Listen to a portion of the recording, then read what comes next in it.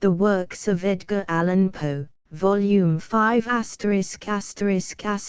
The Works of Edgar Allan Poe by Edgar Allan Poe. The Raven Edition, Volume V. Contents: Philosophy of Furniture, A Tale of Jerusalem, The Sphinx, Hop Frog, The Man of the Crowd, Never Bet the Devil Your Head, Thou Art the Man, Why the Little Frenchman Wears His Hand in a Sling, Bonbons, Some Words with a Mummy, The Poetic Principle, Old English Poetry, Poems, Preface, Poems of Later Life, The Raven, The Bells, Eulalume to Helen, Annabel Lee, A Valentine, An Enigma for Annie.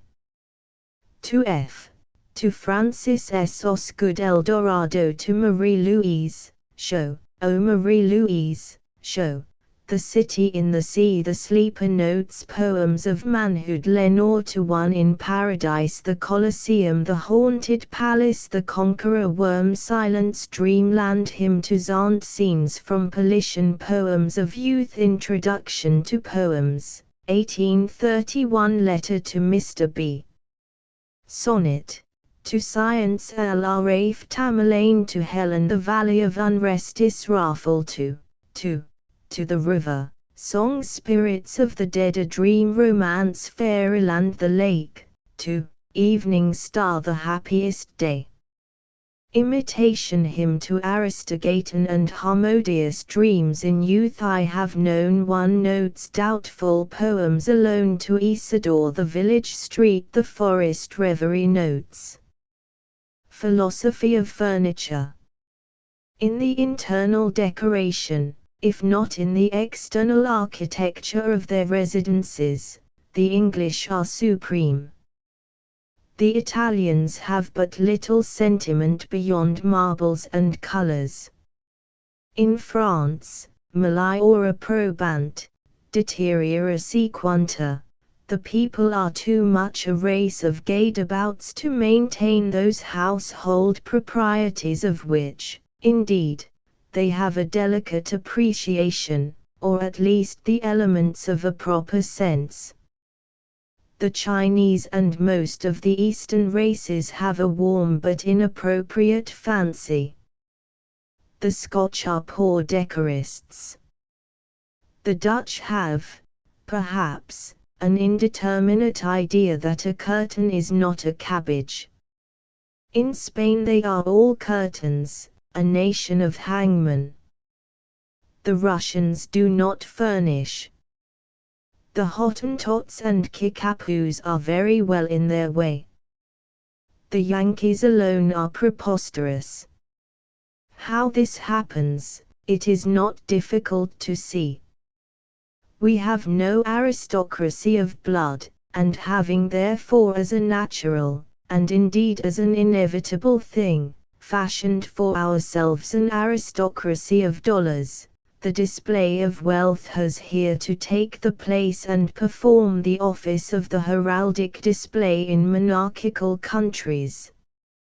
By a transition readily understood, and which might have been as readily foreseen, we have been brought to merge in simple show our notions of taste itself.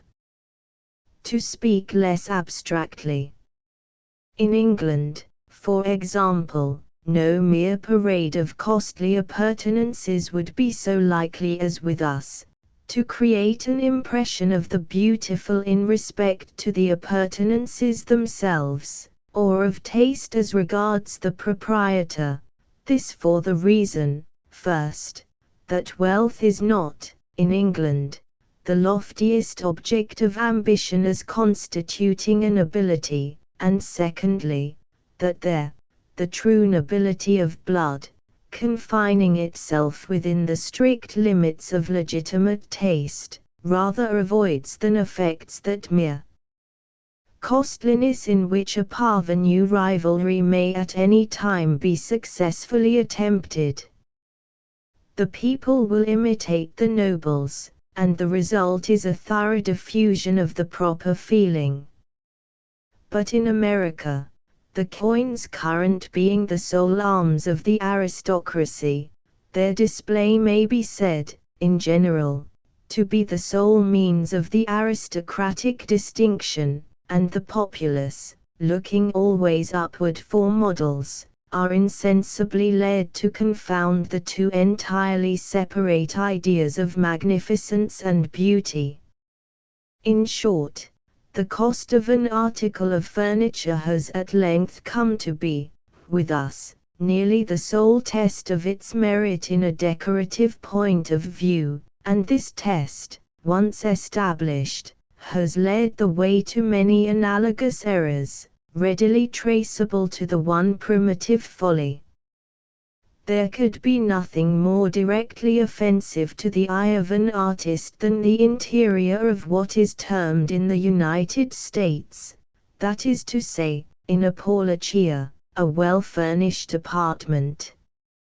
Its most usual defect is a want of keeping. We speak of the keeping of a room as we would of the keeping of a picture, for both the picture and the room are amenable to those undeviating principles which regulate all varieties of art, and very nearly the same laws by which we decide on the higher merits of a painting, suffice for decision on the adjustment of a chamber.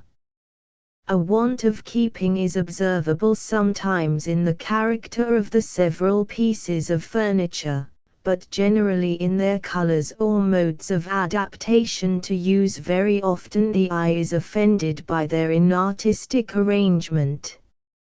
Straight lines are too prevalent, too uninterruptedly continued, or clumsily interrupted at right angles. If curved lines occur, they are repeated into unpleasant uniformity. By undue precision, the appearance of many a fine apartment is utterly spoiled. Curtains are rarely well disposed, or well chosen in respect to other decorations. With formal furniture, curtains are out of place, and an extensive volume of drapery of any kind is, under any circumstance, irreconcilable with good taste. The proper quantum, as well as the proper adjustment, depending upon the character of the general effect. Carpets are better understood of late than of ancient days, but we still very frequently err in their patterns and colors. The soul of the apartment is the carpet. From it are deduced not only the hues but the forms of all objects incumbent. A judge at common law may be an ordinary man, a good judge of a carpet must be a genius.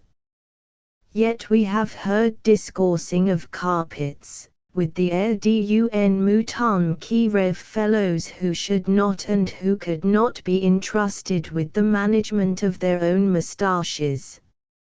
Every one knows that a large floor may have a covering of large figures, and that a small one must have a covering of small, yet this is not all the knowledge in the world.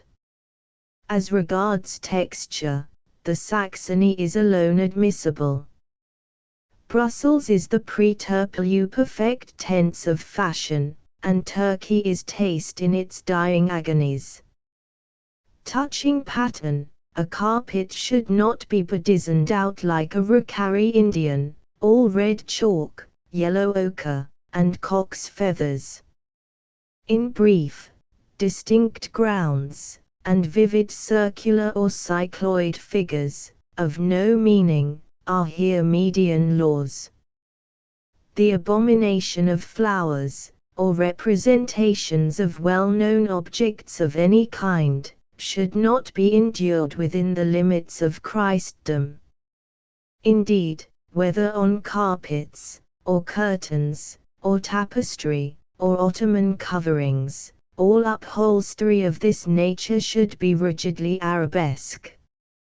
As for those antique floor cloth and still occasionally seen in the dwellings of the rabble, cloths of huge, sprawling, and radiating devices, stripe interspersed, and glorious with all hues, among which no ground is intelligible, these are but the wicked invention of a race of time-servers and money-lovers, children of Baal and worshippers of Mammon, Benthams, who, to spare thought and economize fancy, first cruelly invented the kaleidoscope, and then established joint stock companies to twirl it by steam.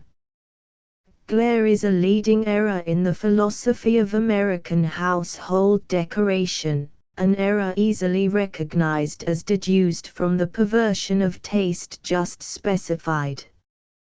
We are violently enamored of gas and of glass. The former is totally inadmissible within doors. Its harsh and unsteady light offends. No one having both brains and eyes will use it.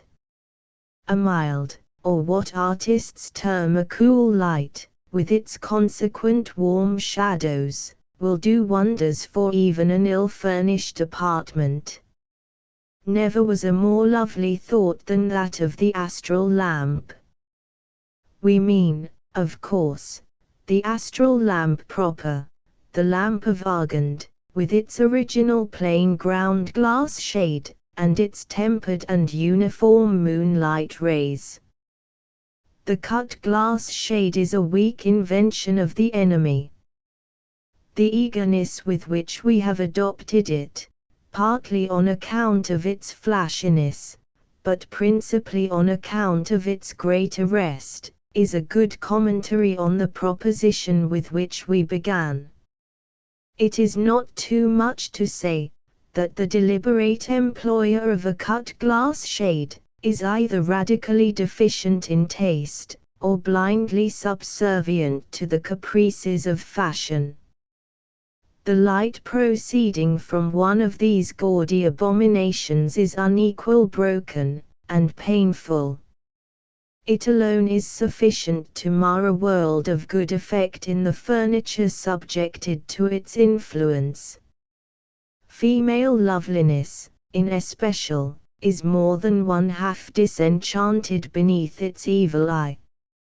In the matter of glass, generally, we proceed upon false principles.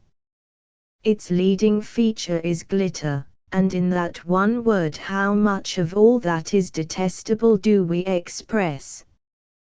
Flickering, unquiet lights, are sometimes pleasing, to children and idiots always so, but in the embellishment of a room they should be scrupulously avoided. In truth, even strong steady lights are inadmissible. The huge and unmeaning glass chandeliers, prism-cut, gas-lighted, and without shade, which dangle in our most fashionable drawing-rooms, may be cited as the quintessence of all that is false in taste or preposterous in folly.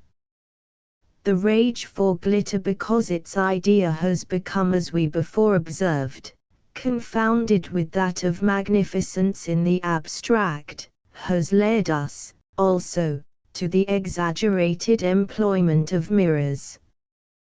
We line our dwellings with great British plates, and then imagine we have done a fine thing. Now the slightest thought will be sufficient to convince anyone who has an eye at all, of the ill effect of numerous looking glasses, and especially of large ones. Regarded apart from its reflection, the mirror presents a continuous, flat, colorless, unrelieved surface, a thing always and obviously unpleasant. Considered as a reflector, it is potent in producing a monstrous and odious uniformity, and the evil is here aggravated, not in merely direct proportion with the augmentation of its sources, but in a ratio constantly increasing. In fact, a room with 4 or 5 mirrors arranged at random, is, for all purposes of artistic show, a room of no shape at all. If we add to this evil, the attendant glitter upon glitter, we have a perfect farrago of discordant and displeasing effects. The veriest bumpkin, on entering an apartment so bedizened, would be instantly aware of something wrong, although he might be altogether unable to assign a cause for his dissatisfaction. But let the same person be led into a room tastefully furnished, and he would be startled into an exclamation of pleasure and surprise. It is an evil growing out of our republican institutions, that here a man of large purse has usually a very little soul which he keeps in it. The corruption of taste is a portion or a pendant of the dollar manufacture. As we grow rich, our ideas grow rusty. It is, therefore, not among our aristocracy that we must look, if at all, in Apologia, for the spirituality of a British boudoir. But we have seen apartments in the tenure of Americans of moderns, possibly modest or moderate, means, which, in negative merit at least, might vie with any of the Ormolu cabinets of our friends across the water. Even now, there is present to our mind's eye a small and not ostentatious chamber with whose decorations no fault can be found. The proprietor lies asleep on a sofa, the weather is cool, the time is near midnight, we will make a sketch of the room during his slumber. It is oblong, some 30 feet in length and 25 in breadth, a shape affording the best, ordinary, opportunities for the adjustment of furniture. It has but one door, by no means a wide one, which is at one end of the parallelogram, and but 2 windows, which are at the other.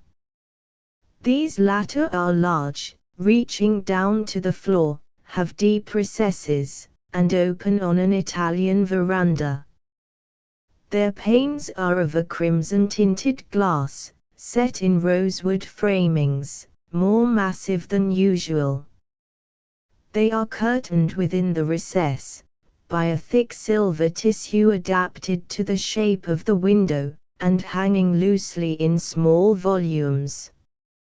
Without the recess are curtains of an exceedingly rich crimson silk, fringed with a deep network of gold, and lined with silver tissue, which is the material of the exterior blind.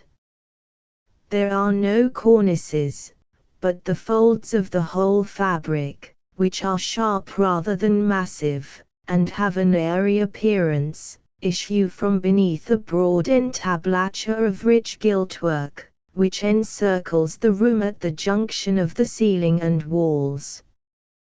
The drapery is thrown open also, or closed, by means of a thick rope of gold loosely enveloping it, and resolving itself readily into a knot. No pins or other such devices are apparent. The colors of the curtains and their fringe, the tints of crimson and gold, appear everywhere in profusion, and determine the character of the room. The carpet, of Saxony material, is quite half an inch thick, and is of the same crimson ground, relieved simply by the appearance of a gold cord, like that festooning the curtains, slightly relieved above the surface of the ground, and thrown upon it in such a manner as to form a succession of short irregular curves, one occasionally overlaying the other. The walls are prepared with a glossy paper of a silver-grey tint, spotted with small arabesque devices of a fainter hue of the prevalent crimson. Many paintings relieve the expanse of paper. These are chiefly landscapes of an imaginative cast, such as the fairy grottos of Stanfield, or the lake of the dismal swamp of Chapman. There are, nevertheless, 3 or 4 female heads, of an ethereal beauty, portraits in the manner of Sully. The tone of each picture is warm, but dark. There are no brilliant effects. Repose speaks in all. Not one is of small size. Diminutive paintings give that spotty look to a room, which is the blemish of so many a fine work of art overtouched. The frames are broad but not deep, and richly carved, without being dulled or filigreed. They have the whole luster of burnished gold. They lie flat on the walls, and do not hang off with cords. The designs themselves are often seen to better advantage in this latter position, but the general appearance of the chamber is injured. But one mirror, and this not a very large one, is visible. In shape it is nearly circular, and it is hung so that a reflection of the person can be obtained from it in none of the ordinary sitting places of the room. 2 large low sofas of rosewood and crimson silk, gold-flowered, form the only seats, with the exception of 2 light conversation chairs, also of rosewood. There is a pianoforte, rosewood, also, without cover, and thrown open. An octagonal table, formed altogether of the richest gold-threaded marble, is placed near one of the sofas. This is also without cover. The drapery of the curtains has been thought sufficient. 4 large and gorgeous Sevres vases, in which bloom a profusion of sweet and vivid flowers, occupy the slightly rounded angles of the room. A tall candelabrum, bearing a small antique lamp with highly perfumed oil, is standing near the head of my sleeping friend. Some light and graceful hanging shelves, with golden edges and crimson silk cords with gold tassels, sustain 200 or 300 magnificently bound books. Beyond these things, there is no furniture, if we except an argand lamp, with a plain crimson-tinted ground glass shade, which depends from the lofty vaulted ceiling by a single slender gold chain, and throws a tranquil but magical radiance over all. A tale of Jerusalem intensos rigidam in frontem ascendere canos passus erat, Lucan, de Catone, a bristly boar. Translation. Let us hurry to the walls, said Abel Fittim to Buza ben Levi and Simeon the Pharisee, on the 10th day of the month Tammuz, in the year of the world 3941. Let us hasten to the ramparts adjoining the gate of Benjamin, which is in the city of David, and overlooking the camp of the uncircumcised, for it is the last hour of the 4th watch, being sunrise, and the idolaters, in fulfillment of the promise of Pompey, should be awaiting us with the lambs for the sacrifices. Simeon, Abel Fittim, and Buza ben Levi were the Gizbarim, or sub-collectors of the offering, in the holy city of Jerusalem. Verily, replied the Pharisee, let us hasten, for this generosity in the heathen is unwanted, and fickle-mindedness has ever been an attribute of the worshippers of Baal. That they are fickle-minded and treacherous is as true as the Pentateuch, said Buza ben Levi, but that is only toward the people of Adonai. When was it ever known that the Ammonites proved wanting to their own interests? Methinks it is no great stretch of generosity to allow us lambs for the altar of the Lord, receiving in lieu thereof 30 silver shekels per head. Thou forgettest, however, Ben Levi, replied Abel Fittim, that the Roman Pompey, who is now impiously besieging the city of the Most High, has no assurity that we apply not the lambs thus purchased for the altar, to the sustenance of the body, rather than of the spirit. Now, by the 5 corners of my beard, shouted the Pharisee, who belonged to the sect called the Dashers, that little knot of saints whose manner of dashing and lacerating the feet against the pavement was long a thorn and a reproach to less zealous devotees, a stumbling block to less gifted perambulators, by the 5 corners of that beard which, as a priest, I am forbidden to shave, have we lived to see the day when a blaspheming and idolatrous upstart of Rome shall accuse us of appropriating to the appetites of the flesh the most holy and consecrated elements?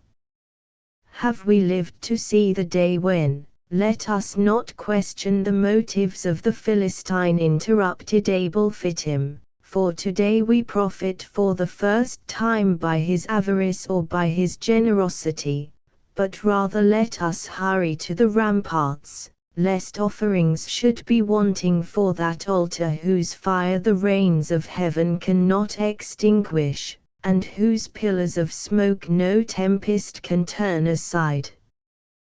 That part of the city to which our worthy Gizbarim now hastened, and which bore the name of its architect, King David, was esteemed the most strongly fortified district of Jerusalem, being situated upon the steep and lofty hill of Zion. Here, a broad, deep, circumvallatory trench, hewn from the solid rock, was defended by a wall of great strength erected upon its inner edge. This wall was adorned, at regular interspaces, by square towers of white marble, the lowest 60, and the highest 120 cubits in height. But, in the vicinity of the gate of Benjamin, the wall arose by no means from the margin of the fosse. On the contrary, between the level of the ditch and the basement of the rampart sprang up a perpendicular cliff of 250 cubits, forming part of the precipitous Mount Moriah. So that when Simeon and his associates arrived on the summit of the tower called Adornibusque, the loftiest of all the turrets around about Jerusalem, and the usual place of conference with the besieging army, they looked down upon the camp of the enemy from an eminence excelling by many feet that of the Pyramid of Cheops, and, by several, that of the Temple of Belus. Verily, sighed the Pharisee, as he peered dizzily over the precipice, the uncircumcised are as the sands by the seashore, as the locusts in the wilderness. The valley of the king hath become the valley of Edomin. And yet, added Ben Levi, thou canst not point me out a Philistine, no, not one, from Aleph to toe, from the wilderness to the battlements, who seemeth any bigger than the letter Jod. Lower away the basket with the shekels of silver. Here shouted a Roman soldier in a hoarse, rough voice, which appeared to issue from the regions of Pluto. Lower away the basket with the accursed coin which it has broken the jaw of a noble Roman to pronounce. Is it thus you evince your gratitude to our master Pomptus, who, in his condescension, has thought fit to listen to your idolatrous importunities? The god Phoebus, who is a true god, has been charioted for an hour, and were you not to be on the ramparts by sunrise? Oedipal. Do you think that we, the conquerors of the world, have nothing better to do than stand waiting by the walls of every kennel, to traffic with the dogs of the earth? Lower away, I say, and see that your trumpery be bright in color and just in weight. El Elohim, ejaculated the Pharisee, as the discordant tones of the centurion rattled up the crags of the precipice, and fainted away against the temple. El Elohim, who is the God Phoebus, whom doth the blasphemer invoke? Thou, Buzer ben Levi, who art read in the laws of the Gentiles, and hast sojourned among them who dabble with the Teraphim, is it Nergal of whom the idolater speaketh, or Ashima, or Nibus, or Tartak, or Adramelech, or Anamelech, or Sukkaspenith, or Dagon, or Belial, or Baal-Perith, or Baal-Peah, or Baal-Zebub? Verily it is neither. But beware how thou lettest the rope slip too rapidly through thy fingers, for should the wickerwork chance to hang on the projection of yonder crag, there will be a woeful outpouring of the holy things of the sanctuary. By the assistance of some rudely constructed machinery, the heavily laden basket was now carefully lowered down among the multitude, and, from the giddy pinnacle, the Romans were seen gathering confusedly round it, but owing to the vast height and the prevalence of a fog, no distinct view of their operations could be obtained.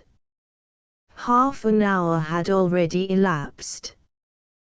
"We shall be too late," sighed the Pharisee, as at the expiration of this period he looked over into the abyss. "We shall be too late. We shall be turned out of office by the Cathlim." "No more," responded Abel Fittim, "no more shall we feast upon the fat of the land, no longer shall our beards be odorous with frankincense, our loins girded up with fine linen from the temple." "Reka," swore Ben Levi, "Reka, do they mean to defraud us of the purchase money, or, Holy Moses, are they weighing the shekels of the tabernacle?" "They have given the signal at last," cried the Pharisee, "they have given the signal at last. Pull away, Abel Fittim, and thou, Buzer ben Levi, pull away, for verily the Philistines have either still hold upon the basket, or the Lord hath softened their hearts to place therein a beast of good weight." And the Gizbarim pulled away, while their burdens swung heavily upward through the still increasing mist. Bushohi. As, at the conclusion of an hour, some object at the extremity of the rope became indistinctly visible, "Bushohi," was the exclamation which burst from the lips of Ben Levi. "Bushohi, for shame, it is a ram from the thickets of Engedi, and as rugged as the valley of Jehoshaphat." "It is a firstling of the flock," said Abel Fittim, "I know him by the bleating of his lips, and the innocent folding of his limbs. His eyes are more beautiful than the jewels of the pectoral, and his flesh is like the honey of Hebron." "It is a fat calf from the pastures of Bashan," said the Pharisee.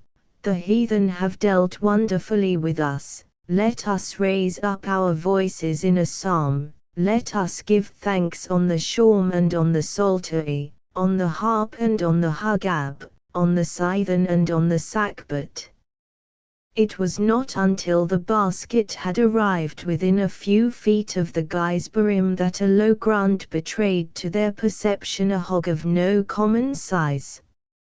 "Now Elmanu," slowly and with upturned eyes ejaculated the trio, as, letting go their hold, the emancipated porker tumbled headlong among the Philistines. "Elmanu, God be with us, it is the unutterable flesh." The Sphinx. During the dread reign of the cholera in New York, I had accepted the invitation of a relative to spend a fortnight with him in the retirement of his cottage on the banks of the Hudson. We had here around us all the ordinary means of summer amusement, and what with rambling in the woods, sketching, boating, fishing, bathing, music, and books, we should have passed the time pleasantly enough, but for the fearful intelligence which reached us every morning from the populous city. Not a day elapsed which did not bring us news of the decease of some acquaintance. Then as the fatality increased, we learned to expect daily the loss of some friend. At length we trembled at the approach of every messenger. The very air from the south seemed to us redolent with death. That palsying thought, indeed, took entire possession of my soul. I could neither speak, think, nor dream of anything else. My host was of a less excitable temperament, and, although greatly depressed in spirits, exerted himself to sustain my own. His richly philosophical intellect was not at any time affected by unrealities. To the substances of terror he was sufficiently alive, but of its shadows he had no apprehension. His endeavors to arouse me from the condition of abnormal gloom into which I had fallen, were frustrated, in great measure, by certain volumes which I had found in his library. These were of a character to force into germination whatever seeds of hereditary superstition lay latent in my bosom. I had been reading these books without his knowledge, and thus he was often at a loss to account for the forcible impressions which had been made upon my fancy. A favorite topic with me was the popular belief in omens, a belief which, at this one epoch of my life, I was almost seriously disposed to defend. On this subject we had long and animated discussions, he maintaining the utter groundlessness of faith in such matters, I contending that a popular sentiment arising with absolute spontaneity, that is to say, without apparent traces of suggestion, had in itself the unmistakable elements of truth, and was entitled to as much respect as that intuition which is the idiosyncrasy of the individual man of genius. The fact is, that soon after my arrival at the cottage there had occurred to myself an incident so entirely inexplicable, and which had in it so much of the portentous character, that I might well have been excused for regarding it as an omen. It appalled, and at the same time so confounded and bewildered me, that many days elapsed before I could make up my mind to communicate the circumstances to my friend. Near the close of exceedingly warm day, I was sitting, book in hand, at an open window, commanding, through a long vista of the river banks, a view of a distant hill, the face of which nearest my position had been denuded by what is termed a landslide, of the principal portion of its trees. My thoughts had been long wandering from the volume before me to the gloom and desolation of the neighboring city. Uplifting my eyes from the page, they fell upon the naked face of the bill, and upon an object, upon some living monster of hideous conformation, which very rapidly made its way from the summit to the bottom, disappearing finally in the dense forest below. As this creature first came in sight, I doubted my own sanity, or at least the evidence of my own eyes, and many minutes passed before I succeeded in convincing myself that I was neither mad nor in a dream. Yet when I described the monster, which I distinctly saw, and calmly surveyed through the whole period of its progress, my readers, I fear, will feel more difficulty in being convinced of these points than even I did myself. Estimating the size of the creature by comparison with the diameter of the large trees near which it passed, the few giants of the forest which had escaped the fury of the landslide, I concluded it to be far larger than any ship of the line in existence.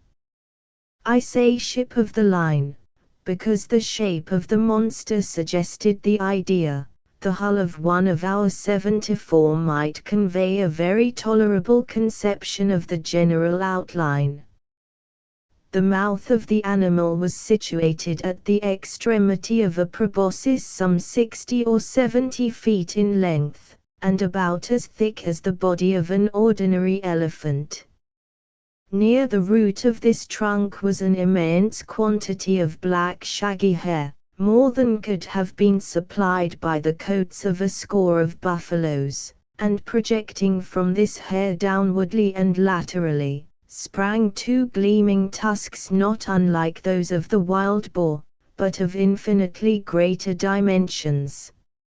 Extending forward, parallel with the proboscis, and on each side of it, was a gigantic staff, 30 or 40 feet in length, formed seemingly of pure crystal and in shape a perfect prism. It reflected in the most gorgeous manner the rays of the declining sun.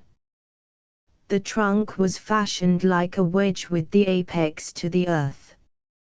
From it there were outspread two pairs of wings, each wing nearly 100 yards in length, one pair being placed above the other, and all thickly covered with metal scales, each scale apparently some 10 or 12 feet in diameter.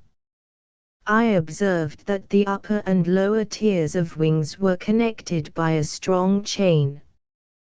But the chief peculiarity of this horrible thing was the representation of a death's head, which covered nearly the whole surface of its breast, and which was as accurately traced in glaring white, upon the dark ground of the body, as if it had been there carefully designed by an artist. While I regarded the terrific animal, and more especially the appearance on its breast, with a feeling of horror and awe, with a sentiment of forthcoming evil, which I found it impossible to quell by any effort of the reason, I perceived the huge jaws at the extremity of the proboscis suddenly expand themselves, and from them there proceeded a sound so loud and so expressive of woe, that it struck upon my nerves like a knell, and as the monster disappeared at the foot of the hill, I fell at once, fainting, to the floor. Upon recovering, my first impulse, of course, was to inform my friend of what I had seen and heard, and I can scarcely explain what feeling of repugnance it was which, in the end, operated to prevent me.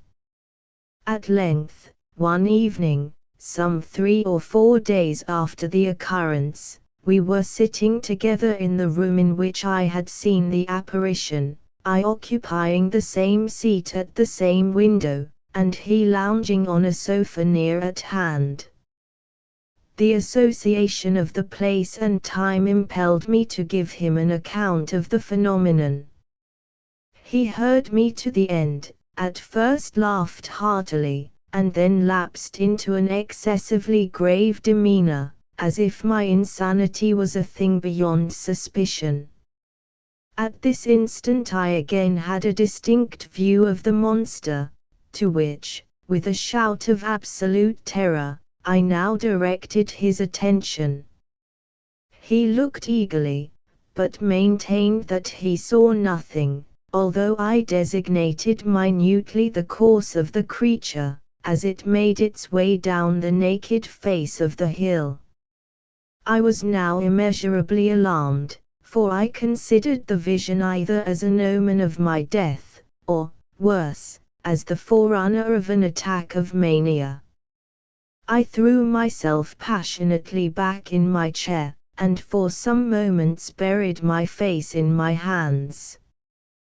When I uncovered my eyes, the apparition was no longer apparent. My host, however, had in some degree resumed the calmness of his demeanor, and questioned me very rigorously in respect to the confirmation of the visionary creature. When I had fully satisfied him on this head, he sighed deeply, as if relieved of some intolerable burden, and went on to talk, with what I thought a cruel calmness, of various points of speculative philosophy, which had heretofore formed subject of discussion between us. I remember his insisting very especially, among other things, upon the idea that the principal source of error in all human investigations lay in the liability of the understanding to underrate or to overvalue the importance of an object, through mere misadmeasurement of its propinquity. To estimate properly, for example, he said, the influence to be exercised on mankind at large by the thorough diffusion of democracy, the distance of the epoch at which such diffusion may possibly be accomplished should not fail to form an item in the estimate. Yet can you tell me one writer on the subject of government who has ever thought this particular branch of the subject worthy of discussion at all? He here paused for a moment, stepped to a bookcase, and brought forth one of the ordinary synopses of natural history. Requesting me then to exchange seats with him, that he might the better distinguish the fine print of the volume, he took my armchair at the window, and, opening the book, resumed his discourse very much in the same tone as before. But for your exceeding minuteness, he said, in describing the monster, I might never have had it in my power to demonstrate to you what it was. In the first place, let me read to you a schoolboy account of the genus Sphinx, of the family Crepuscularia, of the order Lepidoptera, of the class of Insecta, or insects. The account runs thus: 4 membranous wings covered with little colored scales of metallic appearance, mouth forming a rolled proboscis, produced by an elongation of the jaws, upon the sides of which are found the rudiments of mandibles and downy palpi, the inferior wings retained to the superior by a stiff hair, antennae in the form of an elongated club, prismatic, abdomen pointed. The death's-headed sphinx has occasioned much terror among the vulgar, at times, by the melancholy kind of cry which it utters, and the insignia of death which it wears upon its corselet. He here closed the book and leaned forward in the chair, placing himself accurately in the position which I had occupied at the moment of beholding the monster. "Ah, here it is," he presently exclaimed, "it is reascending the face of the hill, and a very remarkable-looking creature I admit it to be. Still, it is by no means so large or so distant as you imagined it, for the fact is that, as it wriggles its way up this thread, which some spider has wrought along the window sash, I find it to be about the 16th of an inch in its extreme length, and also about the 16th of an inch distant from the pupil of my eye. Hop Frog, I never knew anyone so keenly alive to a joke as the king was. He seemed to live only for joking. To tell a good story of the joke kind, and to tell it well, was the surest road to his favor. Thus it happened that his 7 ministers were all noted for their accomplishments as jokers. They all took after the king, too, in being large, corpulent, oily men, as well as inimitable jokers. Whether people grow fat by joking, or whether there is something in fat itself which predisposes to a joke, I have never been quite able to determine, but certain it is that a lean joker is a rara avis in terris. About the refinements, or, as he called them, the ghost of wit, the king troubled himself very little. He had an especial admiration for breadth in a jest, and would often put up with length, for the sarcasm of it. Over-niceties wearied him. He would have preferred Rabilis Gargantua to the Zadig of Voltaire, and, upon the whole, practical jokes suited his taste far better than verbal ones. At the date of my narrative, professing jesters had not altogether gone out of fashion at court.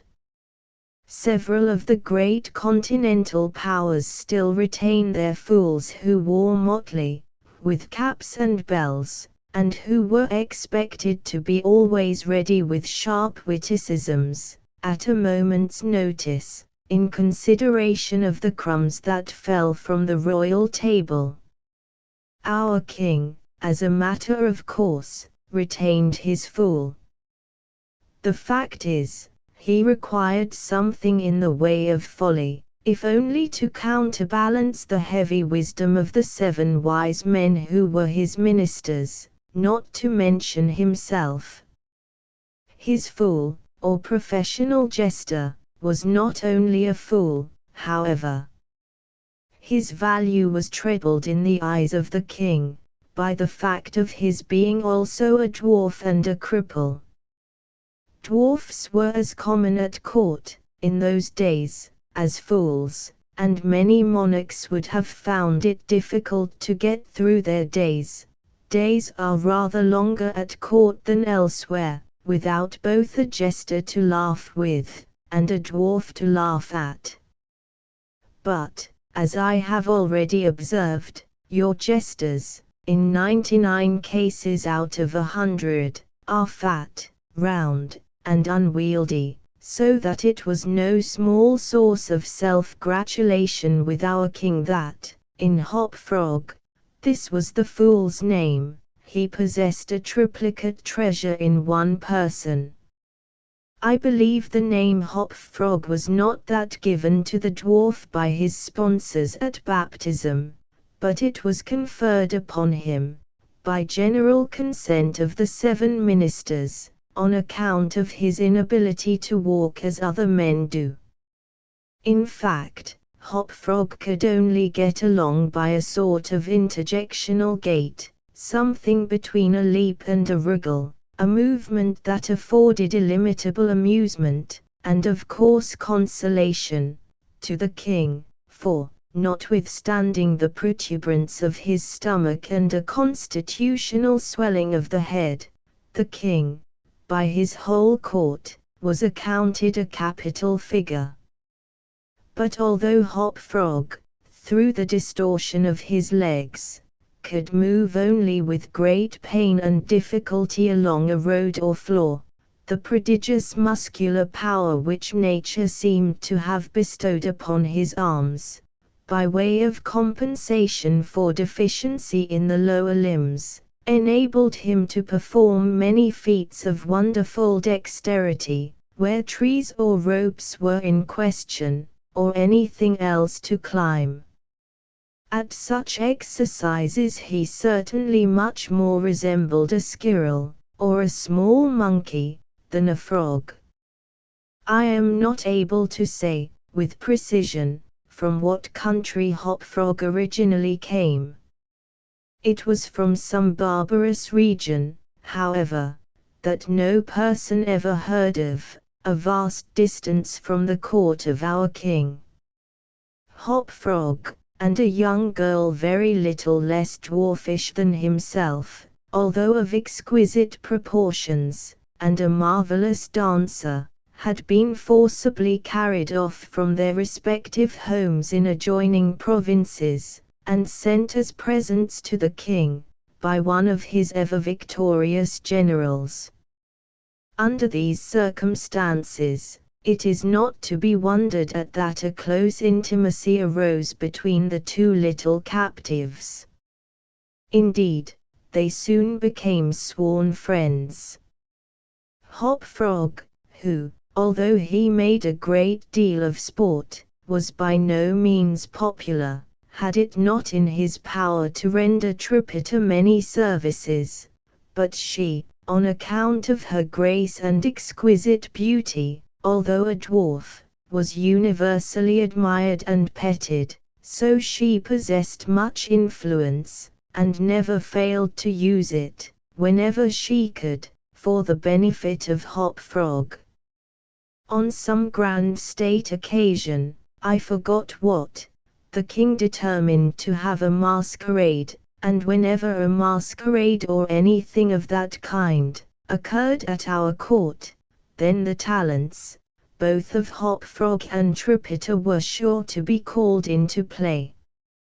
Hop Frog, in especial, was so inventive in the way of getting up pageants, suggesting novel characters, and arranging costumes for masked balls, that nothing could be done, it seems, without his assistance.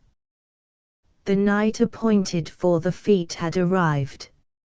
A gorgeous hall had been fitted up, under Tripita's eye, with every kind of device which could possibly give eclat to a masquerade. The whole court was in a fever of expectation.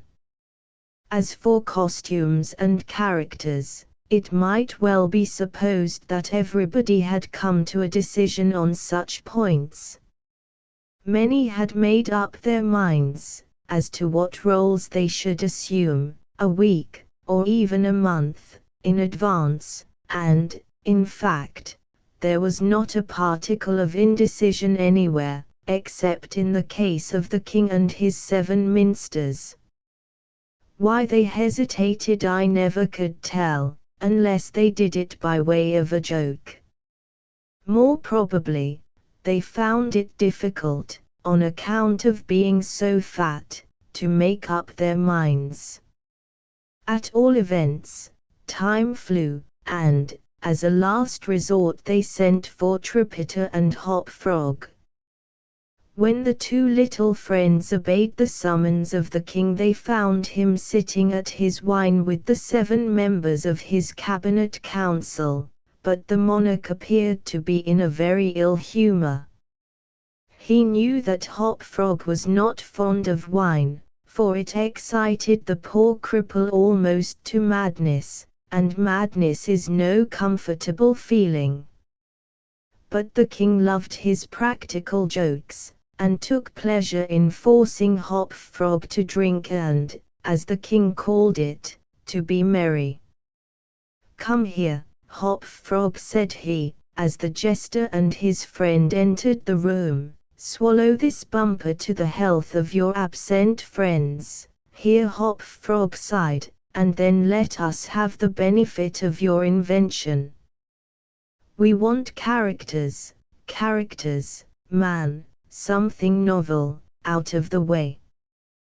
We are wearied with this everlasting sameness. Come, drink. The wine will brighten your wits."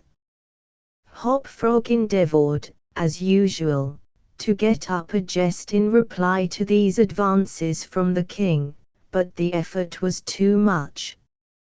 It happened to be the poor dwarf's birthday, and the command to drink to his absent friends forced the tears to his eyes. Many large, bitter drops fell into the goblet as he took it, humbly, from the hand of the tyrant. "Ah, ha, ha, ha," roared the latter, as the dwarf reluctantly drained the beaker. "See what a glass of good wine can do. Why, your eyes are shining already." Poor fellow!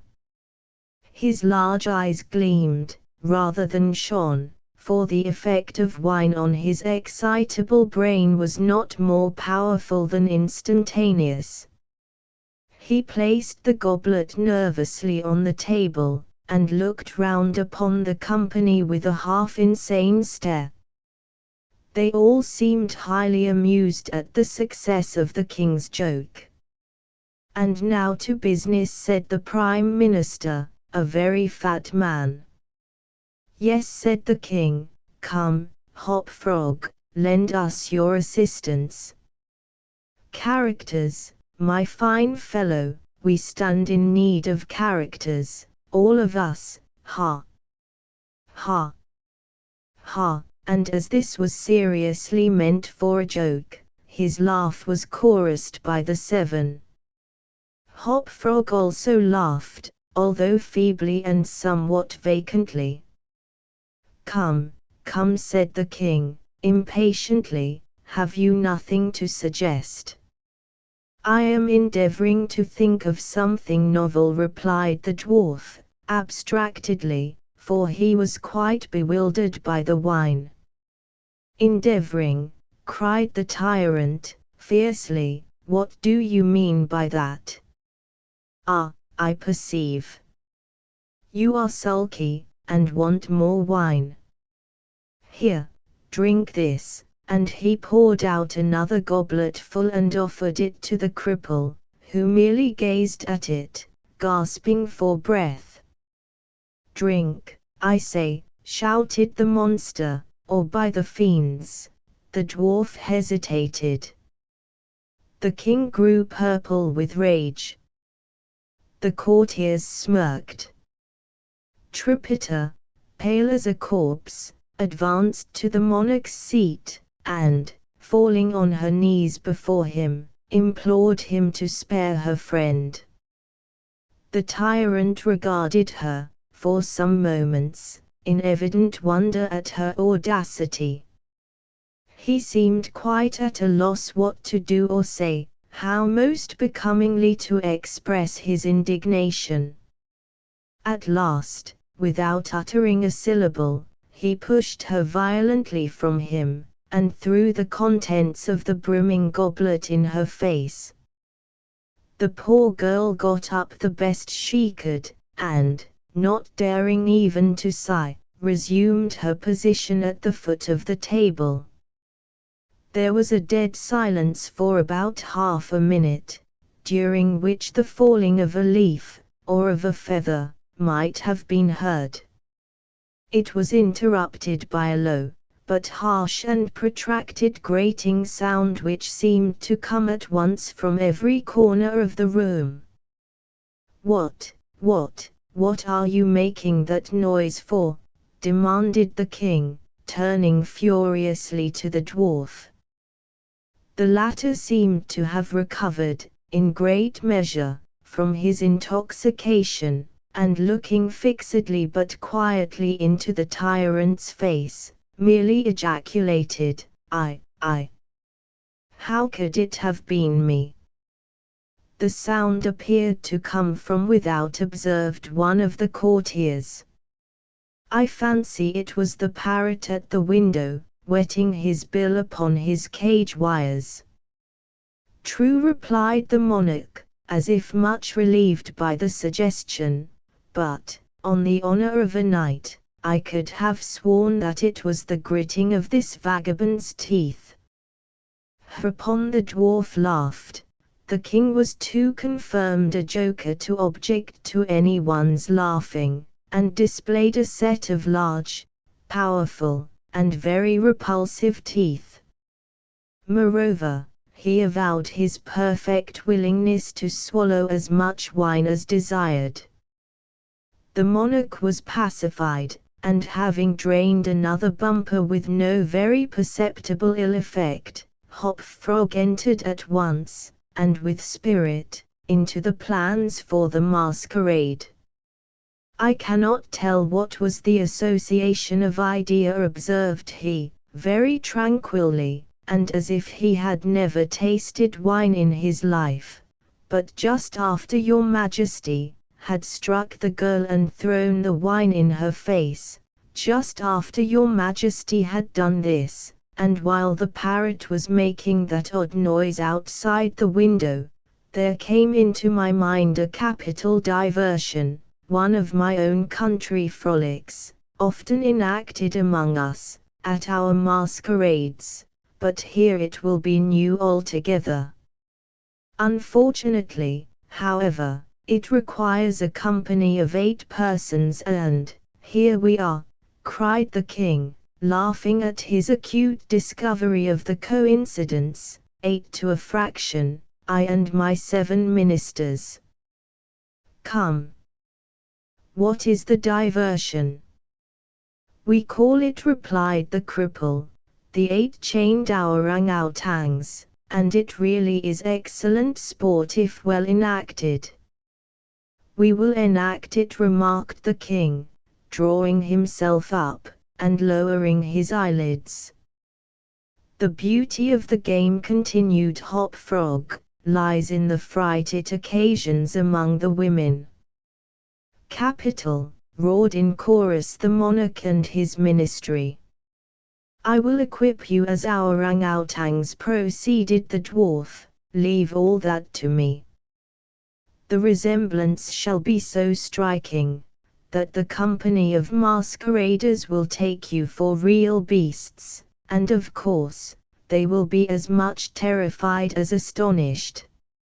Oh, this is exquisite, exclaimed the king. Hop Frog, I will make a man of you. The chains are for the purpose of increasing the confusion by their jangling. You are supposed to have escaped, en masse, from your keepers.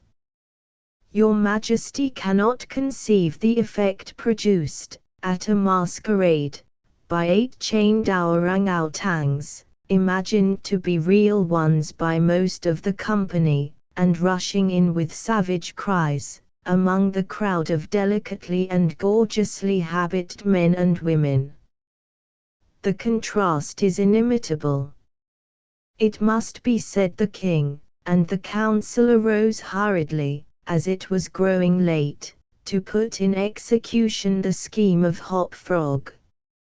His mode of equipping the party as orang-outans was very simple, but effective enough for his purposes. The animals in question had, at the epoch of my story, very rarely been seen in any part of the civilized world, and as the imitations made by the dwarf were sufficiently beast-like and more than sufficiently hideous, their truthfulness to nature was thus thought to be secured. The king and his ministers were first encased in tight-fitting stockinette shirts and drawers.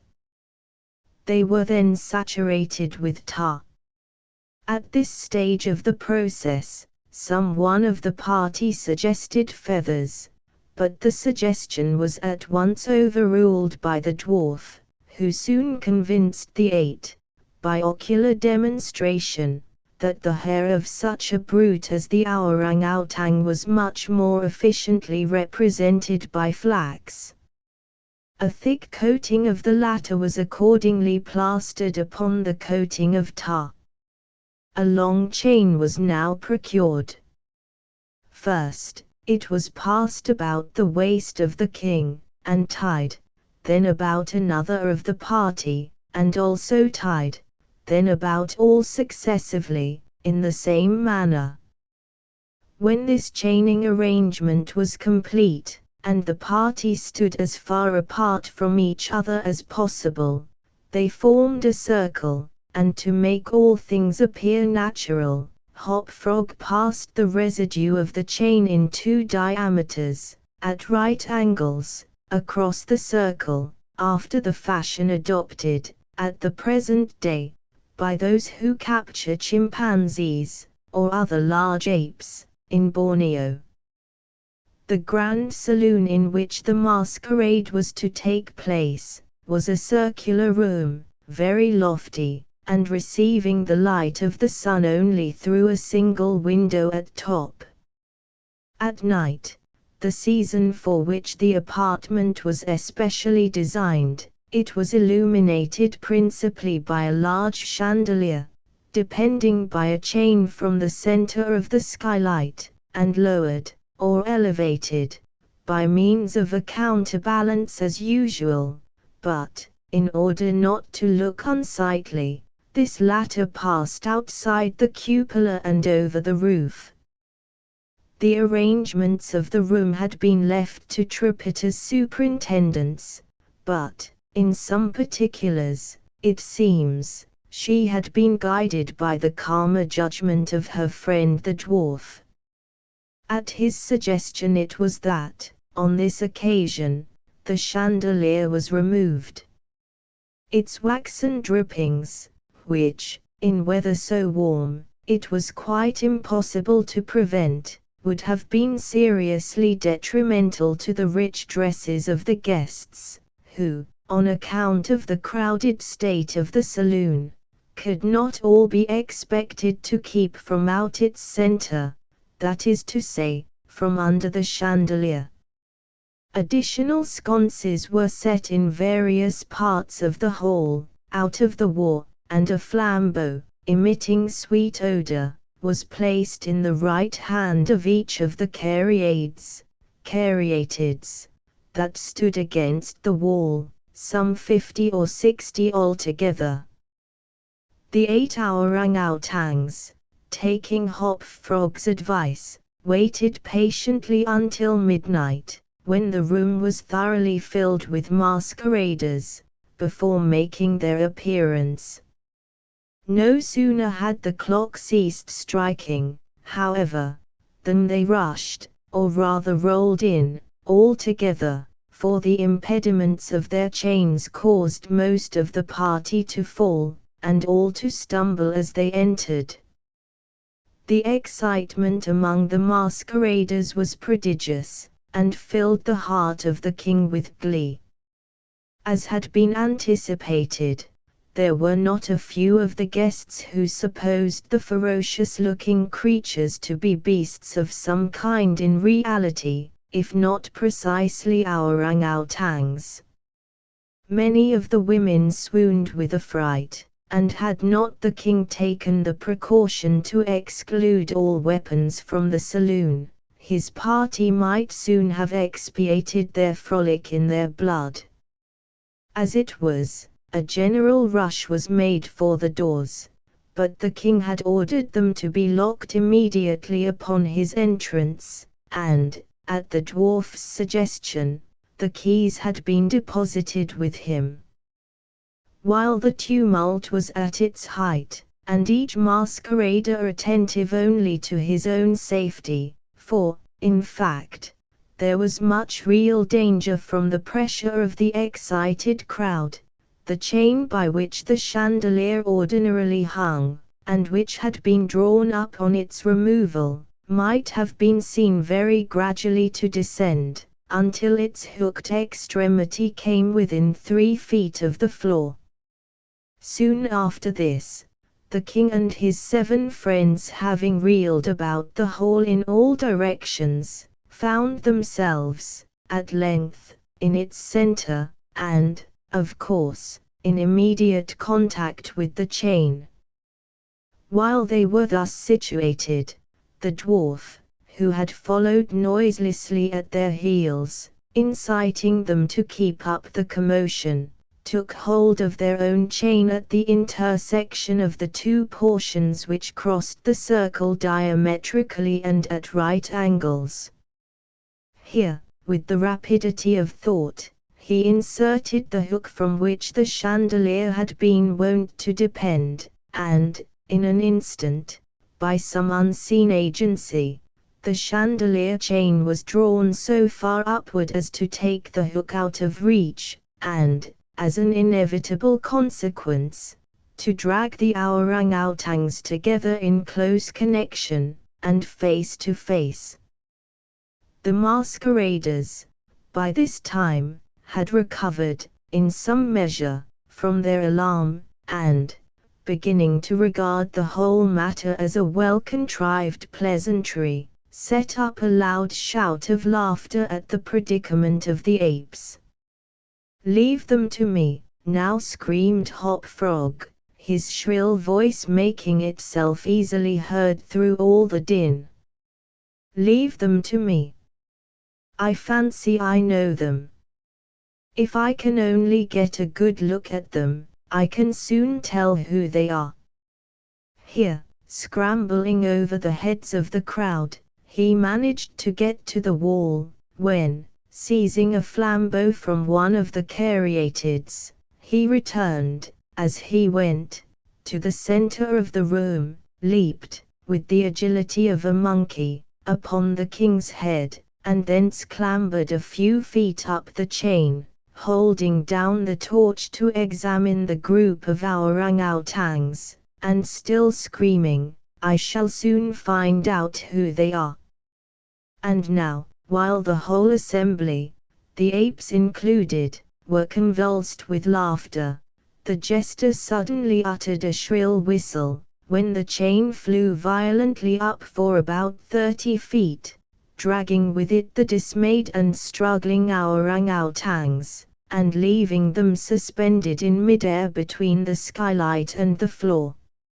Hop Frog, clinging to the chain as it rose, still maintained his relative position in respect to the 8 maskers, and still, as if nothing were the matter, continued to thrust his torch down toward them, as though endeavoring to discover who they were. So thoroughly astonished was the whole company at this ascent, that a dead silence, of about a minute's duration, ensued. It was broken by just such a low, harsh, grating sound, as had before attracted the attention of the king and his counselors when the former threw the wine in the face of Tripita. But, on the present occasion, there could be no question as to whence the sound issued. It came from the fang-like teeth of the dwarf, who ground them and gnashed them as he foamed at the mouth, and glared, with an expression of maniacal rage, into the upturned countenances of the king and his 7 companions. "Ah, ha," said at length the infuriated jester. "Ah, ha. I begin to see who these people are now." Here, pretending to scrutinize the king more closely, he held the flambeau to the flaxen coat which enveloped him, and which instantly burst into a sheet of vivid flame. In less than half a minute the whole 8 orang-outans were blazing fiercely, amid the shrieks of the multitude who gazed at them from below, horror-stricken, and without the power to render them the slightest assistance. At length the flames, suddenly increasing in virulence, forced the jester to climb higher up the chain, to be out of their reach, and, as he made this movement, the crowd again sank, for a brief instant, into silence. The dwarf seized his opportunity, and once more spoke. "I now see distinctly," he said, "what manner of people these maskers are. They are a great king and his 7 privy councillors, a king who does not scruple to strike a defenseless girl and his 7 councillors who abet him in the outrage. As for myself, I am simply Hop Frog, the jester, and this is my last jest." Owing to the high combustibility of both the flax and the tar to which it adhered, the dwarf had scarcely made an end of his brief speech before the work of vengeance was complete.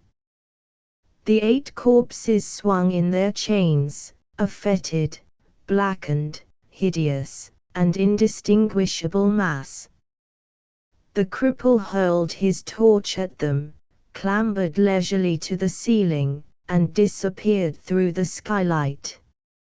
It is supposed that Tripita, stationed on the roof of the saloon, had been the accomplice of her friend in his fiery revenge, and that, together, they effected their escape to their own country, for neither was seen again. The man of the crowd.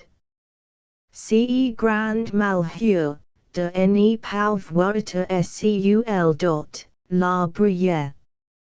It was well said of a certain German book that lasst sich nicht lesen, it does not permit itself to be read. There are some secrets which do not permit themselves to be told. Men die nightly in their beds, wringing the hands of ghostly confessors and looking them piteously in the eyes, die with despair of heart and convulsion of throat, on account of the hideousness of mysteries which will not suffer themselves to be revealed. Now and then, alas, the conscience of man takes up a burthen so heavy in horror that it can be thrown down only into the grave. And thus the essence of all crime is undivulged. Not long ago, about the closing in of an evening in autumn, I sat at the large bow window of the D. Coffee House in London. For some months I had been ill in health, but was now convalescent, and, with returning strength, found myself in one of those happy moods which are so precisely the converse of ennui, moods of the keenest appetency, when the film from the mental vision departs, the ether, and the intellect, electrified, surpasses as greatly its everyday condition, as does the vivid yet candid reason of Leibniz, the mad and flimsy rhetoric of Gorgias. Merely to breathe was enjoyment, and I derived positive pleasure even from many of the legitimate sources of pain. I felt a calm but inquisitive interest in everything. With a cigar in my mouth and a newspaper in my lap, I had been amusing myself for the greater part of the afternoon, now in poring over advertisements, now in observing the promiscuous company in the room, and now in peering through the smoky panes into the street. This latter is one of the principal thoroughfares of the city, and had been very much crowded during the whole day. But, as the darkness came on, the throng momently increased, and, by the time the lamps were well lighted, two dense and continuous tides of population were rushing past the door. At this particular period of the evening I had never before been in a similar situation, and the tumultuous sea of human heads filled me, therefore, with a delicious novelty of emotion. I gave up, at length, all care of things within the hotel, and became absorbed in contemplation of the scene without. At first my observations took an abstract and generalizing turn. I looked at the passengers in masses, and thought of them in their aggregate relations. Soon, however, I descended to details, and regarded with minute interest the innumerable varieties of figure, dress, air, gait, visage, and expression of countenance. By far the greater number of those who went by had a satisfied business-like demeanor, and seemed to be thinking only of making their way through the press. Their brows were knit, and their eyes rolled quickly. When pushed against by fellow wayfarers they evinced no symptom of impatience, but adjusted their clothes and hurried on. Others, still a numerous class, were restless in their movements, had flushed faces, and talked and gesticulated to themselves, as if feeling in solitude on account of the very denseness of the company around. When impeded in their progress, these people suddenly ceased muttering, but redoubled their gesticulations, and awaited, with an absent and overdone smile upon the lips, the course of the persons impeding them. If jostled, they bowed profusely to the jostlers, and appeared overwhelmed with confusion. there was nothing very distinctive about these two large classes beyond what I have noted. Their habiliments belonged to that order which is pointedly termed the decent. They were undoubtedly noblemen, merchants, attorneys, tradesmen, stock jobbers, the eupatrids and the commonplaces of society, men of leisure and men actively engaged in affairs of their own, conducting business upon their own responsibility. They did not greatly excite my attention. The tribe of clerks was an obvious one, and here I discerned two remarkable divisions. There were the junior clerks of flash houses, young gentlemen with tight coats, bright boots, well-oiled hair, and supercilious lips. Setting aside a certain dapperness of carriage, which may be termed deschism for want of a better word, the manner of these persons seemed to me an exact facsimile of what had been the perfection of bon ton about 12 or 18 months before. They wore the cast-off graces of the gentry, and this, I believe, involves the best definition of the class. The division of the upper clerks of stanch firms, or of the steady old fellows, it was not possible to mistake. These were known by their coats and pantaloons of black or brown, made to sit comfortably, with white cravats and waistcoats, broad solid-looking shoes, and thick hose or gaiters. They had all slightly bald heads, from which the right ears, long used to pen-holding, had an odd habit of standing off on end. I observed that they always removed or settled their hats with both hands, and wore watches, with short gold chains of a substantial and ancient pattern. Theirs was the affectation of respectability, if indeed there be an affectation so honorable. There were many individuals of dashing appearance, whom I easily understood as belonging to the race of swell pickpockets with which all great cities are infested. I watched these gentry with much inquisitiveness, and found it difficult to imagine how they should ever be mistaken for gentlemen by gentlemen themselves. Their voluminousness of wristband, with an air of excessive frankness, should betray them at once. The gamblers, of whom I descried not a few, were still more easily recognizable. They wore every variety of dress, from that of the desperate thimble-rig bully, with velvet waistcoat, fancy neckerchief, gilt chains, and filigreed buttons, to that of the scrupulously inornate clergyman, than which nothing could be less liable to suspicion.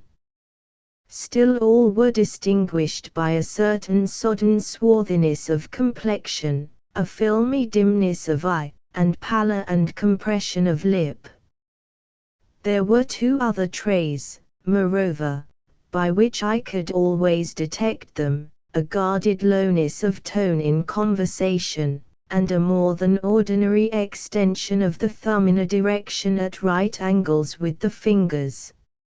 Very often, in company with these sharpers, I observed an order of men somewhat different in habits, but still birds of a kindred feather. They may be defined as the gentlemen who live by their wits. They seem to prey upon the public in two battalions, that of the dandies and that of the military men. Of the first grade the leading features are long locks and smiles, of the second, frogged coats and frowns. Descending in the scale of what is termed gentility, I found darker and deeper themes for speculation.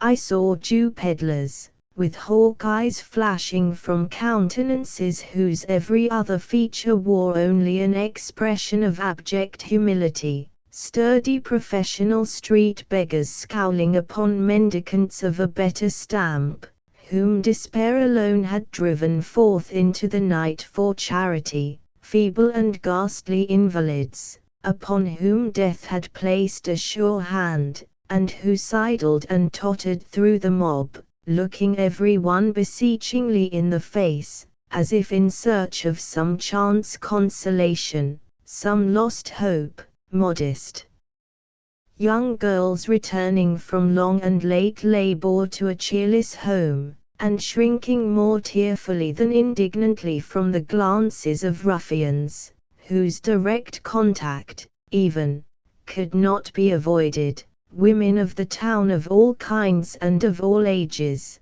the unequivocal beauty in the prime of her womanhood, putting one in mind of the statue in Lucian, with the surface of Parian marble, and the interior filled with filth, the loathsome and utterly lost leper in rags, the wrinkled, bejeweled and paint-begrimed beldame, making a last effort at youth, the mere child of immature form, yet, from long association, an adept in the dreadful coquetries of her trade, and burning with a rabid ambition to be ranked the equal of her elders in vice, drunkards innumerable and indescribable, some in shreds and patches, reeling, inarticulate, with bruised visage and lackluster eyes, some in whole although filthy garments, with a slightly unsteady swagger, thick sensual lips,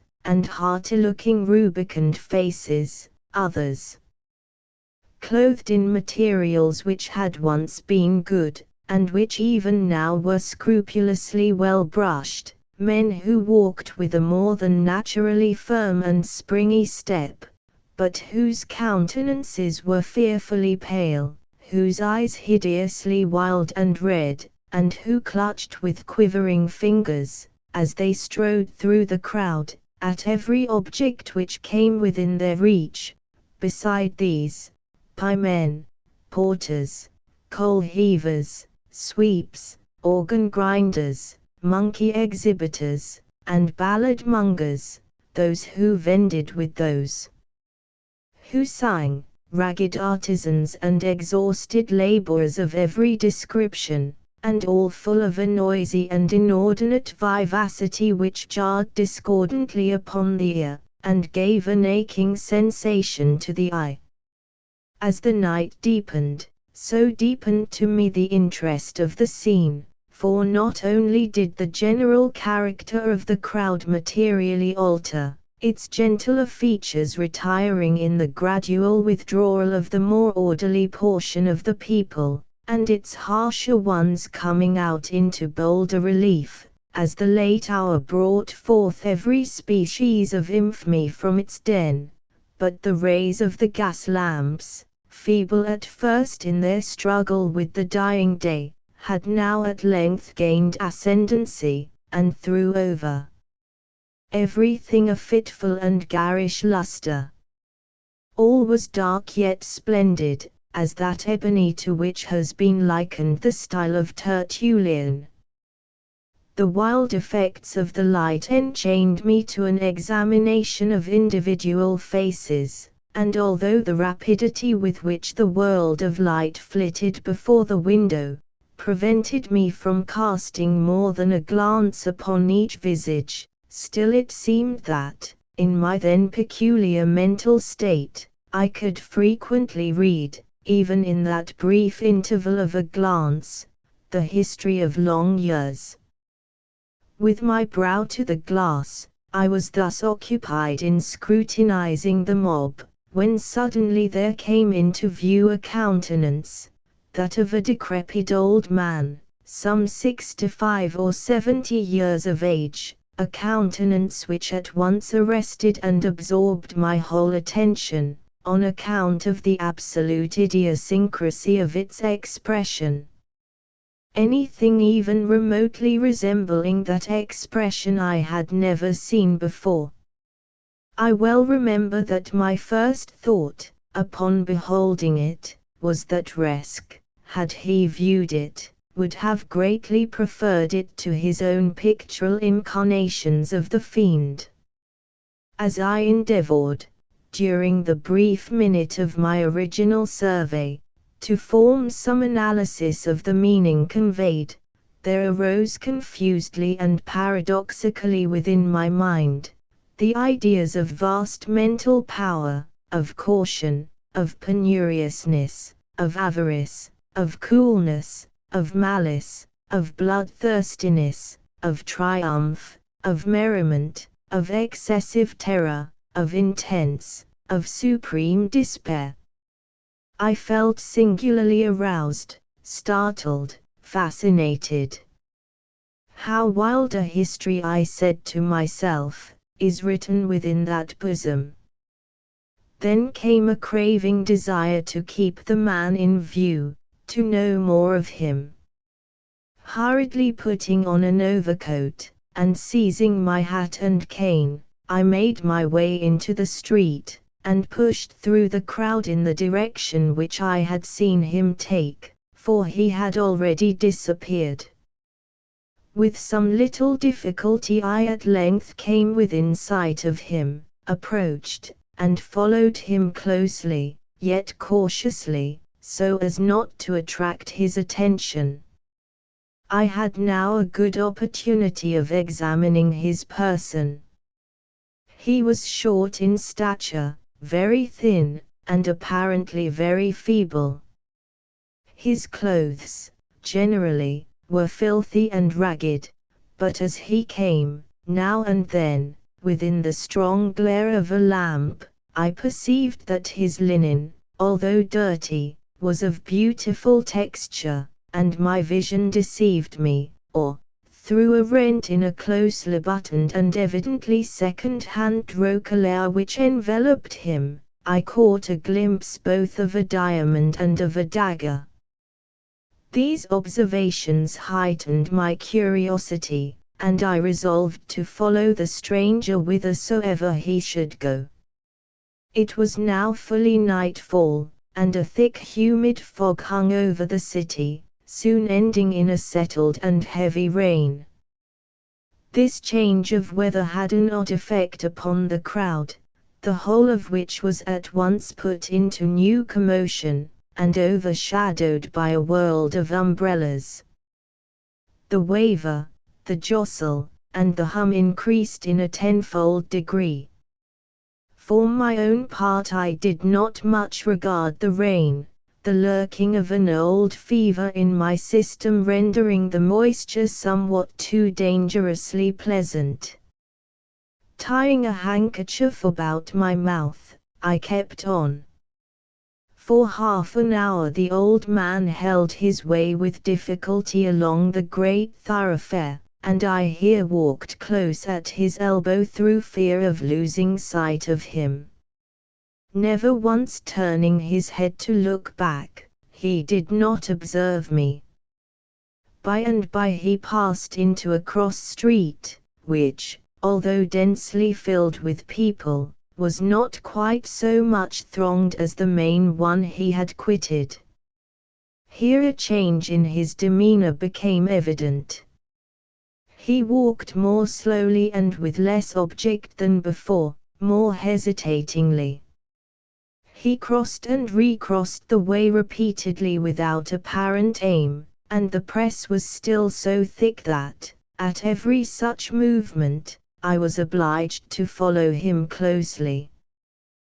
The street was a narrow and long one, and his course lay within it for nearly an hour, during which the passengers had gradually diminished to about that number which is ordinarily seen at noon in Broadway near the Park, so vast a difference is there between a London populace and that of the most frequented American city.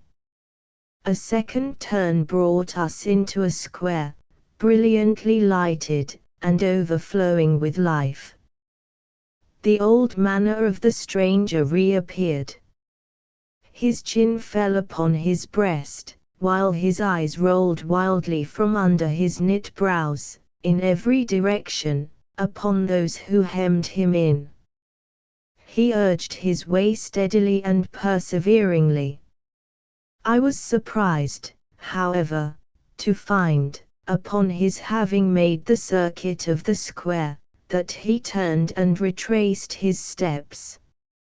Still more was I astonished to see him repeat the same walk several times, once nearly detecting me as he came round with a sudden movement.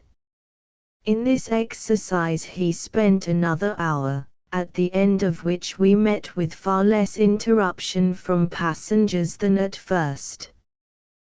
The rain fell fast, the air grew cool, and the people were retiring to their homes.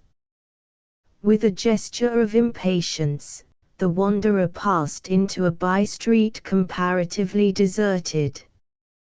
Down this, some quarter of a mile long, he rushed with an activity I could not have dreamed of seeing in one so aged, and which put me to much trouble in pursuit.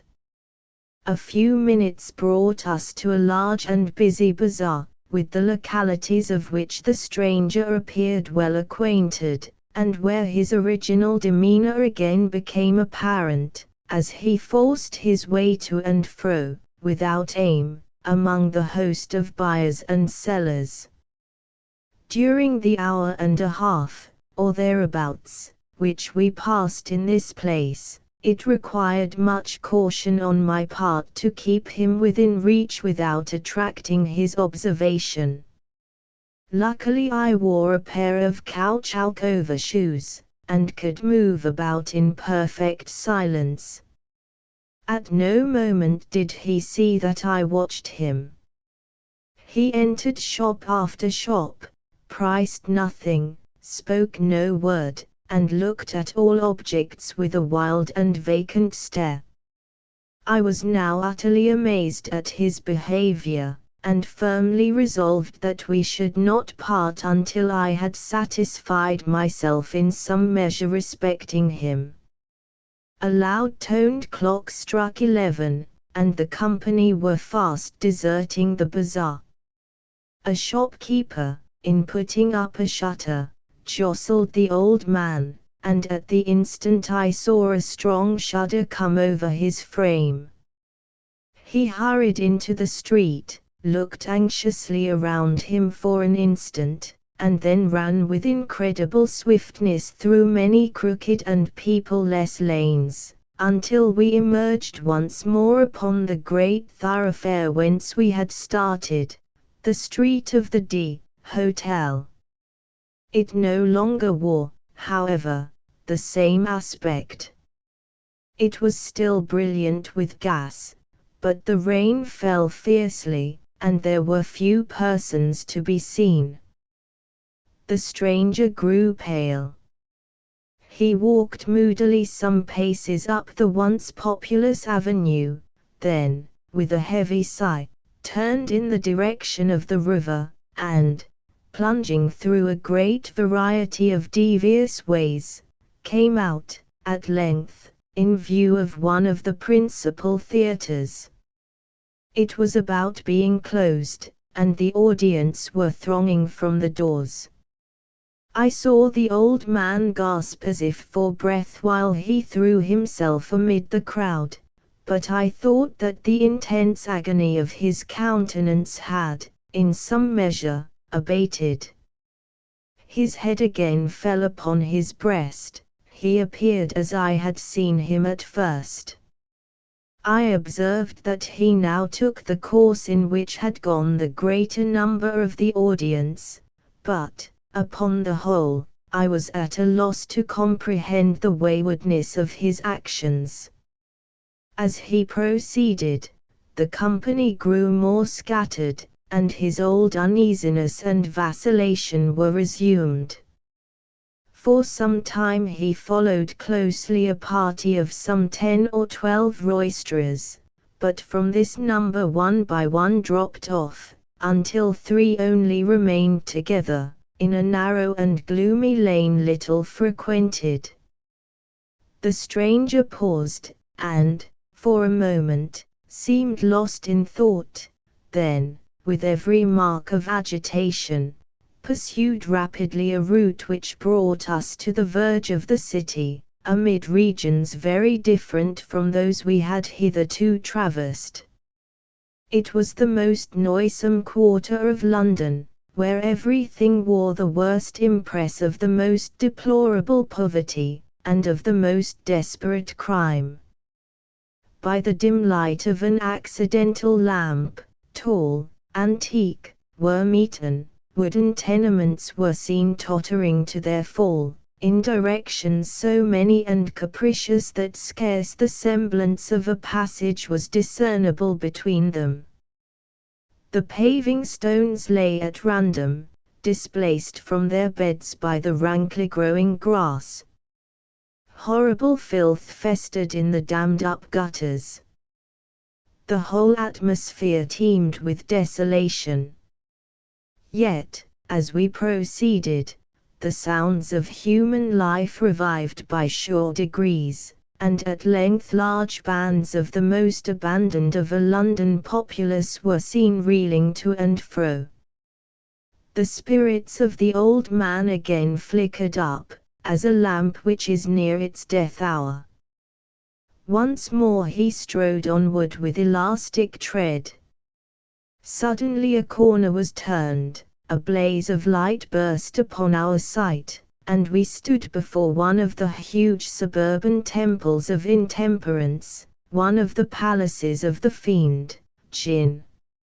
It was now nearly daybreak, but a number of wretched inebriates still pressed in and out of the flaunting entrance. With a half-shriek of joy the old man forced a passage within, resumed at once his original bearing, and stalked backward and forward, without apparent object, among the throng. He had not been thus long occupied, however, before a rush to the doors gave token that the host was closing them for the night. It was something even more intense than despair that I then observed upon the countenance of the singular being whom I had watched so pertinaciously. Yet he did not hesitate in his career, but, with a mad energy, retraced his steps at once, to the heart of the mighty London.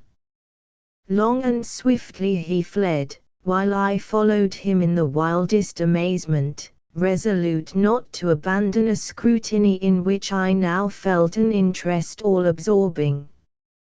The sun arose while we proceeded, and, when we had once again reached that most thronged mart of the populous town, the street of the D. Hotel, it presented an appearance of human bustle and activity scarcely inferior to what I had seen on the evening before.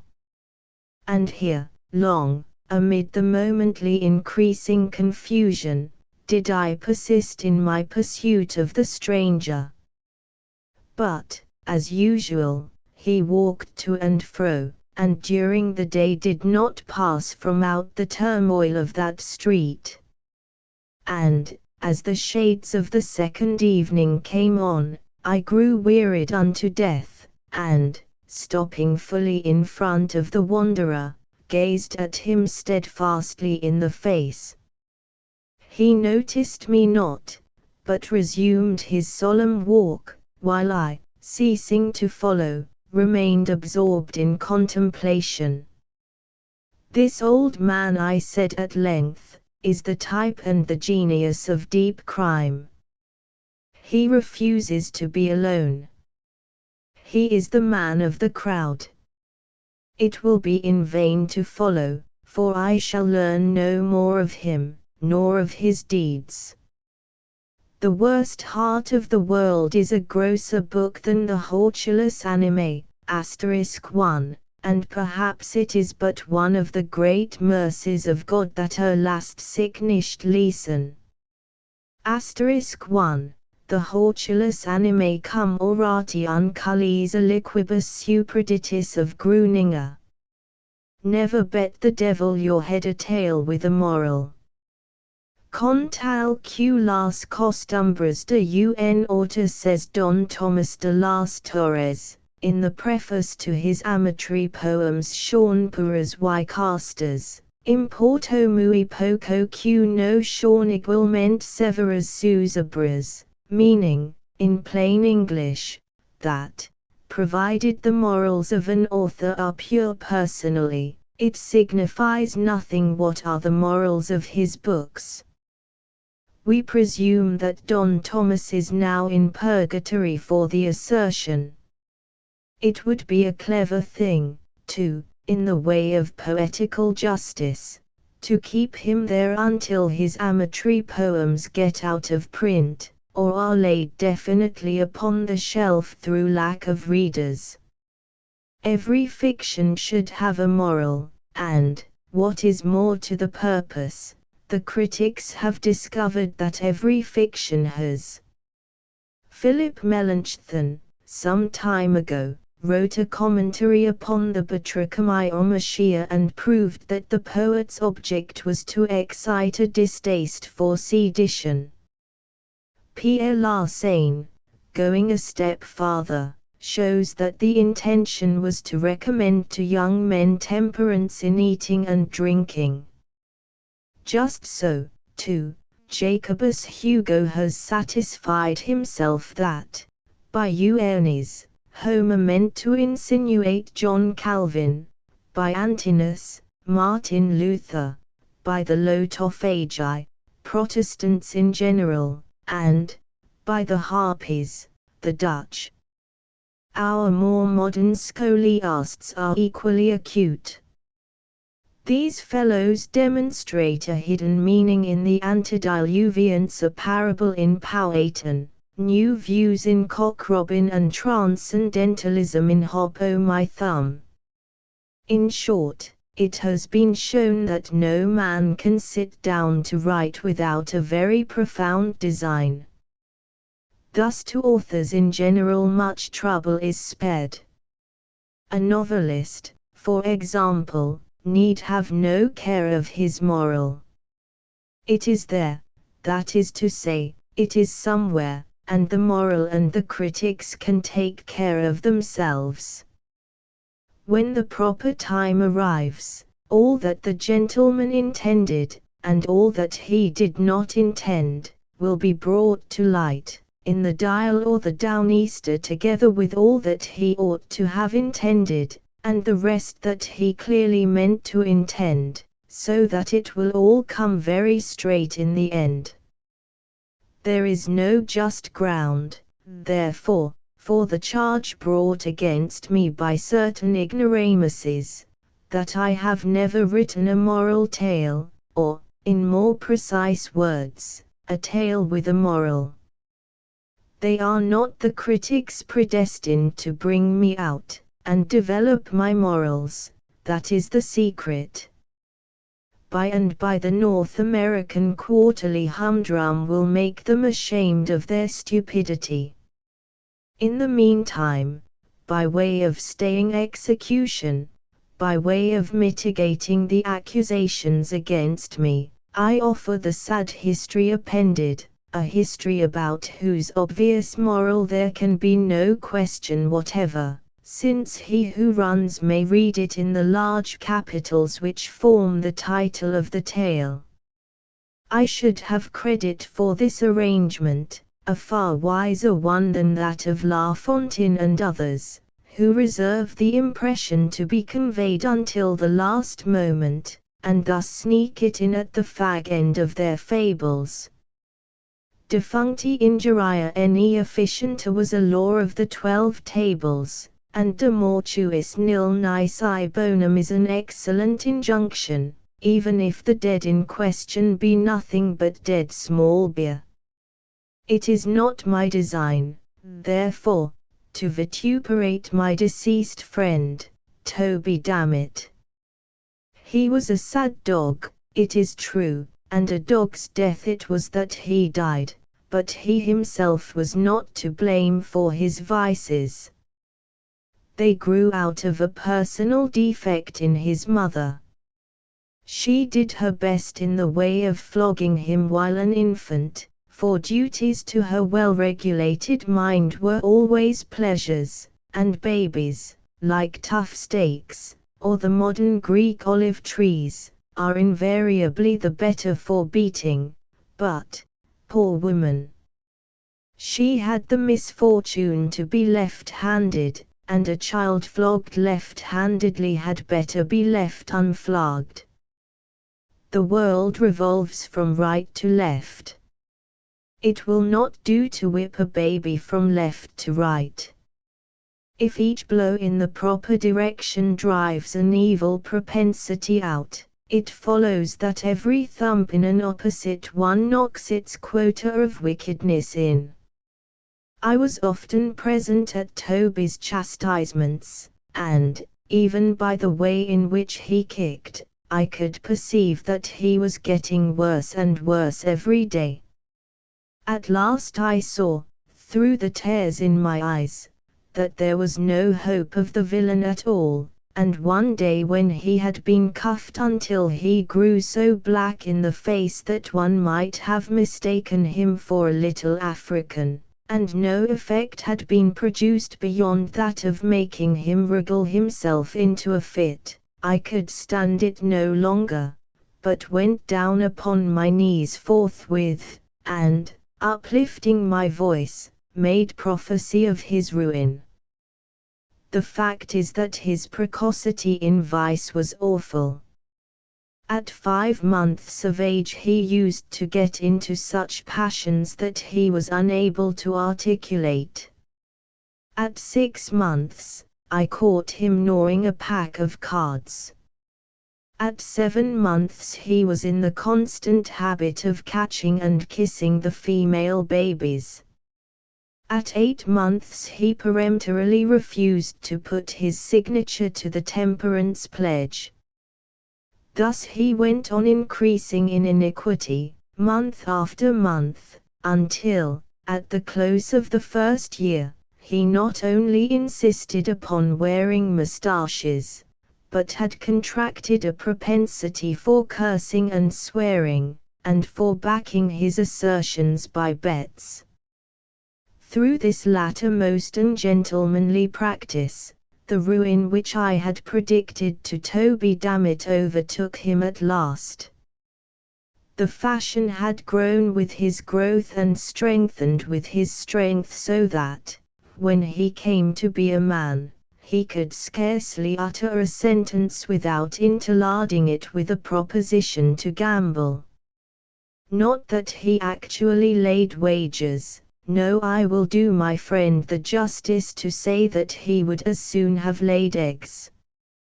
With him the thing was a mere formula, nothing more. His expressions on this head had no meaning attached to them whatever. They were simple if not altogether innocent expletives, imaginative phrases wherewith to round off a sentence. When he said I'll bet you so and so, nobody ever thought of taking him up, but still I could not help thinking it my duty to put him down. The habit was an immoral one, and so I told him. It was a vulgar one, this I begged him to believe. It was discountenanced by society, here I said nothing but the truth. It was forbidden by Act of Congress, here I had not the slightest intention of telling a lie. I remonstrated, but to no purpose. I demonstrated, in vain. I entreated, he smiled. I implored, he laughed. I preached, he sneered. I threatened, he swore. I kicked him, he called for the police. I pulled his nose, he blew it, and offered to bet the devil his head that I would not venture to try that experiment again. Poverty was another vice which the peculiar physical deficiency of Damit's mother had entailed upon her son. He was detestably poor, and this was the reason, no doubt, that his expletive expressions about betting seldom took a pecuniary turn. I will not be bound to say that I ever heard him make use of such a figure of speech as "I'll bet you $1." It was usually "I'll bet you what you please," or "I'll bet you what you dare," or "I'll bet you a trifle," or else, more significantly still, "I'll bet the devil my head." This latter form seemed to please him best, perhaps because it involved the least risk, for Damit had become excessively parsimonious. Had anyone taken him up, his head was small, and thus his loss would have been small too. But these are my own reflections, and I am by no means sure that I am right in attributing them to him. At all events, the phrase in question grew daily in favor, notwithstanding the gross impropriety of a man betting his brains like bank notes. But this was a point which my friend's perversity of disposition would not permit him to comprehend. In the end, he abandoned all other forms of wager, and gave himself up to "I'll bet the devil my head" with a pertinacity and exclusiveness of devotion that displeased not less than it surprised me. I am always displeased by circumstances for which I cannot account. Mysteries force a man to think, and so injure his health.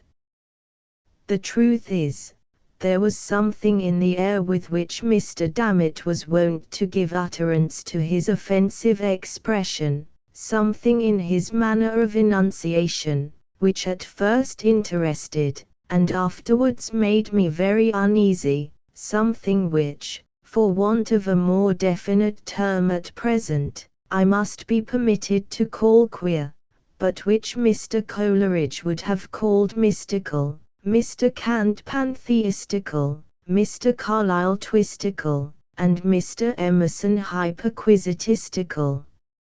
I began not to like it at all. Mr. Damit's soul was in a perilous state. I resolved to bring all my eloquence into play to save it. I vowed to serve him as Saint Patrick, in the Irish Chronicle, is said to have served the toad, that is to say, awaken him to a sense of his situation. I addressed myself to the task forthwith. Once more I betook myself to remonstrance. Again I collected my energies for a final attempt at expostulation. When I had made an end of my lecture, Mr. Damit indulged himself in some very equivocal behavior. For some moments he remained silent, merely looking me inquisitively in the face. But presently he threw his head to one side, and elevated his eyebrows to a great extent. Then he spread out the palms of his hands and shrugged up his shoulders. Then he winked with the right eye. Then he repeated the operation with the left. Then he shut them both up very tight. Then he opened them both so very wide that I became seriously alarmed for the consequences. Then, applying his thumb to his nose, he thought proper to make an indescribable movement with the rest of his fingers. Finally, setting his arms akimbo, he condescended to reply. I can call to mind only the heads of his discourse. He would be obliged to me if I would hold my tongue. He wished none of my advice. He despised all my insinuations. He was old enough to take care of himself. Did I still think him baby Damit? Did I mean to say anything against his character? Did I intend to insult him? Was I a fool? Was my maternal parent aware, in a word, of my absence from the domiciliary residence? He would put this latter question to me as to a man of veracity, and he would bind himself to abide by my reply. Once more he would demand explicitly if my mother knew that I was out. My confusion, he said, betrayed me, and he would be willing to bet the devil his head that she did not. Mr. Dammit did not pause for my rejoinder. Turning upon his heel, he left my presence with undignified precipitation. It was well for him that he did so. My feelings had been wounded. Even my anger had been aroused. For once I would have taken him up upon his insulting wager. I would have won for the arch-enemy Mr. Dammit's little head, for the fact is, my mamma was very well aware of my merely temporary absence from home. But kudosh vermeidet, heaven gives relief, as the Mussulmans say when you tread upon their toes. It was in pursuance of my duty that I had been insulted, and I bore the insult like a man. It now seemed to me, however, that I had done all that could be required of me, in the case of this miserable individual, and I resolved to trouble him no longer with my counsel, but to leave him to his conscience and himself. But although I forbore to intrude with my advice, I could not bring myself to give up his society altogether. I even went so far as to humor some of his less reprehensible propensities, and there were times when I found myself lauding his wicked jokes, as epicures do mustard, with tears in my eyes, so profoundly did it grieve me to hear his evil talk. One fine day, having strolled out together, arm in arm, our route led us in the direction of a river. There was a bridge, and we resolved to cross it. It was roofed over, by way of protection from the weather, and the archway, having but few windows, was thus very uncomfortably dark. As we entered the passage, the contrast between the external glare and the interior gloom struck heavily upon my spirits. Not so upon those of the unhappy Dammit, who offered to bet the devil his head that I was hipped. He seemed to be in an unusual good humor. He was excessively lively, so much so that I entertained I know not what of uneasy suspicion. It is not impossible that he was affected with the transcendentals. I am not well enough versed, however, in the diagnosis of this disease to speak with decision upon the point, and unhappily there were none of my friends of the dial present. I suggest the idea, nevertheless, because of a certain species of austere merryandrewism which seemed to beset my poor friend, and caused him to make quite a tomfool of himself. Nothing would serve him but wriggling and skipping about under and over everything that came in his way, now shouting out, and now lisping out, all manner of odd little and big words, yet preserving the gravest face in the world all the time. I really could not make up my mind whether to kick or to pity him. At length, having passed nearly across the bridge, we approached the termination of the footway, when our progress was impeded by a turnstile of some height. Through this I made my way quietly, pushing it around as usual. But this turn would not serve the turn of Mr. Dammit. He insisted upon leaping the stile, and said he could cut a pigeon wing over it in the air. Now this, conscientiously speaking, I did not think he could do. The best pigeon winger over all kinds of style was my friend Mr. Carlyle, and as I knew he could not do it, I would not believe that it could be done by Toby Dammit. I therefore told him, in so many words, that he was a braggadocio, and could not do what he said. For this I had reason to be sorry afterward, for he straightway offered to bet the devil his head that he could. I was about to reply, notwithstanding my previous resolutions, with some remonstrance against his impiety, when I heard, close at my elbow, a slight cough, which sounded very much like the ejaculation "ahem." I started, and looked about me in surprise.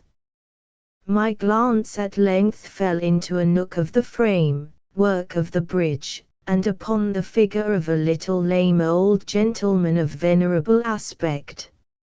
Nothing could be more reverend than his whole appearance, for he not only had on a full suit of black, but his shirt was perfectly clean and the collar turned very neatly down over a white cravat, while his hair was parted in front like a girl's.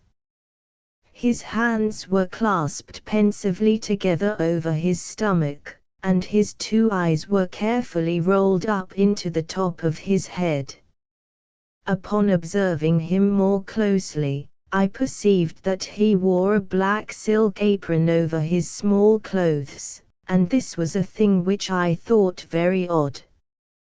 Before I had time to make any remark, however, upon so singular a circumstance, he interrupted me with a second "ahem." To this observation I was not immediately prepared to reply. The fact is, remarks of this laconic nature are nearly unanswerable. I have known a quarterly review nonplussed by the word fudge. I am not ashamed to say, therefore, that I turned to Mr. Dammit for assistance. "Dammit," said I, "what are you about? Don't you hear? The gentleman says ahem." I looked sternly at my friend while I thus addressed him, for, to say the truth, I felt particularly puzzled, and when a man is particularly puzzled he must knit his brows and look savage, or else he is pretty sure to look like a fool. "Damn it," observed I, although this sounded very much like an oath, than which nothing was further from my thoughts. "Damn it," I suggested, "the gentleman says ahem." I do not attempt to defend my remark on the score of profundity. I did not think it profound myself, but I have noticed that the effect of our speeches is not always proportionate with their importance in our own eyes, and if I had shot Mr. D through and through with a Payshun bomb, or knocked him in the head with the poets and poetry of America, he could hardly have been more discomfited than when I addressed him with those simple words, "Damn it, what are you about? Don't you hear? The gentleman says ahem." "You don't say so," gasped he at length, after turning more colors than a pirate runs up, one after the other, when chased by a man of war. "Are you quite sure he said that?" "Well, at all events I am in for it now, and may as well put a bold face upon the matter. Here goes, then, ahem." At this the little old gentleman seemed pleased, God only knows why. He left his station at the nook of the bridge, limped forward with a gracious air, took Dammit by the hand and shook it cordially, looking all the while straight up in his face with an air of the most unadulterated benignity which it is possible for the mind of man to imagine. "I am quite sure you will win it, damn it," said he, with the frankest of all smiles, "but we are obliged to have a trial, you know, for the sake of mere form." "Ahem," replied my friend, taking off his coat, with a deep sigh, tying a pocket handkerchief around his waist, and producing an unaccountable alteration in his countenance by twisting up his eyes and bringing down the corners of his mouth. "Ahem." "And ahem," said he again, after a pause, and not another word more than ahem, did I ever know him to say after that. "Aha," thought I, without expressing myself aloud, "this is quite a remarkable silence on the part of Toby Dammit, and is no doubt a consequence of his verbosity upon a previous occasion. One extreme induces another. I wonder if he has forgotten the many unanswerable questions which he propounded to me so fluently on the day when I gave him my last lecture. At all events, he is cured of the transcendentals." "Ahem," here replied Toby, just as if he had been reading my thoughts, and looking like a very old sheep in a reverie. The old gentleman now took him by the arm, and led him more into the shade of the bridge, a few paces back from the turnstile. "My good fellow," said he, "I make it a point of conscience to allow you this much run. Wait here, till I take my place by the stile, so that I may see whether you go over it handsomely, and transcendentally, and don't omit any flourishes of the pigeon wing. A mere form, you know. I will say 1, 2, 3, and away. Mind you, start at the word away." Here he took his position by the stile, paused a moment as if in profound reflection, then looked up and, I thought, smiled very slightly, then tightened the strings of his apron, then took a long look at Dammit, and finally gave the word as agreed upon, 1, 2, 3, and away. Punctually at the word away my poor friend set off in a strong gallop. The stile was not very high, like Mr. Lord's, nor yet very low, like that of Mr. Lord's reviewers, but upon the whole I made sure that he would clear it. And then what if he did not? Ah, that was the question, what if he did not? What right, said I, had the old gentleman to make any other gentleman jump? The little old dot and carry one. Who is he? If he asks me to jump, I won't do it, that's flat, and I don't care who the devil he is. The bridge, as I say, was arched and covered in a very ridiculous manner, and there was a most uncomfortable echo about it at all times, an echo which I never before so particularly observed as when I uttered the 4 last words of my remark. But what I said, or what I thought, or what I heard, occupied only an instant. In less than 5 seconds from his starting, my poor Toby had taken the leap. I saw him run nimbly, and spring grandly from the floor of the bridge, cutting the most awful flourishes with his legs as he went up. I saw him high in the air, pigeon-winging it to admiration just over the top of the stile, and of course I thought it an unusually singular thing that he did not continue to go over. But the whole leap was the affair of a moment, and, before I had a chance to make any profound reflections, down came Mr. Dammit on the flat of his back, on the same side of the stile from which he had started. At the same instant I saw the old gentleman limping off at the top of his speed, having caught and wrapped up in his apron something that fell heavily into it from the darkness of the arch just over the turnstile. At all this I was much astonished, but I had no leisure to think, for Dammit lay particularly still, and I concluded that his feelings had been hurt, and that he stood in need of my assistance. I hurried up to him and found that he had received what might be termed a serious injury. The truth is, he had been deprived of his head, which after a close search I could not find anywhere, so I determined to take him home and send for the homeopathists. In the meantime a thought struck me, and I threw open an adjacent window of the bridge, when the sad truth flashed upon me at once. About 5 feet just above the top of the turnstile, and crossing the arch of the footpath so as to constitute a brace, there extended a flat iron bar, lying with its breadth horizontally, and forming one of a series that served to strengthen the structure throughout its extent. With the edge of this brace it appeared evident that the neck of my unfortunate friend had come precisely in contact. He did not long survive his terrible loss.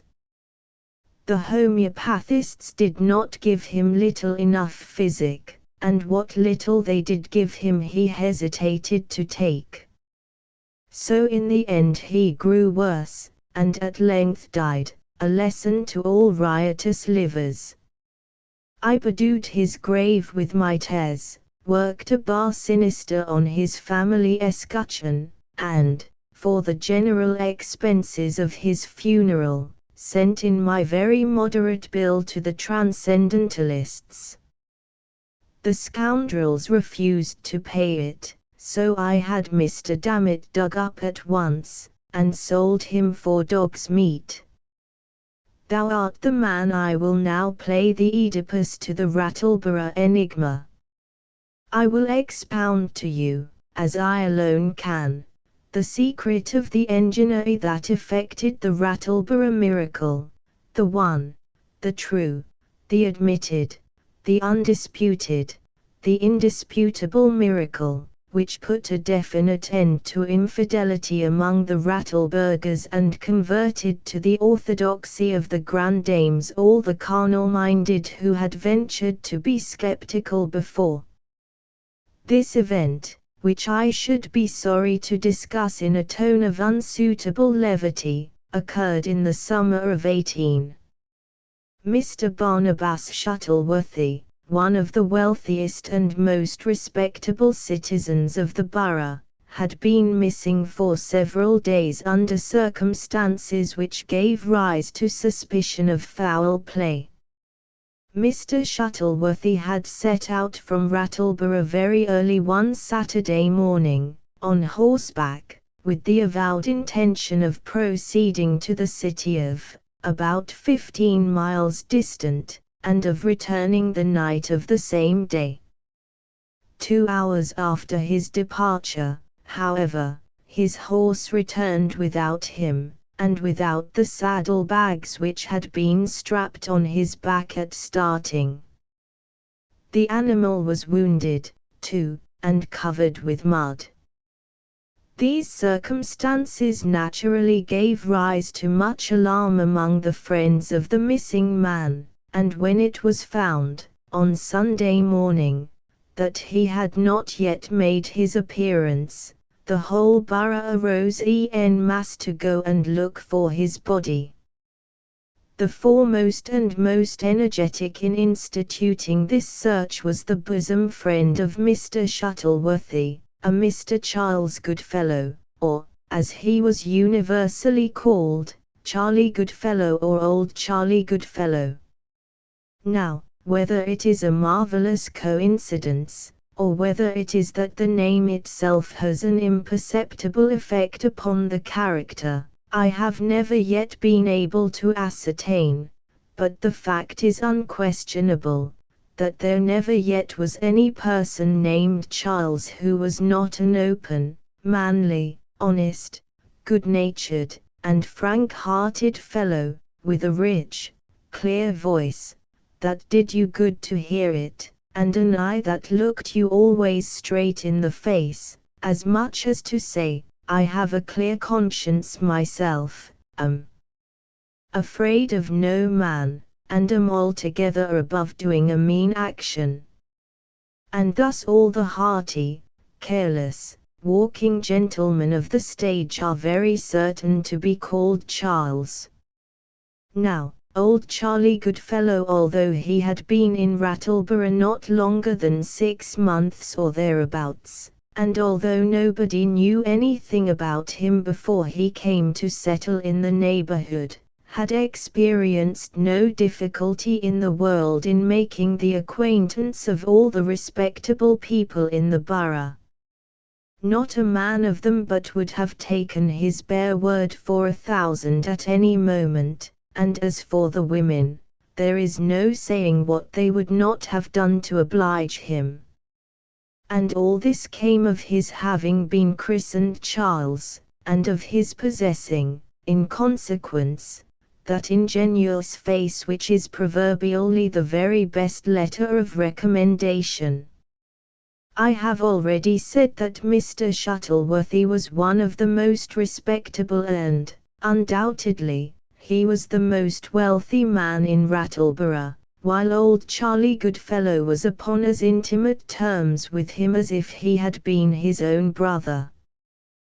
The two old gentlemen were next-door neighbors, and, although Mr. Shuttleworthy seldom, if ever, visited old Charlie and never was known to take a meal in his house, still this did not prevent the two friends from being exceedingly intimate, as I have just observed, for old Charlie never let a day pass without stepping in 3 or 4 times to see how his neighbor came on, and very often he would stay to breakfast or tea, and almost always to dinner, and then the amount of wine that was made way with by the two cronies at a sitting, it would really be a difficult thing to ascertain. Old Charlie's favorite beverage was Chateau Margaux, and it appeared to do Mr. Shuttleworthy's heart good to see the old fellow swallow it, as he did, quart after quart, so that, one day, when the wine was in and the wit as a natural consequence, somewhat out, he said to his crony, as he slapped him upon the back, I tell you what it is, old Charlie, you are, by all odds, the heartiest old fellow I ever came across in all my born days, and, since you love to guzzle the wine at that fashion, I'll be darned if I don't have to make thee a present of a big box of the Chateau Margaux.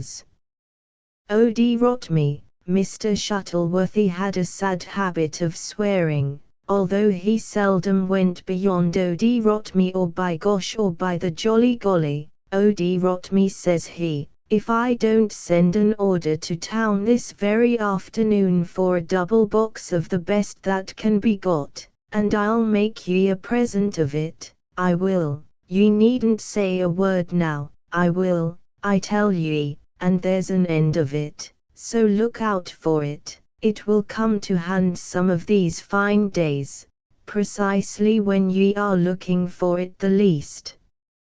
I mention this little bit of liberality on the part of Mr. Shuttleworthy, just by way of showing you how very intimate an understanding existed between the two friends.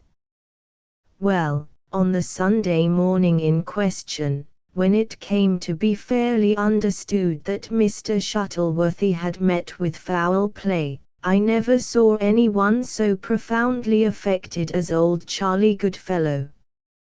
When he first heard that the horse had come home without his master, and without his master's saddlebags, and all bloody from a pistol shot, that had gone clean through and through the poor animal's chest without quite killing him. When he heard all this, he turned as pale as if the missing man had been his own dear brother or father, and shivered and shook all over as if he had had a fit of the ague. At first he was too much overpowered with grief to be able to do anything at all, or to concert upon any plan of action, so that for a long time he endeavoured to dissuade Mr. Shuttleworth's other friends from making a stir about the matter, thinking it best to wait a while, say for a week or two, or a month, or two, to see if something wouldn't turn up, or if Mr. Shuttleworth wouldn't come in the natural way, and explain his reasons for sending his horse on before. I dare say you have often observed this disposition to temporize, or to procrastinate, in people who are laboring under any very poignant sorrow. Their powers of mind seem to be rendered torpid, so that they have a horror of anything like action, and like nothing in the world so well as to lie quietly in bed and nurse their grief, as the old ladies express it. That is to say, ruminate over the trouble. The people of Rattleborough had, indeed, so high an opinion of the wisdom and discretion of old Charlie that the greater part of them felt disposed to agree with him, and not make a stir in the business until something should turn up, as the honest old gentleman worded it, and I believe that, after all, this would have been the general determination, but for the very suspicious interference of Mr. Shuttleworth's nephew, a young man of very dissipated habits, and otherwise of rather bad character. This nephew, whose name was Pennyfather, would listen to nothing like reason in the matter of lying quiet, but insisted upon making immediate search for the corpse of the murdered man. This was the expression he employed, and Mr. Goodfellow acutely remarked at the time, that it was a singular expression, to say no more. This remark of old Charlie's too, had great effect upon the crowd, and one of the party was heard to ask, very impressively, how it happened that young Mr. Pennyfather was so intimately cognizant of all the circumstances connected with his wealthy uncle's disappearance, as to feel authorized to assert, distinctly and unequivocally, that his uncle was a murdered man. Hereupon some little squibbing and bickering occurred among various members of the crowd, and especially between old Charlie and Mr. Pennyfather, although this latter occurrence was, indeed, by no means a novelty, for little goodwill had subsisted between the parties for the last 3 or 4 months, and matters had even gone so far that Mr. Pennyfather had actually knocked down his uncle's friend for some alleged excess of liberty that the latter had taken in the uncle's house, of which the nephew was an inmate. Upon this occasion old Charlie is said to have behaved with exemplary moderation and Christian charity. He arose from the blow, adjusted his clothes, and made no attempt at retaliation at all, merely muttering a few words about taking summary vengeance at the first convenient opportunity, a natural and very justifiable ebullition of anger, which meant nothing, however, and, beyond doubt, was no sooner given vent to than forgotten. However these matters may be, which have no reference to the point now at issue, it is quite certain that the people of Rattleborough, principally through the persuasion of Mr. Pennyfather, came at length to the determination of dispersion over the adjacent country in search of the missing Mr. Shuttleworthy. I say they came to this determination in the first instance. After it had been fully resolved that a search should be made, it was considered almost a matter of course that the seekers should disperse, that is to say, distribute themselves in parties, for the more thorough examination of the region round about. I forget, however, by what ingenious train of reasoning it was that old Charlie finally convinced the assembly that this was the most injudicious plan that could be pursued. Convince them, however, he did, all except Mr. Pennyfeather, and, in the end, it was arranged that a search should be instituted, carefully and very thoroughly, by the burghers en masse, old Charlie himself leading the way.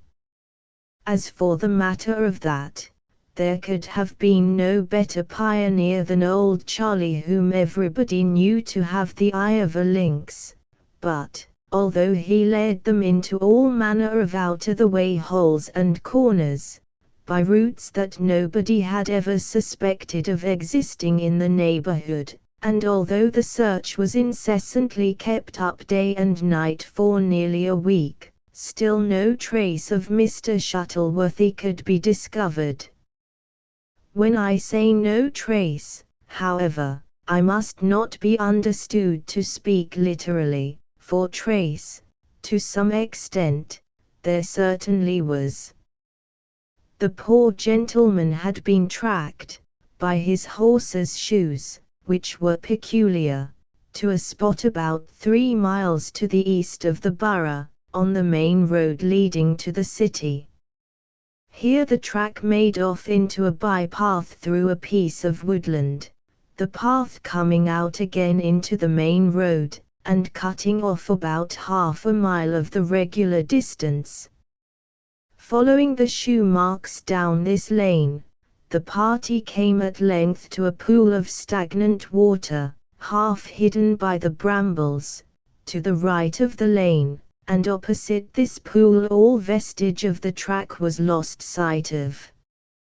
It appeared, however, that a struggle of some nature had here taken place, and it seemed as if some large and heavy body, much larger and heavier than a man, had been drawn from the bypath to the pool.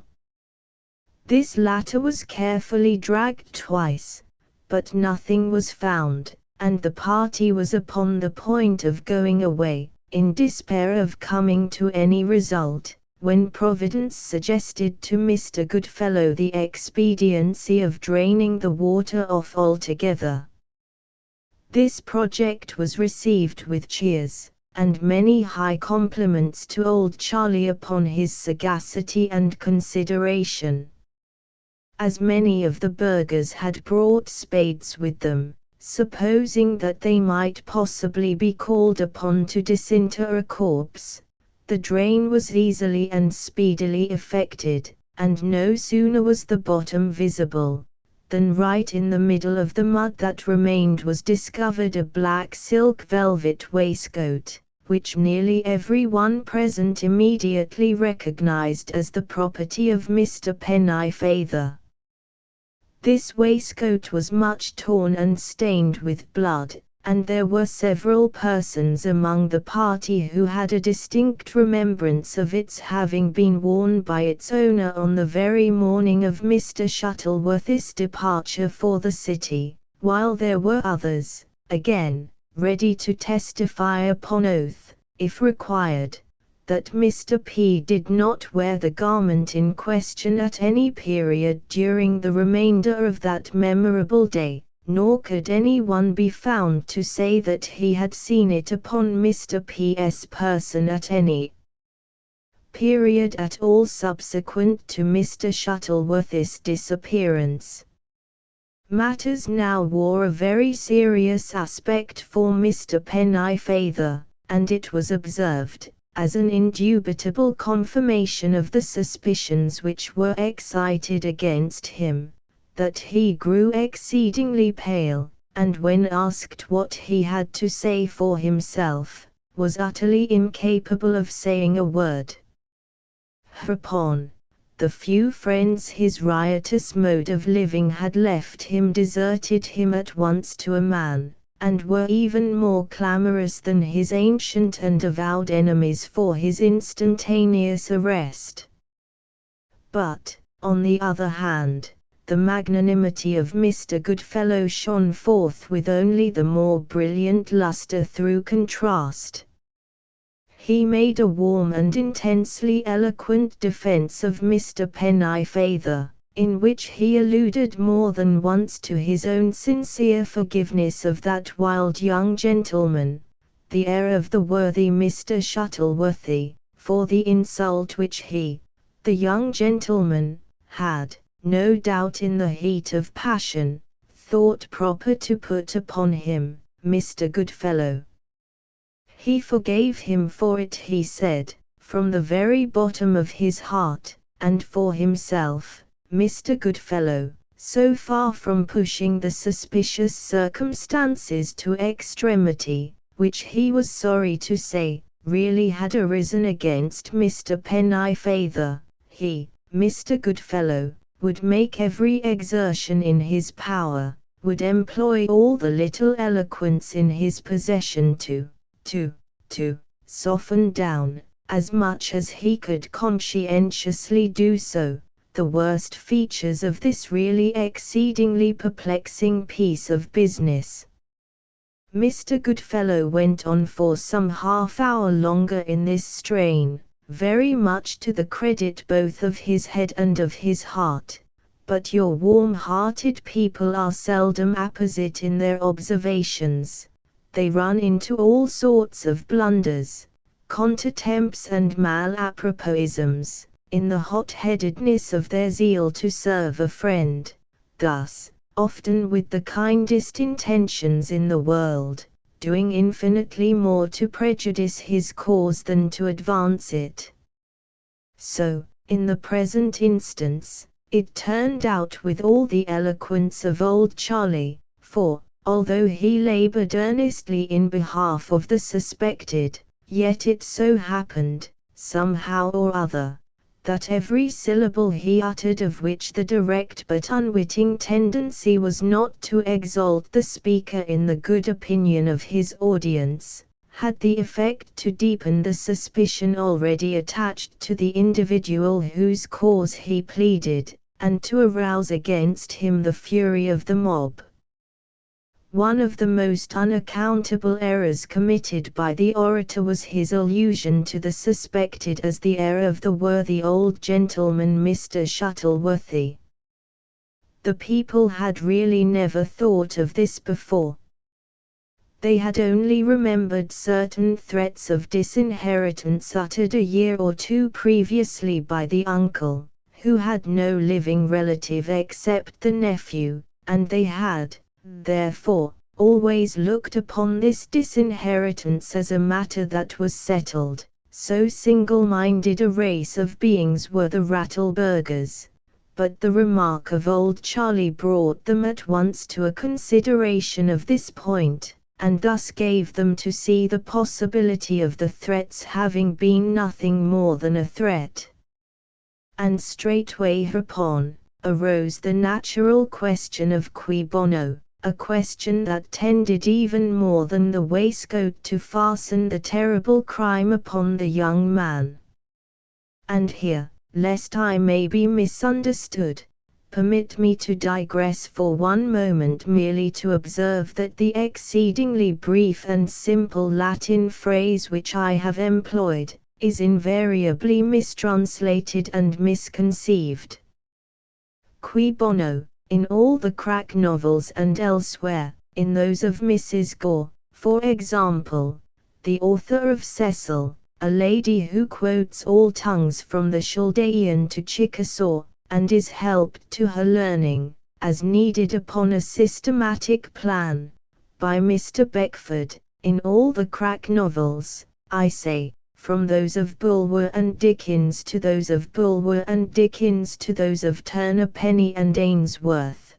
The two little Latin words cui bono are rendered to what purpose, or, as if quo bono, to what good. Their true meaning, nevertheless, is for whose advantage. Qui, to whom, bono, is it for a benefit. It is a purely legal phrase, and applicable precisely in cases such as we have now under consideration, where the probability of the doer of a deed hinges upon the probability of the benefit accruing to this individual or to that from the deed's accomplishment.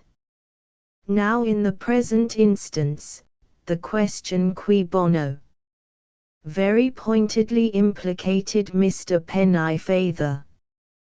His uncle had threatened him, after making a will in his favor, with disinheritance. But the threat had not been actually kept. The original will, it appeared, had not been altered. Had it been altered, the only supposable motive for murder on the part of the suspected would have been the ordinary one of revenge, and even this would have been counteracted by the hope of reinstation into the good graces of the uncle. But the will being unaltered, while the threat to alter remained suspended over the nephew's head, there appears at once the very strongest possible inducement for the atrocity, and so concluded, very sagaciously, the worthy citizens of the borough of Rattle. Mr. Pennifeather was, accordingly, arrested upon the spot, and the crowd, after some further search, proceeded homeward, having him in custody. On the route, however, another circumstance occurred tending to confirm the suspicion entertained. Mr. Goodfellow, whose zeal led him to be always a little in advance of the party, was seen suddenly to run forward a few paces, stoop, and then apparently to pick up some small object from the grass. Having quickly examined it, he was observed to make a sort of half attempt at concealing it in his coat pocket, but this action was noticed, as I say, and consequently prevented, when the object picked up was found to be a Spanish knife which a dozen persons at once recognized as belonging to Mr. Pennifeather. Moreover, his initials were engraved upon the handle. The blade of this knife was open and bloody.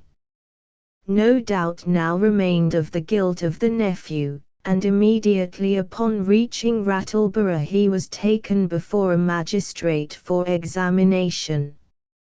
Here matters again took a most unfavorable turn. The prisoner, being questioned as to his whereabouts on the morning of Mr. Shuttleworth's disappearance, had absolutely the audacity to acknowledge that on that very morning he had been out with his rifle deer stalking, in the immediate neighborhood of the pool where the blood-stained waistcoat had been discovered through the sagacity of Mr. Goodfellow. This latter now came forward, and, with tears in his eyes, asked permission to be examined. He said that a stern sense of the duty he owed his Maker, not less than his fellow men, would permit him no longer to remain silent. Hitherto, the sincerest affection for the young man, notwithstanding the latter's ill treatment of himself, Mr. Goodfellow, had induced him to make every hypothesis which imagination could suggest, by way of endeavoring to account for what appeared suspicious in the circumstances that told so seriously against Mr. Pennifeather, but these circumstances were now altogether too convincing, too damning. He would hesitate no longer, he would tell all he knew, although his heart, Mr. Goodfellow's, should absolutely burst asunder in the effort. He then went on to state that, on the afternoon of the day previous to Mr. Shuttleworth's departure for the city, that worthy old gentleman had mentioned to his nephew, in his hearing, Mr. Goodfellow's, that his object in going to town on the morrow was to make a deposit of an unusually large sum of money in the Farmers and Mechanics' Bank, and that, then and there, the said Mr. Shuttleworthy had distinctly avowed to the said nephew his irrevocable determination of rescinding the will originally made, and of cutting him off with a shilling. He, the witness, now solemnly called upon the accused to state whether what he, the witness, had just stated was or was not the truth in every substantial particular. Much to the astonishment of every one present, Mr. Pennifeather frankly admitted that it was. The magistrate now considered it his duty to send a couple of constables to search the chamber of the accused in the house of his uncle.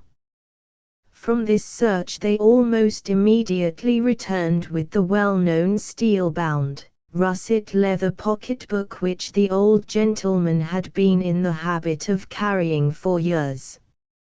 Its valuable contents, however, had been abstracted, and the magistrate in vain endeavoured to extort from the prisoner the use which had been made of them, or the place of their concealment.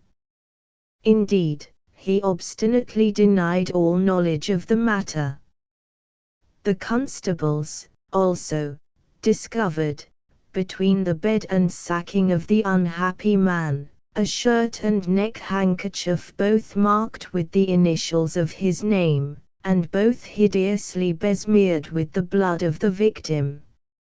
At this juncture, it was announced that the horse of the murdered man had just expired in the stable from the effects of the wound he had received, and it was proposed by Mr. Goodfellow that a post-mortem examination of the beast should be immediately made, with the view, if possible, of discovering the ball. This was accordingly done, and, as if to demonstrate beyond a question the guilt of the accused, Mr. Goodfellow, after considerable searching in the cavity of the chest, was enabled to detect and to pull forth a bullet of very extraordinary size, which, upon trial, was found to be exactly adapted to the bore of Mr. Pennifeather's rifle, while it was far too large for that of any other person in the borough or its vicinity. To render the matter even surer yet, however, this bullet was discovered to have a flaw or seam at right angles to the usual suture, and upon examination, this seam corresponded precisely with an accidental ridge or elevation in a pair of molds acknowledged by the accused himself to be his own property. Upon finding of this bullet, the examining magistrate refused to listen to any farther testimony, and immediately committed the prisoner for trial, declining resolutely to take any bail in the case, although against this severity Mr. Goodfellow very warmly remonstrated, and offered to become surety in whatever amount might be required. This generosity on the part of old Charlie was only in accordance with the whole tenor of his amiable and chivalrous conduct during the entire period of his sojourn in the borough of Rattle. In the present instance the worthy man was so entirely carried away by the excessive warmth of his sympathy, that he seemed to have quite forgotten, when he offered to go bail for his young friend, that he himself, Mr. Goodfellow, did not possess a single dollar's worth of property upon the face of the earth. The result of the committal may be readily foreseen. Mr. Pennifeather, amid the loud execrations of all Rattleborough, was brought to trial at the next criminal sessions, when the chain of circumstantial evidence, strengthened as it was by some additional damning facts, which Mr. Goodfellow's sensitive conscientiousness forbade him to withhold from the court, was considered so unbroken and so thoroughly conclusive, that the jury, without leaving their seats, returned an immediate verdict of guilty of murder in the first degree. Soon afterward the unhappy wretch received sentence of death, and was remanded to the county jail to await the inexorable vengeance of the law. In the meantime, the noble behavior of old Charlie Goodfellow had doubly endeared him to the honest citizens of the borough. He became 10 times a greater favorite than ever, and, as a natural result of the hospitality with which he was treated, he relaxed, as it were, perforce, the extremely parsimonious habits which his poverty had hitherto impelled him to observe, and very frequently had little reunions at his own house, when wit and jollity reigned supreme, dampened a little, of course, by the occasional remembrance of the untoward and melancholy fate which impended over the nephew of the late lamented bosom. Friend of the generous host. One fine day, this magnanimous old gentleman was agreeably surprised at the receipt of the following letter: Charles Goodfellow, Esquire, Rattleborough, from H.F.B. and Company, Chat. March. Number 1.6 Dos. Bottles, a half gross, Charles Goodfellow, Esquire. Dear Sir, in conformity with an order transmitted to our firm about 2 months since, by our esteemed correspondent, Mr. Barnabas Shuttleworthy, we have the honor of forwarding this morning, to your address, a double box of Chateau Margaux of the Antelope brand, violet seal. Box numbered and marked as per margin. We remain, Sir, your most obentise T.S., Hogs, Frogs, Boggs, and Co. City of, the 21st of June, 18. P.S. The box will reach you by wagon, on the day after your receipt of this letter. Our respects to Mr. Shuttleworthy. H. F. B. and Co. The fact is, that Mr. Goodfellow had, since the death of Mr. Shuttleworthy, given over all expectation of ever receiving the promised Chateau Margaux, and he, therefore, looked upon it now as a sort of especial dispensation of Providence in his behalf. He was highly delighted, of course, and in the exuberance of his joy invited a large party of friends to a petit souper on the morrow, for the purpose of broaching the good old Mr. Shuttleworthy's present. Not that he said anything about the good old Mr. Shuttleworthy when he issued the invitations.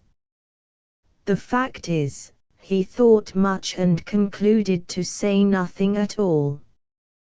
He did not mention to anyone, if I remember aright, that he had received a present of Chateau Margaux. He merely asked his friends to come and help him drink some, of a remarkable fine quality and rich flavor, that he had ordered up from the city a couple of months ago, and of which he would be in the receipt upon the morrow. I have often puzzled myself to imagine why it was that old Charlie came to the conclusion to say nothing about having received the wine from his old friend, but I could never precisely understand his reason for the silence, although he had some excellent and very magnanimous reason, no doubt. The morrow at length arrived, and with it a very large and highly respectable company at Mr. Goodfellow's house.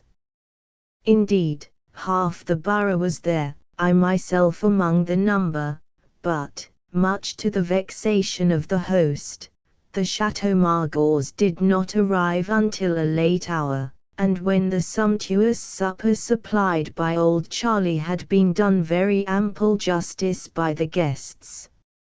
It came at length, however, a monstrously big box of it there was, too, and as the whole party were in excessively good humour, it was decided, nem. Con.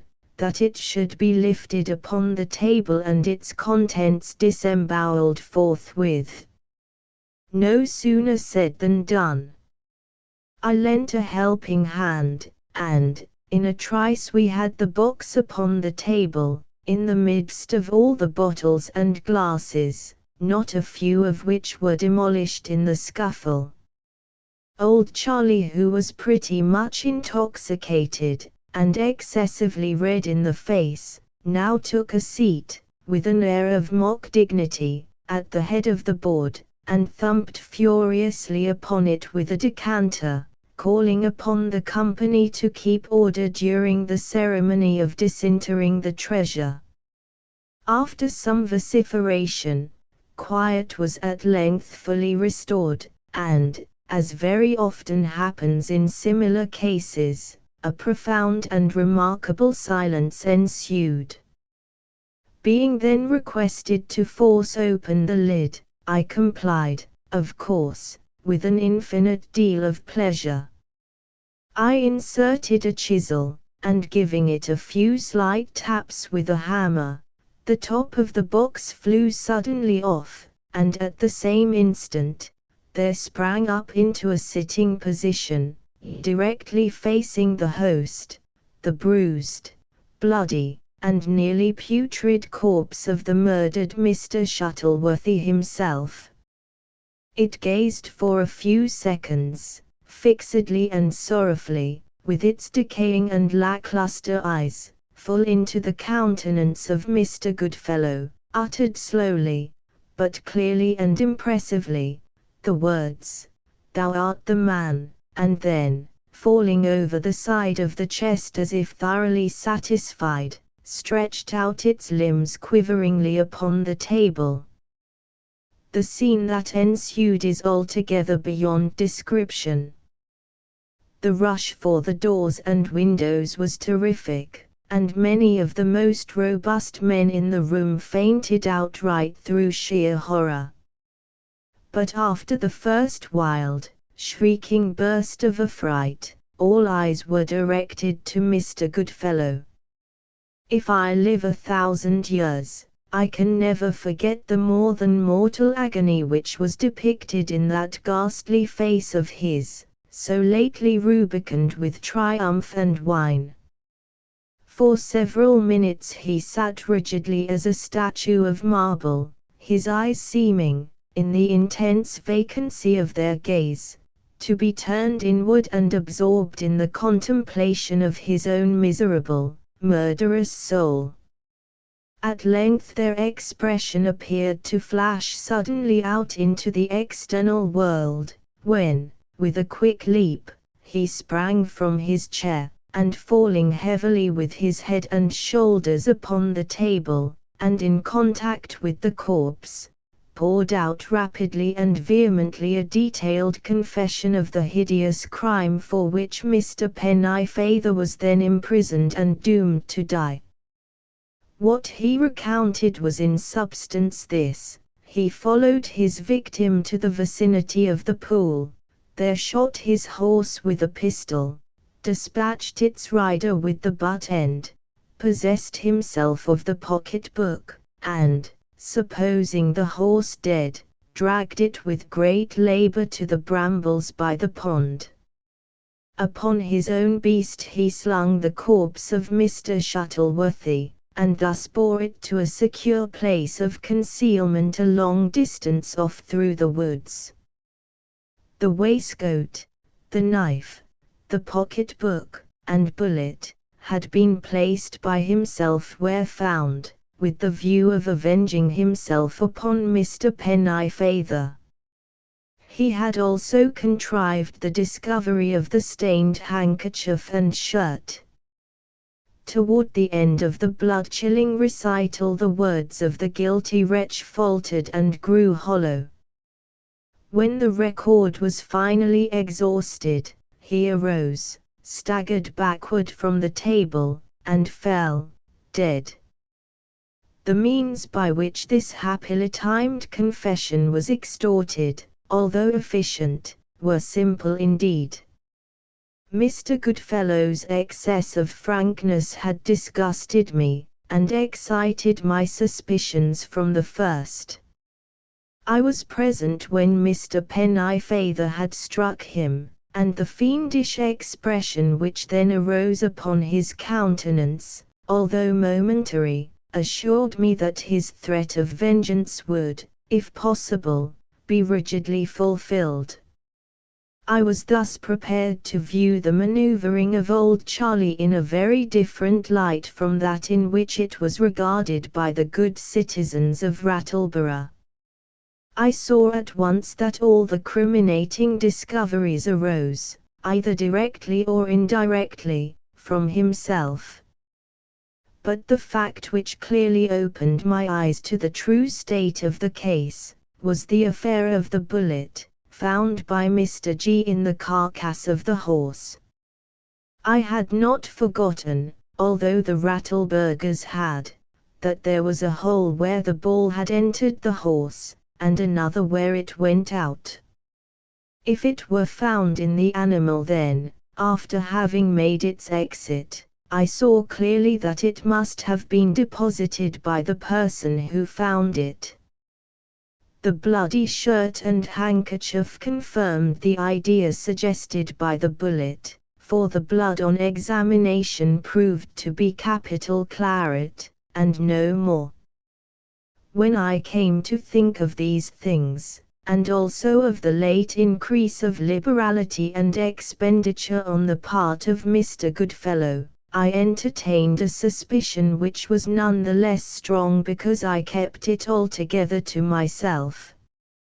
In the meantime, I instituted a rigorous private search for the corpse of Mr. Shuttleworthy, and, for good reasons, searched in quarters as divergent as possible from those to which Mr. Goodfellow conducted his party.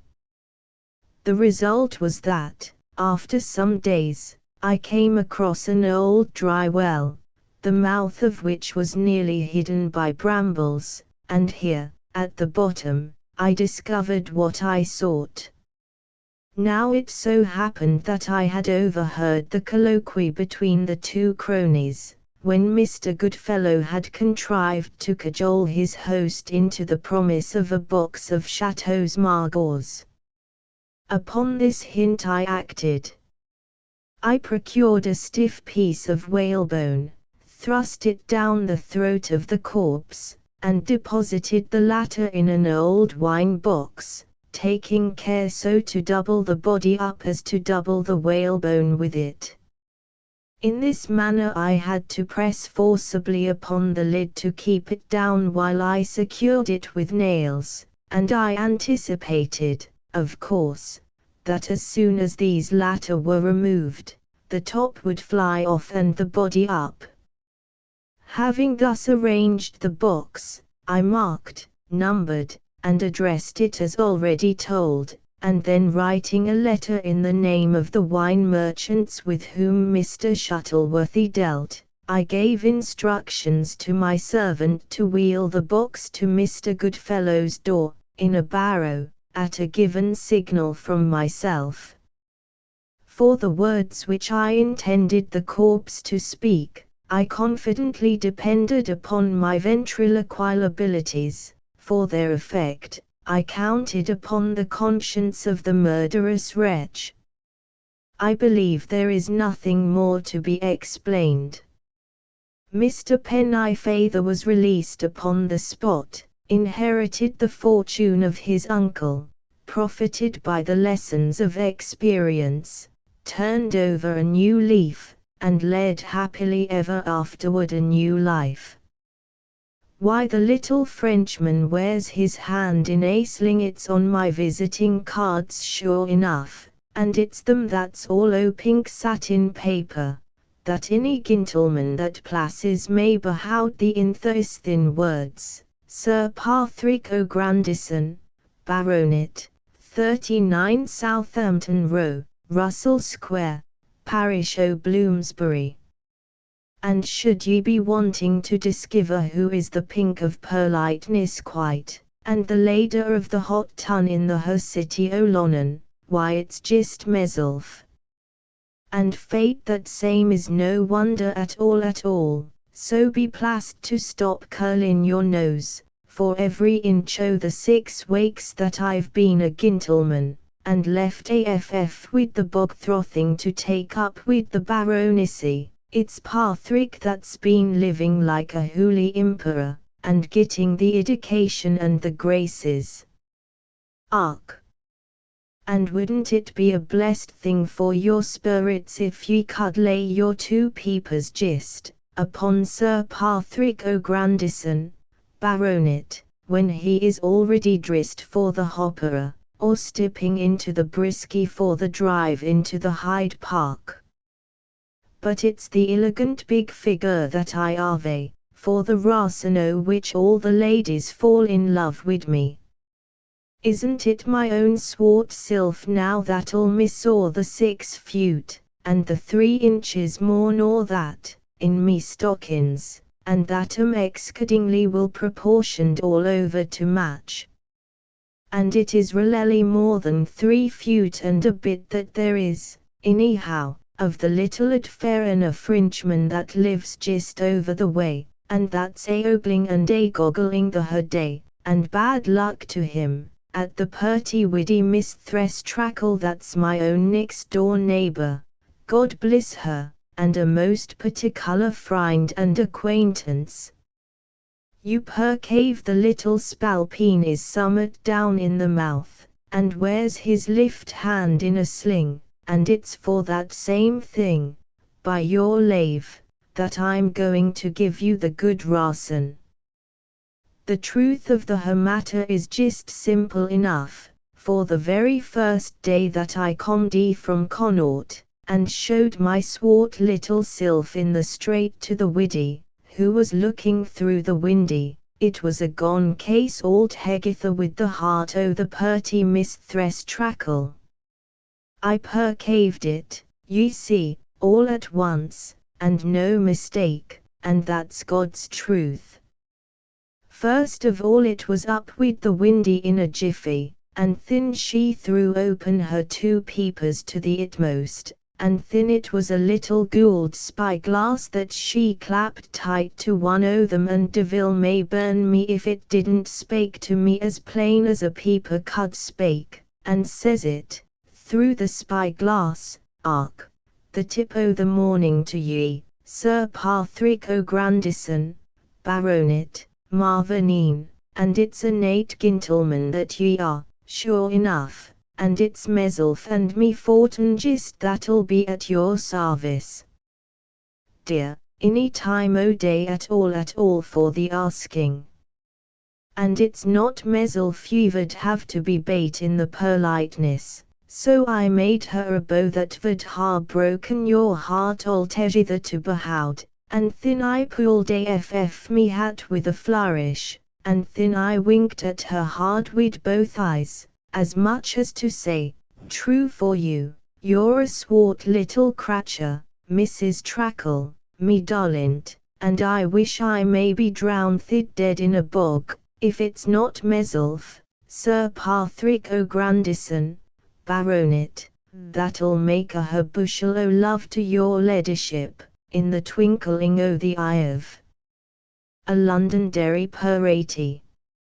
And it was the next morning, sure, just as I was making up me mind whether it wouldn't be the polite thing to send a bit o' writing to the widdy by way of a love letter, when up com'd the delivery servant with an elegant card, and he told me that the name on it, for I never could rad the copperplate printin' on account of being lift-handed, was all about Mounseer, the Count, a goose, Lucarizzi, Mater di Dawns, and that the her of the devilish lingo was the Spalpini long name of the little ad fair a Frenchman as lived over the way. And just with that in comed the little William himself, and then he made me a broth of a beau, and then he said he had only taken the liberty of doing me the honor of the giving me a call, and then he went on to palaver at a great rate, and devil the bit did I comprehend what he would be after the telling me at all, excepting and saving that he said pullywoo, woolly-woo and told me, among a bushel o' lies, bad luck to him, that he was mad for the love o' my widdy Mistress Trackle, and that my widdy Mrs. Trackle had a puncheon for him.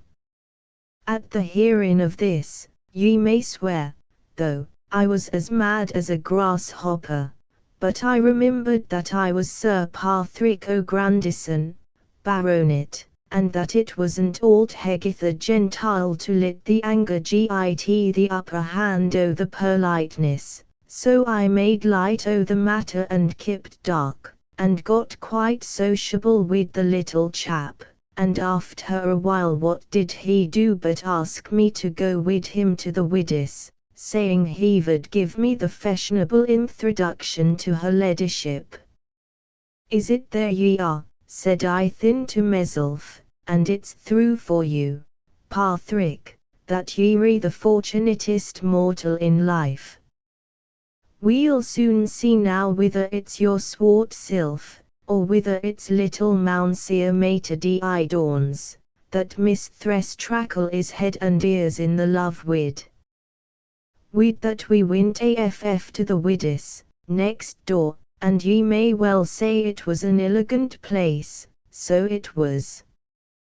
There was a carpet all over the floor, and in one corner there was a fortepinney and a Jew's harp and the devil knows what else, and in another corner was a sofy, the beautifulest thing in all nature, and sitting on the sofy, sure enough, there was the swart little angel, Mistress Trackle. The tip o' the morning to ye, says I, Mrs. Trackle, and thin I made sic an elegant obeisance that it would ha quite altogether bewildered the brain o' ye. Vully-woo, pulley-woo, plump in the mud, says the little finna Frenchman, and sure Mrs. Trackle, says he, that he did. Isn't this gentleman here just his reverence Sir Patrick O'Grandison, Baronet, and isn't he altogether and entirely the most particular friend and acquaintance that I have in the whole world? And with that the widdy, she gets up from the sofy, and makes the swartest curtsy nor ever was seen, and thin down she sits like an angel, and thin, by the powers, it was that little spalpeen Mounseer Mater di Dawns that plumped his sylph right down by the right side of her. Och hun! I nine picked it the two eyes o' me would ha comed out of my head on the spot, I was so desperate mad. However, bait who, says I, after a while. Is it there ye are, Mounseer Mater di Dawns? And so down I plumped on the left side of her ladyship, to be even with the willin'. Bothration! It would ha done your heart good to perceive the elegant double wink that I gived her just thin right in the face with both eyes. But the little old Frenchman he never began to suspect me at all, and desperate hard it was he made the love to her ladyship. Whirly-woo, says he, pulley-woo, says he, plump in the mud, says he. That's all to no use, Mounseer Frog, Marvenine, thinks I, and I talked as hard and as fast as I could all the while, and throth it was meself just that devarted her ladyship completely and entirely, by reason of the elegant conversation that I kept up with her all about the dear books of Connaught. And by she gived me such a swart smile, from one end of her mouth to the ither, that it made me as bold as a pig, and I just took hold of the end of her little finger in the most delicatest manner in nature, looking at her all the while out o' the whites of my eyes.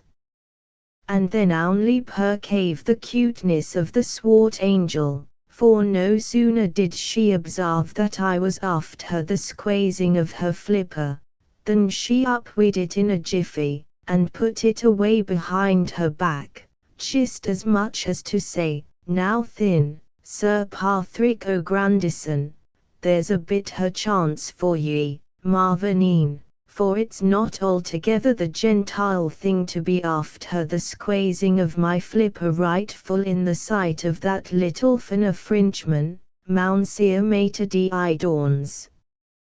With that I gived her a big wink just to say, "Let Sir Patrick alone for the likes o' them thricks, and thin I went easy to work, and you'd have died with the devotion to behoud how cleverly I slipped my right arm between the back o' the sofy, and the back of her ladyship, and there, sure enough, I found a swart little flipper all a-waiting to say, 'The tip o' the morning to ye, Sir Patrick O'Grandison, Baronet.'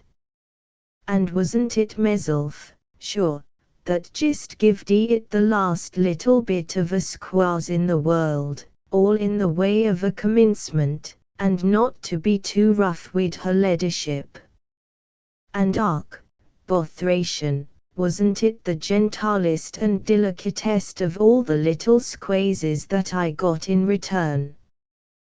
Blood and thunder, Sir Patrick, Marvenine, thinks I to meself, fate it's just the mother's son of you, and nobody else at all, that's the handsomest and the fortunatest young bog-trotter that ever comed out of Connaught.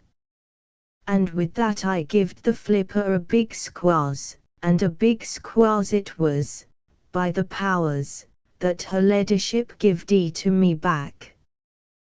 But it would ha' split the seven sides of you with the laughin' to behoud, just then all at once, the conceited behaviour of Mounseer Mater de Dawns. The like so sick a jabbering, and a smirking, and a parley-wooing as he beginned with her ladyship, niver was known before upon earth. And devil may burn me if it wasn't me own very two peepers that cotched him tipping her the wink out of one eye. Ark, hun! If it wasn't meself thin that was mad as a Kilkenny cat, I should like to be told who it was.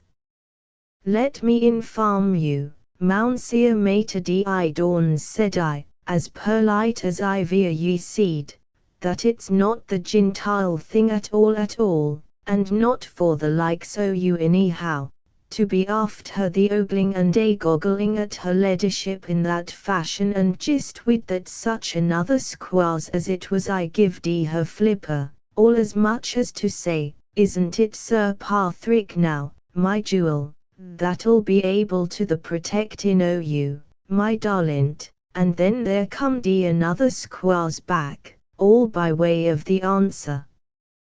"Through for you, Sir Patrick," it said as plain as ever a squaw said in the world, "through for you, Sir Patrick, Marvenine, and it's a proper nate gentleman ye are, that's God's truth." And with that she opened her two beautiful peepers till I believed they would ha' comed out of her head altogether and entirely, and she looked first as mad as a cat at Mounseer Frog, and thin as smiling as all out o' doors at meself.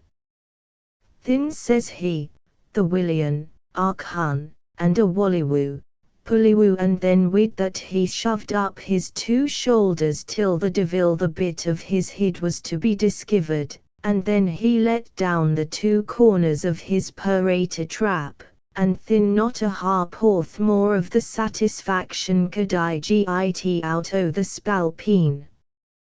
Believe me, my jewel, it was Sir Patrick that was unreasonable mad thin, and the more by token that the Frenchman kept on wid his winking at the widdy, and the widdy she kept on wid the squazing of my flipper, as much as to say, at him again, Sir Patrick O'Grandison, Marvenine. So I just ripped out wid a big oath, and says I, "You little spalpeeny frog of a bog-throtting son of a bloody noun."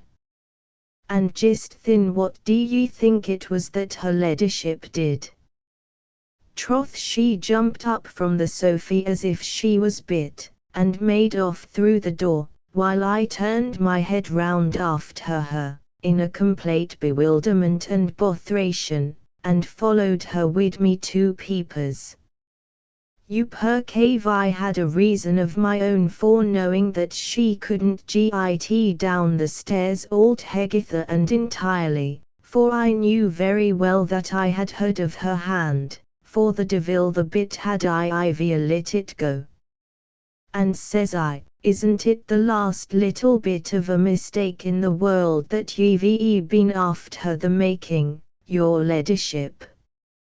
Come back now, that's a darlint, and I'll give you your flipper.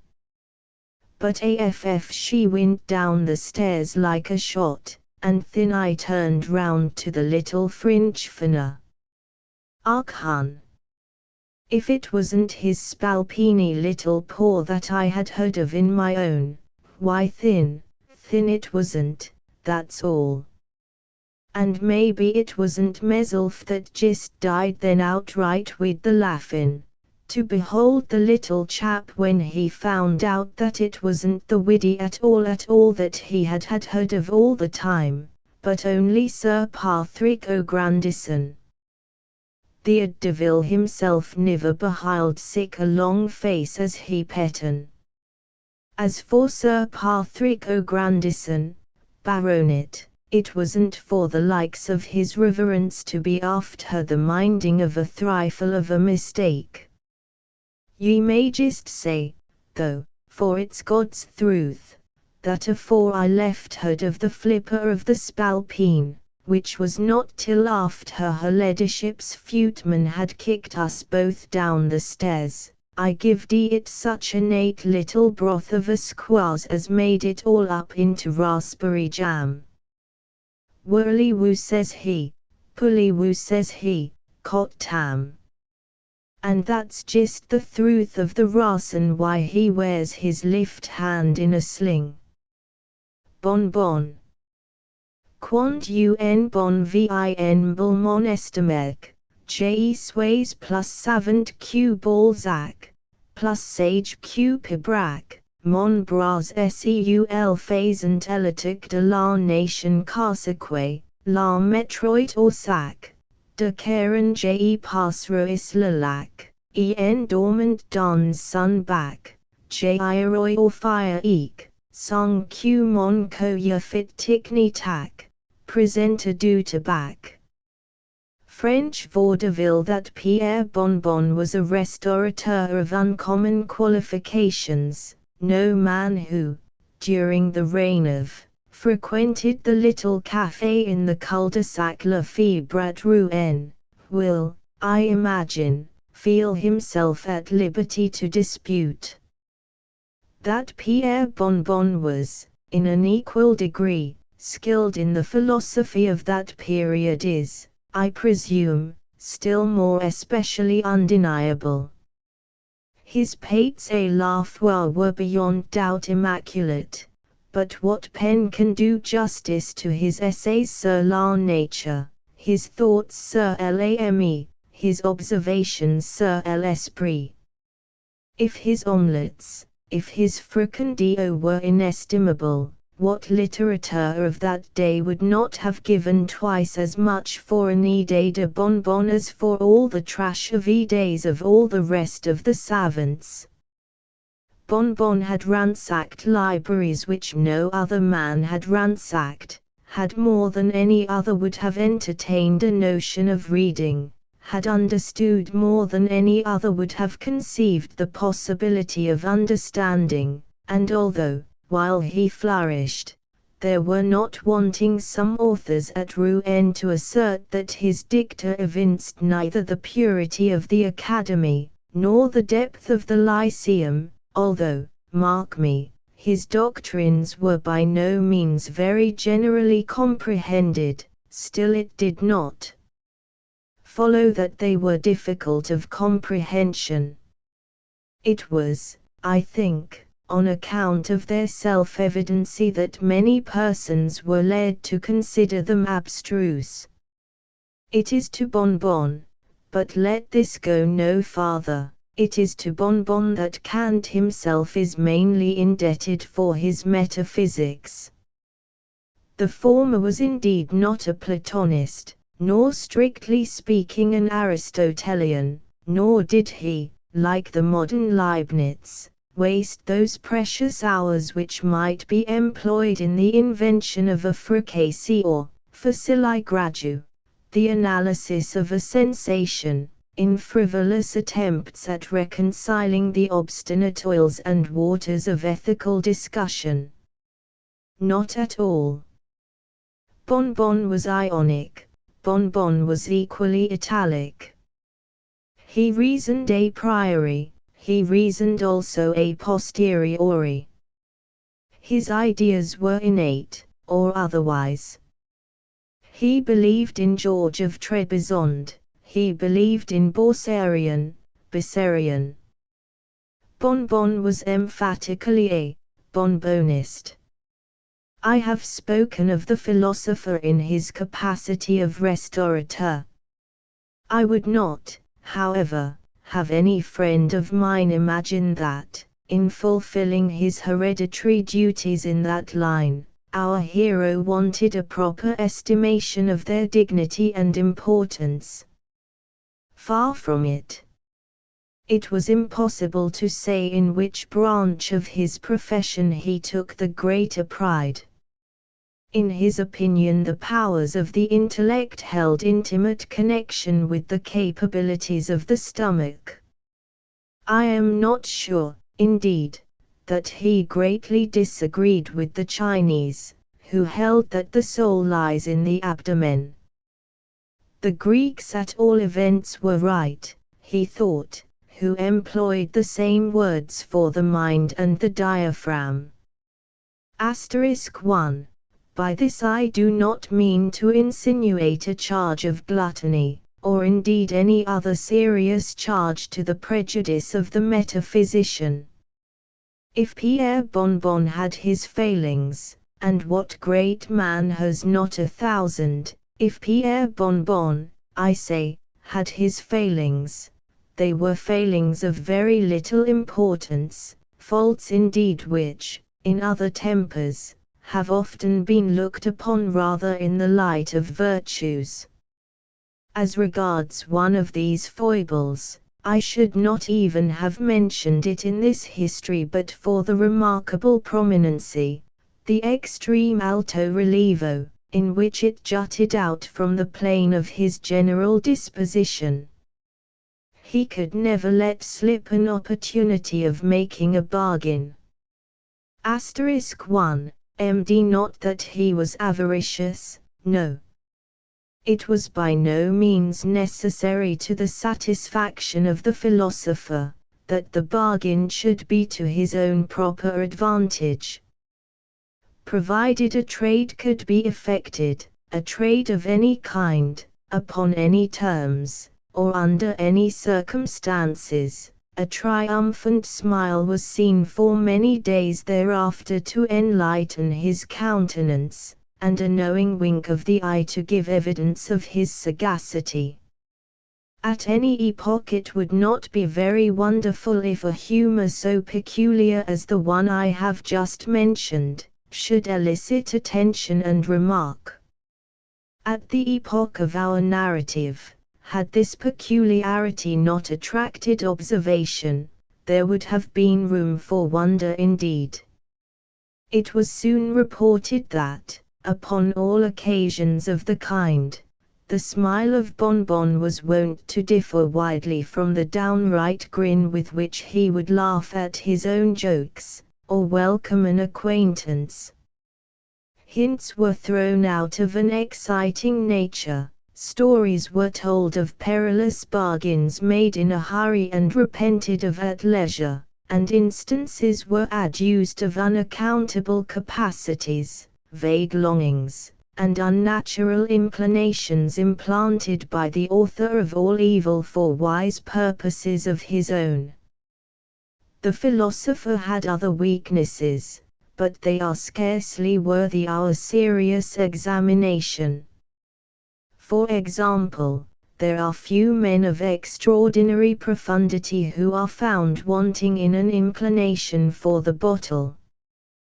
Whether this inclination be an exciting cause, or rather a valid proof of such profundity, it is a nice thing to say.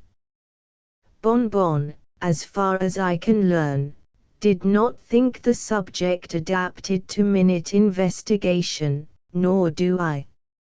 Yet in the indulgence of a propensity so truly classical, it is not to be supposed that the restaurateur would lose sight of that intuitive discrimination which was wont to characterize, at one and the same time, his essays and his omelettes. In his seclusions the Vin de Bourgogne had its allotted hour, and there were appropriate moments for the Côtes du Rhône. With him Sauton was to Medoc what Catullus was to Homer. He would sport with a syllogism in sipping Saint Péray, but unravel an argument over close de Valgiat, and upset a theory in a torrent of Chambertin.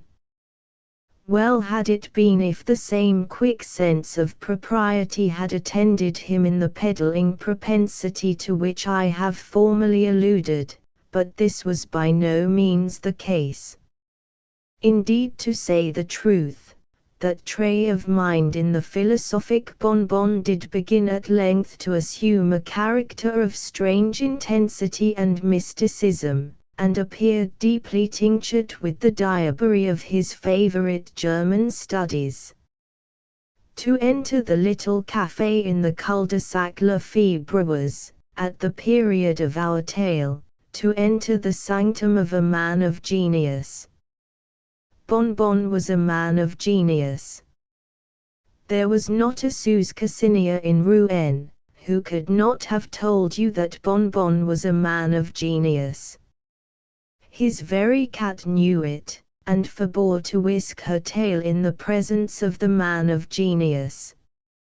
His large water dog was acquainted with the fact, and upon the approach of his master, betrayed his sense of inferiority by a sanctity of deportment, a debasement of the ears, and a dropping of the lower jaw not altogether unworthy of a dog.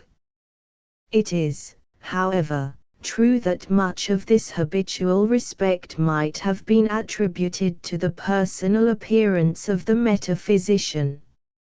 A distinguished exterior will, I am constrained to say, have its way even with a beast, and I am willing to allow much in the outward man of the restaurateur calculated to impress the imagination of the quadruped.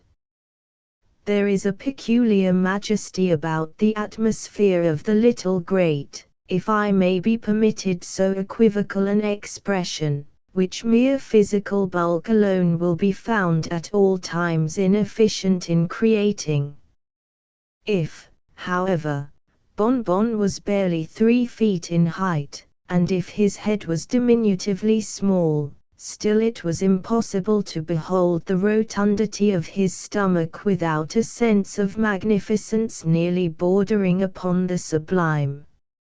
In its size both dogs and men must have seen a type of his acquirements, in its immensity a fitting habitation for his immortal soul. I might here, if it so pleased me, dilate upon the matter of habiliment, and other mere circumstances of the external metaphysician. I might hint that the hair of our hero was worn short, combed smoothly over his forehead, and surmounted by a conical-shaped white flannel cap and tassels, that his pea-green jerkin was not after the fashion of those worn by the common class of restaurateurs at that day, that the sleeves were something fuller than the reigning costume permitted, that the cuffs were turned up, not as usual in that barbarous period, with cloth of the same quality and color as the garment, but faced in a more fanciful manner with the parti-colored velvet of Genoa, that his slippers were of a bright purple, curiously filigreed, and might have been manufactured in Japan, but for the exquisite pointing of the toes, and the brilliant tints of the binding and embroidery, that his breeches were of the yellow satin-like material called amiable, that his sky-blue cloak, resembling in form a dressing wrapper, and richly bestudded all over with crimson devices, floated cavalierly upon his shoulders like a mist of the morning, and that his tout ensemble gave rise to the remarkable words of Benvenuta, the improvisatrice of Florence, that it was difficult to say whether Pierre Bonbon was indeed a bird of paradise, or rather a very paradise of perfection. I might, I say, expatiate upon all these points if I pleased, but I forbear. Merely personal details may be left to historical novelists, they are beneath the moral dignity of matter of fact. I have said that to enter the café in the cul-de-sac La Fibre was to enter the sanctum of a man of genius, but then it was only the man of genius who could duly estimate the merits of the sanctum. A sign, consisting of a vast folio, swung before the entrance. On one side of the volume was painted a bottle, on the reverse a pate. On the back were visible in large letters over it a bonbon. Thus was delicately shadowed forth the twofold occupation of the proprietor. Upon stepping over the threshold, the whole interior of the building presented itself to view. A long, low-pitched room, of antique construction, was indeed all the accommodation afforded by the café. In a corner of the apartment stood the bed of the metaphysician. An army of curtains, together with a canopy à la grecque, gave it an air at once classic and comfortable. In the corner diagonally opposite, appeared, in direct family communion, the properties of the kitchen and the bibliothèque. A dish of polemics stood peacefully upon the dresser. Here lay an oven full of the latest ethics, there a kettle of duodecimo melanges. Volumes of German morality were hand and glove with the gridiron, a toasting fork might be discovered by the side of Eusebius. Plato reclined at his ease in the frying pan, and contemporary manuscripts were filed away upon the spit. In other respects the Café de Bonbon might be said to differ little from the usual restaurants of the period. A fireplace yawned opposite the door. On the right of the fireplace an open cupboard displayed a formidable array of labeled bottles. It was here, about 12 o'clock one night during the severe winter of, that Pierre Bonbon, after having listened to the comments of his neighbors upon his singular propensity, that Pierre Bonbon, I say, having turned them all out of his house, locked the door upon them with an oath, and betook himself in no very pacific mood to the comforts of a leather-bottomed armchair, and a fire of blazing faggots. It was one of those terrific nights which are only met with once or twice during a century.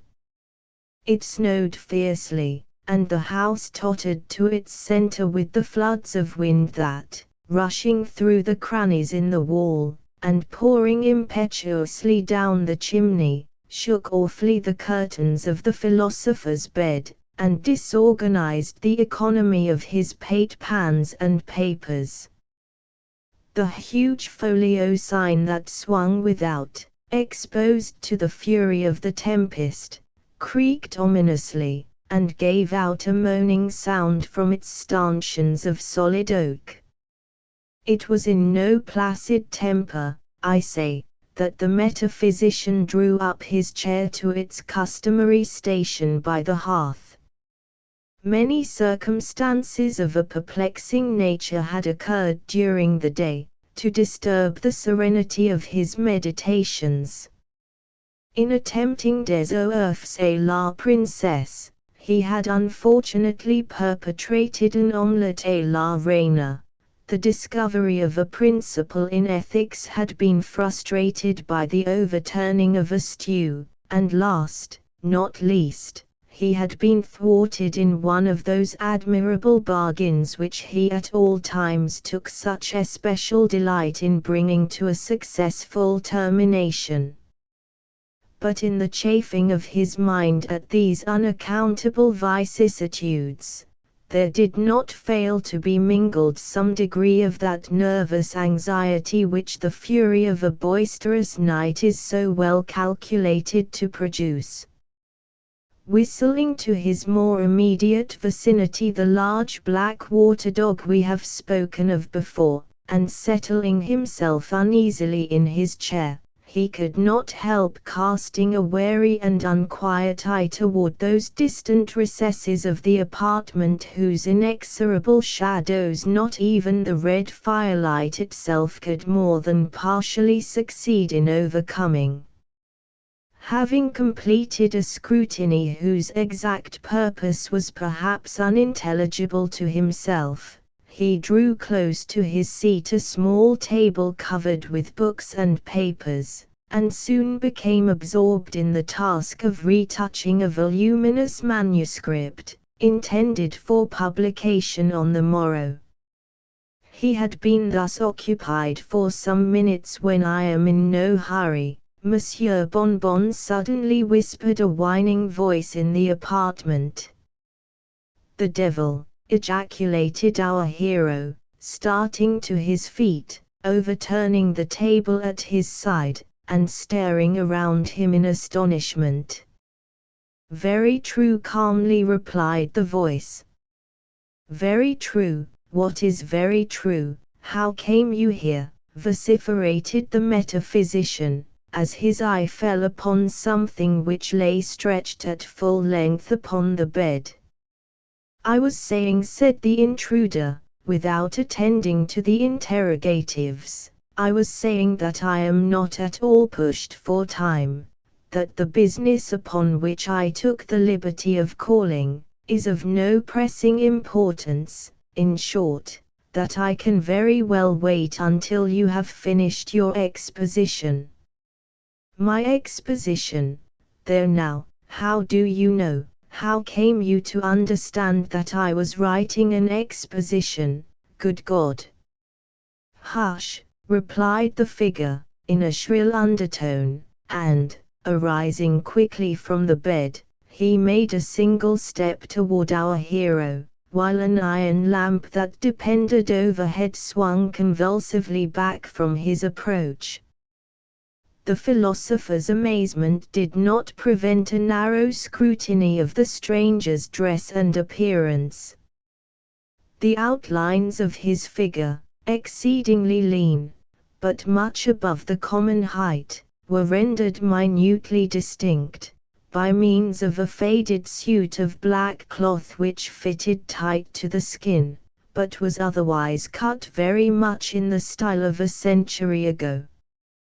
These garments had evidently been intended for a much shorter person than their present owner. His ankles and wrists were left naked for several inches. In his shoes, however, A pair of very brilliant buckles gave the lie to the extreme poverty implied by the other portions of his dress.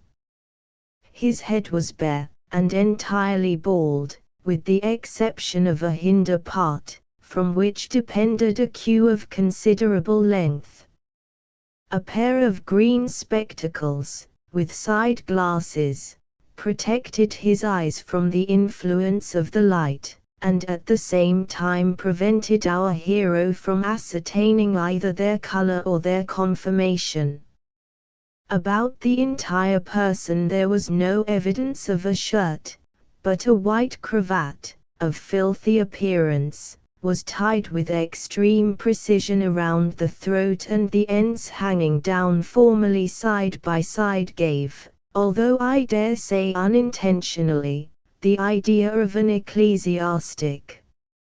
Indeed, many other points both in his appearance and demeanor might have very well sustained a conception of that nature. Over his left ear, he carried, after the fashion of a modern clerk, an instrument resembling the stylus of the ancients. In a breast pocket of his coat appeared conspicuously a small black volume fastened with clasps of steel. This book, whether accidentally or not, was so turned outwardly from the person as to discover the words Ritual Catholic in white letters upon the back. His entire physiognomy was interestingly saturnine, even cadaverously pale. The forehead was lofty, and deeply furrowed with the ridges of contemplation. The corners of the mouth were drawn down into an expression of the most submissive humility. There was also a clasping of the hands, as he stepped toward our hero, a deep sigh, and altogether a look of such utter sanctity as could not have failed to be unequivocally prepossessing. Every shadow of anger faded from the countenance of the metaphysician, as, having completed a satisfactory survey of his visitor's person, he shook him cordially by the hand, and conducted him to a seat.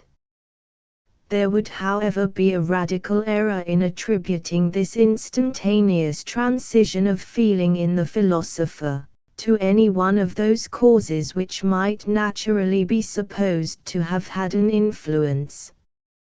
Indeed, Pierre Bonbon, from what I have been able to understand of his disposition, was of all men the least likely to be imposed upon by any speciousness of exterior deportment. It was impossible that so accurate an observer of men and things should have failed to discover, upon the moment, the real character of the personage who had thus intruded upon his hospitality. To say no more, the conformation of his visitor's feet was sufficiently remarkable. He maintained lightly upon his head an inordinately tall hat. There was a tremulous swelling about the hinder part of his breeches, and the vibration of his coat tail was a palpable fact. Judge, then, with what feelings of satisfaction our hero found himself thrown thus at once into the society of a person for whom he had at all times entertained the most unqualified respect.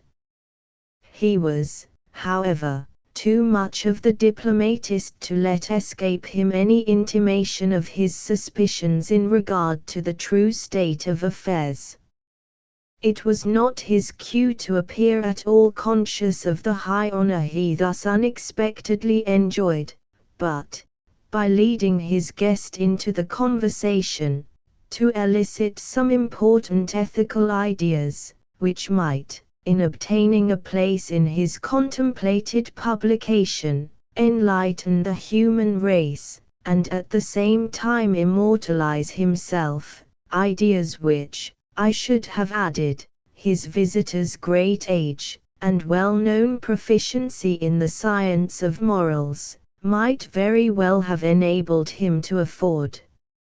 Actuated by these enlightened views, our hero bade the gentleman sit down, while he himself took occasion to throw some faggots upon the fire, and place upon the now re-established table some bottles of Musso.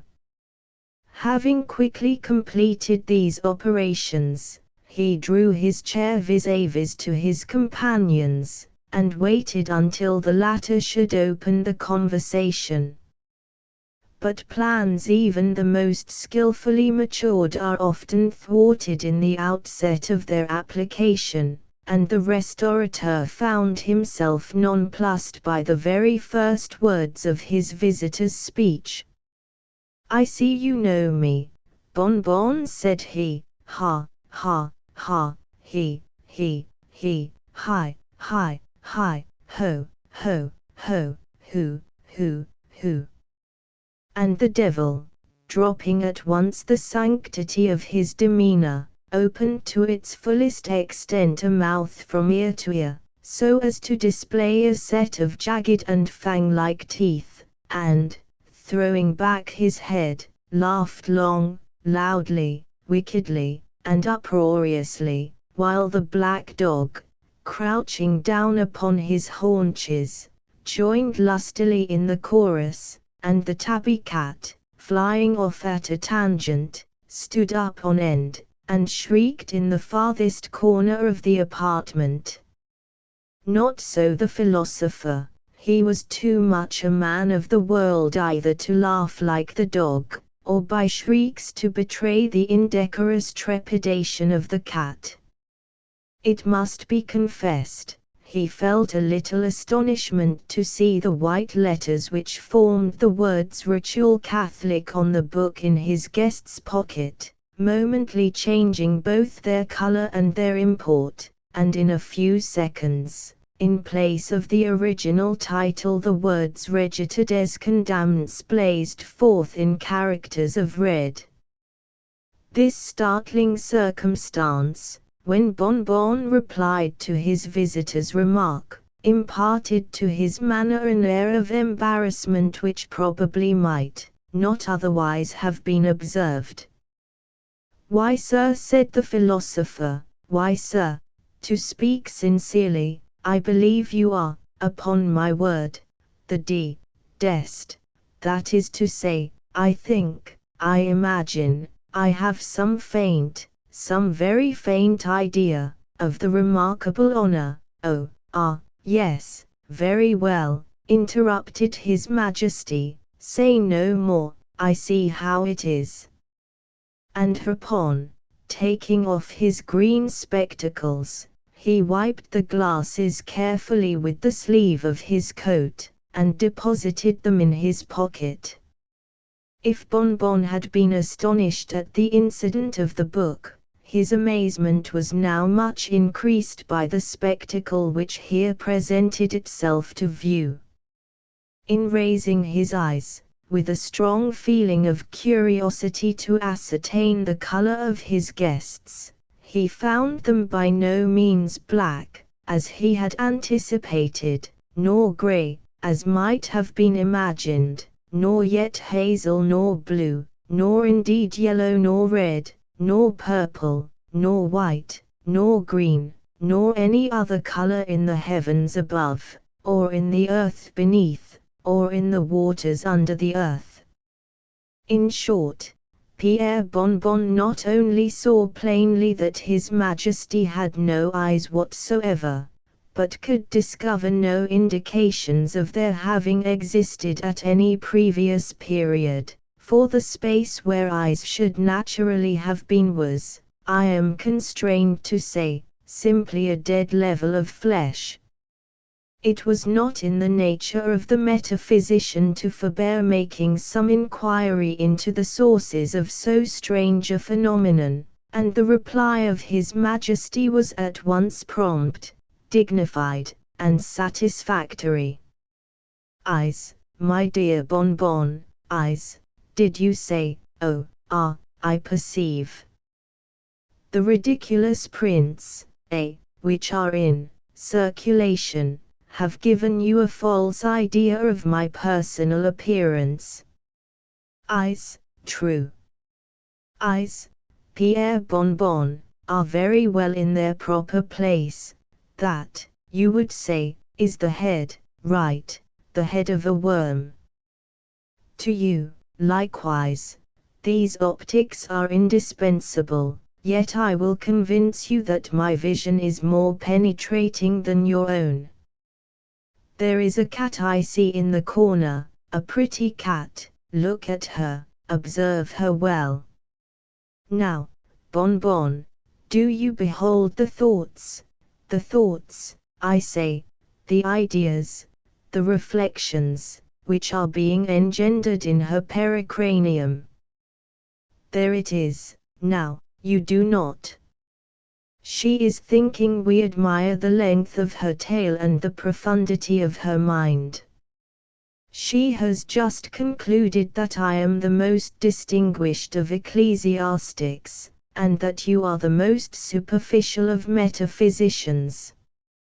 Thus you see I am not altogether blind, but to one of my profession, the eyes you speak of would be merely an encumbrance, liable at any time to be put out by a toasting iron, or a pitchfork. To you, I allow, these optical affairs are indispensable. Endeavor, Bonbon, to use them well, my vision is the soul. Hereupon the guest helped himself to the wine upon the table, and pouring out a bumper for Bonbon, requested him to drink it without scruple, and make himself perfectly at home. A clever book that of yours, Pierre resumed his Majesty, tapping our friend knowingly upon the shoulder, as the latter put down his glass after a thorough compliance with his visitor's injunction. A clever book that of yours, upon my honor. It's a work after my own heart. Your arrangement of the matter, I think, however, might be improved, and many of your notions remind me of Aristotle. That philosopher was one of my most intimate acquaintances. I liked him as much for his terrible ill temper, as for his happy knack at making a blunder. There is only one solid truth in all that he has written, and for that I gave him the hint out of pure compassion for his absurdity. I suppose, Pierre Bonbon, you very well know to what divine moral truth I am alluding. Cannot say that I, indeed, why it was I who told Aristotle that by sneezing, men expelled superfluous ideas through the proboscis. Which is, hiccup, undoubtedly the case, said the metaphysician, while he poured out for himself another bumper of Musso, and offered his snuff-box to the fingers of his visitor. There was Plato, too, continued his Majesty, modestly declining the snuff-box and the compliment it implied. There was Plato, too, for whom I, at one time, felt all the affection of a friend. You knew Plato, Bonbon? Ah, no, I beg 1,000 pardons. He met me at Athens, one day, in the Parthenon, and told me he was distressed for an idea. I bade him write down that. He said that he would do so, and went home, while I stepped over to the pyramids. But my conscience smote me for having uttered a truth, even to aid a friend, and hastening back to Athens, I arrived behind the philosopher's chair as he was inditing the dot. Giving the lambda a fillip with my finger, I turned it upside down. So the sentence now read, and is, you perceive, the fundamental doctrines in his metaphysics.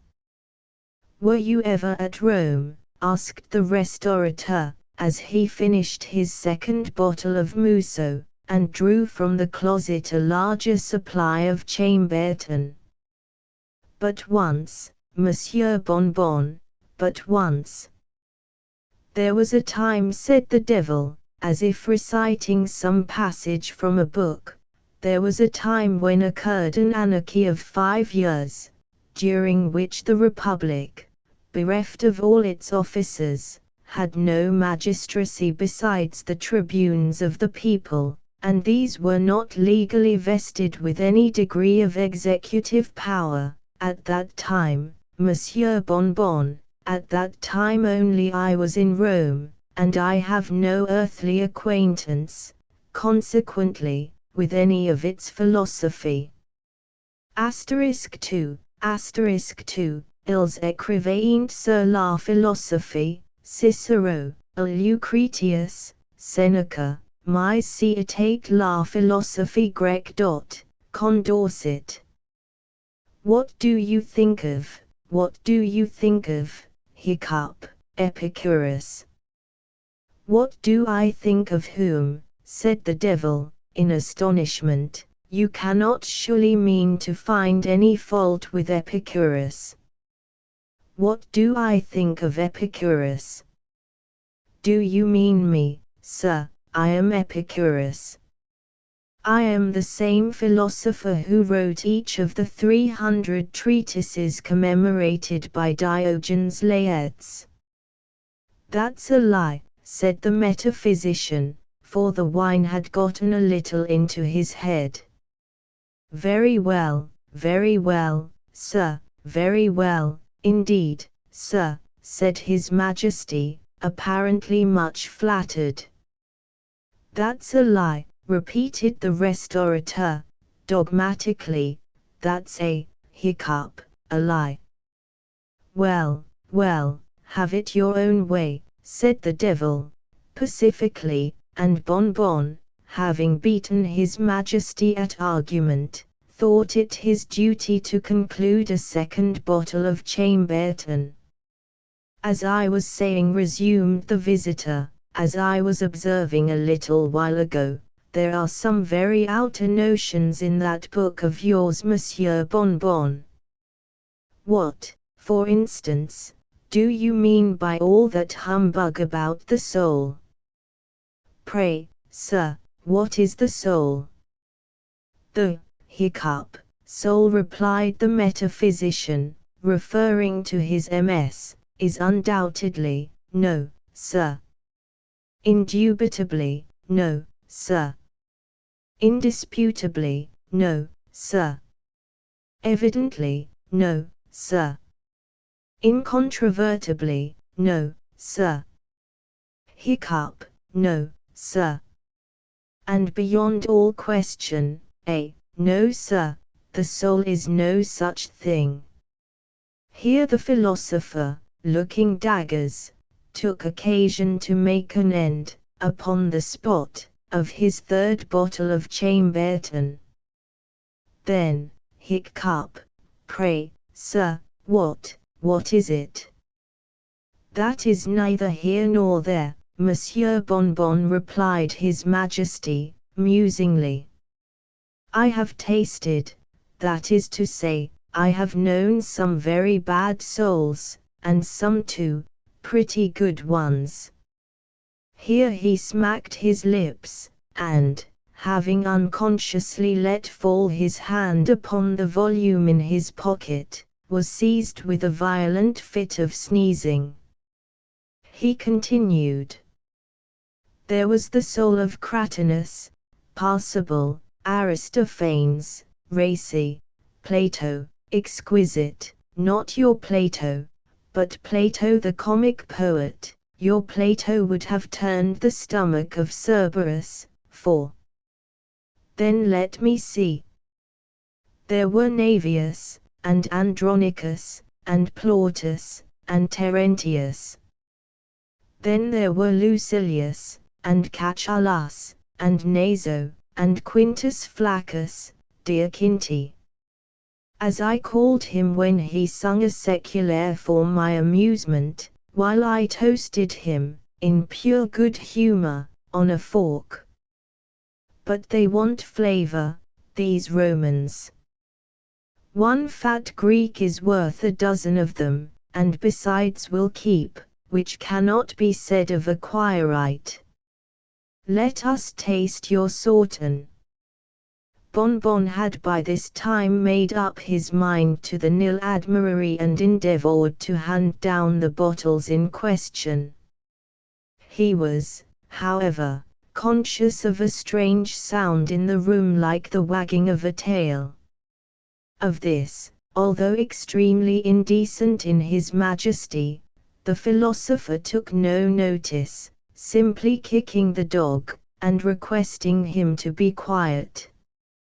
The visitor continued, I found that Horace tasted very much like Aristotle. You know I am fond of variety. Terentius I could not have told from Menander. Naso, to my astonishment, was Nicander in disguise. Virgilius had a strong twang of Theocritus. Martial put me much in mind of Archilochus, and Titus Livius was positively Polybius and none other. Hiccup, here replied Bon Bon, and his Majesty proceeded, but if I have a penchant, Monsieur Bon Bon, if I have a penchant, it is for a philosopher. Yet, let me tell you, sir, it is not every I mean it is not every gentleman who knows how to choose a philosopher. Long ones are not good, and the best, if not carefully shelled, are apt to be a little rancid on account of the gall. Shelled. I mean taken out of the carcass. What do you think of a hiccup, physician? Don't mention them, Here His Majesty retched violently. I never tasted but one, that rascal Hippocrates, smelt a vasa fetida, caught a wretched cold washing him in the Styx, and after all he gave me the cholera morbus. The hiccup, wretch, ejaculated Bon Bon, the hiccup, abortion of a pill-box. And the philosopher dropped a tear. After all, continued the visitor, after all, if a gentleman wishes to live, he must have more talents than one or two, and with us a fat face is an evidence of diplomacy. How so? Why, we are sometimes exceedingly pushed for provisions. You must know that, in a climate so sultry as mine, it is frequently impossible to keep a spirit alive for more than 2 or 3 hours, and after death, unless pickled immediately, and a pickled spirit is not good, they will smell, you understand, Putrefaction is always to be apprehended when the souls are consigned to us in the usual way. Hiccup, hiccup, good God, how do you manage? Here the iron lamp commenced swinging with redoubled violence, and the devil half started from his seat. However, with a slight sigh, he recovered his composure, merely saying to our hero in a low tone, I tell you what, Pierre Bon Bon, we must have no more swearing. The host swallowed another bumper, by way of denoting thorough comprehension and acquiescence, and the visitor continued. Why, there are several ways of managing. The most of us starve, some put up with the pickle. For my part I purchase my spirits vivant corpore, in which case I find they keep very well. But the body, hiccup, the body. The body, well, what of the body, I perceive. Why, sir, the body is not at all affected by the transaction. I have made innumerable purchases of the kind in my day, and the parties never experienced any inconvenience. There were Cain and Nimrod, and Nero, and Caligula, and Dionysius, and Pisistratus, and 1,000 others, who never knew what it was to have a soul during the latter part of their lives, yet, sir, these men adorned society. Why isn't there a, now, who you know as well as I? Is he not in possession of his faculties, mental and corporeal? Who writes a keener epigram? Who reasons more wittily? Who, but stay. I have his agreement in my pocket-book. Thus saying, he produced a red leather wallet, and took from it a number of papers. Upon some of these Bonbon caught a glimpse of the letters Machi, Mazza, Robesp, with the words Caligula, George, Elizabeth. His Majesty selected a narrow slip of parchment, and from it read aloud the following words: in consideration of certain mental endowments which it is unnecessary to specify, and in further consideration of 1,000 louis d'or, I being aged 1 year and 1 month, do hereby make over to the bearer of this agreement all my right, title, and appurtenance in the shadow called my soul. Signed, *4. Here His Majesty repeated a name which I did not feel justified in indicating more unequivocally. *4. Quirerae. A clever fellow, that resumed he, but like you, Monsieur Bonbon, he was mistaken about the soul. The soul a shadow, truly. The soul a shadow, ha. Ha. Ha, he. Who. Only think of a fricasseed shadow. Only think, hiccup, of a fricasseed shadow, exclaimed our hero, whose faculties were becoming much illuminated by the profundity of His Majesty's discourse. Only think of a hiccup, fricasseed shadow. Now, damn, hiccup, humph. If I would have been such a, hiccup, nincompoop. My soul, Mr. Humph. Your soul, Monsieur Bonbon. Yes, sir, hiccup, my soul is, what, sir? No shadow, damn. Did you mean to say, yes, sir, my soul is, hiccup, humph, yes, sir? Did you not intend to assert, my soul is, hiccup, peculiarly qualified for, hiccup, a, what, sir? Stew. Ha. Soufflé. A. Fricassee. Indeed.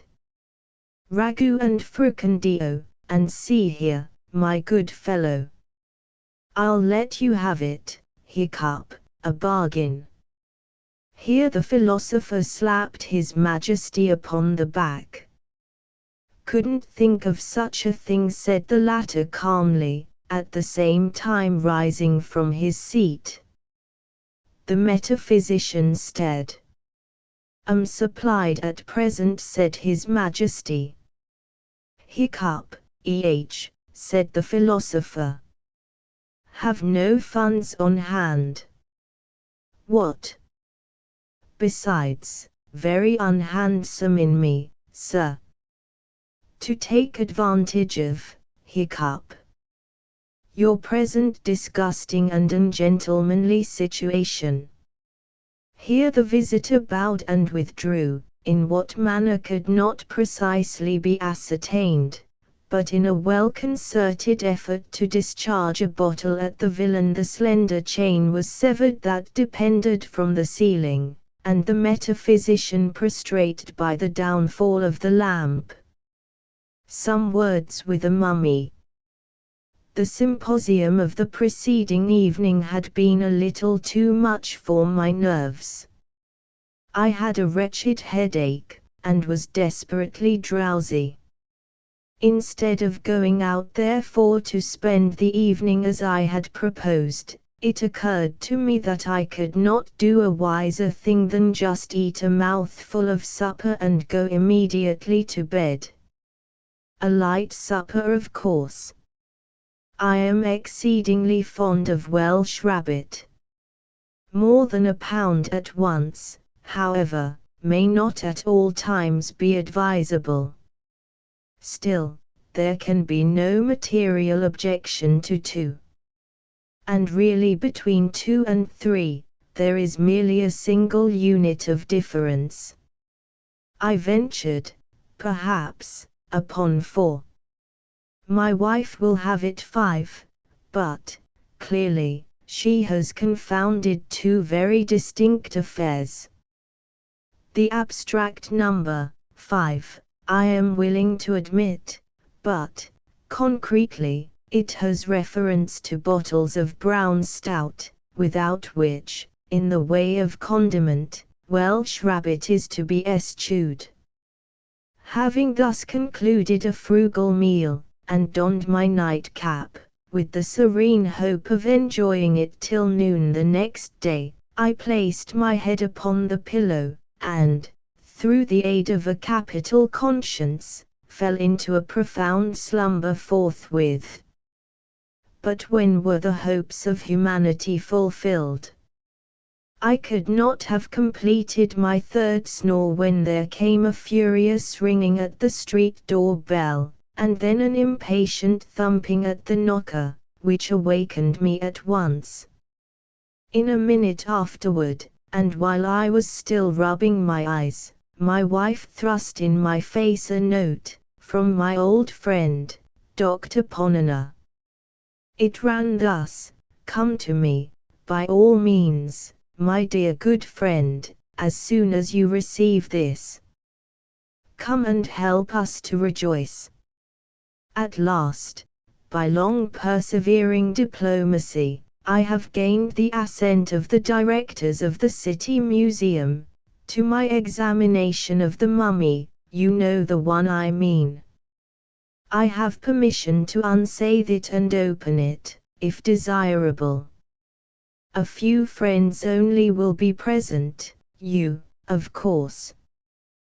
The mummy is now at my house, and we shall begin to unroll it at 11 tonight. Yours, ever, Ponner." By the time I had reached the Ponner it struck me that I was as wide awake as a man need be. I leaped out of bed in an ecstasy, overthrowing all in my way, dressed myself with a rapidity truly marvelous, and set off, at the top of my speed, for the doctor's. There I found a very eager company assembled. They had been awaiting me with much impatience. The mummy was extended upon the dining table, and the moment I entered its examination was commenced. It was one of a pair brought, several years previously, by Captain Arthur Sabretash, a cousin of Ponner's, from a tomb near Elatheas, in the Libyan mountains, a considerable distance above the Bees on the Nile. The grottos at this point, although less magnificent than the Theban sepulchres, are of higher interest, on account of affording more numerous illustrations of the private life of the Egyptians. The chamber from which our specimen was taken, was said to be very rich in such illustrations, the walls being completely covered with fresco paintings and bas-reliefs, while statues, vases, and mosaic work of rich patterns indicated the vast wealth of the deceased. The treasure had been deposited in the museum precisely in the same condition in which Captain Sabretash had found it, that is to say, the coffin had not been disturbed. For 8 years it had thus stood, subject only externally to public inspection. We had now, therefore, the complete mummy at our disposal, and to those who are aware how very rarely the unransacked antique reaches our shores, it will be evident, at once that we had great reason to congratulate ourselves upon our good fortune. Approaching the table, I saw on it a large box, or case, nearly 7 feet long, and perhaps 3 feet wide, by 2.5 feet deep. It was oblong, not coffin-shaped.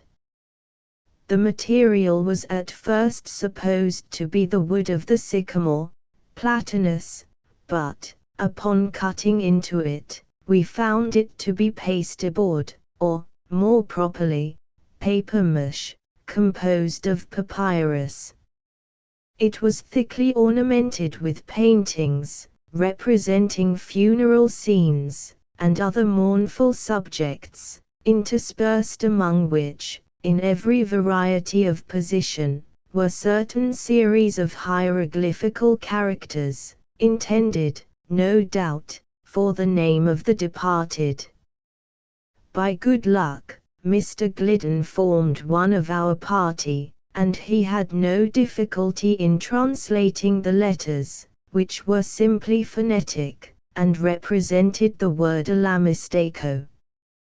We had some difficulty in getting this case open without injury, but having at length accomplished the task, we came to a second, coffin-shaped, and very considerably less in size than the exterior one, but resembling it precisely in every other respect. The interval between the two was filled with resin, which had, in some degree, defaced the colors of the interior box. Upon opening this latter, which we did quite easily, we arrived at a third case, also coffin-shaped, and varying from the second one in no particular, except in that of its material, which was cedar, and still emitted the peculiar and highly aromatic odor of that wood. Between the second and the third case there was no interval, the one fitting accurately within the other. Removing the third case, we discovered and took out the body itself. We had expected to find it, as usual, enveloped in frequent rolls, or bandages, of linen, but, in place of these, we found a sort of sheath, made of papyrus, and coated with a layer of plaster, thickly gilt and painted. The paintings represented subjects connected with the various supposed duties of the soul, and its presentation to different divinities, with numerous identical human figures, intended, very probably, as portraits of the persons embalmed. Extending from head to foot was a columnar, or perpendicular, inscription, in phonetic hieroglyphics, giving again his name and titles, and the names and titles of his relations.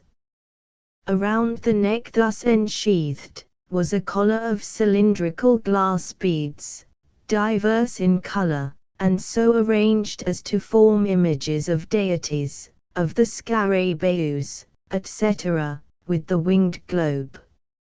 Around the small of the waist was a similar collar or belt. Stripping off the papyrus, we found the flesh in excellent preservation, with no perceptible odor. The color was reddish. The skin was hard, smooth, and glossy. The teeth and hair were in good condition. The eyes, it seemed, had been removed, and glass ones substituted, which were very beautiful and wonderfully lifelike, with the exception of somewhat too determined a stare. The fingers and the nails were brilliantly gilded.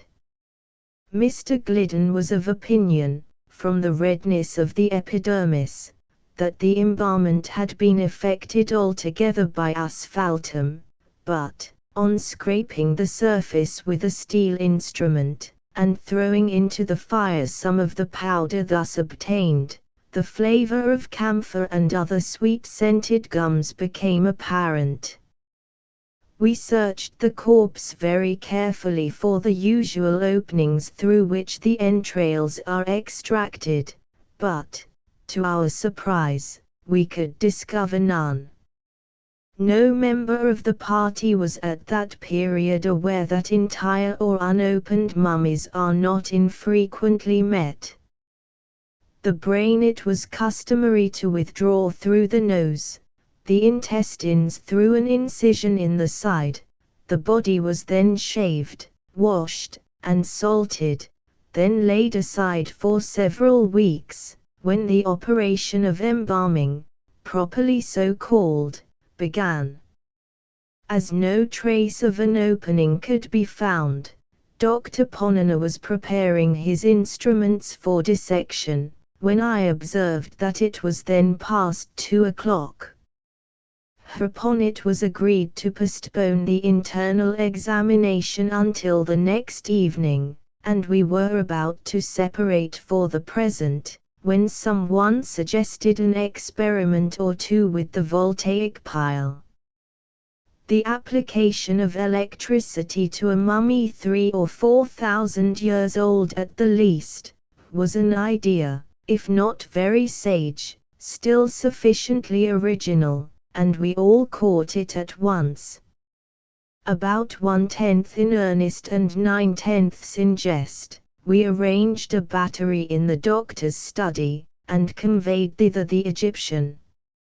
It was only after much trouble that we succeeded in laying bare some portions of the temporal muscle which appeared of less stony rigidity than other parts of the frame, but which, as we had anticipated, of course, gave no indication of galvanic susceptibility when brought in contact with the wire. This, the first trial, indeed, seemed decisive, and, with a hearty laugh at our own absurdity, we were bidding each other good night, when my eyes, happening to fall upon those of the mummy, were there immediately riveted in amazement.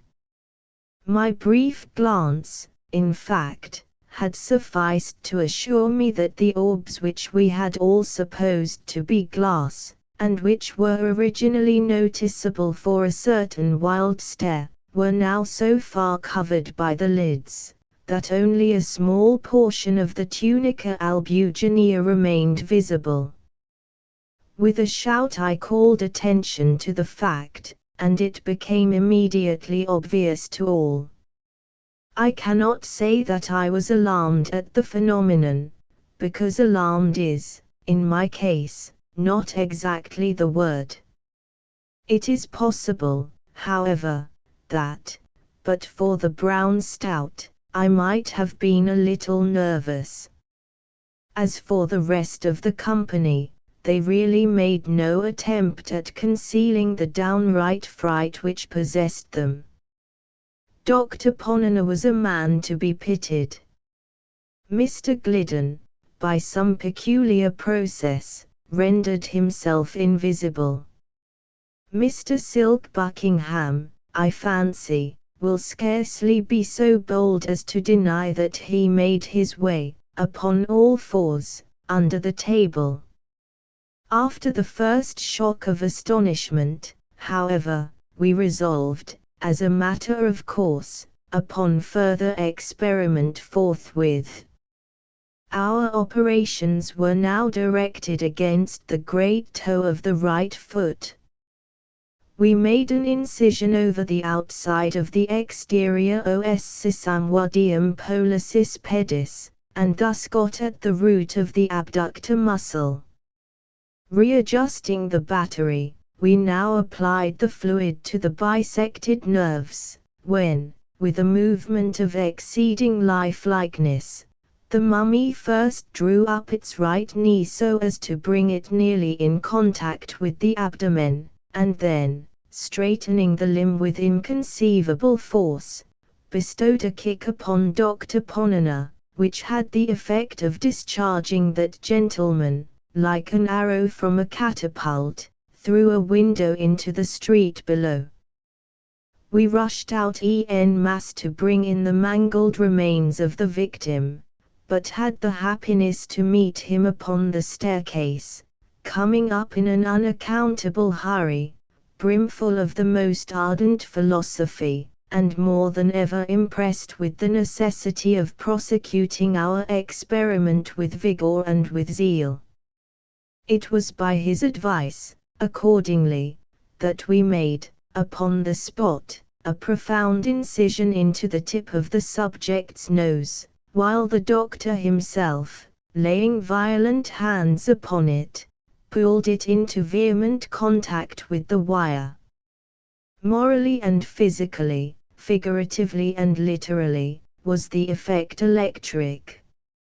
In the first place, the corpse opened its eyes and winked very rapidly for several minutes, as does Mr. Barnes in the pantomime. In the second place, it sneezed. In the third, it sat upon end. In the fourth, it shook its fist in Dr. Ponana's face. In the fifth, turning to Messrs. Gliddon and Buckingham, it addressed them, in very capital Egyptian, thus: "I must say, gentlemen, that I am as much surprised as I am mortified at your behavior."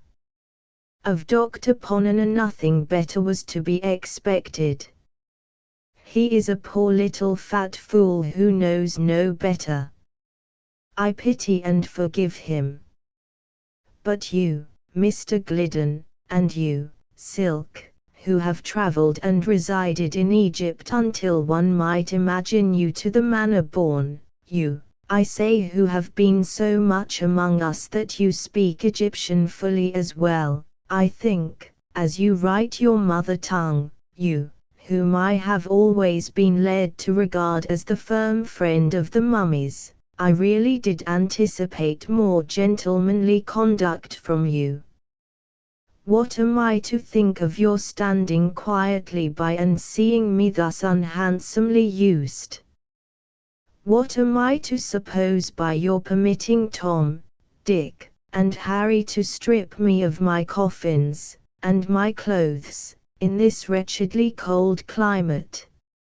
In what light, to come to the point, am I to regard your aiding and abetting that miserable little villain, Dr. Ponana, in pulling me by the nose?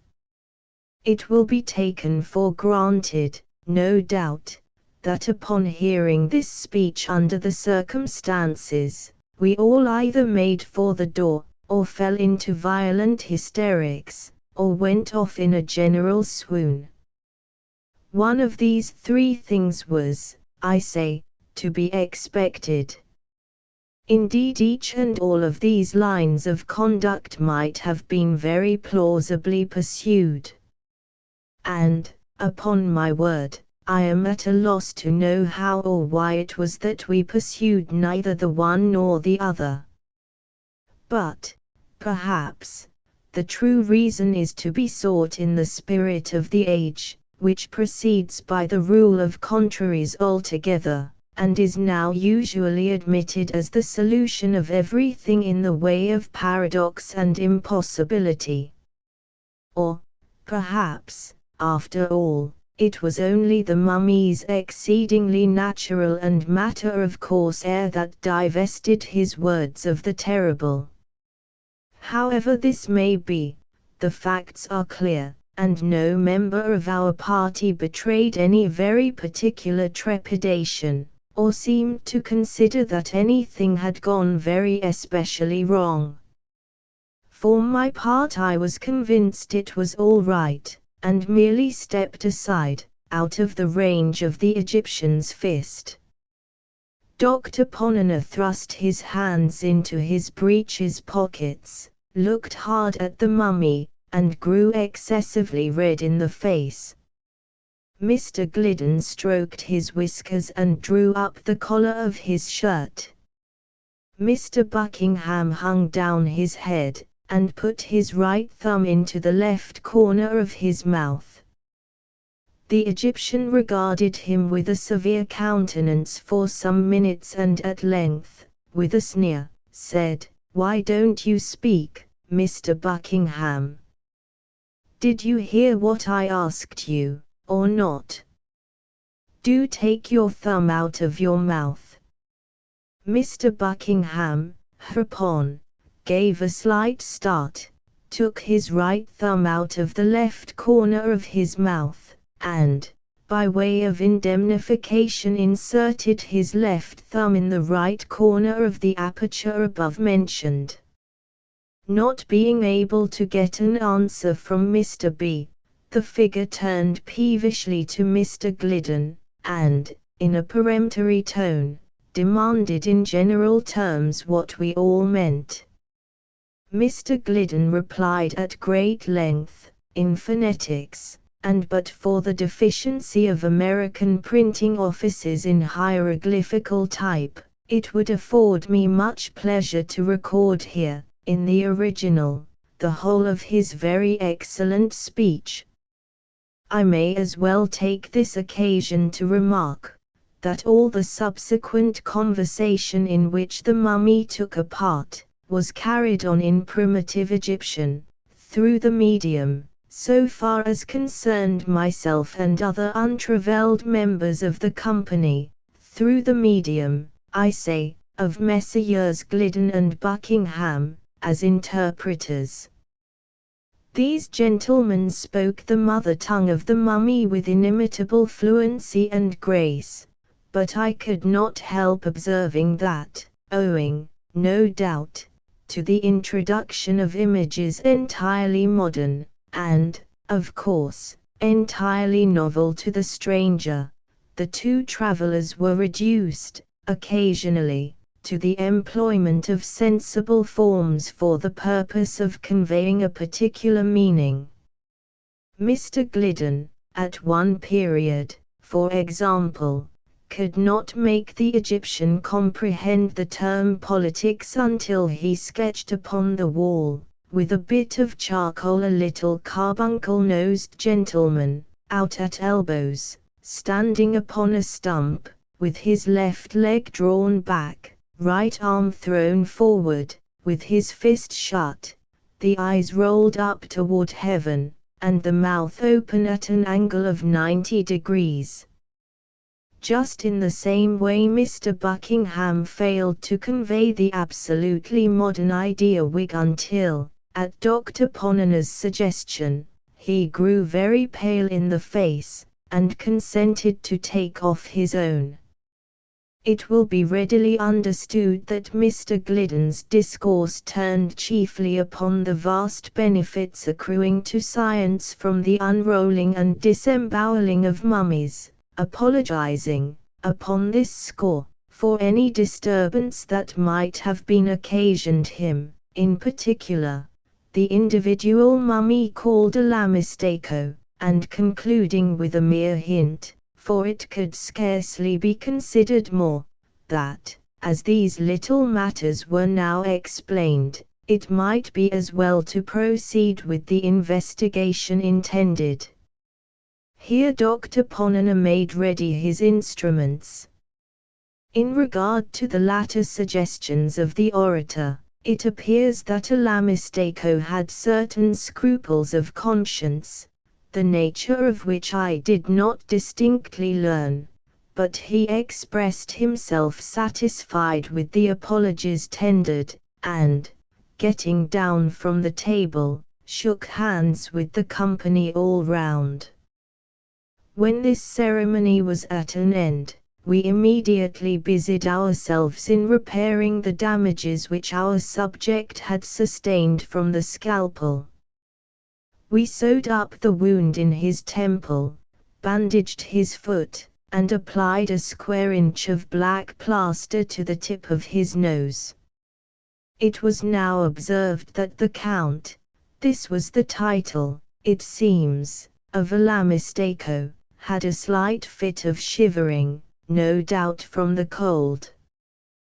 The doctor immediately repaired to his wardrobe, and soon returned with a black dress coat, made in Jennings' best manner, a pair of sky blue plaid pantaloons with straps, a pink gingham chemise, a flapped vest of brocade, a white sack overcoat, a walking cane with a hook, a hat with no brim, patent leather boots, straw-colored kid gloves, an eyeglass, a pair of whiskers, and a waterfall cravat.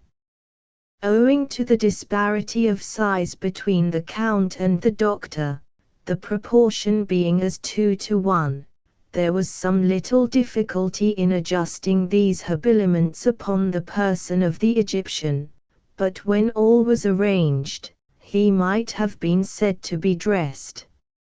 Mr. Gliddon, therefore, gave him his arm, and led him to a comfortable chair by the fire, while the doctor rang the bell upon the spot and ordered a supply of cigars and wine. The conversation soon grew animated. Much curiosity was, of course, expressed in regard to the somewhat remarkable fact of Allamisteco's still remaining alive. "I should have thought," observed Mr. Buckingham, "that it is high time you were dead." "Why," replied the Count, very much astonished, "I am little more than 700 years old. My father lived 1,000, and was by no means in his dotage when he died."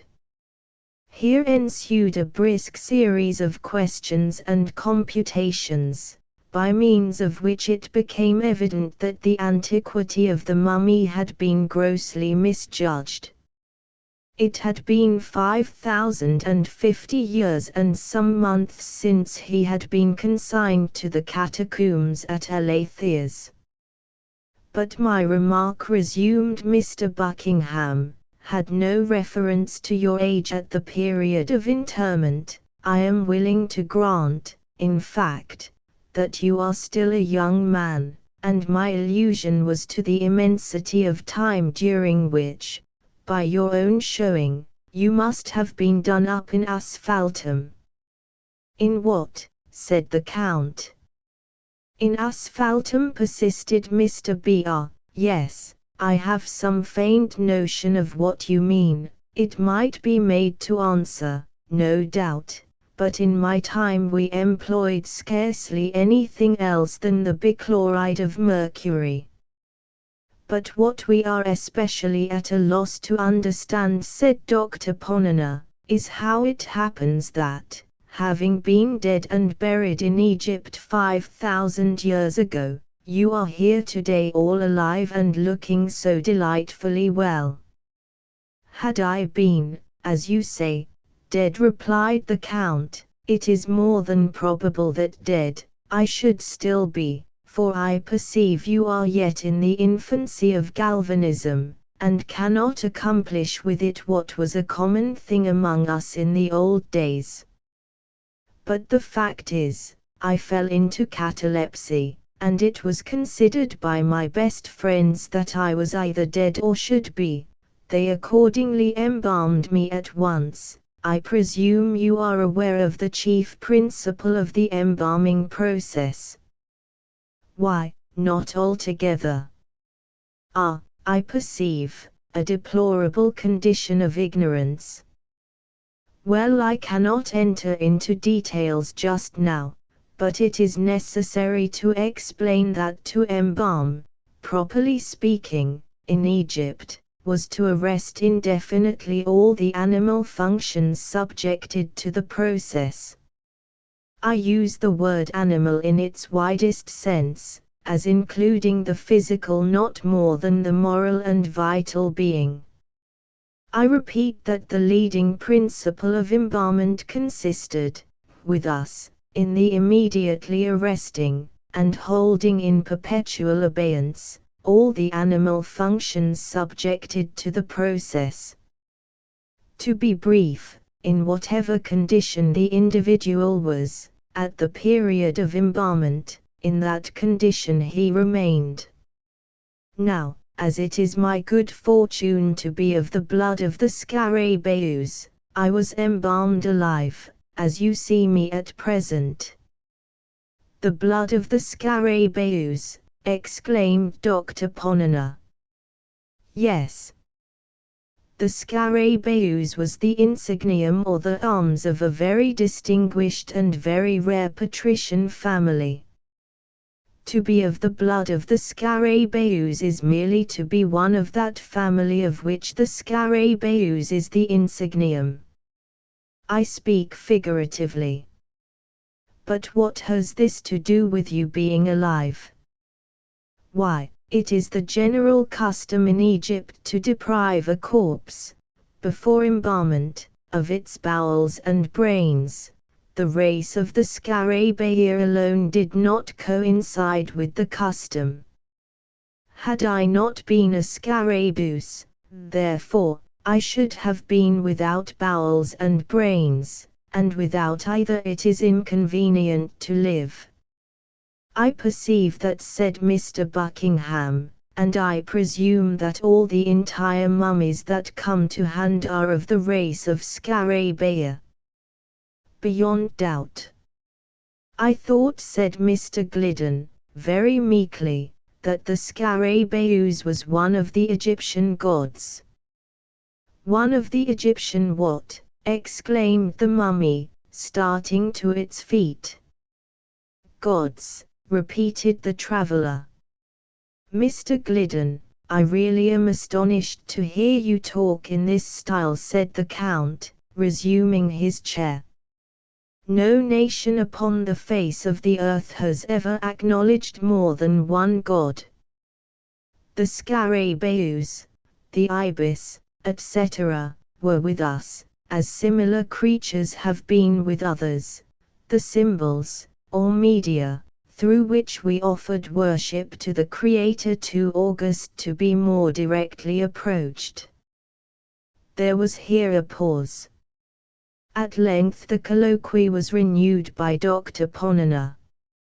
It is not improbable, then, from what you have explained, said he, that among the catacombs near the Nile there may exist other mummies of the Scarabaeus tribe, in a condition of vitality.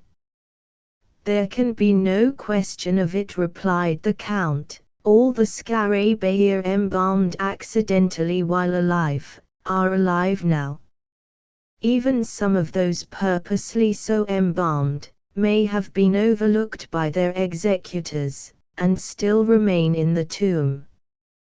Will you be kind enough to explain, I said, what you mean by purposely so embalmed?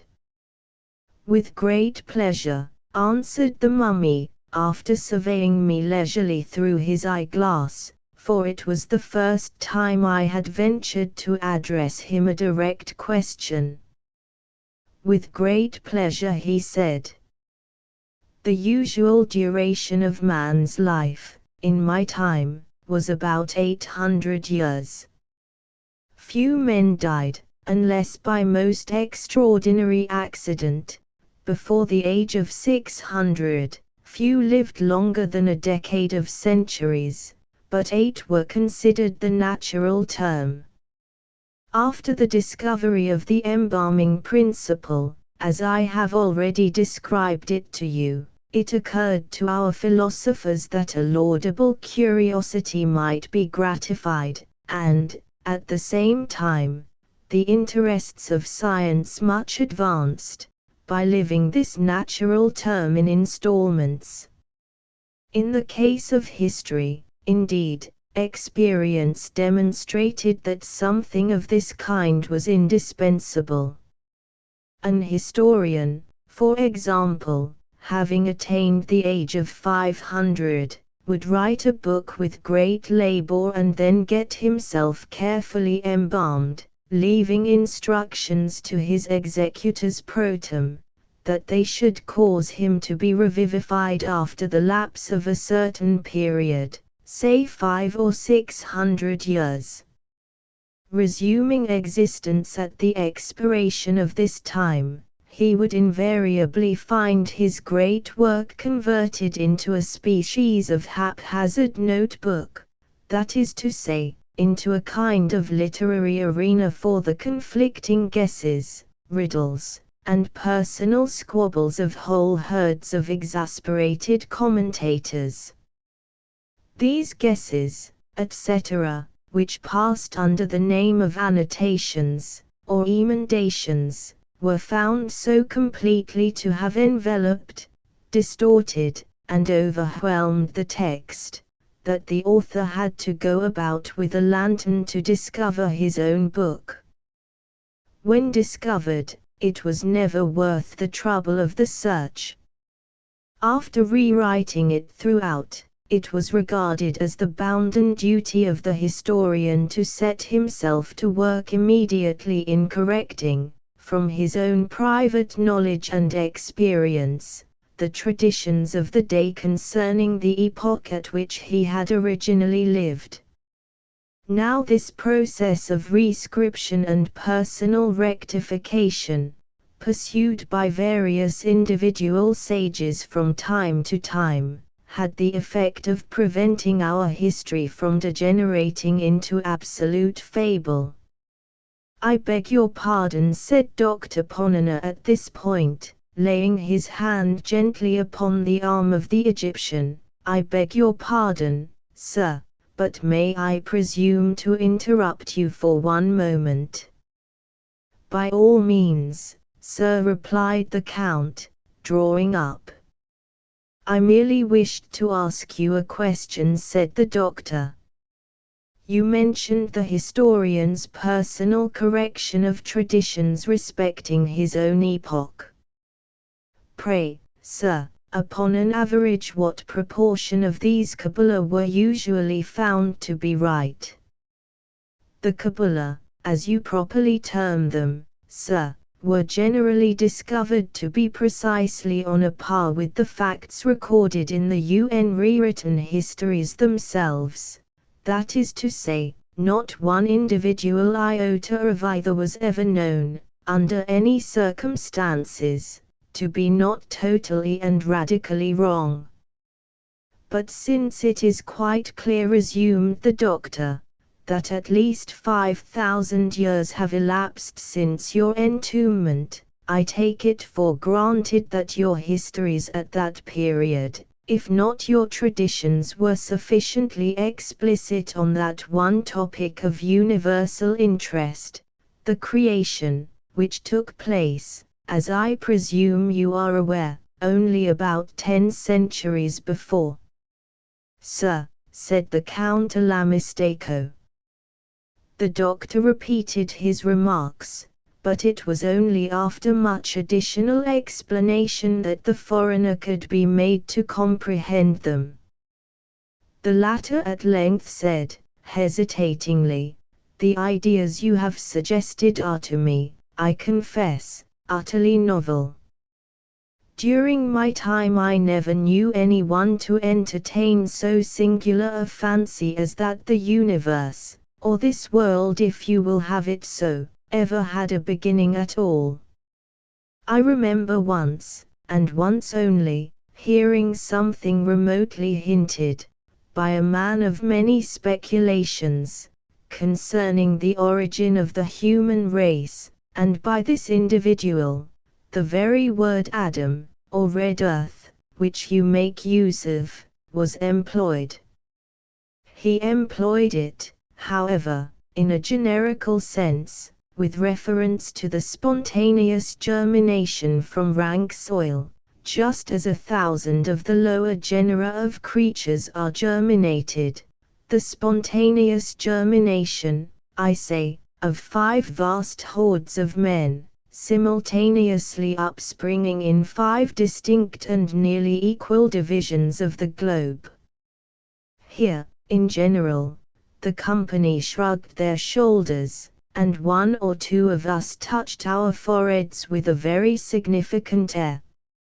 Mr. Silk Buckingham, first glancing slightly at the occiput and then at the sinciput of Alamistaco, spoke as follows: "The long duration of human life in your time, together with the occasional practice of passing it, as you have explained, in installments, must have had, indeed, a strong tendency to the general development and conglomeration of knowledge. I presume, therefore, that we are to attribute the marked inferiority of the old Egyptians in all particulars of science, when compared with the moderns, and more especially with the Yankees, altogether to the superior solidity of the Egyptian skull." "I confess again," replied the Count, with much suavity, "that I am somewhat at a loss to comprehend you. Pray, to what particulars of science do you allude?" Here our whole party, joining voices, detailed, at great length, the assumptions of phrenology and the marvels of animal magnetism.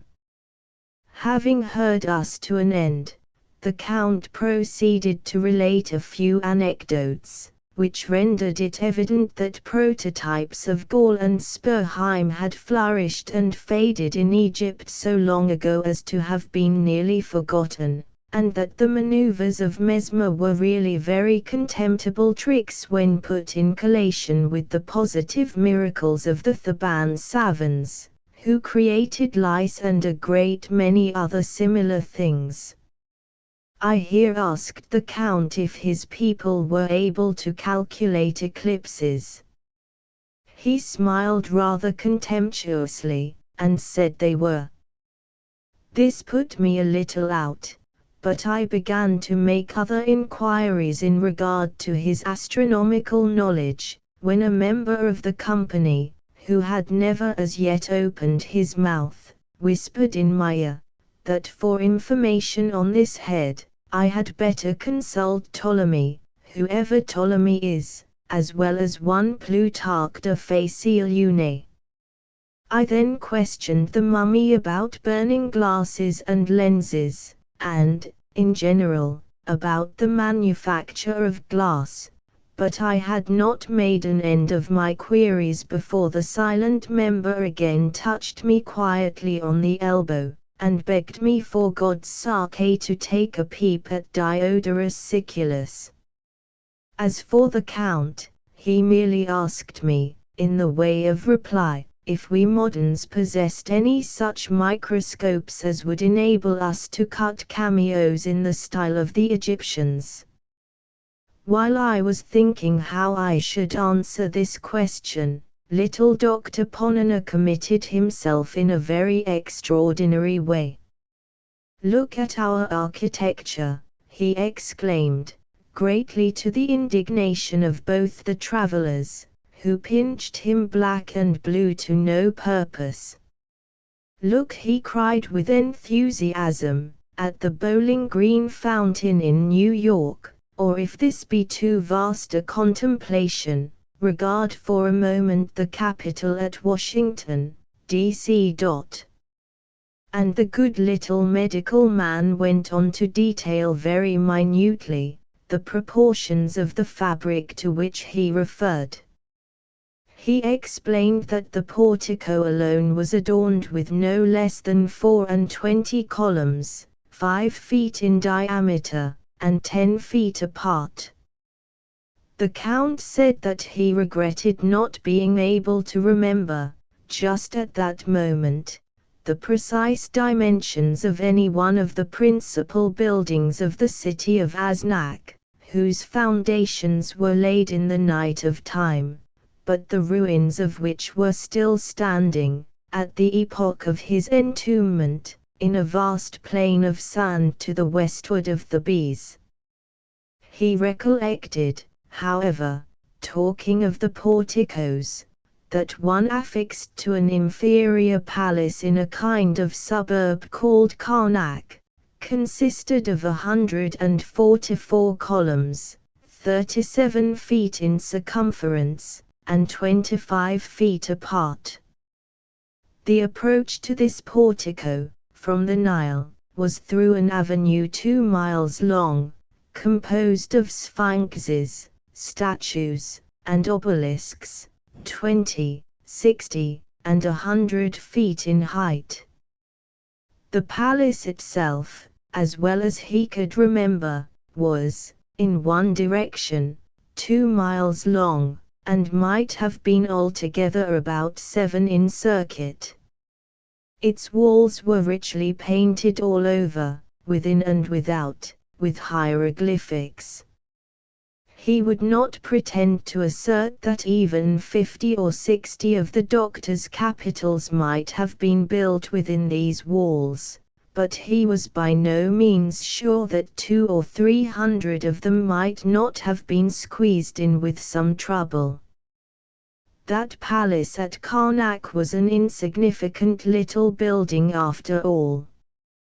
He, the Count, however, could not conscientiously refuse to admit the ingenuity, magnificence, and superiority of the fountain at the Bowling Green, as described by the doctor. Nothing like it, he was forced to allow, had ever been seen in Egypt or elsewhere. I here asked the Count what he had to say to our railroads. Nothing, he replied, in particular. They were rather slight, rather ill-conceived, and clumsily put together. They could not be compared, of course, with the vast, level, direct, iron-grooved causeways upon which the Egyptians conveyed entire temples and solid obelisks of 150 feet in altitude. I spoke of our gigantic mechanical forces. He agreed that we knew something in that way, but inquired how I should have gone to work in getting up the imposts on the lintels of even the little palace at Karnak. This question I concluded not to hear, and demanded if he had any idea of artesian wells, but he simply raised his eyebrows, while Mr. Glidden winked at me very hard and said, in a low tone, that one had been recently discovered by the engineers employed to bore for water in the great oasis. I then mentioned our steel, but the foreigner elevated his nose, and asked me if our steel could have executed the sharp carved work seen on the obelisks, and which was wrought altogether by edge tools of copper. This disconcerted us so greatly that we thought it advisable to vary the attack to metaphysics. We sent for a copy of a book called The Dial and read out of it a chapter or two about something that is not very clear, but which the Bostonians call the Great Movement of Progress. The Count merely said that great movements were awfully common things in his day, and as for progress, it was at one time quite a nuisance, but it never progressed. We then spoke of the great beauty and importance of democracy, and were at much trouble in impressing the Count with a due sense of the advantages we enjoyed in living where there was suffrage ad libitum, and no king. He listened with marked interest, and in fact seemed not a little amused. When we had done, he said that, a great while ago, there had occurred something of a very similar sort. 13 Egyptian provinces determined all at once to be free, and to set a magnificent example to the rest of mankind. They assembled their wise men, and concocted the most ingenious constitution it is possible to conceive. For a while they managed remarkably well, only their habit of bragging was prodigious. The thing ended, however, in the consolidation of the 13 states, with some 15 or 20 others, in the most odious and insupportable despotism that was ever heard of upon the face of the earth. I asked what was the name of the usurping tyrant. As well as the Count could recollect, it was Mob. Not knowing what to say to this, I raised my voice, and deplored the Egyptian ignorance of steam. The Count looked at me with much astonishment, but made no answer. The silent gentleman, however, gave me a violent nudge in the ribs with his elbows, told me I had sufficiently exposed myself for once, and demanded if I was really such a fool as not to know that the modern steam engine is derived from the invention of Hero, through Solomon de Cause. We were now in imminent danger of being discomfited, but, as good luck would have it, Dr. Ponana, having rallied, returned to our rescue, and inquired if the people of Egypt would seriously pretend to rival the moderns in the all-important particular of dress. The Count, at this, glanced downward to the straps of his pantaloons, and then taking hold of the end of one of his coat-tails, held it up close to his eyes for some minutes. Letting it fall, at last, his mouth extended itself very gradually from ear to ear, but I do not remember that he said anything in the way of reply. Hereupon we recovered our spirits, and the doctor, approaching the mummy with great dignity, desired it to say candidly, upon its honor as a gentleman, if the Egyptians had comprehended, at any period, the manufacture of either Ponana's lozenges or Brandreth's pills. We looked, with profound anxiety, for an answer, but in vain. It was not forthcoming. The Egyptian blushed and hung down his head. Never was triumph more consummate, never was defeat borne with so ill a grace. Indeed, I could not endure the spectacle of the poor mummy's mortification. I reached my hat, bowed to him stiffly, and took leave. Upon getting home I found it past 4 o'clock, and went immediately to bed. It is now 10 a.m. I have been up since 7, penning these memoranda for the benefit of my family and of mankind. The former I shall behold no more. My wife is a shrew. The truth is, I am heartily sick of this life and of the 19th century in general. I am convinced that everything is going wrong. Besides, I am anxious to know who will be president in 2045. As soon, therefore, as I shave and swallow a cup of coffee, I shall just step over to Ponana's and get embalmed for a couple of 100 years. The poetic principle. In speaking of the poetic principle, I have no design to be either thorough or profound. While discussing, very much at random, the essentiality of what we call poetry, my principal purpose will be to cite for consideration some few of those minor English or American poems which best suit my own taste, or which, upon my own fancy, have left the most definite impression. By minor poems I mean, of course, poems of little length.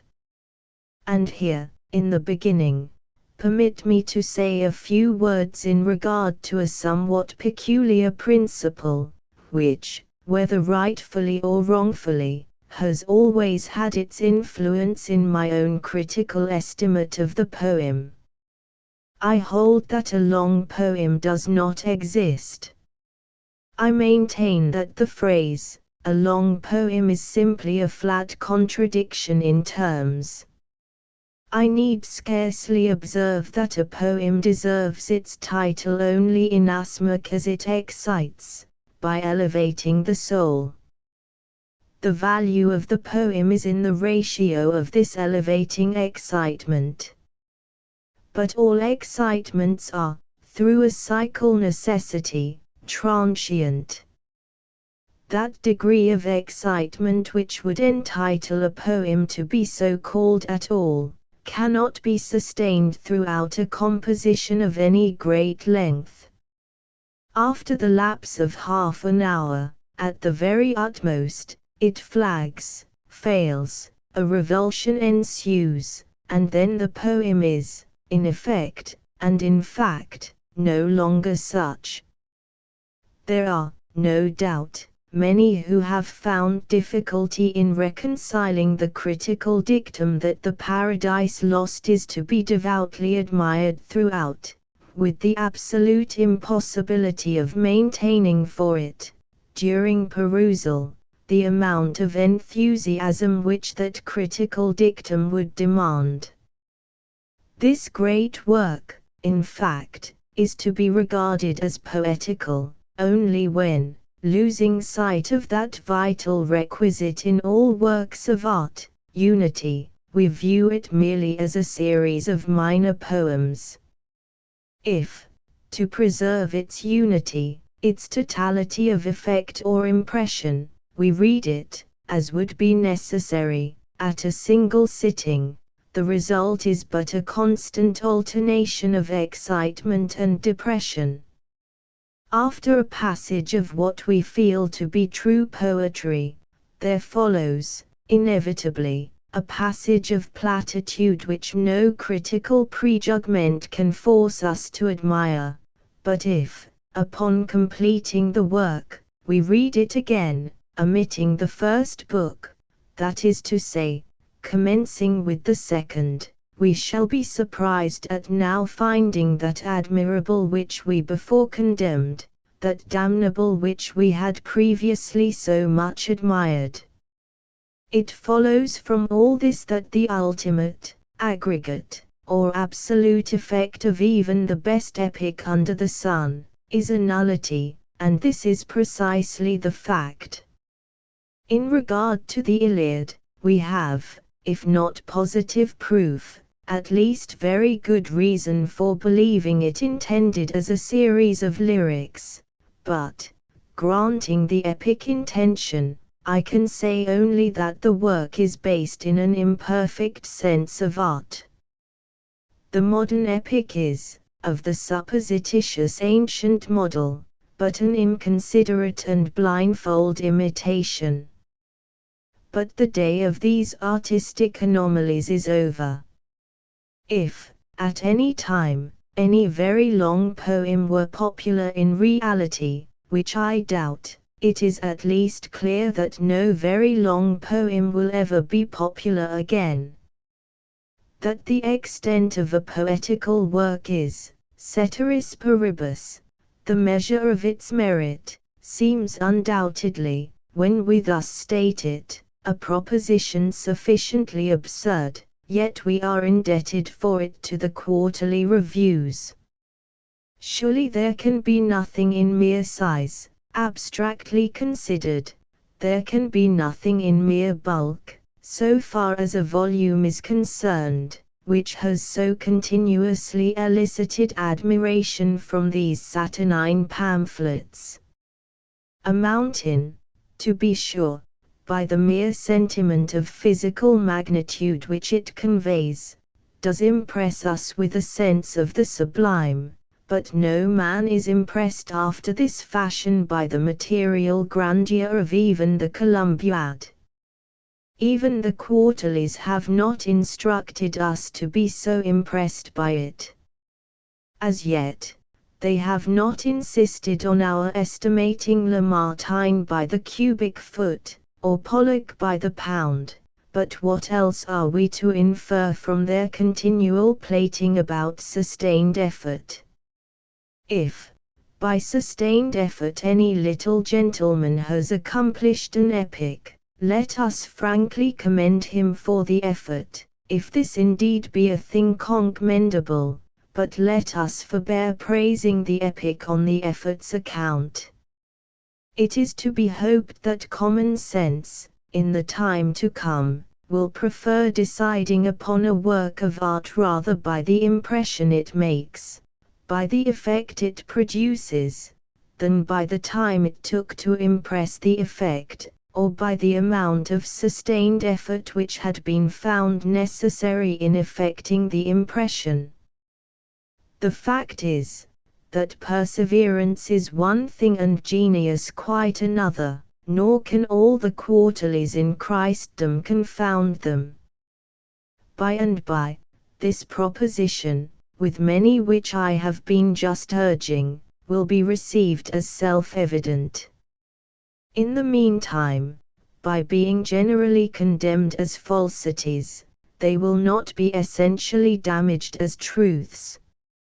On the other hand, it is clear that a poem may be improperly brief. Undue brevity degenerates into mere epigrammatism. A very short poem, while now and then producing a brilliant or vivid, never produces a profound or enduring effect. There must be the steady pressing down of the stamp upon the wax. De Beranger has wrought innumerable things, pungent and spirit-stirring, but in general they have been too imponderous to stamp themselves deeply into the public attention, and thus, as so many feathers of fancy, have been blown aloft only to be whistled down the wind. A remarkable instance of the effect of undue brevity in depressing a poem, in keeping it out of the popular view, is afforded by the following exquisite little serenade. I arise from dreams of thee in the first sweet sleep of night, when the winds are breathing low, and the stars are shining bright. I arise from dreams of thee, and a spirit in my feet has led me, who knows how, to thy chamber window, sweet. The wandering airs they faint on the dark the silent stream, the champoc odors fail like sweet thoughts in a dream, the nightingale's complaint, it dies upon her heart, as I must die on shine, O, beloved as thou art. O, lift me from the grass. I die, I faint, I fail. Let thy love in kisses rain on my lips and eyelids pale. My cheek is cold and white, alas! My heart beats loud and fast, oh, press it close to shine again, where it will break at last. Very few perhaps are familiar with these lines, yet no less a poet than Shelley is their author.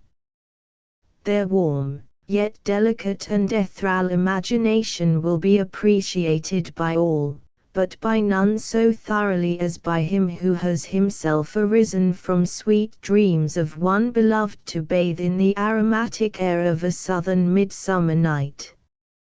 One of the finest poems by Willis, the very best in my opinion which he has ever written, has no doubt, through this same defect of undue brevity, been kept back from its proper position, not less in the shadows lay along Broadway, 'twas near the twilight tide, and slowly there a lady fair was walking in her pride. Alone walked she, but, viewlessly, walked spirits at her side. Peace charmed the street beneath her feet, and honor charmed the air, and all astir looked kind on her, and called her good as fair, for all God ever gave to her she kept with chary care. She kept with care her beauties rare from lovers warm and true, for heart was cold to all but gold, and the rich came not to one, but honored well her charms to sell. If priests the selling do.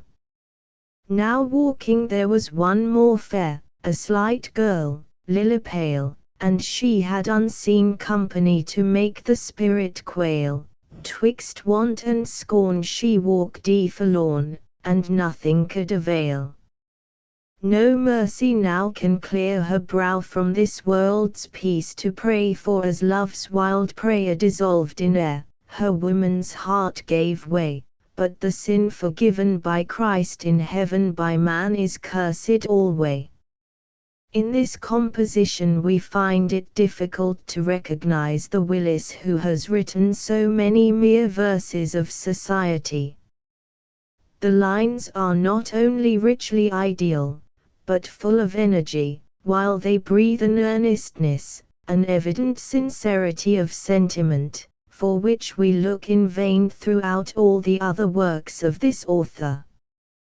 While the epic mania, while the idea that to merit in poetry prolixity is indispensable, has for some years past been gradually dying out of the public mind, by mere dint of its own absurdity, we find it succeeded by a heresy too palpably false to be long tolerated, but one which, in the brief period it has already endured, may be said to have accomplished more in the corruption of our poetical literature than all its other enemies combined. I allude to the heresy of the didactic. It has been assumed, tacitly and avowedly, directly and indirectly, that the ultimate object of all poetry is truth. Every poem, it is said, should inculcate a morals, and by this moral is the poetical merit of the work to be adjudged.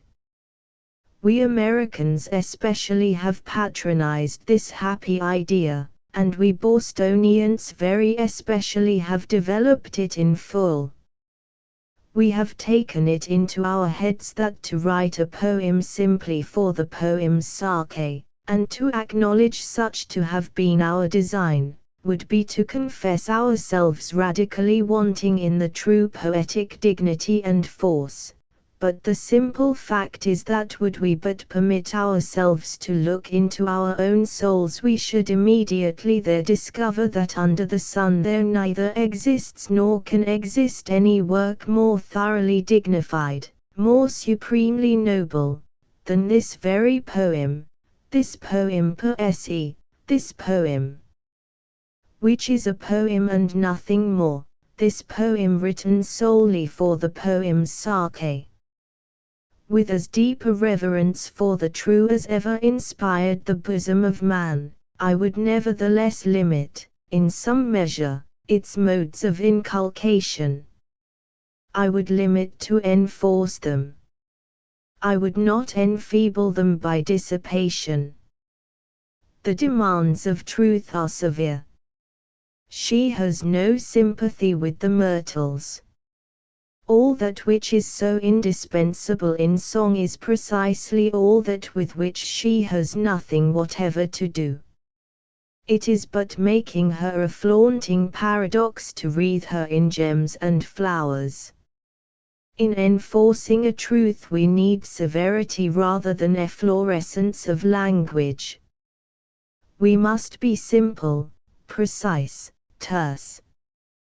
We must be cool, calm, unimpassioned.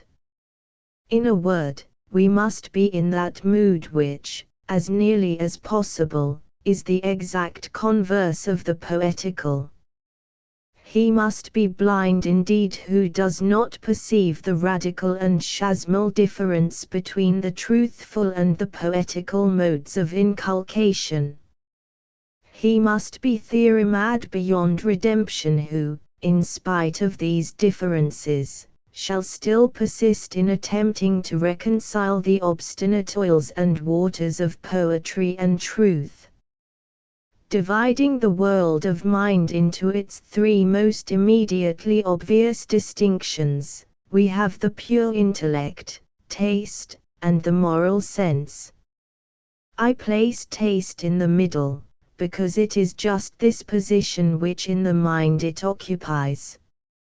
It holds intimate relations with either extreme, but from the moral sense is separated by so faint a difference that Aristotle has not hesitated to place some of its operations among the virtues themselves. Nevertheless, we find the offices of the trio marked with a sufficient distinction. Just as the intellect concerns itself with truth, so taste informs us of the beautiful, while the moral sense is regardful of duty. Of this latter, while conscience teaches the obligation, and reason the expediency, taste contents herself with displaying the charms, waging war upon vice solely on the ground of her deformity, her disproportion, her animosity to the fitting, to the appropriate, to the harmonious, in a word, to beauty. An immortal instinct deep within the spirit of man is thus plainly a sense of the beautiful. This it is which administers to his delight in the manifold forms, and sounds, and odors and sentiments amid which he exists. And just as the lily is repeated in the lake, or the eyes of Amaryllis in the mirror, so is the mere oral or written repetition of these forms, and sounds, and colors, and odors, and sentiments a duplicate source of the light.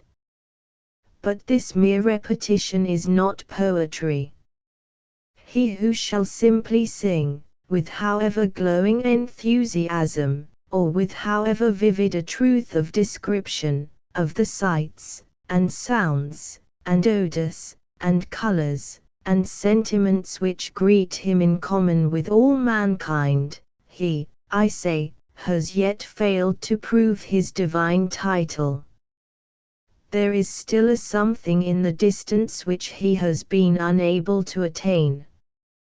We have still a thirst unquenchable, to allay which he has not shown us the crystal springs. This thirst belongs to the immortality of man. It is at once a consequence and an indication of his perennial existence. It is the desire of the moth for the star.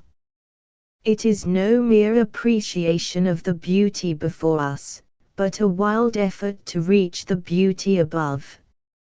Inspired by an ecstatic prescience of the glories beyond the grave, we struggle by multiform combinations among the things and thoughts of time to attain a portion of that loveliness whose very elements perhaps appertain to eternity alone.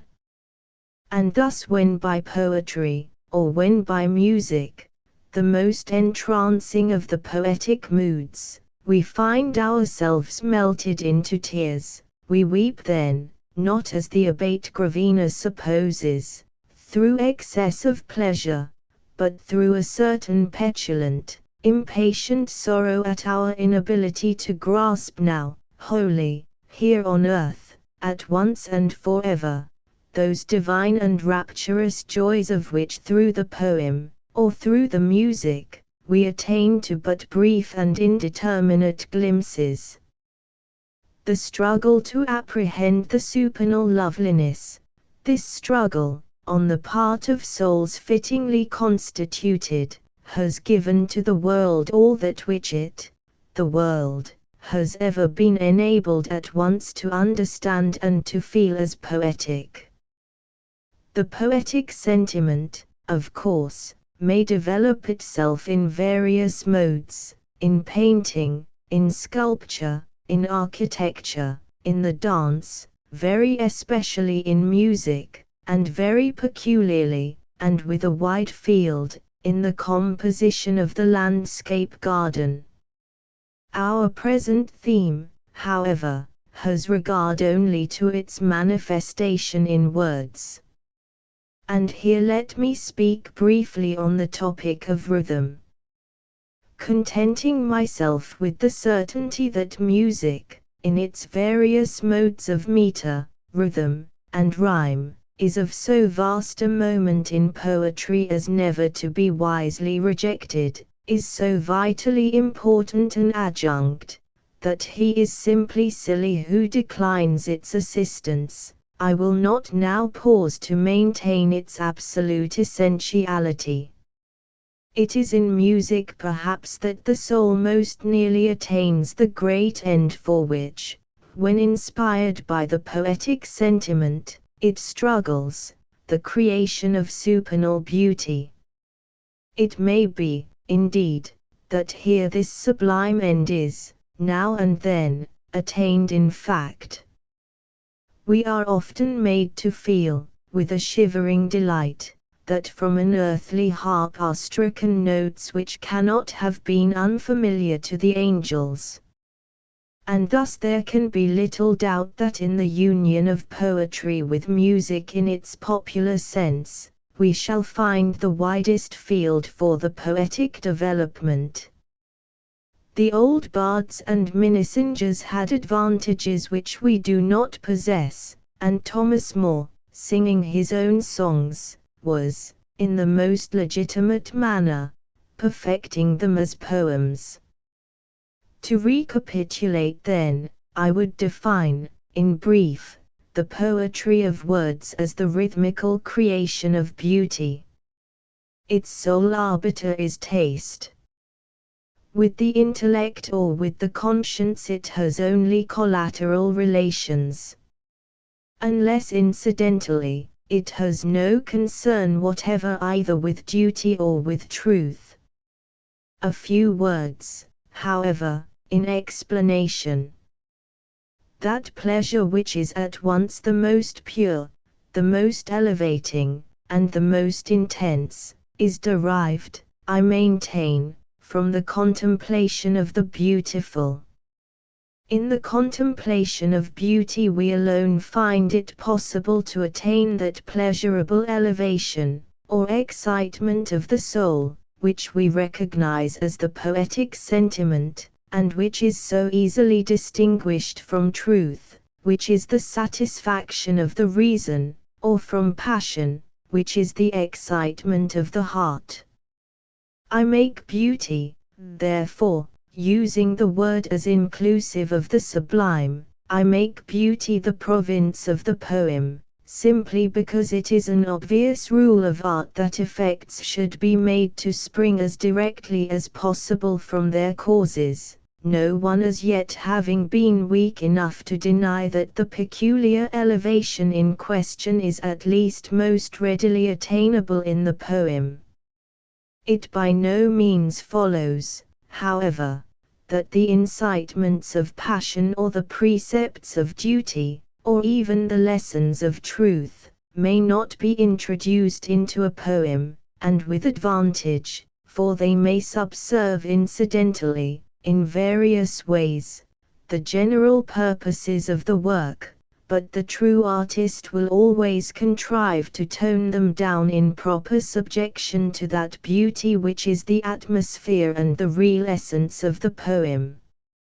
I cannot better introduce the few poems which I shall present for your consideration, than by the citation of the proem to Longfellow's waif: "The day is done, and the darkness falls from the wings of night, as a feather is wafted downward from an eagle in his flight. I see the lights of the village gleam through the rain and the mist, and a feeling of sadness comes o'er me, that my soul cannot resist, a feeling of sadness and longing, that is not akin to pain, and resembles sorrow only as the mist resembles the rain. Come, read to me some poem, some simple and heartfelt lay, that shall soothe this restless feeling, and banish the thoughts of day. Not from the grand old masters, not from the bards sublime, whose distant footsteps echo through the corridors of time. For, like strains of martial music, their mighty thoughts suggest life's endless toil and endeavor, and tonight I long for rest. Read from some humbler poet, whose songs gushed from his heart, as showers from the clouds of summer, or tears from the eyelids start, who through long days of labor, and nights devoid of ease, still heard in his soul the music of wonderful melodies. Such songs have power to quiet the restless pulse of care, and come like the benediction that follows after prayer. Then read from the treasured volume the poem of thy choice, and lend to the rhyme of the poet the beauty of thy voice. And the night shall be filled with music, and the cares that infest the day shall fold their tents like the Arabs, and as silently steal away. With no great range of imagination, these lines have been justly admired for their delicacy of expression. Some of the images are very effective. Nothing can be better than the bards sublime, whose distant footsteps echo down the corridors of time. The idea of the last quatrain is also very effective. The poem on the whole, however, is chiefly to be admired for the graceful insouciance of its meter, so well in accordance with the character of the sentiments, and especially for the ease of the general manner. This ease or naturalness, in a literary style, it has long been the fashion to regard as ease in appearance alone, as a point of really difficult attainment. But not so. A natural manner is difficult only to him who should never meddle with it, to the unnatural.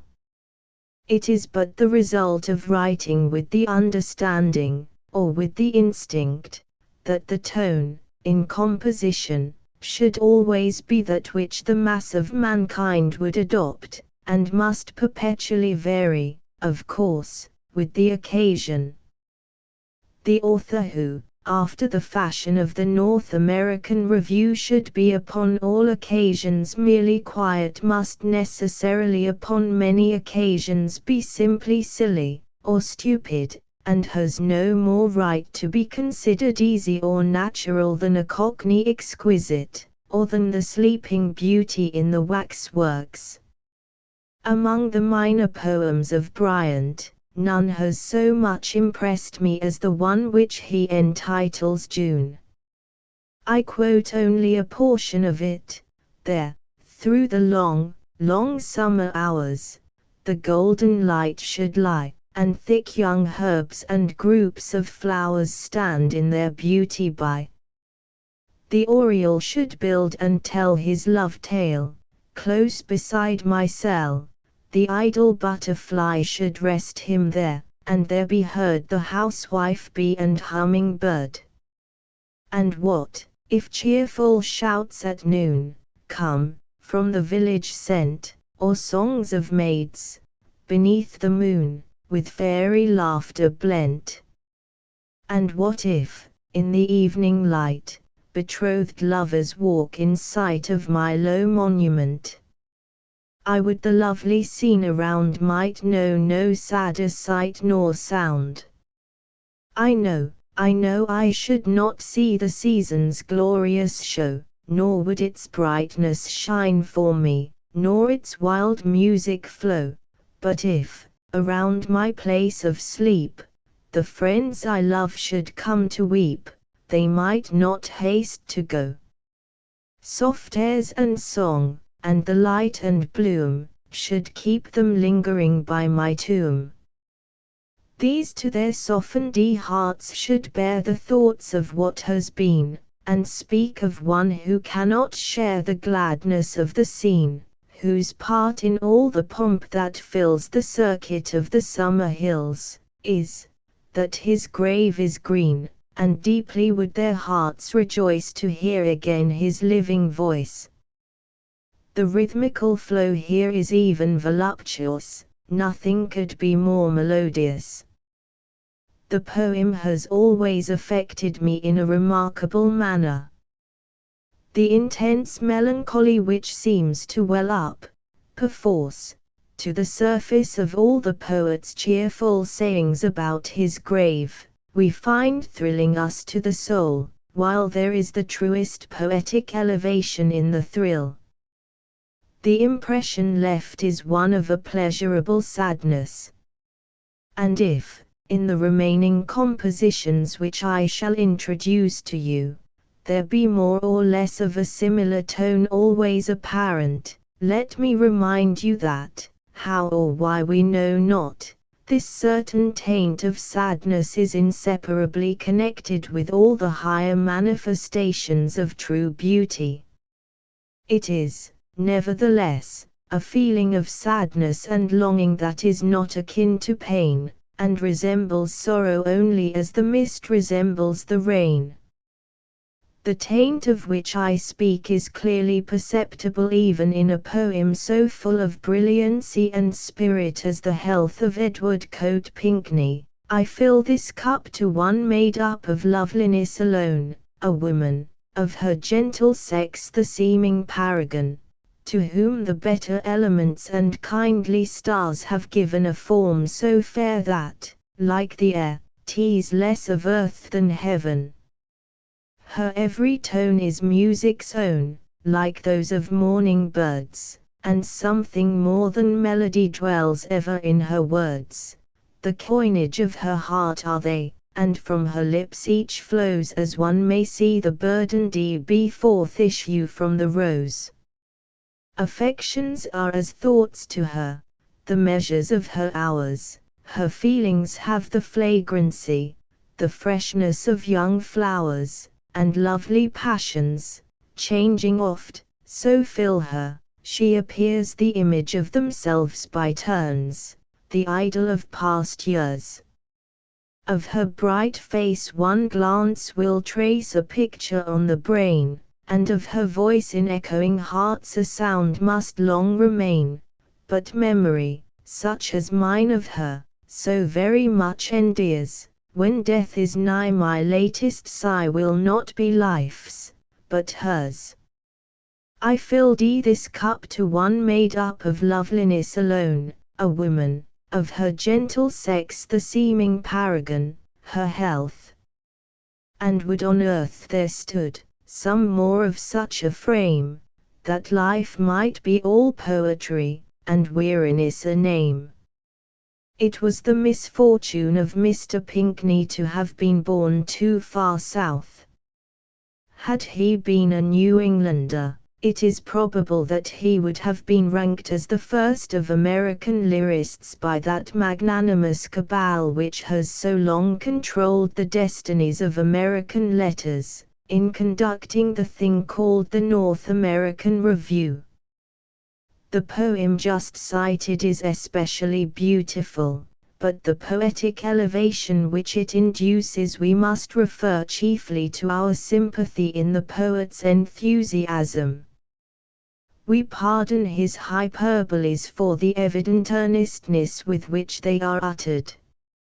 It was by no means my design, however, to expatiate upon the merits of what I should read you. These will necessarily speak for themselves. Boccaccini, in his advertisements from Parnassus, tells us that Zoilus once presented Apollo a very caustic criticism upon a very admirable book, whereupon the god asked him for the beauties of the work. He replied that he only busied himself about the errors. On hearing this, Apollo, handing him a sack of unwinnowed wheat, bade him pick out all the chaff for his reward. Now this fable answers very well as a hit at the critics, but I am by no means sure that the god was in the right.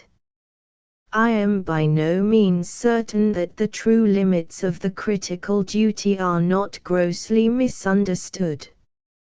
Excellence, in a poem especially, may be considered in the light of an axiom, which need only be properly put, to become self-evident.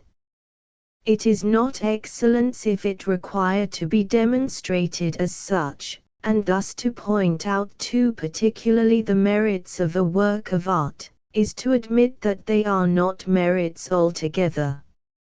Among the melodies of Thomas Moore is one whose distinguished character as a poem proper seems to have been singularly left out of view. I allude to his lines beginning, "Come, rest in this bosom." The intense energy of their expression is not surpassed by anything in Byron. There are two of the lines in which a sentiment is conveyed that embodies the all-in-all of the divine passion of love, a sentiment which, perhaps, has found its echo in more, and in more passionate, human hearts than any other single sentiment ever embodied in words. Come, rest in this bosom, my own stricken dear, though the herd have fled from thee, thy home is still here. Here still is the smile, that no cloud can o'ercast, and a heart and a hand all thy own to the last. Oh, what was love made for, if 'tis not the same through joy and through torment, through glory and shame? I know not, I ask not, if guilt's in that heart, I but know that I love thee, whatever thou art. Thou'st called me thy angel in moments of bliss, and thy angel I'll be, mid the horrors of this, through the furnace, unshrinking, thy steps to pursue, and shield thee, and save thee, or perish thereto. It has been the fashion of late days to deny more imagination, while granting him fancy, a distinction originating with Coleridge, than whom no man more fully comprehended the great powers of Moore. The fact is, that the fancy of this poet so far predominates over all his other faculties, and over the fancy of all other men, as to have induced, very naturally, the idea that he is fanciful only. But never was there a greater mistake. Never was a grosser wrong done the fame of a true poet. In the compass of the English language I can call to mind no poem more profoundly, more weirdly imaginative, in the best sense, than the lines commencing, "I would I were by that dim lake," which are the composition of Thomas Moore. I regret that I am unable to remember them. One of the noblest, and, speaking of fancy, one of the most singularly fanciful of modern poets, was Thomas Hood. His fair Inns had always for me an inexpressible charm. Oh, saw ye not fair Inns? She's gone into the west, to dazzle when the sun is down, and rob the world of rest. She took our daylight with her, the smiles that we love best, with morning blushes on her cheek, and pearls upon her breast. O turn again, fair Inns, before the fall of night, for fear the moon should shine alone, and stars unrivalled bright, and blessed will the lover be that walks beneath their light, and breathes the love against thy cheek I dare not even write. Would I had been, fair Inns, that gallant cavalier, who rode so gaily by thy side, and whispered thee so near. Were there no bonny dames at home or no true lovers here, that he should cross the seas to win the dearest of the dear? I saw thee, lovely Inns, descend along the shore, with bands of noble gentlemen, and banners waved before, and gentle youth and maidens gay, and snowy plumes they wore. It would have been a beauteous dream, if it had been no more. Alas, alas, fair Inns, she went away with song, with music waiting on her steps, and shootings of the throng, but some were sad and felt no mirth, but only music's wrong, in sounds that sang farewell, farewell, to her you've loved so long. Farewell, farewell, fair Inns, that vessel never bore so fair a lady on its deck, nor danced so light before, alas for pleasure on the sea, and sorrow on the shore. All the smile that blessed one lover's heart has broken many more. The Haunted House by the same author is one of the truest poems ever written, one of the truest, one of the most unexceptionable, one of the most thoroughly artistic, both in its theme and in its execution. It is, moreover, powerfully ideal, imaginative. I regret that its length renders it unsuitable for the purposes of this lecture. In place of it, permit me to offer the universally appreciated Bridge of Sighs: one more unfortunate, weary of breath, rashly importunate, gone to her death. Take her up tenderly, lift her with care, fashioned so slenderly, young and so fair. Look at her garments clinging like cerements, whilst the wave constantly drips from her clothing. Take her up instantly, loving not loathing. Touch her not scornfully, think of her mournfully, gently and humanly, not of the stains of her. All that remains of her now is pure womanly. Make no deep scrutiny into her mutiny, rash and undutiful. Past all dishonor, death has left on her only the beautiful. Where the lamps quiver so far in the river, with many a light from window and casement, from garret to basement, she stood, with amazement, houseless by night. The bleak wind of March made her tremble and shiver, but not the dark arch, or the black flowing river, mad from life's history, glad to death's mystery, swift to be hurled anywhere, anywhere out of the world. In she plunged boldly, no matter how coldly the rough river ran, over the brink of it. Picture it, think of it, dissolute man. Lave in it, drink of it then, if you can. Still, for all slips of hers, one of Eve's family, wipe those poor lips of hers oozing so clammily, loop up her tresses escaped from the comb, her fair auburn tresses, whilst wonderment guesses where was her home.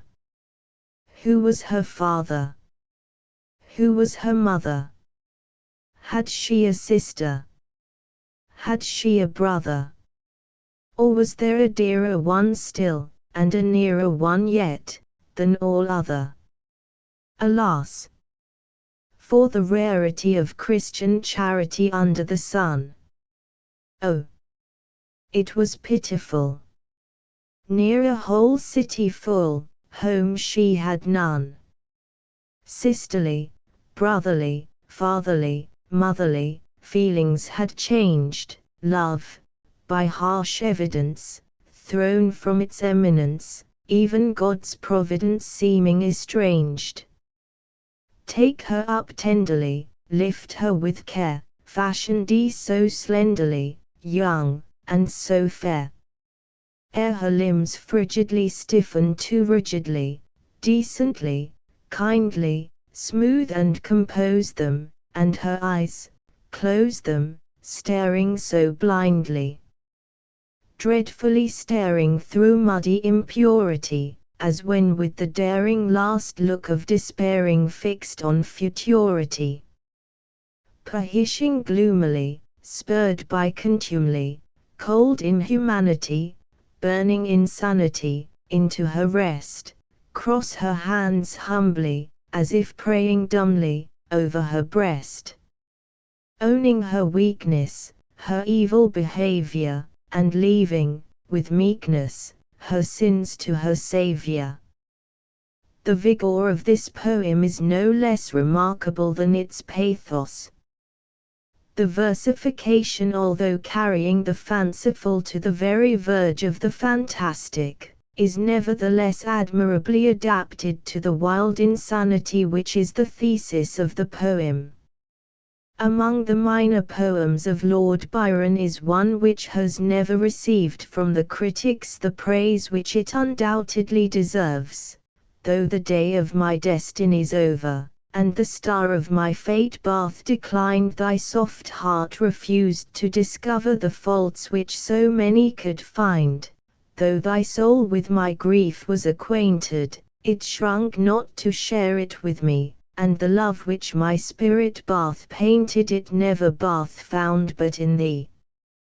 Then when nature around me is smiling, the last smile which answers to mine, I do not believe it beguiling, because it reminds me of shine. And when winds are at war with the ocean, as the breasts I believed in with me, if their billows excite an emotion, it is that they bear me from thee. Though the rock of my last hope is shivered, and its fragments are sunk in the wave, though I feel that my soul is delivered to pain, it shall not be its slave. There is many a pang to pursue me, they may crush, but they shall not contemn, they may torture, but shall not subdue me. 'Tis of thee that I think, not of them. Though human, thou didst not deceive me, though woman, thou didst not forsake, though loved, thou forborest to grieve me, though slandered, thou never couldst shake, though trusted, thou didst not disclaim me, though parted, it was not to fly, though watchful, 'twas not to defame me, nor mute, that the world might belie.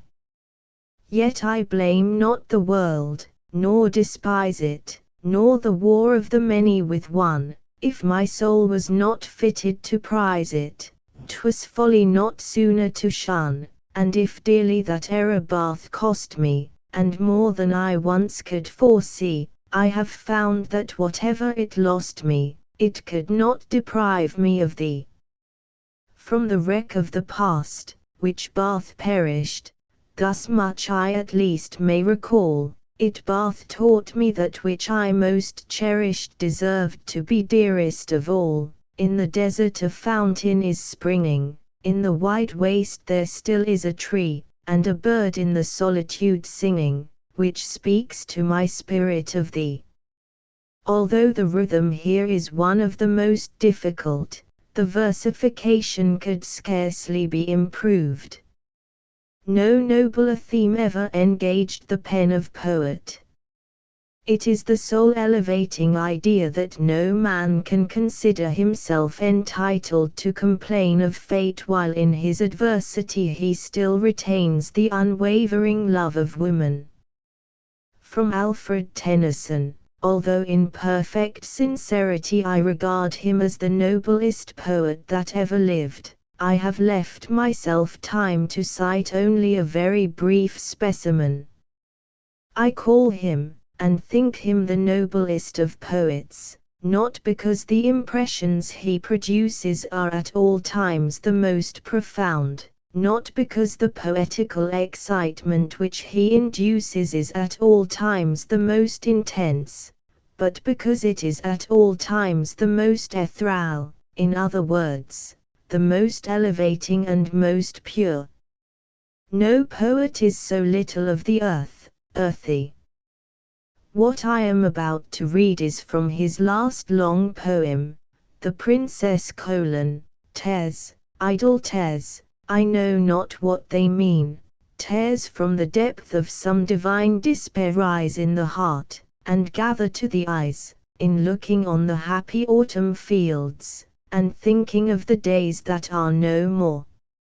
Fresh as the first beam glittering on a sail, that brings our friends up from the underworld, sad as the last which reddens over one that sinks with all we love below the verge, so sad, so fresh, the days that are no more. Ah, sad and strange as in dark summer dawns the earliest pipe of half-awakened birds to dying ears, when unto dying eyes the casement slowly grows a glimmering square, so sad, so strange, the days that are no more.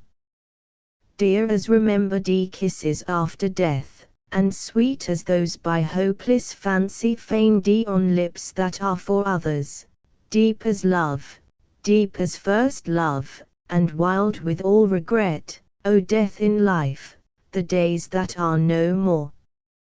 Thus, although in a very cursory and imperfect manner, I have endeavored to convey to you my conception of the poetic principle, it has been my purpose to suggest that, while this principle itself is strictly and simply the human aspiration for supernal beauty, the manifestation of the principle is always found in an elevating excitement of the soul, quite independent of that passion which is the intoxication of the heart, or of that truth which is the satisfaction of the reason. For in regard to passion, alas, its tendency is to degrade rather than to elevate the soul. Love, on the contrary, love, the true, the divine Eros, the Uranian as distinguished from the Diana and Venus, is unquestionably the purest and truest of all poetical themes. And in regard to truth, if, to be sure, through the attainment of a truth we are led to perceive a harmony where none was apparent before, we experience at once the true poetical effect, but this effect is referable to the harmony alone, and not in the least degree to the truth which merely served to render the harmony manifest. We shall reach, however, more immediately a distinct conception of what the true poetry is, by mere reference to a few of the simple elements which induce in the poet himself the poetical effect he recognizes, the ambrosia which nourishes his soul in the bright orbs that shine in heaven, in the volutes of the flower, in the clustering of low shrubberies, in the waving of the grain fields, in the slanting of tall eastern trees, in the blue distance of mountains, in the grouping of clouds, in the twinkling of half-hidden brooks, in the gleaming of silver rivers, in the repose of sequestered lakes, in the star-mirroring depths of lonely wells.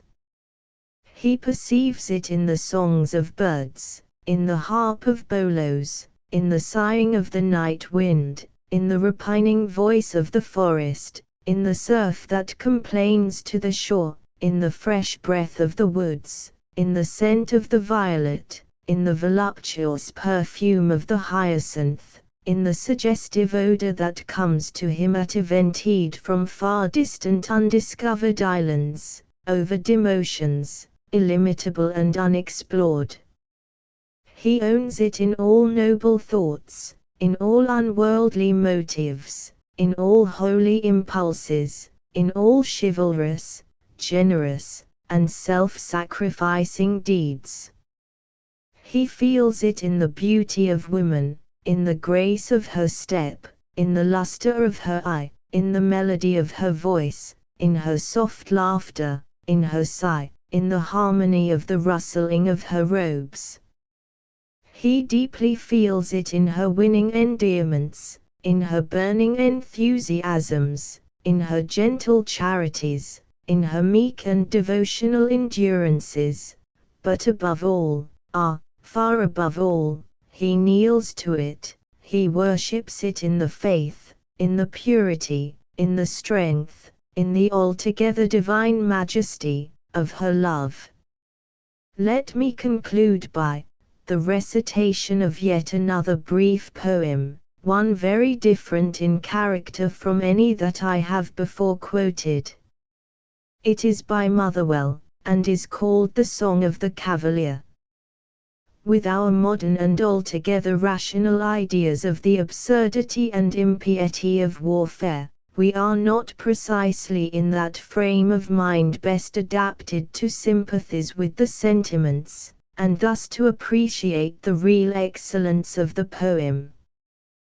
To do this fully we must identify ourselves in fancy with the soul of the old cavalier, then mount. Then mount, brave gallants all, and don your helms amain, Dev's couriers. Fame and honor call, no shrewish tears shall fill your eye when the sword hilt's in our hand, heart whole we'll part, and no wit sigh for the fair heiress of the land. Let piping swain, and craven wight, thus weep and poling cry, our business is like men to fight. Old English Poetry, **. It should not be doubted that at least 1/3 of the affection with which we regard the elder poets of Great Britain should be attributed to what is, in itself, a thing apart from poetry. We mean to the simple love of the antique, and that, again, 1/3 of even the proper poetic sentiment inspired by their writings should be ascribed to a fact which, while it has strict connection with poetry in the abstract, and with the old British poems themselves, should not be looked upon as a merit appertaining to the authors of the poems. Almost every devout admirer of the old bards, if demanded his opinion of their productions, would mention vaguely, yet with perfect sincerity, a sense of dreamy, wild, indefinite, and he would perhaps say, indefinable delight, on being required to point out the source of this so shadowy pleasure. He would be apt to speak of the quaint in phraseology and in general handling.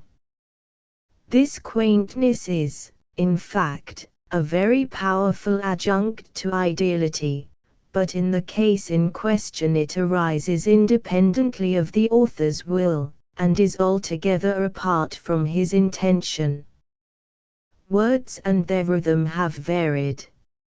Verses which affect us today with a vivid delight, and which delight, in many instances, may be traced to the one source, quaintness, must have worn in the days of their construction, a very commonplace air. This is, of course, no argument against the poems now, we mean it only as against the poet's thew. There is a growing desire to overrate them. The Old English muse was frank, guileless, sincere, and although very learned, still learned without art. No general error evinces a more thorough confusion of ideas than the error of supposing Donne and Cowley metaphysical in the sense wherein Wordsworth and Coleridge are so. With the two former ethics were the end, with the two latter the means. The poet of the creation wished, by highly artificial verse, to inculcate what he supposed to be moral truth, the poet of the ancient mariner to infuse the poetic sentiment through channels suggested by analysis. The one finished by complete failure what he commenced in the grossest misconception, the other, by a path which could not possibly lead him astray, arrived at a triumph which is not the less glorious because hidden from the profane eyes of the multitude. But in this view even the metaphysical verse of Cowley is but evidence of the simplicity and single-heartedness of the man. And he was in this but a type of his school, for we may as well designate in this way the entire class of writers whose poems are bound up in the volume before us, and throughout all of whom there runs a very perceptible general character. They used little art in composition. Their writings sprang immediately from the soul and partook intensely of that soul's nature. Nor is it difficult to perceive the tendency of this abandon to elevate immeasurably all the energies of mind, but, again, so to mingle the greatest possible fire, force, delicacy, and all good things, with the lowest possible bathos, baldness, and imbecility, as to render it not a matter of doubt that the average results of mind in such a school will be found inferior to those results in one, ceteris paribus, more artificial. We cannot bring ourselves to believe that the selections of the Book of Gems are such as will impart to a poetical reader the clearest possible idea of the beauty of the school, but if the intention had been merely to show the school's character, the attempt might have been considered successful in the highest degree. There are long passages now before us of the most despicable trash, with no merit whatever beyond that of their antiquity. The criticisms of the editor do not particularly please us. His enthusiasm is too general and too vivid not to be false. His opinion, for example, of Sir Henry Wotton's verses on the Queen of Bohemia, that there are few finer things in our language, is untenable and absurd. In such lines we can perceive not one of those higher attributes of poesy which belong to her in all circumstances and throughout all time. Here everything is art, nakedly, or but awkwardly concealed.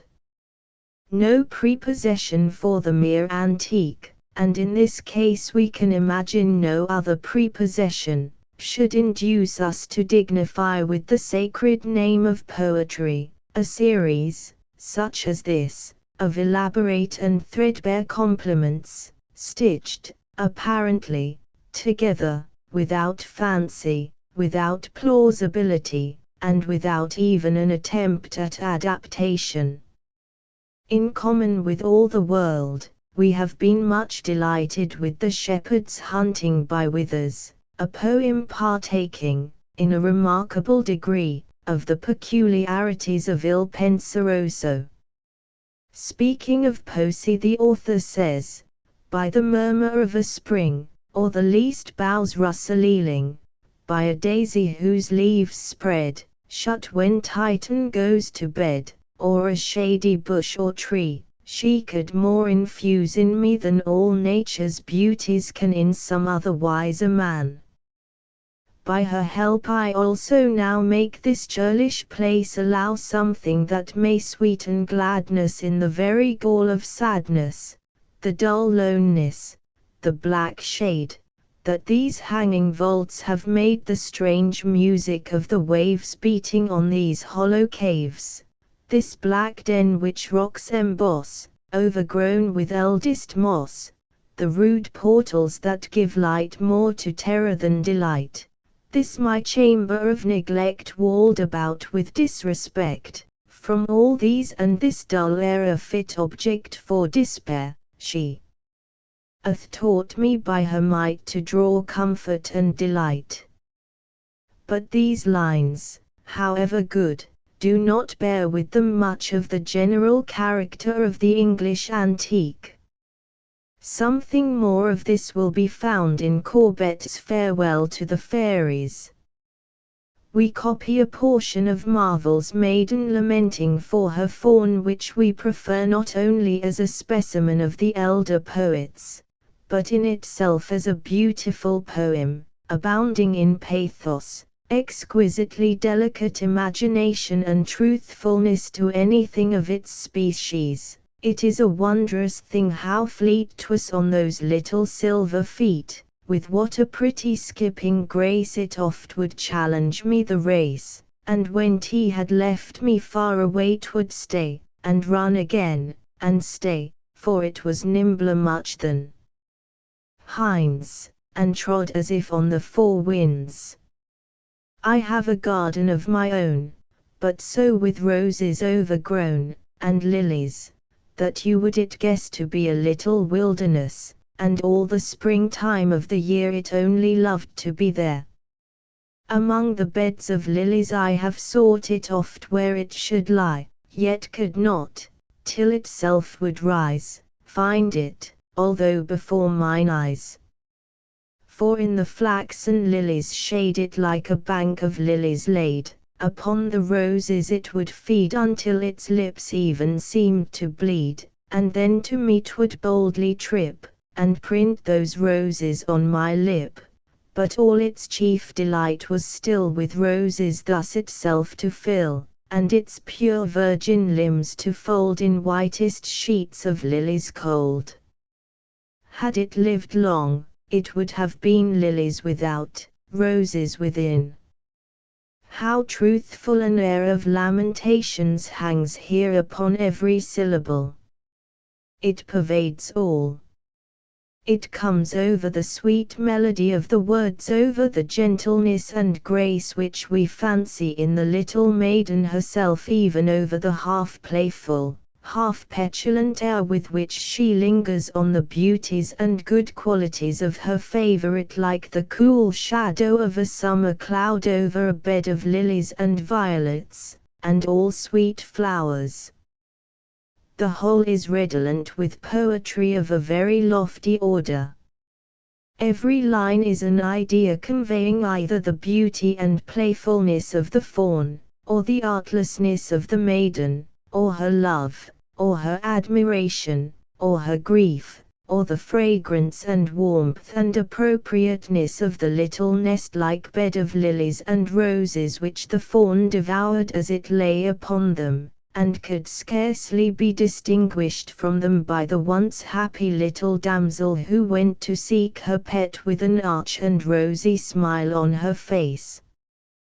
Consider the great variety of truthful and delicate thought in the few lines we have quoted, the wonder of the little maiden at the fleetness of her favorite, the little silver feet, the faun challenging his mistress to a race with a pretty skipping grace running on before, and then, with head turned back, awaiting her approach only to fly from it again. Can we not distinctly perceive all these things?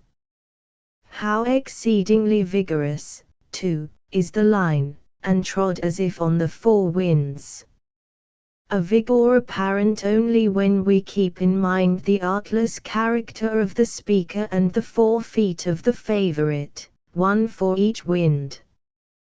Then consider the garden of my own, so overgrown, entangled with roses and lilies, as to be a little wilderness, the faun loving to be there, and there only, the maiden seeking it where it should lie, and not being able to distinguish it from the flowers until itself would rise, the lying among the lilies like a bank of lilies, the loving to fill itself with roses and its pure virgin limbs to fold in whitest sheets of lilies cold, and these things being its chief delights, and then the preeminent beauty and naturalness of the concluding lines, whose very hyperbole only renders them more true to nature when we consider the innocence, the artlessness, the enthusiasm, the passionate girl, and more passionate admiration of the bereaved child.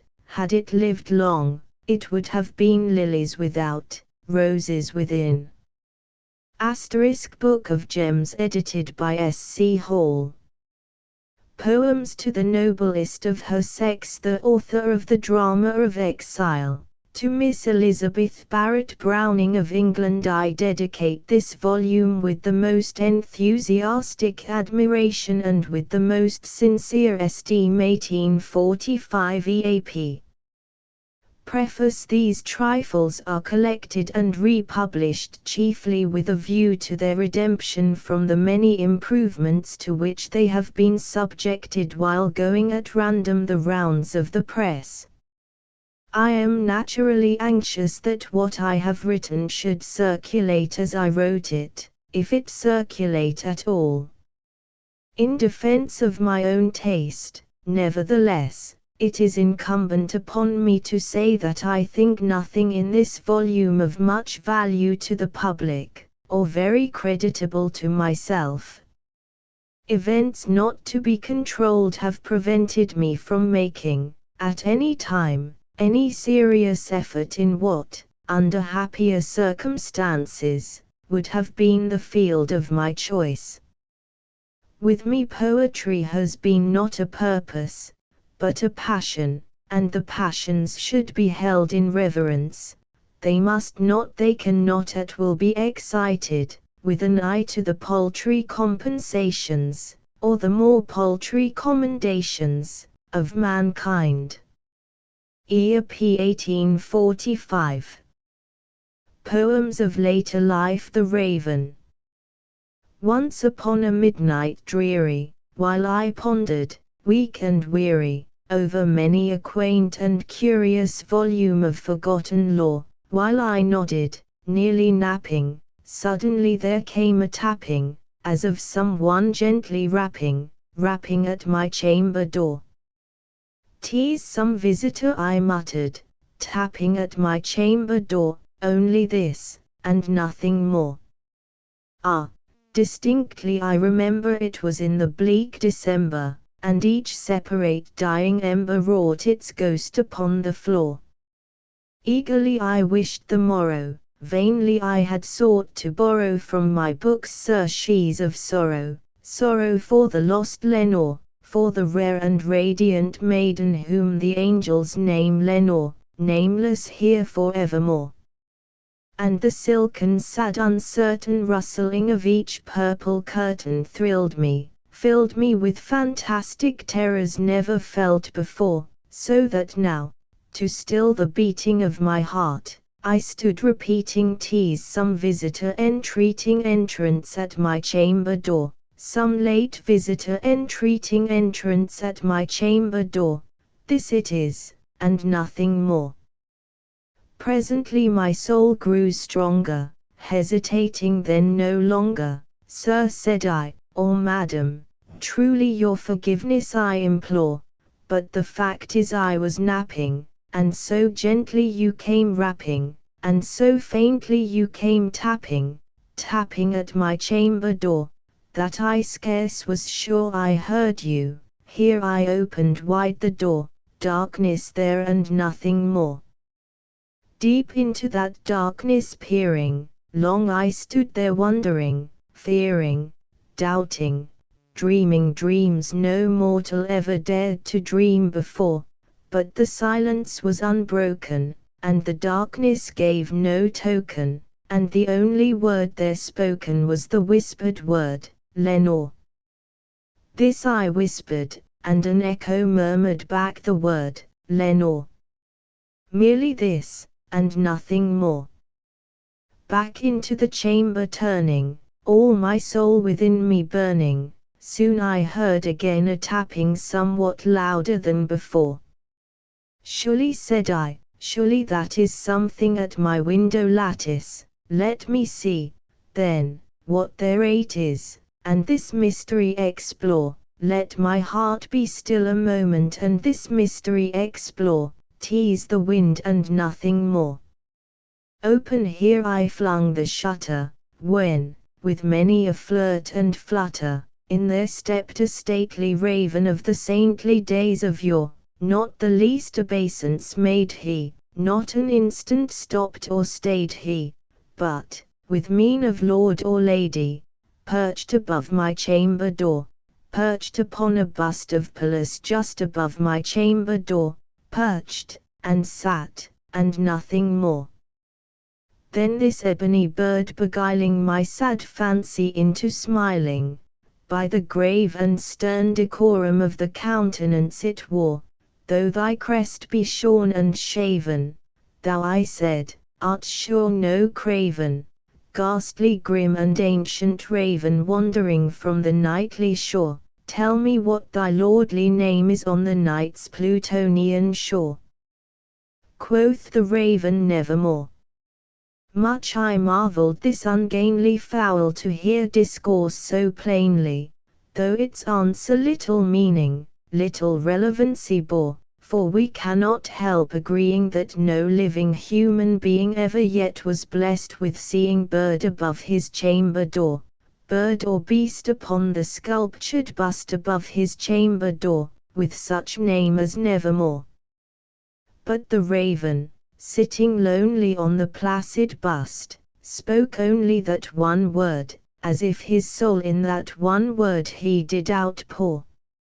Nothing farther than he uttered, not a feather than he fluttered, till I scarcely more than muttered, other friends have flown before, on the morrow he will leave me, as my hopes have flown before.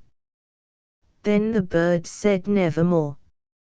Startled at the stillness broken by reply so aptly spoken, doubtless said I, what it utters is its only stock and store caught from some unhappy master whom unmerciful disaster followed fast and followed faster till his songs one burden bore, till the dirges of his hope that melancholy burden bore of never, nevermore.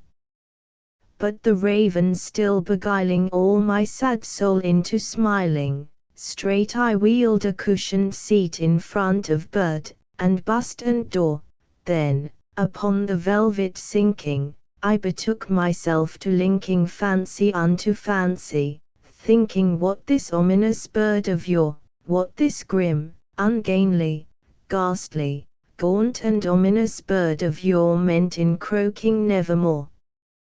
This I sat engaged in guessing, but no syllable expressing to the fowl whose fiery eyes now burned into my bosom's core. This and more I sat divining, with my head at ease reclining on the cushion's velvet lining that the lamplight gloated o'er, but whose velvet violet lining with the lamplight gloating o'er, she shall press, nevermore. Then, methought, the air grew denser, perfumed from an unseen censer swung by angels whose faint footfalls tinkled on the tufted floor. Wretch, I cried, thy God hath lent thee, by these angels he hath sent thee respite, respite and nepenthe from thy memories of Lenore, quaff, O quaff this kind nepenthe and forget this lost Lenore. Quoth the raven, nevermore. Prophet, said I, thing of evil, prophet still, if bird or devil, whether tempter sent, or whether tempest tossed thee here ashore, desolate yet all undaunted, on this desert land enchanted, on this home by horror haunted, tell me truly, I implore, is there balm in Gilead? Tell me, I implore. Quoth the raven, nevermore.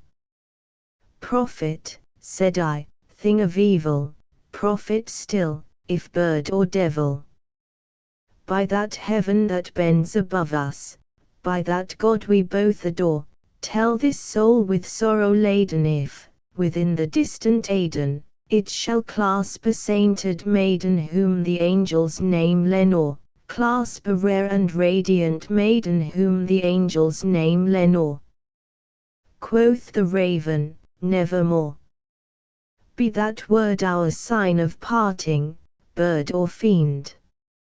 I shrieked, upstarting, get thee back into the tempest and the night's Plutonian shore.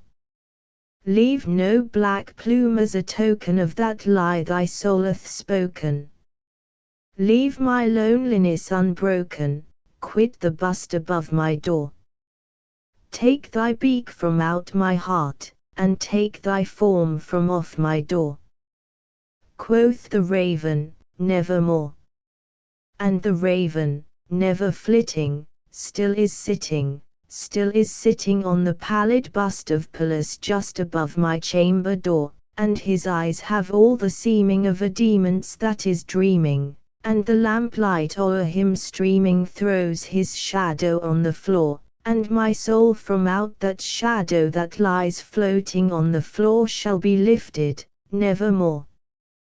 Published 1845. The bells. I hear the sledges with the bells, silver bells. What a world of merriment their melody foretells!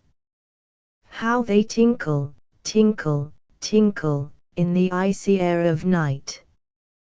While the stars that oversprinkle all the heavens, seem to twinkle with a crystalline delight, keeping time, time, time, in a sort of runic rhyme, to the tintinnabulation that so musically wells from the bells, bells, bells, bells, bells, bells, bells, from the jingling and the tinkling of the bells.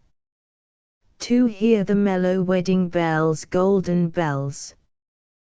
What a world of happiness their harmony foretells.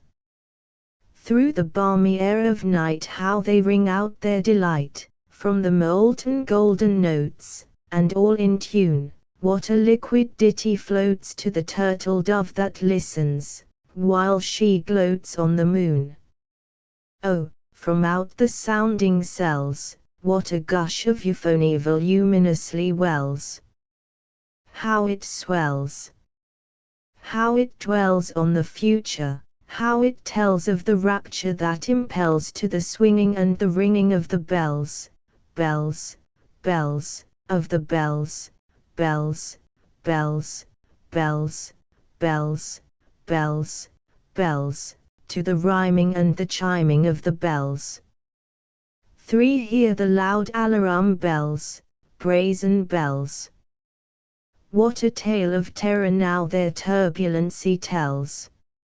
In the startled ear of night how they scream out their affright.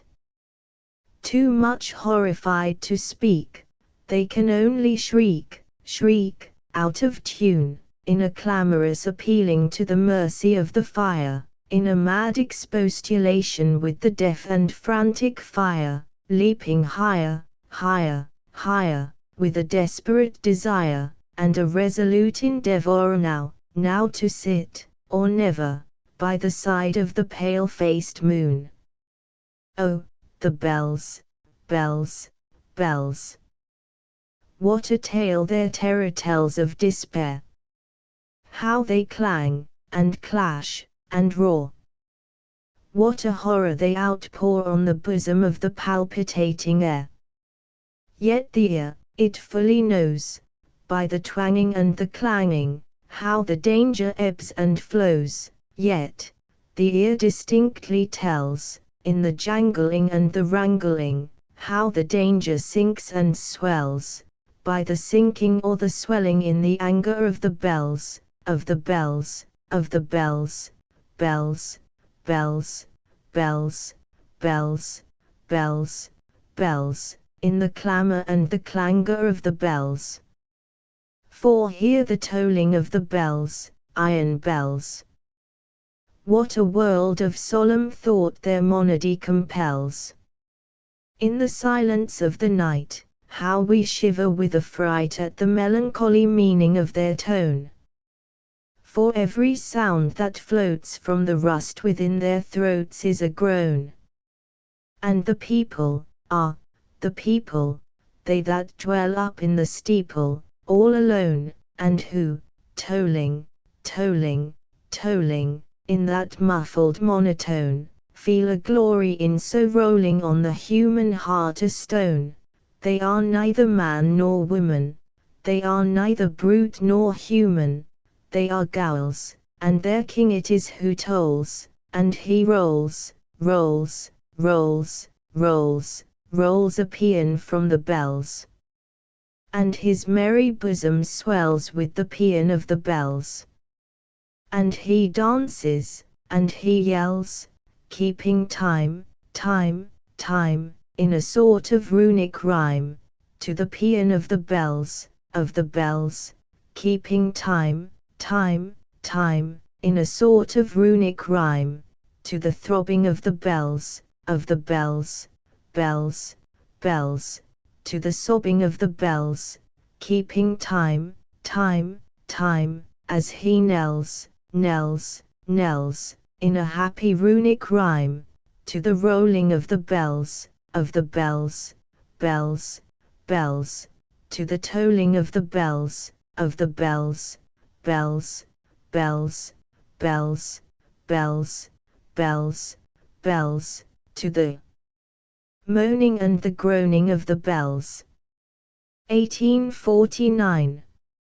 Ulalume the skies they were ashen and sober, the leaves they were crisped and sere, the leaves they were withering and sere. It was night in the lonesome October of my most immemorial year, it was hard by the dim lake of Ober, in the misty mid-region of Weir, it was down by the dank tarn of Ober, in the gull-haunted woodland of Weir. Here once, through an alley titanic, of cypress, I roamed with my soul, of cypress, with Psyche, my soul. There were days when my heart was volcanic as the scoriac rivers that roll, as the lavas that restlessly roll their sulphurous currents down Yaanek, in the ultimate climes of the pole, that groan as they roll down Mount Yaanek in the realms of the boreal pole. Our talk had been serious and sober, but our thoughts they were palsied and sere, our memories were treacherous and sere, for we knew not the month was October, and we marked not the night of the year, night of all nights in the year. We noted not the dim lake of Ober, though once we had journeyed down here, we remembered not the dank tarn of Ober, nor the gull-haunted woodland of Weir. And now, as the night was senescent, and star-dials pointed to morn, as the star-dials hinted of morn, at the end of our path a liquescent and nebulous lustre was born, out of which a miraculous crescent arose with a duplicate horn, Astat's bedimonded crescent, distinct with its duplicate horn.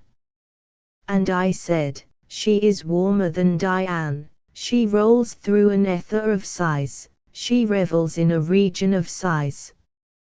She has seen that the tears are not dry on these cheeks, where the worm never dies, and has come past the stars of the lion, to point us the path to the skies, to the Lethean peace of the skies, come up, in despite of the lion, to shine on us with her bright eyes, come up, through the lair of the lion, with love in her luminous eyes. But Psyche, uplifting her finger, said, sadly this star I mistrust, her pallor I strangely mistrust, hasten, let us not linger. Fly, let us fly, for we must. In terror she spoke, letting sink her wings till they trailed in the dust, in agony sobbed, letting sink her plumes till they trailed in the dust, till they sorrowfully trailed in the dust. I replied, this is nothing but dreaming. Let us on, by this tremulous light. Let us bathe in this crystalline light. Its sibyllic splendor is beaming with hope and in beauty tonight, see, it flickers up the sky through the night. We safely may trust to its gleaming, and be sure it will lead us aright. We safely may trust to a gleaming that cannot but guide us aright, since it flickers up to heaven through the night. Thus I pacified Psyche and kissed her, and tempted her out of her gloom, and conquered her scruples and gloom, and we passed to the end of the vista, but were stopped by the door of a tomb, by the door of a legend tomb, and I said, what is written, sweet sister, on the door of this legend tomb? She replied, Ulalume, Ulalume, 'tis the vault of thy lost Ulalume. Then my heart it grew ashen and sober as the leaves that were crisped and sere, as the leaves that were withering and sere, and I cried, it was surely October on this very night of last year, that I journeyed down here, that I brought a dread burden down here, on this night, of all nights in the year. What demon has tempted me here? Well I know, now, this dim lake of Ober, this misty mid-region of Weir, well I know, now, this dank tarn of Ober, this gull-haunted woodland of Weir. 1847. To Helen I saw thee once only, years ago, I must not say how many, but not many. It was a July midnight, and from out a full-orbed moon, that, like thine own soul, soaring, sought a precipitate pathway up through heaven, there fell a silvery silken veil of light, with quietude, and sultriness, and slumber, upon the upturned faces of 1,000 roses that grew in an enchanted garden, where no wind dared to stir, unless on tiptoe, fell on the upturned faces of these roses that gave out, in return for the love-light, their odorous souls in an ecstatic death, fell on the upturned faces of these roses that smiled and died in this parterre, enchanted by thee, and by the poetry of thy presence. Clad all in white, upon a violet bank I saw thee half reclining, while the moon fell on the upturned faces of the roses, and on thine own, upturned, alas, in sorrow. Was it not fate, that, on this July midnight, was it not fate, whose name is also sorrow, that bade me pause before that garden gate, to breathe the incense of those slumbering roses? No footstep stirred, the hated world all slept, save only thee and me. O heaven, O God! How my heart beats in coupling those two words. Save only thee and me. I paused, I looked, and in an instant all things disappeared. Ah, bear in mind this garden was enchanted. The pearly luster of the moon went out, the mossy banks and the meandering paths, the happy flowers and the repining trees, were seen no more, the very roses' odors died in the arms of the adoring airs. All expired save thee, save less than thou, save only the divine light in thine eyes, save but the soul in thine uplifted eyes. I saw but them, they were the world to me. I saw but them, saw only them for hours, saw only them until the moon went down. What wild heart histories seemed to lie enwritten upon those crystalline, celestial spheres! How dark a woe, yet how sublime a hope! How silently serene a sea of pride! How daring an ambition, yet how deep, how fathomless a capacity for love! But now, at length, dear Diane sank from sight, into a western couch of thundercloud, and thou, a ghost, amid the entombing trees didst glide away. Only thine eyes remained, they would not go, they never yet have gone, lighting my lonely pathway home that night.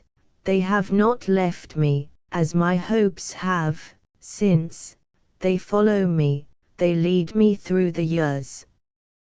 They are my ministers, yet I their slave.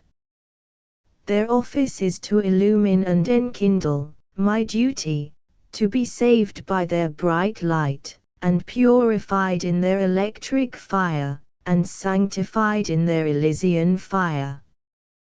They fill my soul with beauty, which is hope, and are far up in heaven, the stars I kneel to in the sad, silent watches of my night, while even in the meridian glare of day I see them still, two sweetly scintillant Venuses, unextinguished by the sun. Annabel Lee. It was many and many a year ago, in a kingdom by the sea, that a maiden lived whom you may know by the name of Annabel Lee, and this maiden she lived with no other thought than to love and be loved by me. I was a child and she was a child, in this kingdom by the sea, but we loved with a love that was more than love, I and my Annabel Lee, with a love that the winged seraphs of heaven coveted her and me.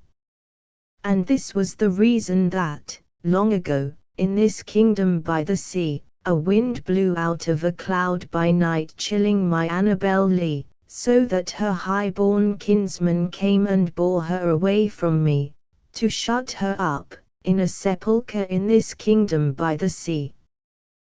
The angels, not half so happy in heaven, went envying her and me, yes.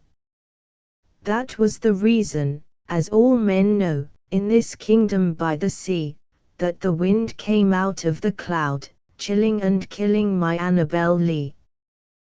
But our love, it was stronger by far than the love of those who were older than we, of many far wiser than we, and neither the angels in heaven above nor the demons down under the sea can ever deceive my soul from the soul of the beautiful Annabel Lee, for the moon never beams without bringing me dreams of the beautiful Annabel Lee, and the stars never rise but I see the bright eyes of the beautiful Annabel Lee, and so, all the night tide, I lie down by the side of my darling, my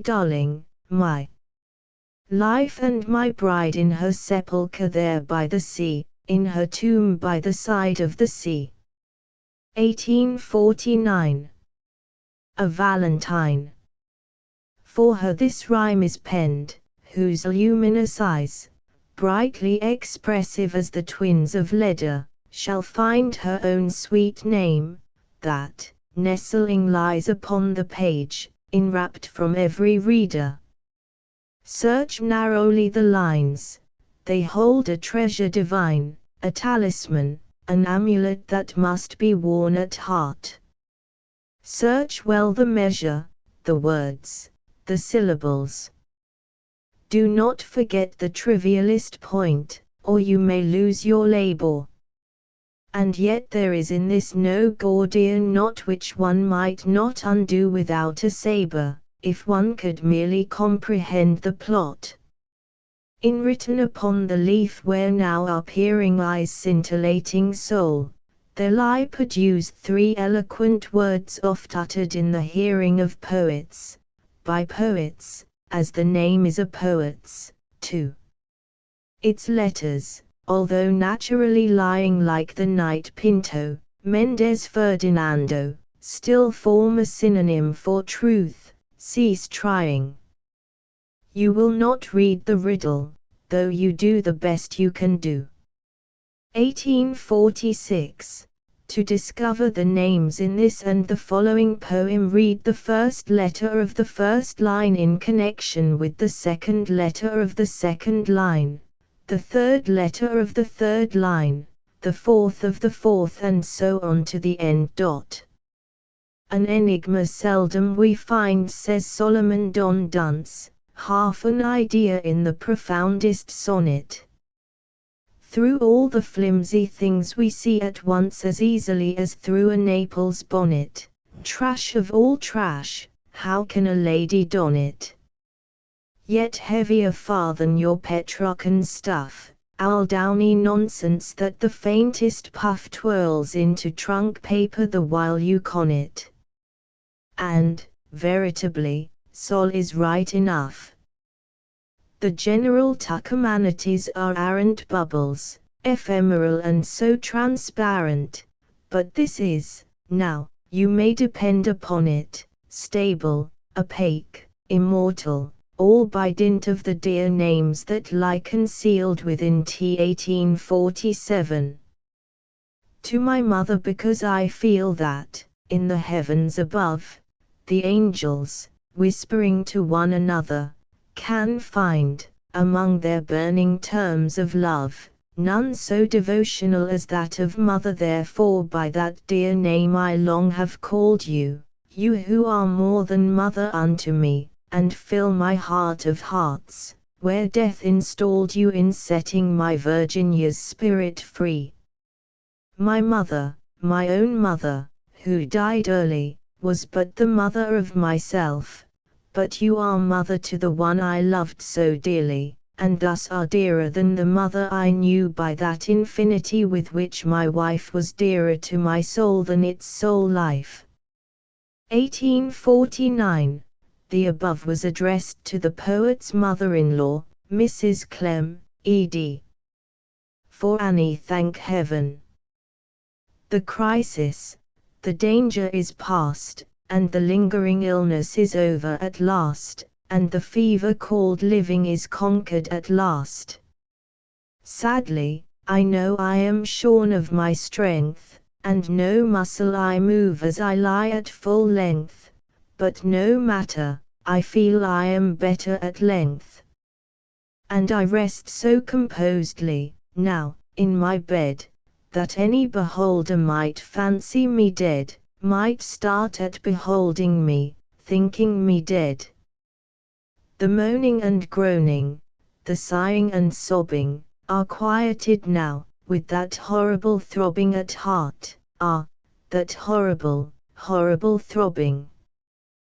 The sickness, the nausea, the pitiless pain, have ceased, with the fever that maddened my brain, with the fever called living that burned in my brain.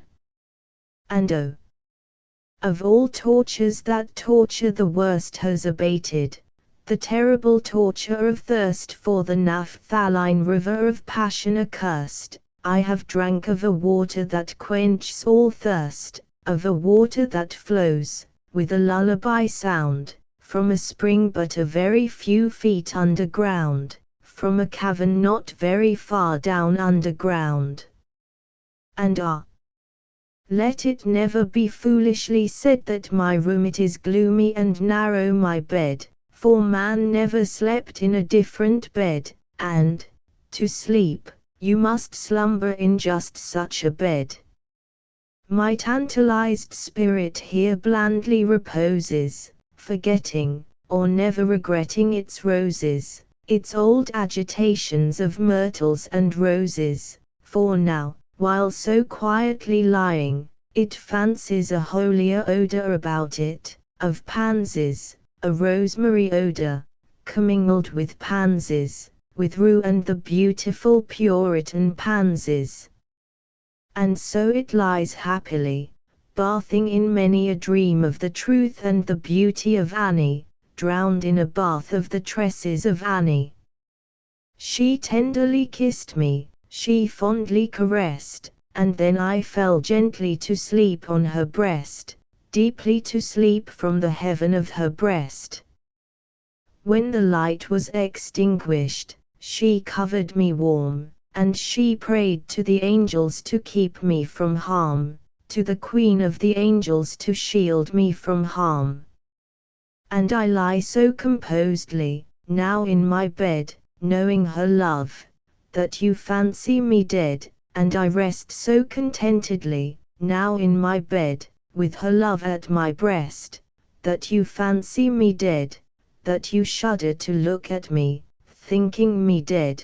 But my heart it is brighter than all of the many stars in the sky, for it sparkles with Annie, it glows with the light of the love of my Annie, with the thought of the light of the eyes of my Annie.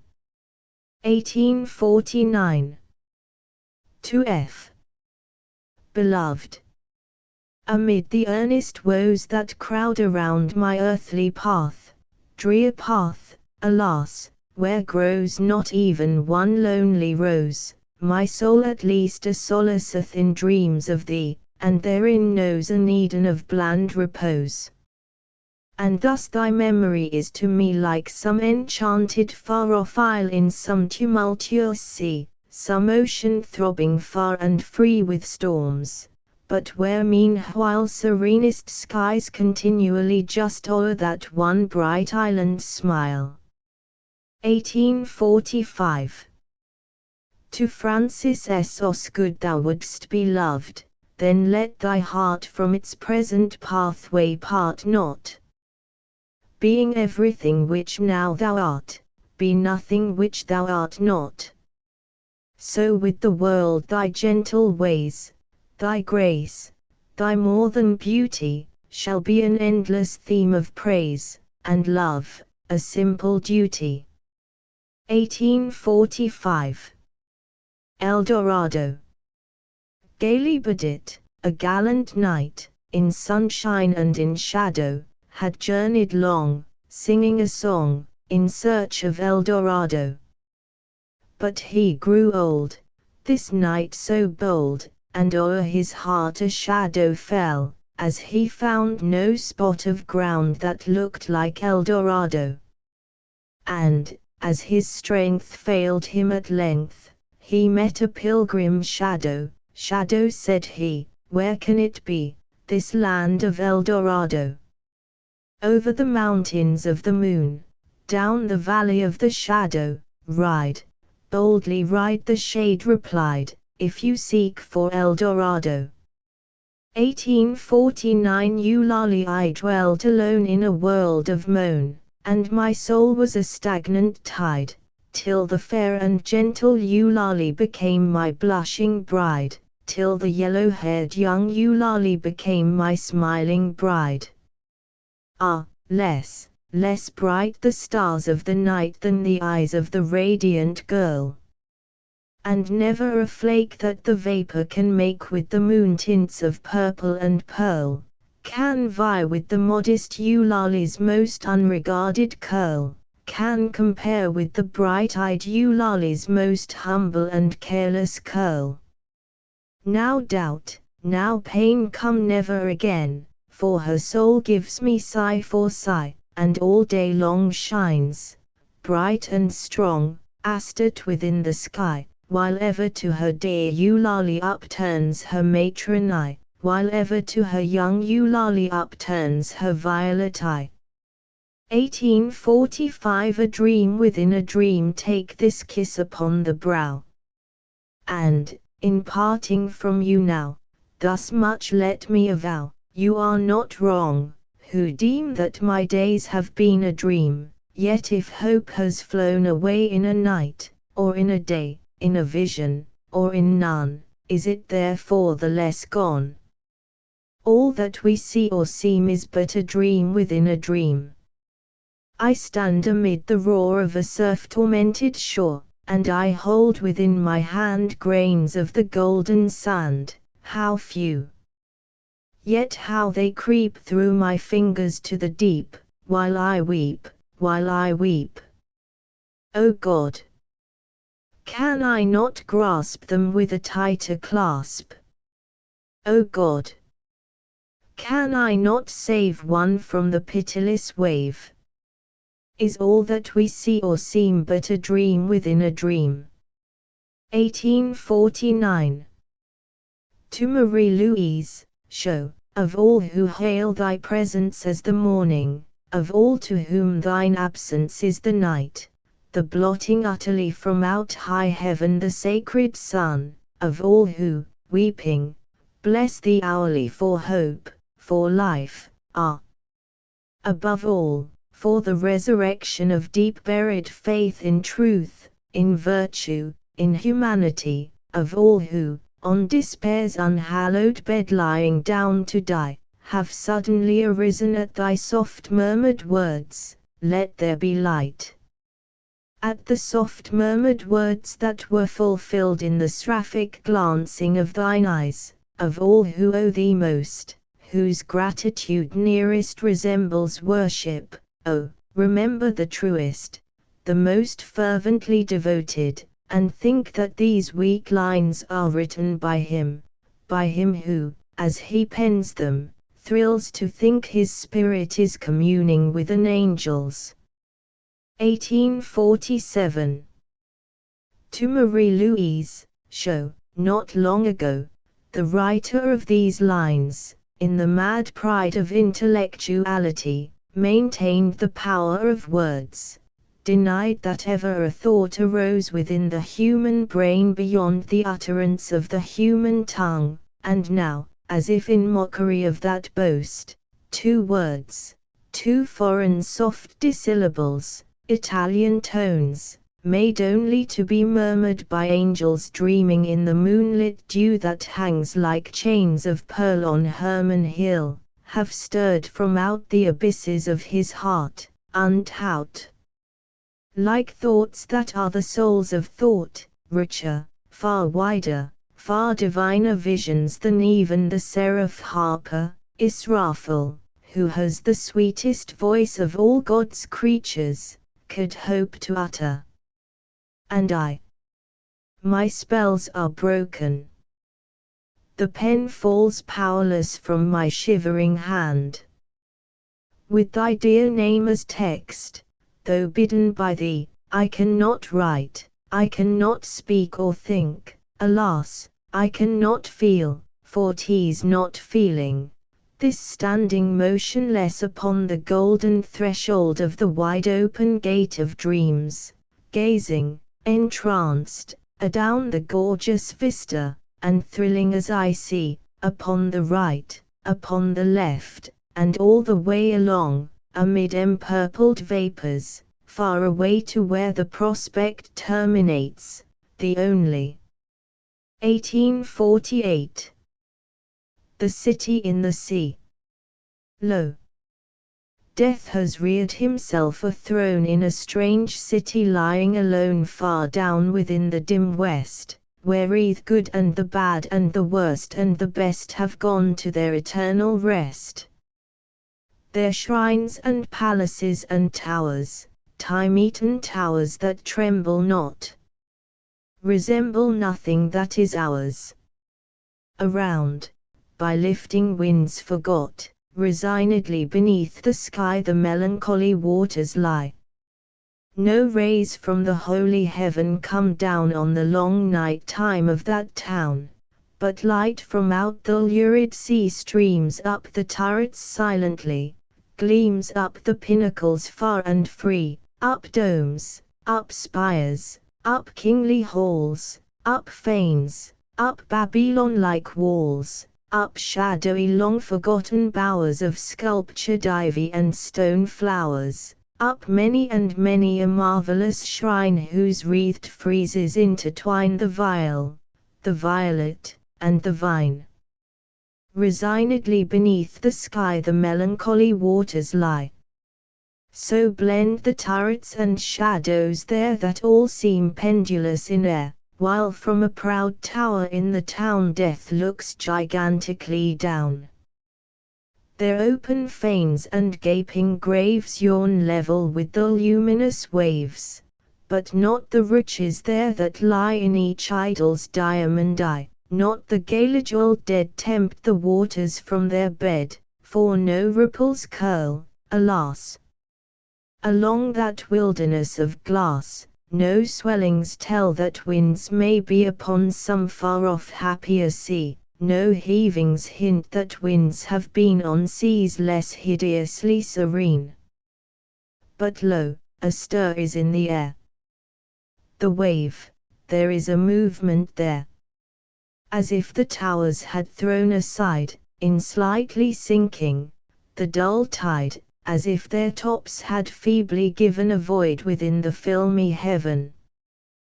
The waves have now a redder glow, the hours are breathing faint and low, and when, amid no earthly moans, down, down that town shall settle hence, hell, rising from 1,000 thrones, shall do it reverence. 1845. The Sleeper. At midnight in the month of June, I stand beneath the mystic moon. An opiate vapor, dewy, dim, exhales from out her golden rim, and, softly dripping, drop by drop, upon the quiet mountain top, steals drowsily and musically into the universal valley.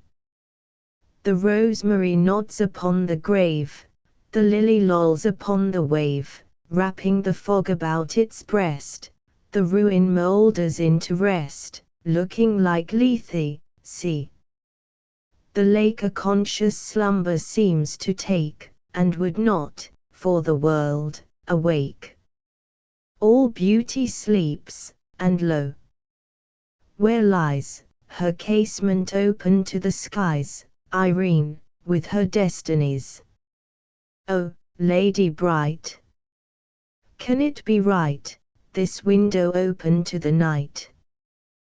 The wantoness, from the tree-top, laughingly through the lattice drop, the bodiless as, a wizard rout, flit through thy chamber in and out, and wave the curtain canopy so fitfully, so fearfully, above the closed and fringed lid 'neath which thy slumbering soul lies hid, that o'er the floor and down the wall, like ghosts the shadows rise and fall. O, lady dear, hast thou no fear? Why and what art thou dreaming here? Sure thou art come o'er far-off seas, a wonder to these garden trees. Strange is thy pallor, strange thy dress, strange, above all, thy length of tress, and this all solemn silentness. The lady sleeps. Oh, may her sleep, which is enduring, so be deep. Heaven have her in its sacred keep. This chamber changed for one more holy, this bed for one more melancholy, I pray to God that she may lie forever with unopened eye, while the dim-sheeted ghosts go by. My love, she sleeps. Oh, may her sleep, as it is lasting, so be deep. Soft may the worms about her creep. Far in the forest, dim and old, for her may some tall vault unfold, some vault that oft hath flung its black and winged panels fluttering back, triumphant, o'er the crested palls of her grand family funerals, some sepulchre, remote, alone, against whose portal she hath thrown, in childhood, many an idle stone, some tomb from out whose sounding door she ne'er shall force an echo more, thrilling to think, poor child of sin, it was the dead who groaned within. 1845 Bridal Ballad. The ring is on my hand, and the wreath is on my brow, satins and jewels grand are all at my command, and I am happy now. And my lord he loves me well, but, when first he breathed his vow, I felt my bosom swell, for the words rang as a knell, and the voice seemed his who fell in the battle down the dell, and who is happy now. But he spoke to reassure me, and he kissed my pallid brow, while a reverie came o'er me, and to the churchyard bore me, and I sighed to him before me, thinking him dead delore me, oh, I am happy now. And thus the words were spoken, and thus the plighted vow, and, though my faith be broken, and, though my heart be broken, behold the golden token that proves me happy now. Would to God I could awaken, for I dream I know not how, and my soul is sorely shaken lest an evil step be taken, lest the dead who is forsaken may not be happy now. 1845. Notes 1. The Raven was first published on the 29th of January, 1845, in the New York Evening Mirror, a paper its author was then assistant editor of. It was prefaced by the following words, understood to have been written by N.P. Willis. We are permitted to copy, in advance of publication, from the second number of the American Review the following remarkable poem by Edgar Poe. In our opinion, it is the most effective single example of fugitive poetry ever published in this country, and unsurpassed in English poetry for subtle conception, masterly ingenuity of versification, and consistent sustaining of imaginative lift and pokerishness. It is one of those dainties bred in a book which we feed on.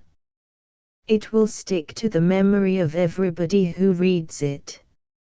In the February number of the American Review, the poem was published as by Quarles, and it was introduced by the following note, evidently suggested if not written by Poe himself.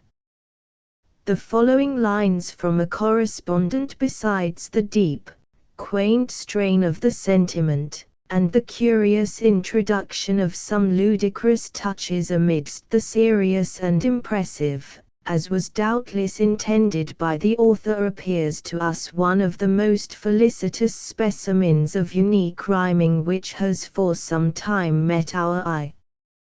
The resources of English rhythm for varieties of melody, measure, and sound, producing corresponding diversities of effect, having been thoroughly studied, much more perceived, by very few poets in the language. While the classic tongues, especially the Greek, possess, by power of accent, several advantages for versification over our own, chiefly through greater abundance of spondaic feet, we have other and very great advantages of sound by the modern usage of rhyme. Alliteration is nearly the only effect of that kind which the ancients had in common with us. It will be seen that much of the melody of the Raven arises from alliteration, and the studious use of similar sounds in unusual places.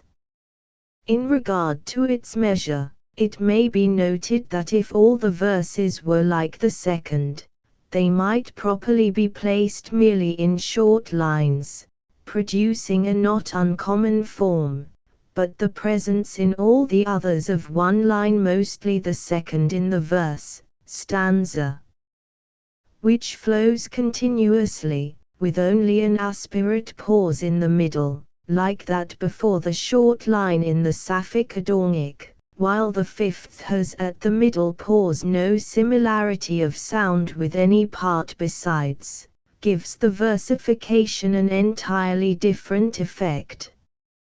We could wish the capacities of our noble language in prosody were better understood. Edom. Revelation 2. The bibliographical history of the bells is curious. The subject, and some lines of the original version, having been suggested by the poet's friend, Mrs. Shaw, Poe, when he wrote out the first draft of the poem, headed it, "The Bells," by Mrs. Emma Shaw.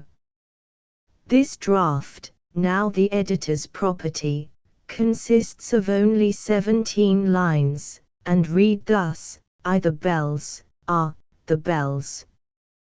The little silver bells. How fair like a melody there floats from their throats, from their merry little throats, from the silver, tinkling throats of the bells, bells, bells, of the bells. To the bells, are, the bells. The heavy iron bells. How horrible a monody there floats from their throats, from their deep-toned throats, from their melancholy throats. How I shudder at the notes of the bells, bells, bells, of the bells." In the autumn of 1848 Poe added another line to this poem, and sent it to the editor of the Union magazine. It was not published. So, in the following February, the poet forwarded to the same periodical a much enlarged and altered transcript. 3 months having elapsed without publication, another revision of the poem, similar to the current version, was sent, and in the following October was published in the Union magazine. 3. This poem was first published in Colton's American Review for December, 1847, as to Eulalium, a ballad. Being reprinted immediately in the home journal, it was copied into various publications with the name of the editor, N. P. Willis, appended, and was ascribed to him. When first published, it contained the following additional stanza which Poe subsequently, at the suggestion of Mrs. Whitman, wisely suppressed. Said we then, we too, then, ah, can it have been that the woodlandish gowls, the pitiful, the merciful gowls, to bar up our path and to ban it from the secret that lies in these wolds, had drawn up the spectre of a planet from the limbo of lunar souls, this sinfully scintillant planet from the hell of the planetary souls. For to Helen, Mrs. S. Helen Whitman, was not published until November, 1848, although written several months earlier. It first appeared in the Union magazine and with the omission, contrary to the knowledge or desire of Poe, of the line, "Oh, God, oh, heaven, how my heart beats in coupling those two words." 5. Annabel Lee was written early in 1849, and is evidently an expression of the poet's undying love for his deceased bride, although at least one of his lady admirers deemed it a response to her admiration. Poe sent a copy of the ballad to the Union magazine, in which publication it appeared in January, 1850, 3 months after the author's death. While suffering from hope deferred as to its fate, Poe presented a copy of Annabel Lee to the editor of the Southern Literary Messenger, who published it in the November number of his periodical, a month after Poe's death. In the meantime, the poet's own copy, left among his papers, passed into the hands of the person engaged to edit his works, and he quoted the poem in an obituary of Poe, in the New York Tribune, before anyone else had an opportunity of publishing it. 6. A Valentine, one of 3 poems addressed to Mrs. Osgood, appears to have been written early in 1846. 7. An enigma addressed to Mrs. Sarah Anna Lewis, Stella, was sent to that lady in a letter, in November, 1847, and the following March appeared in Sartin's Union magazine. 8. The sonnet, To My Mother, Maria Clem, was sent for publication to the short-lived Flag of Our Union early in 1849, but does not appear to have been issued until after its author's death, when it appeared in the leaflets of memory for 1850. 9. For Annie was first published in the Flag of Our Union in the spring of 1849. Poe, annoyed at some misprints in this issue, shortly afterwards caused a corrected copy to be inserted in the home journal. 10. To F. Francis Sargent Osgood, appeared in the Broadway Journal for April, 1845. These lines are but slightly varied from those inscribed to Mary in the Southern Literary Messenger for July, 1835, and subsequently republished, with the 2 stanzas transposed, in Graham's Magazine for March, 1842, as to one departed. 11. To F. SSO, D. A portion of the poet's Tryon tribute to Mrs. Osgood, was published in the Broadway Journal for September, 1845. The earliest version of these lines appeared in the Southern Literary Messenger for September, 1835, as lines written in an album, and was addressed to Eliza White, the proprietor's daughter. Slightly revised, the poem reappeared in Burton's Gentleman's Magazine for August, 1839, as to 12. Although El Dorado was published during Poe's lifetime, in 1849, in the Flag of Our Union it does not appear to have ever received the author's finishing touches. Poems of manhood Lenore are broken is the golden bowl.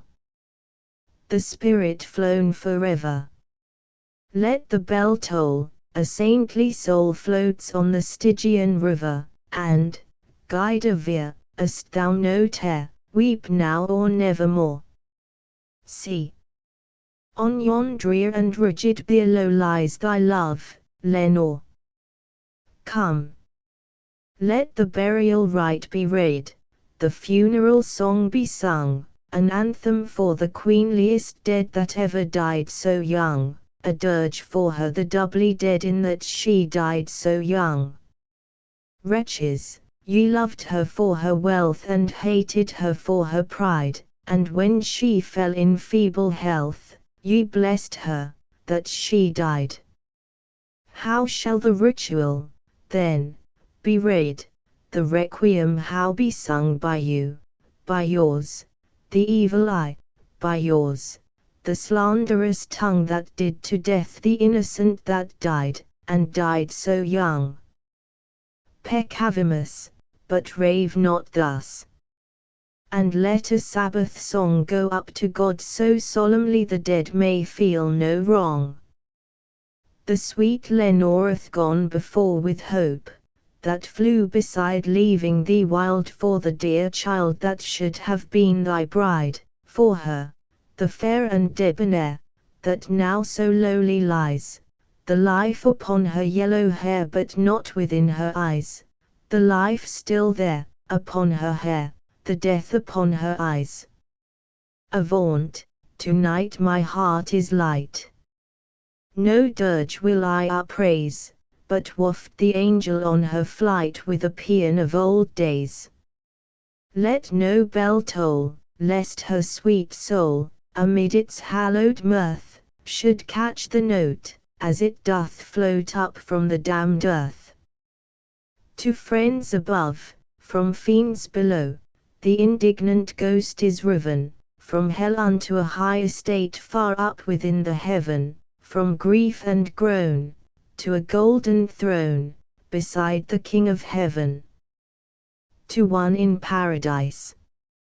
Thou wast all that to me, love, for which my soul did pine, a green isle in the sea, love, a fountain and a shrine, all wreathed with fairy fruits and flowers, and all the flowers were mine.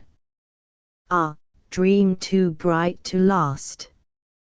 Ah, starry hope, that didst arise but to be overcast. A voice from out the future cries, on, on. But o'er the past, dim gulf, my spirit hovering lies mute, motionless, aghast. For, alas! Alas! With me the light of life is o'er. No more, no more, no more, such language holds the solemn sea to the sands upon the shore, shall bloom the thunder-blasted tree, or the stricken eagle soar. And all my days are trances, and all my nightly dreams are where thy dark eye glances, and where thy footstep gleams, in what ethereal dances, by what eternal streams. 1835. The Colosseum. Type of the antique Rome. Rich reliquary of lofty contemplation left to time by buried centuries of pomp and power. At length, after so many days of weary pilgrimage and burning thirst for the springs of law that in thee lie, I kneel, an altered and an humble man, amid thy shadows, and so drink within my very soul thy grandeur, gloom, and glory. Vastness, and age, and memories of eld. Silence, and desolation, and dim night. I feel ye now, I feel ye in your strength, O spells more sure than the Judean king taught in the gardens of Gethsemane. O charms more potent than the rapt Chaldee ever drew down from out the quiet stars. Here, where a hero fell, a column falls. Here, where the mimic eagle glared in gold, a midnight vigil holds the swarthy bat. Here, where the dames of Rome their gilded hair waved to the wind, now wave the reed and thistle. Here, where on golden throne the monarch lolled, glides, spectre-like, unto his marble home, lit by the one light of the horned moon, the swift and silent lizard of the stones. But stay. These walls, these ivy-clad arcades, these mouldering plinths, these sad and blackened shafts, these vague entablatures, this crumbling frieze, these shattered cornices, this wreck, this ruin, these stones, alas! These grey stones, are they all of the famed, and the colossal left by the corrosive hours to fate and me? Not all, the echoes answer me, not all. Prophetic sounds and loud, arise forever from us, and from all ruin, unto the wise, as melody from Memnon to the sun. We rule the hearts of mightiest men, we rule with a despotic sway all giant minds. We are not impotent, we pallid stones. Not all our power is gone, not all our fame, not all the magic of our high renown, not all the wonder that encircles us, not all the mysteries that in us lie, not all the memories that hang upon and cling around about us as a garment, clothing us in a robe of more than glory. 1833. The Haunted Palace. In the greenest of our valleys by good angels tenanted, once a fair and stately palace, radiant palace, reared its head. In the monarch thought's dominion, it stood there. Never seraph spread a pinion over fabric half so fair. Banners yellow, glorious, golden, on its roof did float and flow.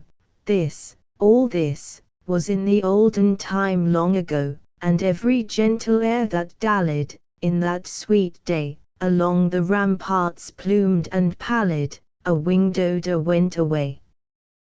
Wanderers in that happy valley, through two luminous windows, saw spirits moving musically, to a lute's well-tuned law, round about a throne where, sitting, poor Phrogion, in state his glory well befitting, the ruler of the realm was seen.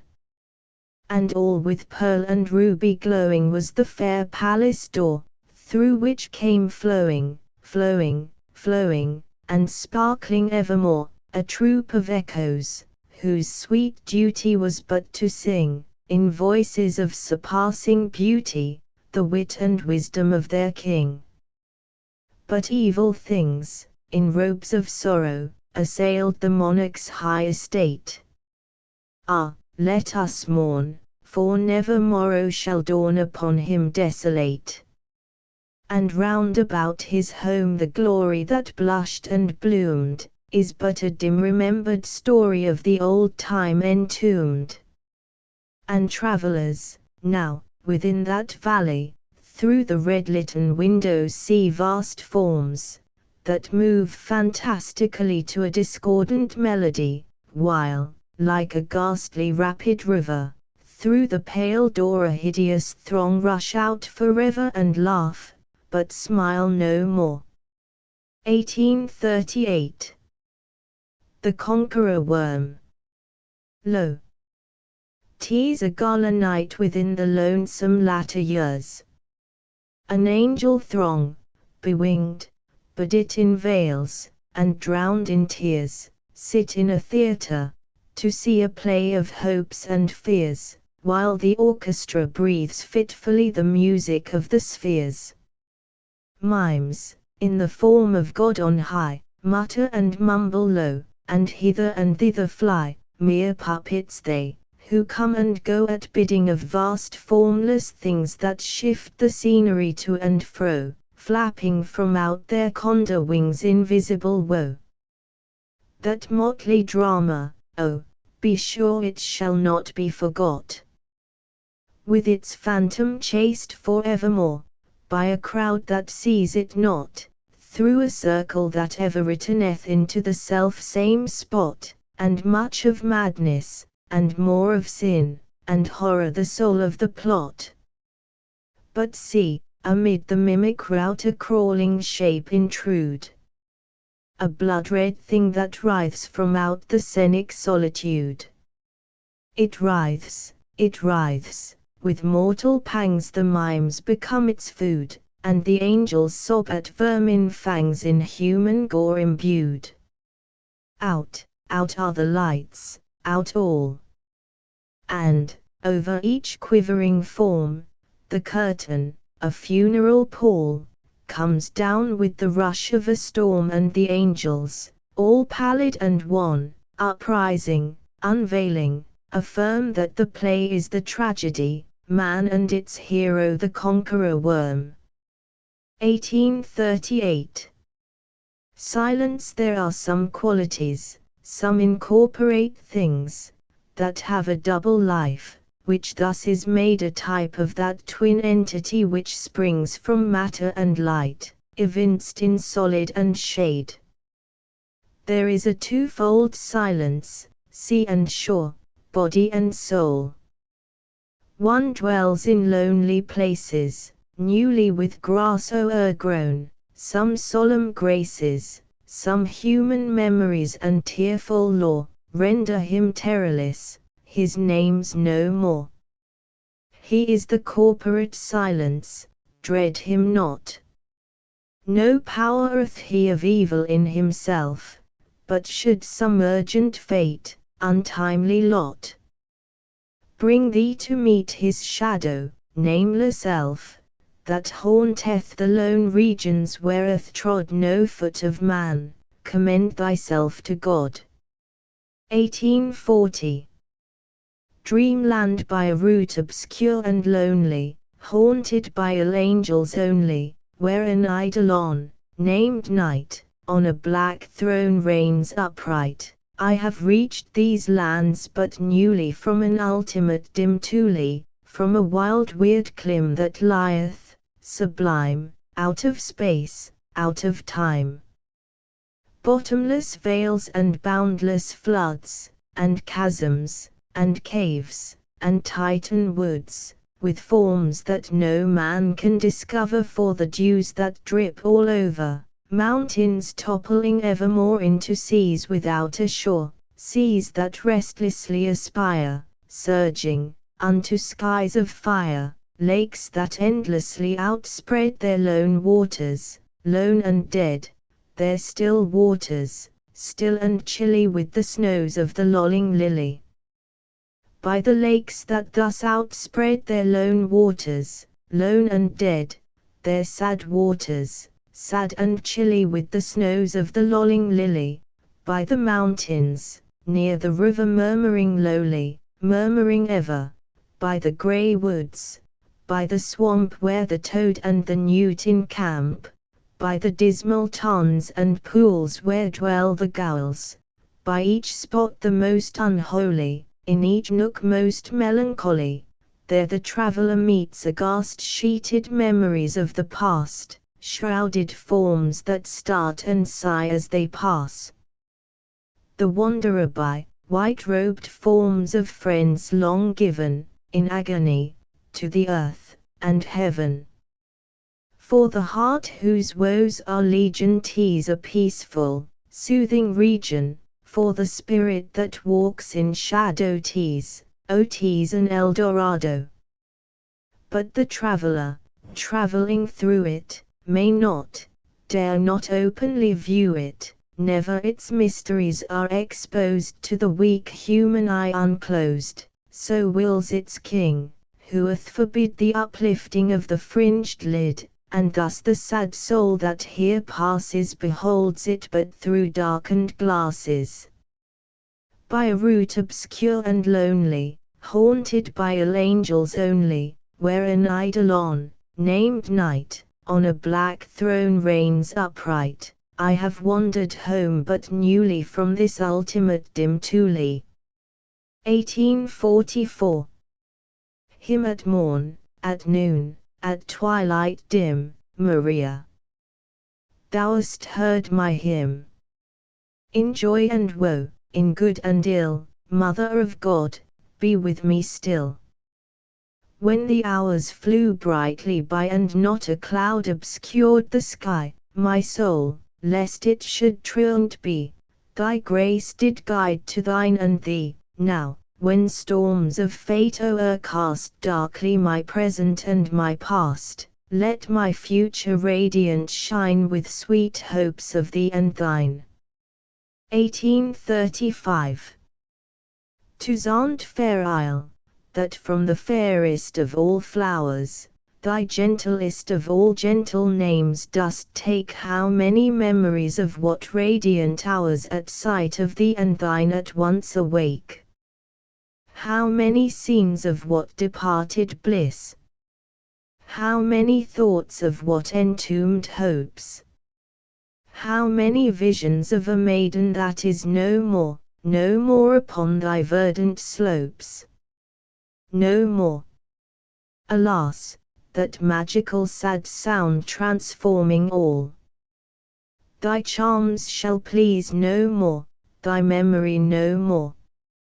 Accursed ground henceforth I hold thy flower enamelled shore, O hyacinthine isle! O purple Zant!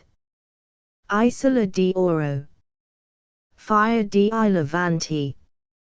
1837. Scenes from Politian, an unpublished drama. I roam. A hall in a palace, Alessandra and Castiglione.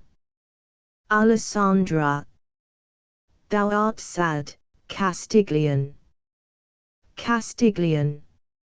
Sad, not I. Oh, I'm the happiest, happiest man in Rome. A few days more, thou knowest, my Alessandra, will make thee mine. Oh, I am very happy. Alas! Methinks thou hast a singular way of showing thy happiness. What ails thee, cousin of mine? Why didst thou sigh so deeply? Cass. Did I sigh? I was not conscious of it. It is a fashion, a silly, a most silly fashion I have when I am very happy. Did I sigh? Sighing. Alas! Thou didst. Thou art not well. Thou hast indulged too much of late, and I am vexed to see it.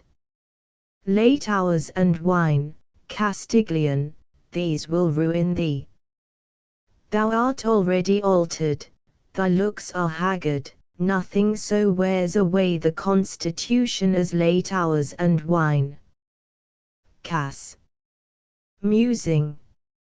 Nothing, fair cousin, nothing, not even deep sorrow, wears it away like evil hours and wine.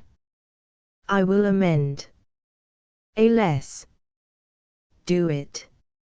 I would have thee drop thy riotous company, to fellows low-born, ill-suit the like with old Di Broglio's heir and Alessandra's husband. Cass. I will drop them. Alas! Thou wilt, thou must. Attend thou also more to thy dress and equipage, they are over-plain for thy lofty rank and fashion, much depends upon appearances. Cass. I'll see to it. Alas! Then see to it, pay more attention, sir, to a becoming carriage, much thou wantest in dignity. Cass. Much, much, oh, Much I want in proper dignity. Alas, haughtily, thou mockest me, Sir. Cass. Abstractedly. Sweet, gentle Lalage. Alas. Heard I aright? I speak to him, he speaks of Lalage. Sir Count. Places her hand on his shoulder. What art thou dreaming? He's not well. What ails thee, Sir? Cass. Startling. Cousin. Fair cousin, madam. I crave thy pardon, indeed I am not well, your hand from off my shoulder, if you please. This air is most oppressive, madam, the Duke. Enter D.I. Broglio. D.I. Broglio. My son, I've news for thee. Hey, what's the matter? Observing Alessandra, either pouts. Kiss her, Castiglione. Kiss her, you dog. And make it up, I say, this minute. I've news for you both. Politian is expected hourly in Rome. Politian, Earl of Leicester. We'll have him at the wedding. 'Tis his first visit to the imperial city. Alas! What? Politian of Britain, Earl of Leicester. D'Ibrog. The same, my love. We'll have him at the wedding. A man quite young in years, but grey in fame. I have not seen him, but rumour speaks of him as of a prodigy preeminent in arts and arms, and wealth, and high descent. We'll have him at the wedding. Alas! I have heard much of this Politian. Gay, volatile and giddy, is he not? And little given to thinking. D'Ibrog. Far from it, love. No branch, they say, of all philosophy so deep abstruse he has not mastered it. Learned as few are learned. Alas! 'Tis very strange. I have known men have seen Politian and sought his company. They speak of him as of one who entered madly into life, drinking the cup of pleasure to the dregs. Cass. Ridiculous. Now I have seen Politian and know him well, nor learned nor mirthful he. He is a dreamer and a man shut out from common passions. D'Ibrog. Children, we disagree. Let us go forth and taste the fragrant air of the garden. Did I dream, or did I hear Politian was a melancholy man? Exeunt. To Rome. A lady's apartment, with a window open and looking into a garden. Lalage, in deep mourning, reading at a table on which lie some books and a hand mirror. In the background Jacinta, a servant maid, leans carelessly upon a chair. Lalage, Jacinta. Is it thou? Jack. Jacinta, pertly. Yes, I'm here. I did not know, Jacinta, you were in waiting. Sit down. Let not my presence trouble you, sit down, for I am humble, most humble. Jack. Aside. 'Tis time. Jacinta seats herself in a sidelong manner upon the chair, resting her elbows upon the back, and regarding her mistress with a contemptuous look. Lalage continues to read. It in another climate, so he said, bore a bright golden flower, but not I this soil. Pauses, turns over some leaves, and resumes, no lingering winters there, nor snow, nor shower, but ocean ever to refresh mankind breathes the shrill spirit of the western wind. Oh, beautiful, most beautiful, how like to what my fevered soul doth dream of heaven. O happy land, pauses, she died, the maiden died. A still more happy maiden who couldst die. Jacinta. Jacinta returns no answer, and Lalage presently resumes. Again, a similar tale told of a beauteous dame beyond the sea. Thus speaketh one Ferdinand in the words of the play, she died full young. One Bossola answers him, I think not so, her infelicity seemed to have years too many, a luckless lady. Jacinta. Still no answer, here's a far sterner story, but like, oh, very like in its despair, of that Egyptian queen, winning so easily 1,000 hearts, losing at length her own. She died. Thus endeth the history, and her maids lean over and weep, two gentle maids with gentle names, Eros and Charmian. Rainbow and Dove, Jacinta. Jack. Pettishly. Madam, what is it? Lal.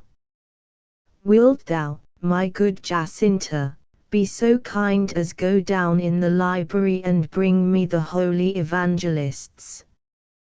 Jack. Pshaw. Exit. Lal. If there be balm for the wounded spirit in Gilead it is there. Dew in the night time of my bitter trouble will there be found, dew sweeter far than that which hangs like chains of pearl on Hermon Hill. Re-enter Jacinta, and throws a volume on the table. There, m's the book. Indeed she is very troublesome. Aside. Lal. Astonished. What didst thou say, Jacinta? Have I done aught to grieve thee or to vex thee? I am sorry. For thou hast served me long and ever been trustworthy and respectful. Resumes her reading. Jack. I can't believe she has any more jewels, no, no. She gave me all. Aside. Lal. What didst thou say, Jacinta? Now I bethink me thou hast not spoken lately of thy wedding. How fares good Hugo, and when is it to be? Can I do aught? Is there no farther aid thou needest, Jacinta? Jack. Is there no farther aid? That's meant for me. Aside, I'm sure, madam, you need not be always throwing those jewels in my teeth. Lal. Jewels. Jacinta, now indeed, Jacinta, I thought not of the jewels. Jack. Oh. Perhaps not. But then I might have sworn it.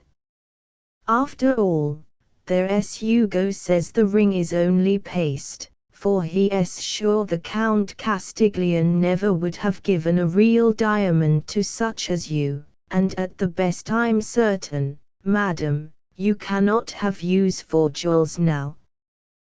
But I might have sworn it. Exit. Lalage bursts into tears and leans her head upon the table, after a short pause raises it. Lal. Poor Lalage, and is it come to this? Thy servant maid, but courage, 'tis but a viper whom thou hast cherished to sting thee to the soul. Taking up the mirror, ha! Here at least is a friend, too much a friend in earlier days, a friend will not deceive thee. Fair mirror and true. Now tell me, for thou canst, a tale, a pretty tale, and heed thou not though it be rife with woe, it answers me. It speaks of sunken eyes, and wasted cheeks, and beauty long deceased, remembers me of joy departed, hope, the seraph hope, inurned and entombed, now, in a tone low, sad, and solemn, but most audible, whispers of early grave untimely yawning for ruined maid. Fair mirror and true, thou liest not. Thou hast no end to gain, no heart to break. Castiglione lied who said he loved, thou true, he false, false, false. While she speaks, a monk enters her apartment, and approaches unobserved. Monk. Refuge thou hast, sweet daughter, in heaven. Think of eternal things. Give up thy soul to penitence, and pray. Lal. Arising hurriedly. I cannot pray, my soul is at war with God. The frightful sounds of merriment below disturb my senses, go. I cannot pray, the sweet airs from the garden worry me. Thy presence grieves me, go. Thy priestly arraignment fills me with dread, thy ebony crucifix with horror and awe. Monk. Think of thy precious soul. Lal. Think of my early days, think of my father and mother in heaven, think of our quiet home, and the rivulet that ran before the door. Think of my little sisters, think of them. And think of me, think of my trusting love and confidence, his vows, my ruin, think of my unspeakable misery, begone. Yet stay. Yet stay, what was it thou saidst of prayer and penitence? Didst thou not speak of faith and vows before the throne? Monk. I did. Lal. Lal. 'Tis well. There is a vow were fitting should be made, a sacred vow, imperative, and urgent, a solemn vow. Monk. Daughter, this zeal is well. Lal. Father, this zeal is anything but well. Hast thou a crucifix fit for this thing? A crucifix whereon to register this sacred vow? He hands her his own, not that, oh. No, no, no.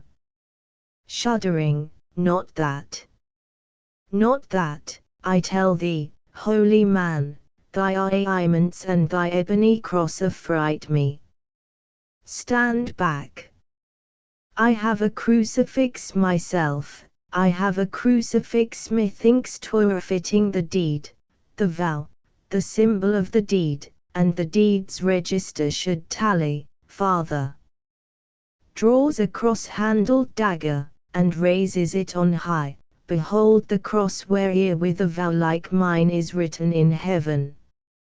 Monk. Thy words are madness, daughter, and speak a purpose unholy, thy lips are livid, thine eyes are wild, tempt not the wrath divine. Pause ere too late, oh, be not rash. Swear not the oath, oh, swear it not. Lal. 'Tis sworn. 3 An apartment in a palace. Politian and Baldazzar. Baldazzar. Arouse thee now, Politian. Thou must not, Nay indeed, indeed, shalt not give away unto these humours. Be thyself. Shake off the idle fancies that beset thee, and live, for now thou diest. Perlition. Not so, Baldassar. Surely I live. Bal. Perlition. It doth grieve me to see thee thus. Paul. Baldassar. It doth grieve me to give thee cause for grief, my honoured friend. Command me, sir. What wouldst thou have me do? At thy behest I will shake off that nature which from my forefathers I did inherit, which with my mother's milk I did imbibe, and be no more Perlition, but some other. Command me, sir. Bal. To the field, then, to the field, to the senate or the field. Paul. Alas! Alas! There is an imp would follow me even there. There is an imp hath followed me even there. There is, what voice was that?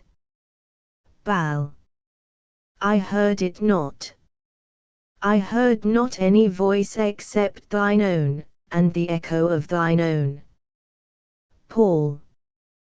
Then I but dreamed. Bal. Give not thy soul to dreams. The camp, the court, befit thee, fame awaits thee, glory calls, and her the trumpet tongue thou wilt not hear in hearkening to imaginary sounds and phantom voices. Paul. It is a phantom voice. Didst thou not hear it then? Bal. I heard it not. Paul. Thou heardst it not, Baldassar. Speak no more to me, Perlition, of thy camps and courts. Oh! I am sick, sick, sick, even unto death, of the hollow and high-sounding vanities of the populous earth. Bear with me yet a while. We have been boys together, schoolfellows, and now are friends, yet shall not be so long, for in the eternal city thou shalt do me a kind and gentle office, and a power august, benignant and supreme, shall then absolve thee of all further duties unto thy friend. Bal. Thou speakest a fearful riddle I will not understand. Paul. Yet now as fate approaches, and the hours are breathing low, the sands of time are changed to golden grains, and dazzle me, Baldassar. Alas! Alas! I cannot die, having within my heart so keen a relish for the beautiful as hath been kindled within it. Methinks the air is balmier now than it was wont to be, rich melodies are floating in the winds, a rarer loveliness bedecks the earth, and with a holier lustre the quiet moon sitteth in heaven. Hist! Hist! Thou canst not say thou hearest not now, Baldassar. Bal. Indeed I hear not. Paul. Not hear it, listen now, listen, the faintest sound and yet the sweetest that ear ever heard. A lady's voice, and sorrow in the tone. Baldassar, it oppresses me like a spell. Again, again, how solemnly it falls into my heart of hearts. That eloquent voice surely I never heard, yet it were well had I but heard it with its thrilling tones in earlier days. Bal. I myself hear it now. Be still, the voice, if I mistake not greatly, proceeds from yonder lattice, which you may see very plainly through the window. It belongs, does it not, unto this palace of the Duke.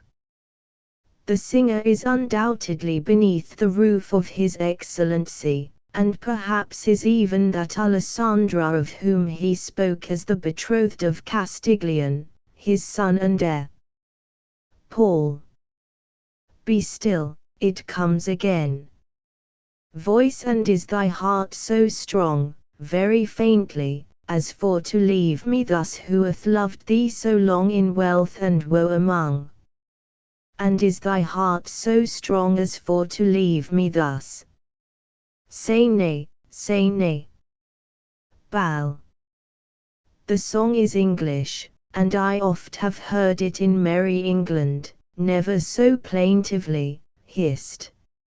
Hissed. It comes again.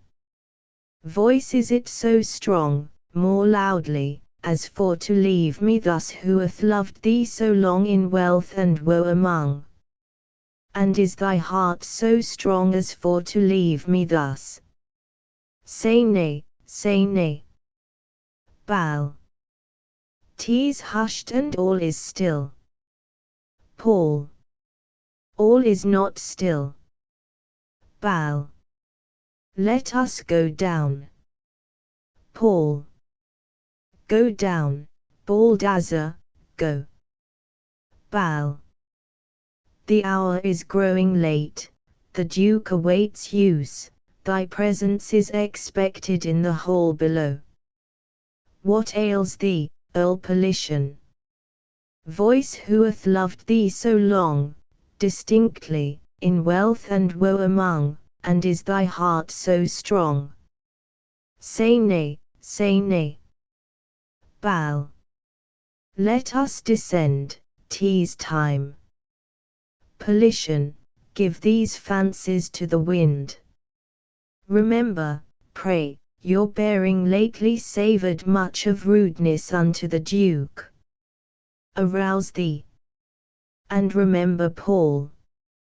Remember. I do. Lead on. I do remember. Going. Let us descend. Believe me, I would give, freely would give the broad lands of my earldom to look upon the face hidden by yon lattice, to gaze upon that veiled face, and hear once more that silent tongue. Bow. Let me beg you, sir, descend with me, the Duke may be offended. Let us go down, I pray you. Voice loudly, say nay, say nay. Paul. Aside, 'tis strange, 'tis very strange, methought the voice chimed in with my desires, and bade me stay. Approaching the window. Sweet voice. I heed thee, and will surely stay. Now be this fancy, by heaven, or be it fate, still will I not descend. Baldassar, make apology unto the Duke for me, I go not down tonight. Bow. Your lordship's pleasure shall be attended to. Good night, Politian. Paul. Good night, my friend, good night.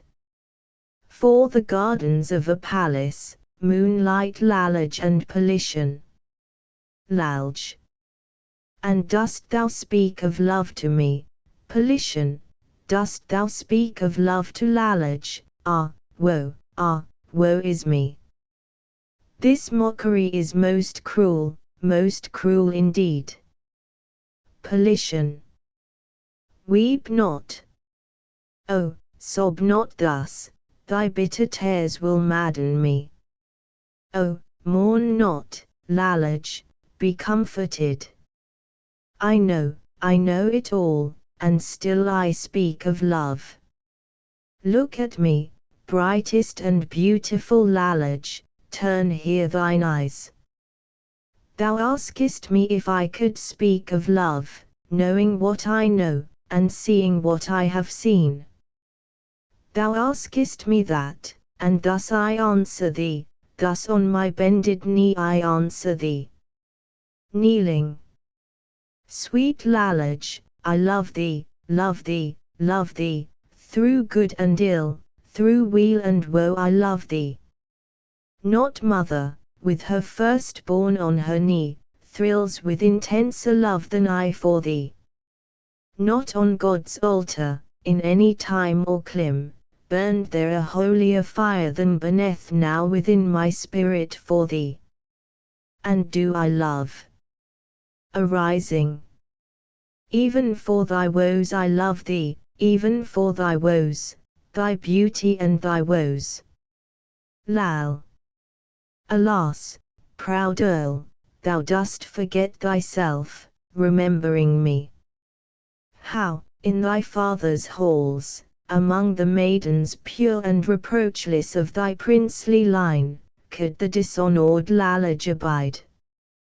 Thy wife, and with a tainted memory, my seared and blighted name, how would it tally with the ancestral honours of thy house, and with thy glory? Paul. Speak not to me of glory. I hate, I loathe the name, I do abhor the unsatisfactory and ideal thing. Art thou not Lalage and I Politian? Do I not love, art thou not beautiful, what need we more? Ha! Glory, now speak not of it. By all I hold most sacred and most solemn, by all my wishes now, my fears hereafter, by all I scorn on earth and hope in heaven, there is no deed I would more glory in, than in thy cause to scoff at this same glory and trample it under foot. What matters it, my fairest, and my best, that we go down unhonoured and forgotten into the dust, so we descend together. Descend together, and then, perchance, Lal. Why dost thou pause, Politian? Paul. And then, perchance arise together, Lalage, and roam the starry and quiet dwellings of the blessed, and still, Lal. Why dost thou pause, Politian? Paul. And still together, Lal. Now Earl of Leicester. Thou lovest me, and in my heart of hearts I feel thou lovest me truly. Paul. O, Lalage. Throwing himself upon his knee. And lovest thou me? Lal. Hissed. Hush. Within the gloom of yonder trees methought a figure passed, a spectral figure, solemn, and slow, and noiseless, like the grim shadow Conscience, solemn and noiseless. Walks across and returns. I was mistaken, 'twas but a giant bough stirred by the autumn wind. Politian. Paul. My Lalage, my love. Why art thou moved? Why dost thou turn so pale? Not conscience self, far less a shadow which thou likenest to it, should shake the firm spirit thus. But the night wind is chilly, and these melancholy boughs throw over all things a gloom. Lal. Politian. Thou speakest to me of love. Knowest thou the land with which all tongues are busy, a land new found, miraculously found by one of Genoa, 1,000 leagues within the golden west? A fairy land of flowers, and fruit, and sunshine, and crystal lakes, and overarching forests, and mountains, around whose towering summits the winds of heaven untrammelled flow, which air to breathe is happiness now, and will be freedom hereafter in days that are to come. Paul. Oh, wilt thou fly to that paradise, my Lalage, wilt thou fly thither with me? There care shall be forgotten, and sorrow shall be no more, and arrows be all. And life shall then be mine, for I will live for thee, and in thine eyes, and thou shalt be no more a mourner, but the radiant joys shall wait upon thee, and the angel hope attend thee ever, and I will kneel to thee and worship thee, and call thee my beloved, my own, my beautiful, my love, my wife, my all. Oh, wilt thou, Lalage, fly thither with me? Lal. A deed is to be done, Castiglione lives. Paul. And he shall die. Exit, Lal. After a pause. And he shall die, alas. Castiglione die. Who spoke the words? Where am I? What was it he said? Politian. Thou art not gone, thou art not gone, Politian. I feel thou art not gone, yet dare not look, lest I behold thee not. Thou couldst not go with those words upon thy lips. Oh, speak to me. And let me hear thy voice, one word, to say thou art not gone, one little sentence, to say how thou dost scorn, how thou dost hate my womanly weakness. Ha! Ha! Thou art not gone, oh speak to me. I knew thou wouldst not go. I knew thou wouldst not, couldst not, durst not go. Villain, thou art not gone, thou mockest me. And thus I clutch thee, thus, he is gone, gone. Where am I? 'Tis well, 'tis very well. So that the blade be keen, the blow be sure, 'tis well, 'tis very well, alas. Alas. V. The suburbs. Politian alone. Politian. This weakness grows upon me. I am faint, and much I fear me ill. It will not do to die ere I have lived. Stay, stay thy hand, O Azrael, yet a while. Prince of the powers of darkness and the tomb, O pity me. O pity me. Let me not perish now, in the budding of my paradisal hope. Give me to live yet a little while. 'Tis I who pray for life, I who so late demanded but to die. What saith the Count? Enter Baldassar. Baldassar. That knowing no cause of quarrel or of feud between the Earl Politian and himself, he doth decline your cartel. Paul. What didst thou say? What answer was it you brought me, good Baldassar? With what excessive fragrance the zephyr comes laden from yonder bowers, a fairer day, or one more worthy Italy, methinks no mortal eyes have seen. What said the Count? Bal. That he, Castiglione, not being aware of any feud existing, or any cause of quarrel between your lordship and himself, cannot accept the challenge. Paul. It is most true, all this is very true. When saw you, sir, when saw you now, Baldassar, in the frigid and genial Britain which we left so lately, a heaven so calm as this, so utterly free from the evil taint of clouds? And he did say, Bal. No more, my lord, than I have told you, sir. The Count Castiglione will not fight, having no cause for quarrel. Paul. Now this is true, all very true.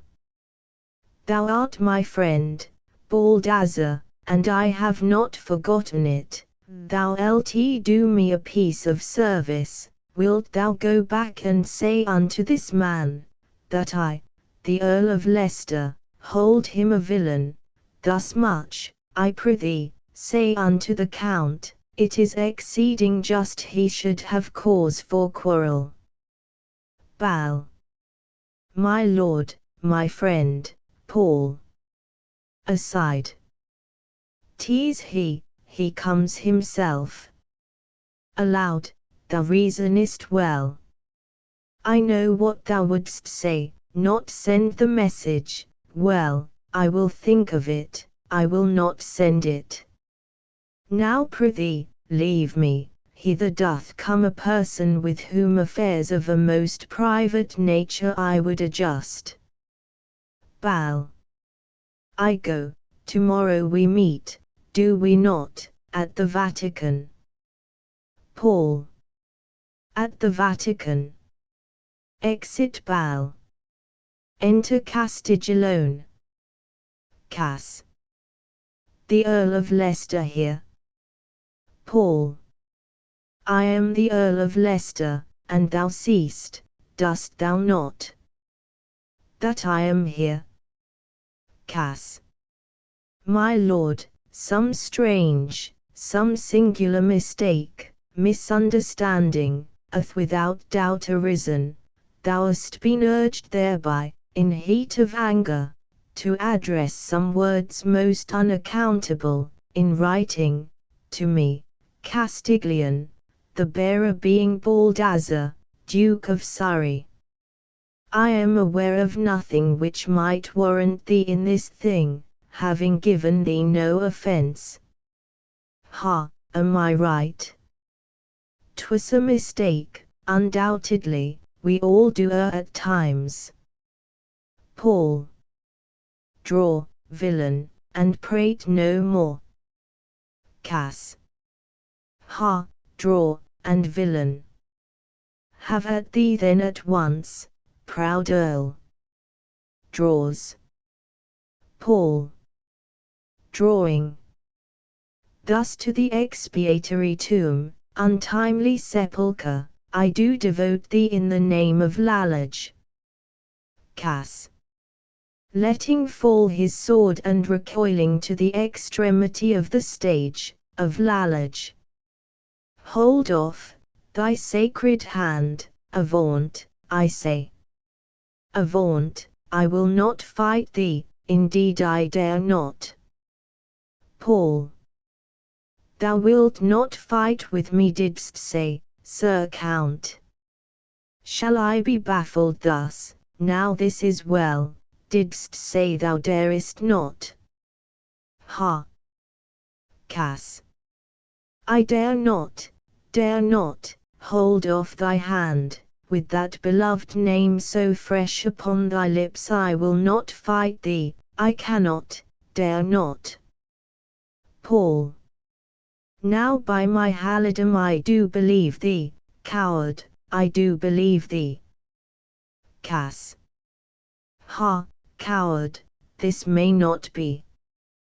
Clutches his sword and staggers towards Politian, but his purpose is changed before reaching him, and he falls upon his knee at the feet of the Earl. Alas! My lord, it is most true. In such a cause I am the veriest coward. O pity me. Paul. Greatly softened. Alas, I do, indeed I pity thee. Cass. And Lalage, Paul. Scoundrel, arise and die. Cass. It needeth not be, thus, O let me die thus on my bended knee. It were most fitting that in this deep humiliation I perish. For in the fight I will not raise a hand against thee, Earl of Leicester. Strike thou home, bearing his bosom. Here is no let or hindrance to thy weapon, strike home. I will not fight thee. Paul. Now, death and hell. Am I not sorely, grievously tempted to take thee at thy word? But mark me, sir, think not to fly me thus. Do thou prepare for public insult in the streets, before the eyes of the citizens. I'll follow thee like an avenging spirit, I'll follow thee even unto death. Before those whom thou lovest, before all Rome I'll taunt thee, villain, I'll taunt thee, dost hear?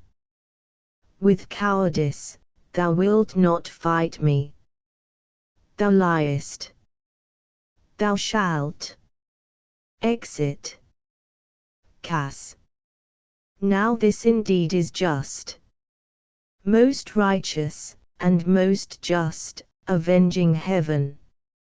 In the book there is a gap in numbering the notes between 12 and 29. Ed. Note 29. Such portions of Politian as are known to the public first saw the light of publicity in the Southern Literary Messenger for December 1835, and January 1836, being styled Scenes from Politian, an unpublished drama. These scenes were included, unaltered, in the 1845 collection of poems, by Poe. The larger portion of the original draft subsequently became the property of the present editor, but it is not considered just to the poet's memory to publish it. The work is a hasty and unrevised production of its author's earlier days of literary labor, and, beyond the scenes already known, scarcely calculated to enhance his reputation. As a specimen, however, of the parts unpublished, the following fragment from the first scene of Act II may be offered. The Duke, it should be premised, is uncle to Alessandra, and father of Castiglione her betrothed. Duke. Why do you laugh? Castiglione. Indeed I hardly know myself. Stay. Was it not on yesterday we were speaking of the Earl? Of the Earl Politian? Yes. It was yesterday. Alessandra, you and one, you must remember. We were walking in the garden. Duke, perfectly. I do remember it. What of it? What then? Cass. Oh, nothing at all. Duke. Nothing at all. It is most singular that you should laugh at nothing at all. Cass. Most singular. Duke. Look you, Castiglione, be so kind as tell me, sir, at once what 'tis you mean. What are you talking of? Cass. Was it not so? We differed in opinion touching him. Duke. Him, whom? Cass. Why, sir, the Earl Politian. Duke. The Earl of Leicester. Yes. Is it he you mean? We differed, indeed. If I now recollect, the words you used were that the Earl you knew was neither learned nor mirthful.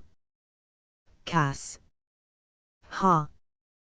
Ha! Now did I? Duke. That did you, sir, and well I knew at the time you were wrong. It being not the character of the Earl whom all the world allows to be a most hilarious man. Be not, my son, too positive again. Cass. 'Tis singular. Most singular. I could not think it possible so little time could so much alter one. To say the truth, about an hour ago, as I was walking with the Count San Ozzo, all arm in arm, we met this very man the Earl, he, with his friend Baldassar, having just arrived in Rome. Hal ha! He is altered. Such an account he gave me of his journey. 'Twould have made you die with laughter, such tales he told of his caprices and his merry freaks along the road, such oddity, such humor, such wit, such whim, such flashes of wild merriment, set off too in such full relief by the grave demeanor of his friend who, to speak the truth, was gravity itself. Duke, did I not tell you? Cass, you did, and yet 'tis strange, but true as strange, how much I was mistaken. I always thought the Earl a gloomy man. Duke, so, you see. Be not too positive. Whom have we here? It cannot be the Earl. Cass. The Earl. Oh, no. 'Tis not the Earl, but yet it is, and leaning upon his friend Baldassar. Welcome, sir. Enter Politian and Baldassar.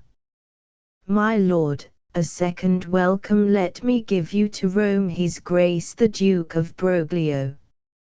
Father, this is the Earl Politian, Earl of Leicester in Great Britain. Politian bows haughtily. That, his friend Baldassar, Duke of Surrey. The Earl has letters, so please you, for your grace. Duke. Hal ha! Most welcome to Rome and to our palace, Earl Politian. And you, most noble Duke. I am glad to see you. I knew your father well, my Lord Politian. Castiglione. Call your cousin hither, and let me make the noble Earl acquainted with your betrothed. You come, sir, at a time most seasonable. The wedding, Politian. Touching those letters, sir, your son made mention of, your son, is he not? Touching those letters, sir, I wot not of them. If such there be, my friend Baldassar here, Baldassar. Ah, my friend Baldassar here will hand them to your grace.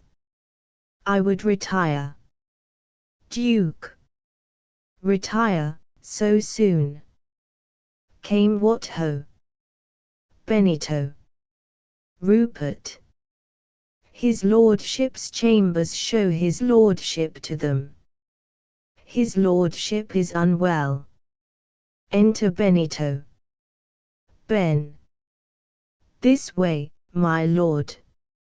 Exit, followed by Politian. Duke. Retire. Unwell. Bow. So please you, sir. I fear me 'tis as you say, his lordship is unwell. The damp air of the evening, the fatigue of a long journey, indeed I had better follow his lordship. He must be unwell. I will return anon. Duke. Return anon. Now this is very strange. Castiglione. This way, my son, I wish to speak with thee. You surely were mistaken in what you said of the Earl, mirthful, indeed, which of us said Politian was a melancholy man? Exeunt. Poems of Youth, Introduction to Poems, 1831. Letter to Mr. B. West Point, 1831. Dear B. Believing only a portion of my former volume to be worthy a second edition, that small portion I thought it as well to include in the present book as to republish by itself. I have therefore herein combined Al-Araf and Tamerlane with other poems hitherto unprinted. Nor have I hesitated to insert from the minor poems now omitted, whole lines, and even passages, to the end that being placed in a fairer light, and the trash shaken from them in which they were imded, they may have some chance of being seen by posterity. It has been said that a good critique on a poem may be written by one who is no poet himself. This, according to your idea and mine of poetry, I feel to be false. The less poetical the critic, the less just the critique, and the converse.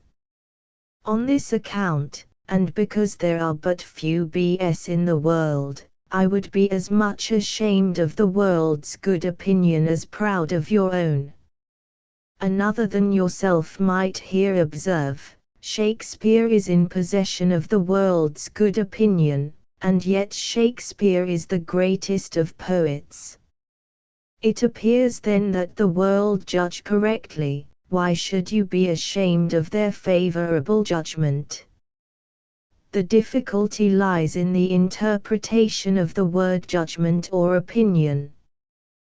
The opinion is the world's, truly, but it may be called theirs as a man would call a book his. Having bought it, he did not write the book, but it is his. They did not originate the opinion, but it is theirs. A fool, for example, thinks Shakespeare a great poet, yet the fool has never read Shakespeare.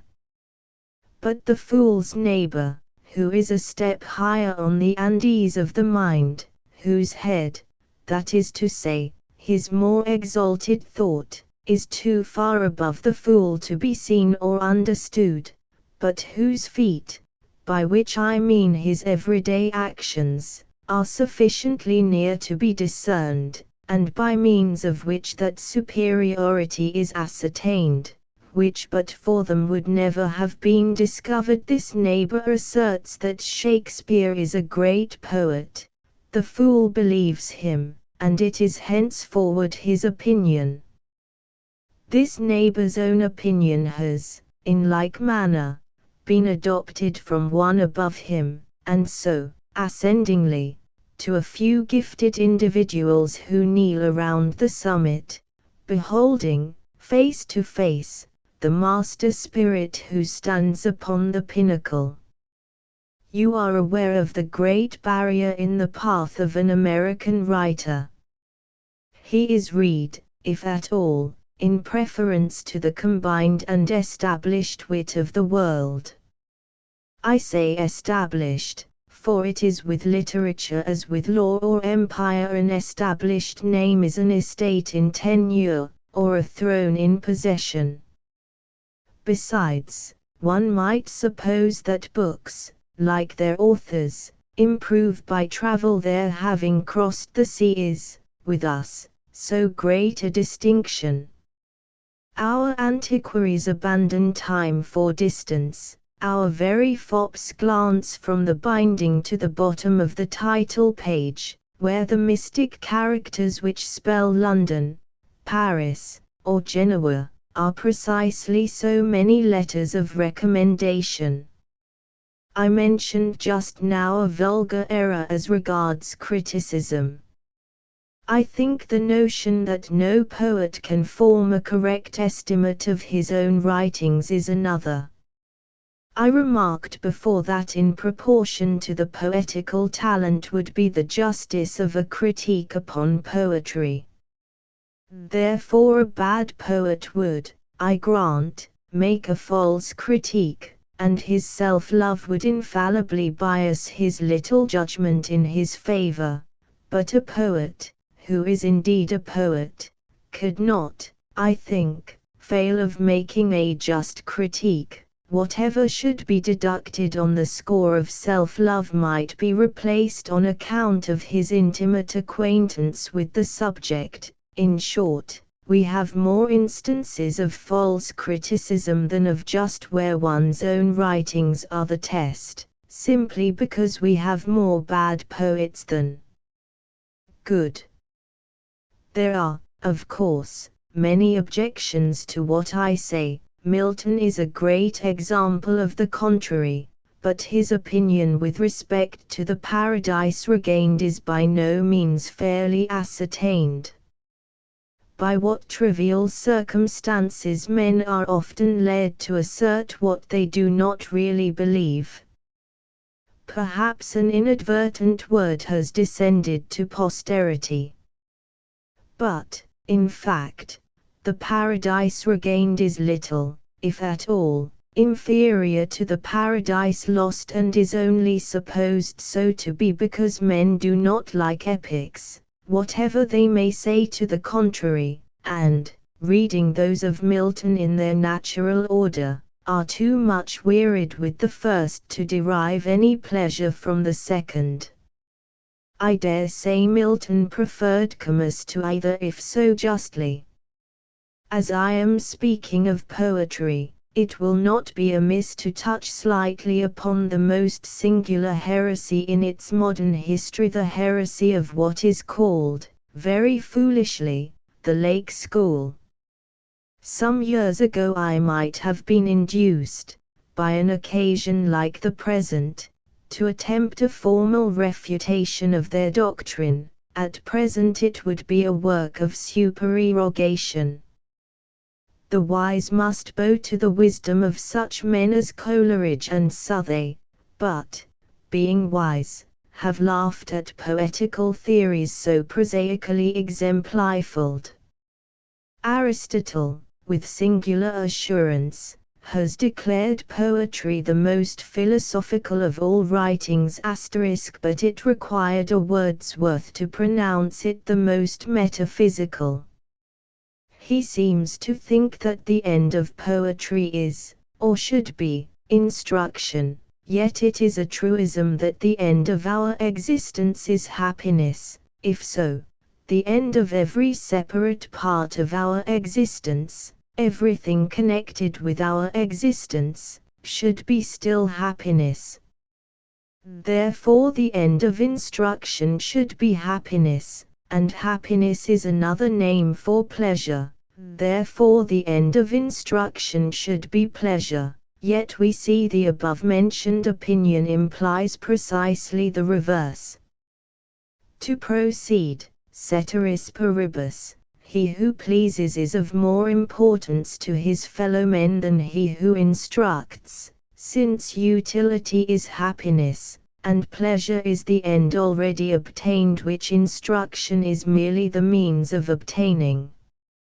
I see no reason, then, why our metaphysical poets should plume themselves so much on the utility of their works, unless indeed they refer to instruction with eternity in view, in which case, sincere respect for their piety would not allow me to express my contempt for their judgment, contempt which it would be difficult to conceal, since their writings are professedly to be understood by the few, and it is the many who stand in need of salvation.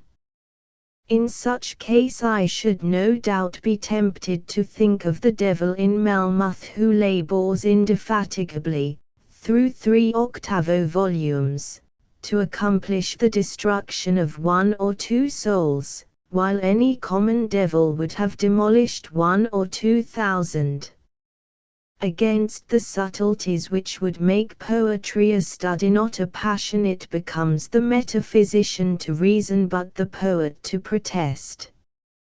Yet Wordsworth and Coleridge are men in years, the one imbued in contemplation from his childhood, the other a giant in intellect and learning.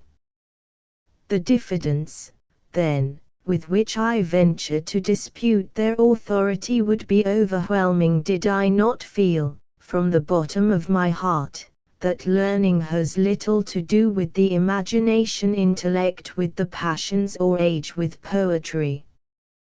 Trifles, like straws, upon the surface flow.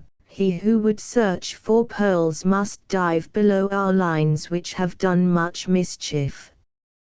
As regards the greater truths, men oftener err by seeking them at the bottom than at the top. Truth lies in the huge abysses where wisdom is sought, not in the palpable palaces where she is found.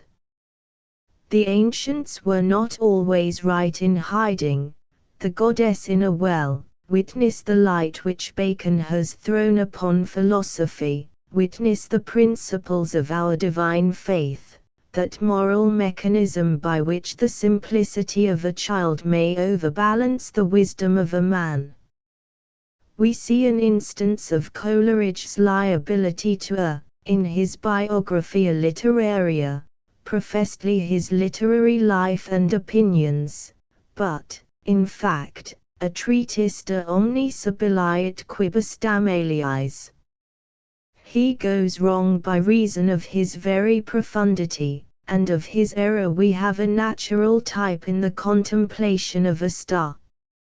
He who regards it directly and intensely sees, it is true, the star, but it is the star without a ray, while he who surveys it less inquisitively is conscious of all for which the star is useful to us below its brilliancy and its beauty.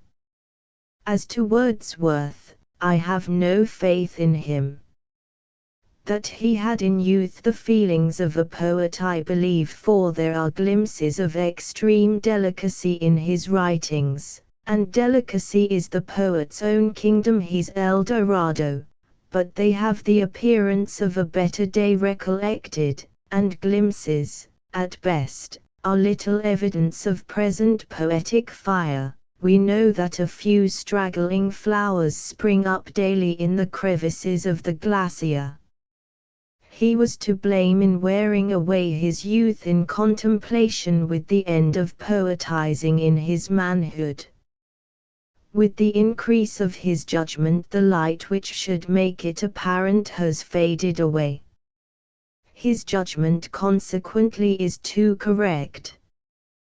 This may not be understood, but the old Goths of Germany would have understood it, who used to debate matters of importance to their state twice, once when drunk, and once when sober, that they might not be deficient in formality, drunk lest they should be destitute of vigor. The long wordy discussions by which he tries to reason us into admiration of his poetry, speak very little in his favor. They are full of such assertions as this: I have opened one of his volumes at random. Of genius the only proof is the act of doing well what is worthy to be done, and what was never done before. Indeed, then it follows that in doing what is unworthy to be done, or what has been done before, no genius can be evinced. Yet the picking of pockets is an unworthy act. Pockets have been picked time immemorial, and Barrington, the pickpocket, in point of genius, would have thought hard of a comparison with William Wordsworth, the poet. Again, in estimating the merit of certain poems, whether they be Ossian's or Macpherson's can surely be of little consequence, yet, in order to prove their worthlessness, Mr. W. has expended many pages in the controversy. Tantor en animis. Can great minds descend to such absurdity? But worse still, that he may bear down every argument in favor of these poems, he triumphantly drags forward a passage, in his abomination with which he expects the reader to sympathize. It is the beginning of the epic poem Timora. The blue waves of Ullin roll in light, the green hills are covered with day, trees shake their dusty heads in the breeze. And this gorgeous, yet simple imagery, where all is alive and panting with immortality, this William Wordsworth, the author of Peter Bell, has selected for his contempt. We shall see what better he, in his own person, has to offer. Imprimis, and now she's at the pony's tail, and now she's at the pony's head, on that side now, and now on this, and, almost stifled with her bliss, a few sad tears does Betty shed. She pats the pony, where or when she knows not. Happy Betty Foy! Oh, Johnny, never mind the doctor. Secondly, the dew was falling fast, the stars began to blink, I heard a voice, it said drink, pretty creature, drink. And, looking o'er the hedge, before me I espied a snow-white mountain lamb, with a maiden at its side. No other sheep was near, the lamb was all alone, and by a slender cord was tethered to a stone. Now, we have no doubt this is all true, we will believe it, indeed we will, Mr. W. Is it sympathy for the sheep you wish to excite? I love a sheep from the bottom of my heart. But there are occasions, dear B, there are occasions when even Wordsworth is reasonable. Even Stamber, it is said, shall have an end, and the most unlucky blunders must come to a conclusion. Here is an extract from his preface.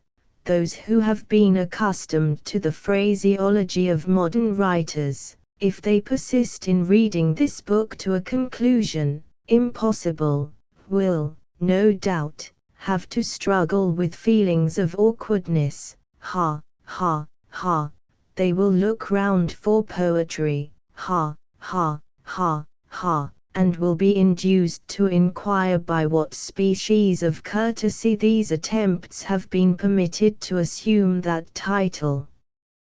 Ha! Ha! Ha! Ha! Ha! Yet, let not Mr. W. despair, he has given immortality to a wagon, and the Bifocals has transmitted to eternity a sotto, and dignified a tragedy with a chorus of turkeys. Of Coleridge, I cannot speak but with reverence. His towering intellect, his gigantic power. To use an author quoted by himself, "I trouve souvent que la plupart des sectes ont raison dans une partie de ces questions avancantes, mais non pas en ces questions niant." And to employ his own language, he has imprisoned his own conceptions by the barrier he has erected against those of others. It is lamentable to think that such a mind should be buried in metaphysics, and, like the nightanthus, waste its perfume upon the night alone. In reading that man's poetry, I tremble like one who stands upon a volcano, conscious from the very darkness bursting from the crater, of the fire and the light that are weltering below. What is poetry? Poetry, that Proteus-like idea, with as many appellations as the 9-titled Corsair. Give me, I demanded of a scholar some time ago, give me a definition of poetry. Tres volontiers, and he proceeded to his library, brought me a Dr. Johnson, and overwhelmed me with a definition. Shade of the immortal Shakespeare. I imagine to myself the scowl of your spiritual eye upon the profanity of that scurrilous Ursa Major. Think of poetry, dear B, think of poetry, and then think of Dr. Samuel Johnson. Think of all that is airy and fairy-like, and then of all that is hideous and unwieldy, think of his huge bulk, the elephant. And then think of the tempest, the Midsummer Night's Dream, Prospero Oberon, and Titania. A poem, in my opinion, is opposed to a work of science by having, for its immediate object, pleasure, not truth, to romance, by having, for its object, an indefinite instead of a definite pleasure, being a poem only so far as this object is attained, romance presenting perceptible images with definite, poetry with indefinite sensations, to which end music is an essential, since the comprehension of sweet sound is our most indefinite conception. Music, when combined with a pleasurable idea, is poetry. Music, without the idea, is simply music. The idea, without the music, is prose, from its very definitiveness. What was meant by the invective against him who had no music in his soul? To sum up this long rigmarole, I have, dear B., what you, no doubt, perceive, for the metaphysical poets as poets, the most sovereign contempt. That they have followers proves nothing. No Indian prince has to his palace more followers than a thief to the gallows. Sonnet, to science science. True daughter of old time thou art, who alterest all things with thy peering eyes. Why preyest thou thus upon the poet's heart, vulture, whose wings are dull realities? How should he love thee? Or how deem thee wise, who wouldst not leave him in his wandering to seek for treasure in the jeweled skies, albeit he soared with an undaunted wing? Hast thou not dragged Diana from her car, and driven the Hamadryad from the wood to seek a shelter in some happier star? Hast thou not torn the Naiad from her flood, the elfin from the green grass, and from me the summer dream beneath the tamarind tree? Al-Araf, Part I. Nothing earthly save the ray, thrown back from flowers, of beauty's eye, as in those gardens where the day springs from the gems of Circasse, oh! Nothing earthly save the thrill of melody in woodland rill, or, music of the passion-hearted, joy's voice so peacefully departed that like the murmur in the shell, its echo dwelleth and will dwell, oh! Nothing of the dross of ours, yet all the beauty, all the flowers that list our love, and deck our bowers, adorn yon world afar, afar, the wandering star. A star was discovered by Tycho Brahe which appeared suddenly in the heavens, attained, in a few days, a brilliancy surpassing that of Jupiter, then as suddenly disappeared, and has never been seen since. 'Twas a sweet time for Nisace, for there her world lay lolling on the golden air, near 4 bright suns, a temporary rest, an oasis in desert of the blessed. Away, away, mid seas of rays that roll empire eon splendor o'er th unchained soul, the soul that scarce, the billows are so dense, can struggle to its destined eminence, to distant spheres, from time to time, she rode, and late to ours, the favored one of God, but, now, the ruler of an anchored realm, she throws aside the scepter, leaves the helm, and, amid incense and high spiritual hymns, laves in quadruple light her angel limbs. Now happiest, loveliest in yon lovely earth, whence sprang the idea of beauty into birth, falling in wreaths through many a startled star, like woman's hair mid pearls, until, afar, it lit on hills Achan, and there dwelt. She looked into infinity, and knelt. Rich clouds, for canopies, about her curled, fit emblems of the model of her world, seen but in beauty, not impeding sight of other beauty glittering through the light, a wreath that twined each starry form around, and all the opaled air in color bound. All hurriedly she knelt upon a bed of flowers, of lilies such as reared either head on the fair Carpo Ducato, and sprang so eagerly around about to hang upon the flying footsteps of deep pride, of her who loved the immortal, and so died. The cephalica, budding with young bees, upreared its purple stem around her knees, on Santa Maura, Olim Ducadia.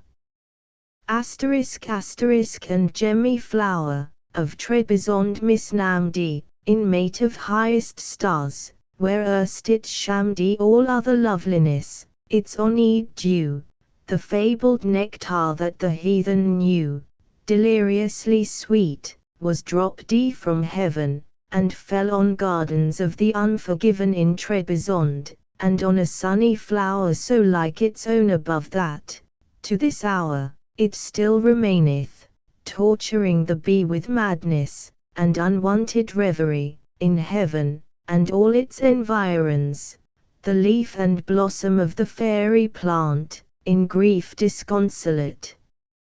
Linger, grief that hangs her head, repenting follies that full long have fled, heaving her white breast to the balmy air, like guilty beauty, chastened, and more fair, night and this too, as sacred as the light she fears to perfume, perfuming the night, and Clisha pondering between many a sun, while pettish tears adown her petals run, and that aspiring flower that sprang on earth, and died, scarce exalted into birth, bursting its odorous heart in spirit to wing its way to heaven, from Garden of a King. This flower is much noticed by Leeuwenhoek and Tournefort. The bee, feeding upon its blossom, becomes intoxicated. Clisha, the Chrysanthemum peruvianum, or, to employ a better known term, the turnsole, which continually turns towards the sun, covers itself, like Peru, the country from which it comes, with dewy clouds which cool and refresh its flowers during the most violent heat of the day. B. de Saint Pierre. There is cultivated in the King's Garden at Paris, a species of serpentine aloes without prickles, whose large and beautiful flower exhales a strong odor of the vanilla, during the time of its expansion, which is very short. It does not blow till towards the month of July. You then perceive it gradually open its petals, expand them, fade and die. Saint Pierre.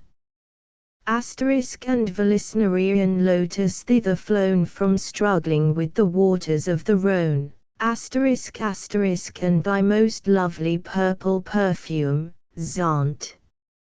Isola di Oro, fire di Levanti. And the Nelumbo bud that floats forever with Indian Cupid down the holy river, fair flowers, and fairy, to whose care is given to bear the goddess song, in Odes, up to heaven, spirit, that dwellest where, in the deep sky, the terrible and fair, in beauty vie. Beyond the line of blue, the boundary of the star which turneth at the view of thy barrier and thy bar, of the barrier overgone by the comets who were cast from their pride, and from their throne to be drudges till the last, to be carriers of fire, the red fire of their heart, with speed that may not tire and with pain that shall not part. There is found, in the Rhone, a beautiful lily of the Vallisnerian kind. Its stem will stretch to the length of 3 or 4 feet, thus preserving its head above water in the swellings of the river. The hyacinth. It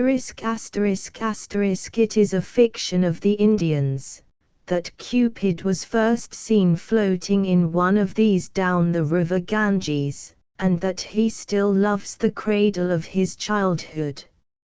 And golden vials full of odors which are the prayers of the saints. Revelation St. John. Who livest, that we know, in eternity, we feel, but the shadow of whose brow what spirit shall reveal?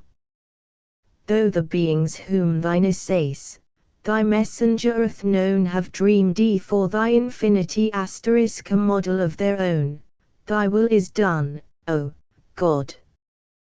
The star hath ridden high through many a tempest, but she rode beneath thy burning eye, and here, in thought, to thee, in thought that can alone ascend thy empire and so be a partner of thy throne. The humanitarians held that God was to be understood as having a really human form. Vide Clarke's Sermons, Volume 1, page 26, Vol. Edit. The drift of Milton's argument leads him to employ language which would appear, at first sight, to verge upon their doctrine, but it will be seen immediately, that he guards himself against the charge of having adopted one of the most ignorant errors of the Dark Ages of the Church. Dr. Sumner's Notes on Milton's Christian Doctrine. This opinion, in spite of many testimonies to the contrary, could never have been very general. Andus, a Syrian of Mesopotamia, was condemned for the opinion, as heretical. He lived in the beginning of the 4th century. His disciples were called anthropomorphites. Vide Dupin. Among Milton's poems are these lines: Dicite sacrorum presides nemorum dei, and si il primus cujus ex imagine natura solas finxit humanum genus. Eternus, incorruptus, equavus polo, unuscit universus exemplar dia. And afterwards, non qui profundum si citas lumen dedit derseus orga vidit hunc alto sine and c. By winged fantasy my embassy is given, till secrecy shall knowledge be in the environs of heaven. She seized and buried then her burning cheek abashed amid the lilies there, to seek a shelter from the fervor of his eye, for the stars trembled at the deity. She stirred not, breathed not, for a voice was there how solemnly pervading the calm air. A sound of silence on the startled ear which dreamy poets name the music of the sphere. Ours is a world of words, quiet we call silence, which is the merest word of all. All nature speaks, and ever ideal things flap shadowy sounds from visionary wings, but not so when, thus, in realms on high the eternal voice of God is passing by, and the red winds are withering in the sky. What though in worlds which sightless cycles run, linked to a little system, and one sun, where all my love is folly and the crowd still think my terrors but the thunder cloud, the storm, the earthquake, and the ocean wrath, will they cross me in my angrier path? What though in worlds which own a single sun the sands of time grow dimmer as they run? Seltsamen Tag to Jovis seinem Skoskein die der Fantasy. Gertie. Sightless, too small to be seen, leg. Yet thine is my resplendency, so given to bear my secrets through the upper heaven. Leave tenantless thy crystal home, and fly, with all thy train, athwart the moony sky, apart, like fireflies in Sicilian night, and wing to other worlds another light. Divulge the secrets of thy embassy to the proud orbs that twinkle, and so be to every heart a barrier and a ban lest the stars totter in the guilt of man. Uprose the maiden in the yellow night, the single moon Eve. On earth we plight our faith to one love, and one moon adore, the birthplace of young beauty had no more. As sprang that yellow star from downy hours, uprose the maiden from her shrine of flowers, and bent o'er sheeny mountain and dim plain her way, but left not yet her Teresian reign. I have often noticed a peculiar movement of the fireflies. They will collect in a body and fly off, from a common center, into innumerable radii. Teresia, or Teresa, the island mentioned by Seneca, which, in a moment, arose from the sea to the eyes of astonished mariners. Part 2.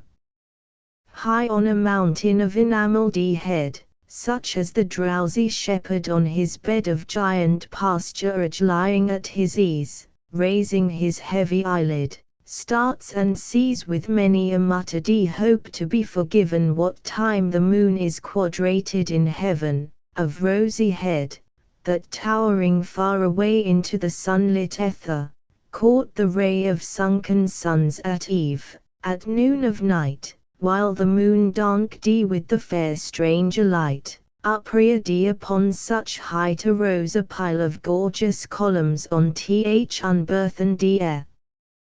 Flashing from Parian marble that twin smile far down upon the wave that sparkled there, and nurse led the young mountain in its lair. Of molten stars their pavement, such as fall through the ebon air, besilvering the pall of their own dissolution, while they die, adorning then the dwellings of the sky.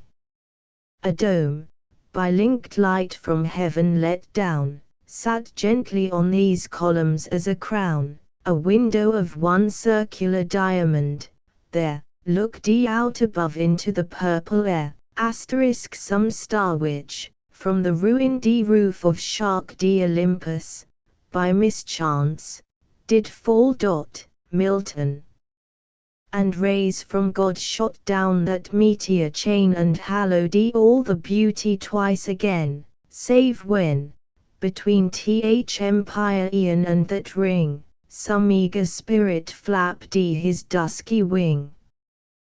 But on the pillars seraphies have seen the dimness of this world, that greyish green that nature loves the best, for beauty's grave lurked in each cornice, round each architrave, and every sculptured cherub thereabout that from his marble dwelling peered out, seemed earthly in the shadow of his niche, Achaean statues in a world so rich.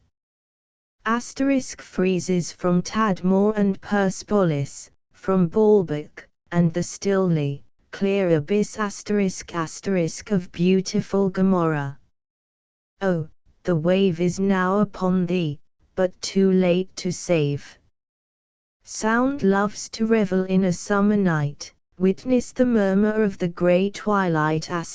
Voltaire, in speaking of Persepolis, says, Je connais bien l'admiration question inspirant ses ruines, mais un palais érigé au pied d'un chaîne des roches steriles, puillata un chef d'œuvre des arts.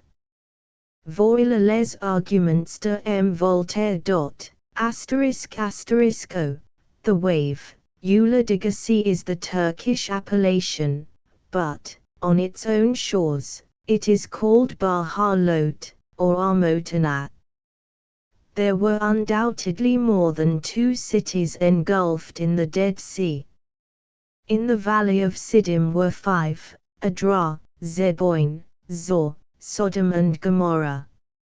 Stephen of Byzantium mentions 8, and Strabo 13, engulfed, but the last is out of all reason.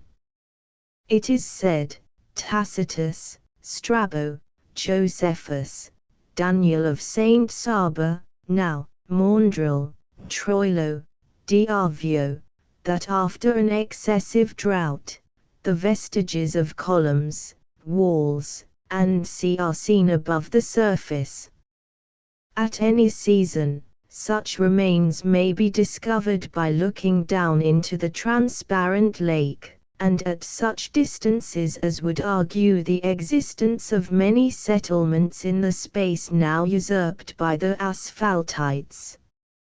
That stole upon the ear, in Araco, of many a wild stargazer long ago, that stealeth ever on the ear of him who, musing, gazeth on the distance dim, and sees the darkness coming as a cloud.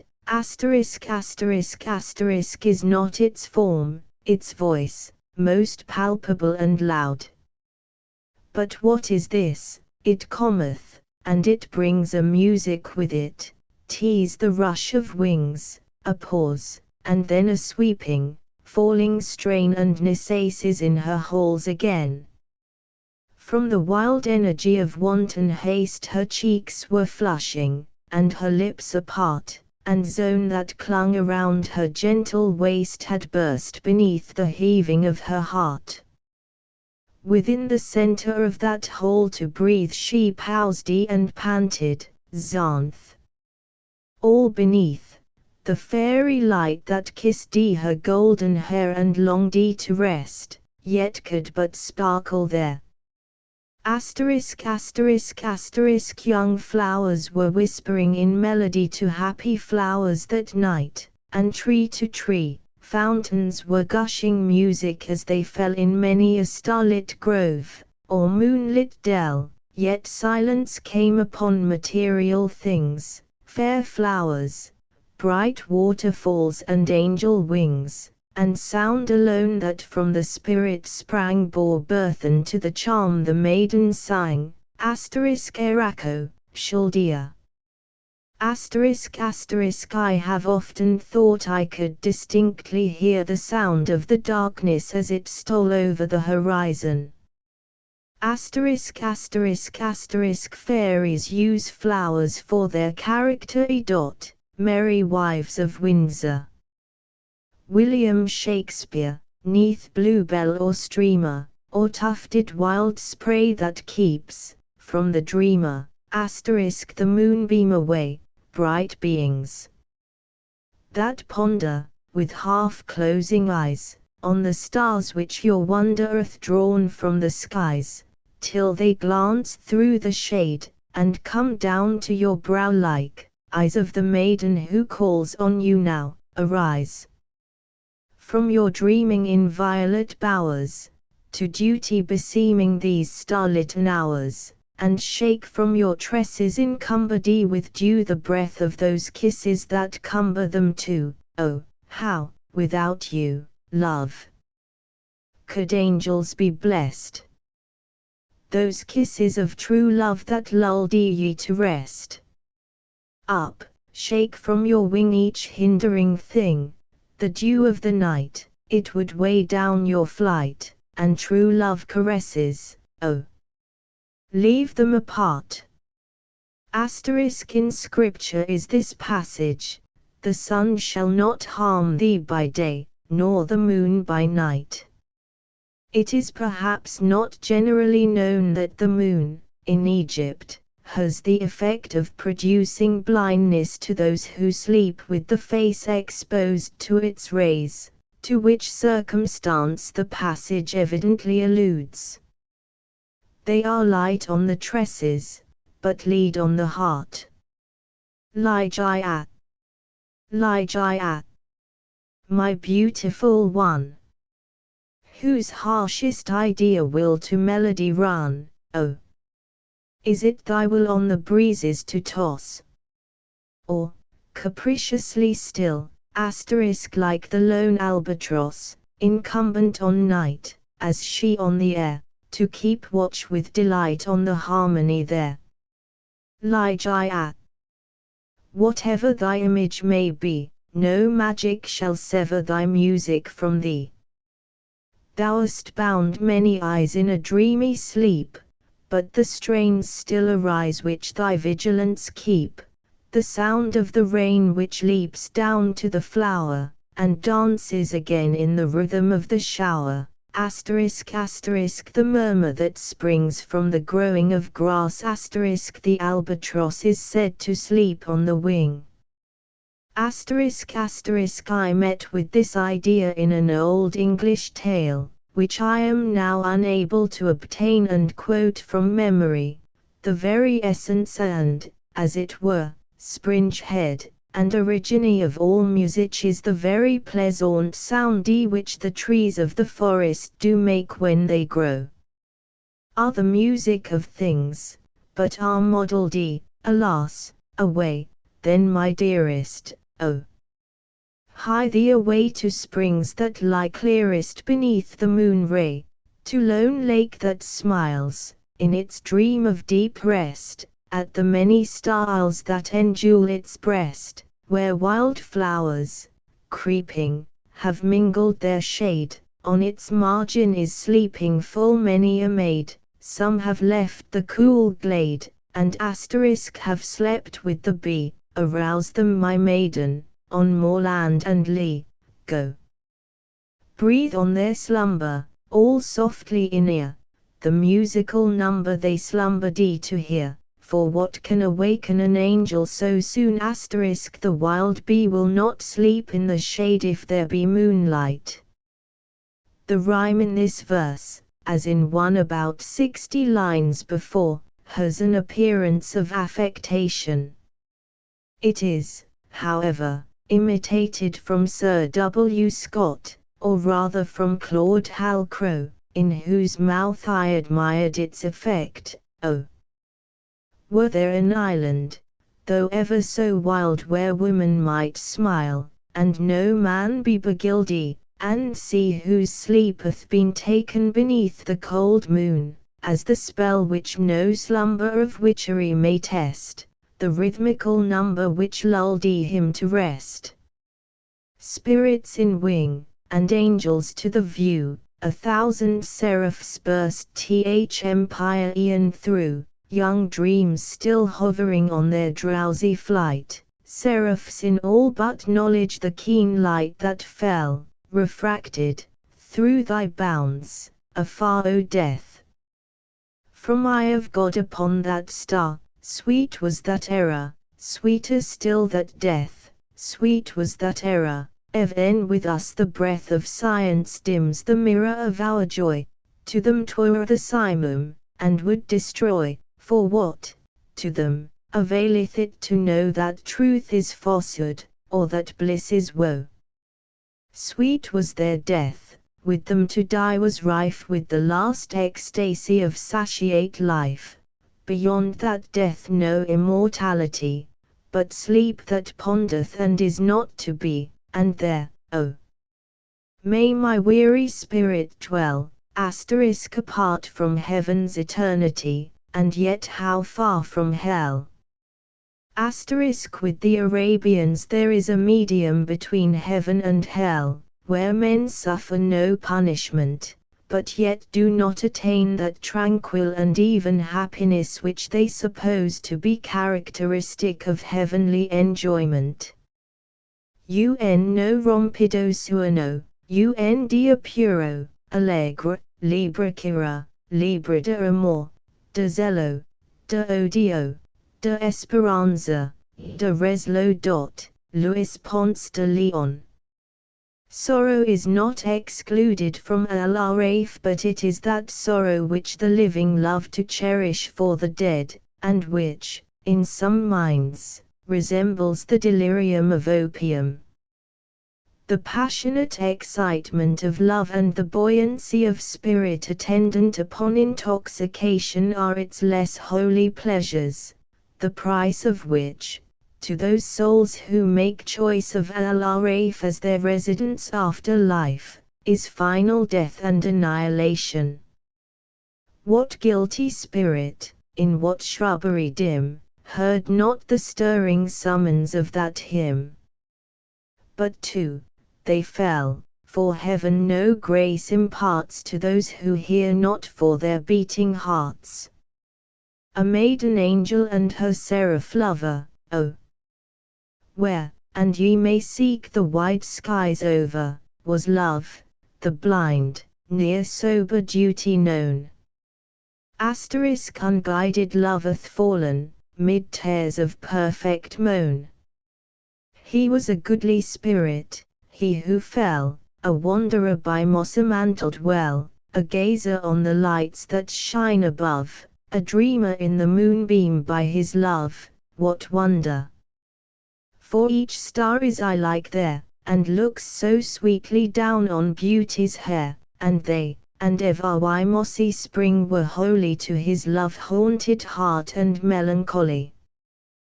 The night had found, to him a night of woe, upon a mountain crag, young Angelo, beetling it bends athwart the solemn sky, and scowls on starry worlds that down beneath it lie. Here sate he with his love, his dark eye bent with eagle gaze along the firmament, now turned it upon her, but ever then it trembled to the orb of earth again. Eunt, dearest, see, how dim that ray! How lovely 'tis to look so far away! There be tears of perfect moan wept for thee in Helicon. Milton. She seemed not thus upon that autumn eve I left her gorgeous halls, nor mourned to leave. That eve, I should remember well, the sun-ray dropped in Lemos, with a spell on arabesque carving of a gilded hall wherein I sate, and on the draperied wall, and on my eyelids, oh the heavy light! How drowsily it weighed them into night. On flowers, before, and mist, and love they ran with Persian Sadi in his Gulistan, but oh that light, I slumbered death, the while, stole o'er my senses in that lovely isle so softly that no single silken hair awoke that slept, or knew that it was there. The last spot of earth's orb I trod upon was a proud temple called the Parthenon, more beauty clung around her columned wall than ever in thy glowing bosom beats withal, and when old time my wing did disenthrall thence sprang I, as the eagle from his tower, and years I left behind me in an hour. What time upon her airy bounds I hung, one half the garden of her globe was flung unrolling as a chart unto my view, tenantless cities of the desert too. Eunthe, beauty crowded on me then, and half I wished to be again of men. My Angelo, and why of them to be? A brighter dwelling place is here for thee. It was entire in 1687, the most elevated spot in Athens. Shadowing more beauty in their airy brows than have the white breasts of the Queen of Love. Marlowe. And greener fields than in yon world above, and women's loveliness, and passionate love. But, list, Eunthe, when the air so soft failed as my pen and spirit leapt aloft, Perhaps my brain grew dizzy, but the world I left so late was into chaos hurled. Sprang from her station, on the winds apart, and rolled aflame, the fiery heaven athwart. Without, my sweet one, then I ceased to soar and fell, not swiftly as I rose before, but with a downward, tremulous motion through light, brazen rays, this golden star unto. Nor long the measure of my falling hours, for nearest of all stars was thine to ours, dread star. That came, amid a night of mirth, a red daedalian on the timid earth. We came, and to thy earth, but not to us be given Our Lady's bidding to discuss. We came, my love, around, above, below, gay firefly of the night, we come and go, nor ask a reason save the angel nod she grants to us, as granted by her God. But, Angelo, than thine grey time unfurled never his fairy wing o'er a fairer world.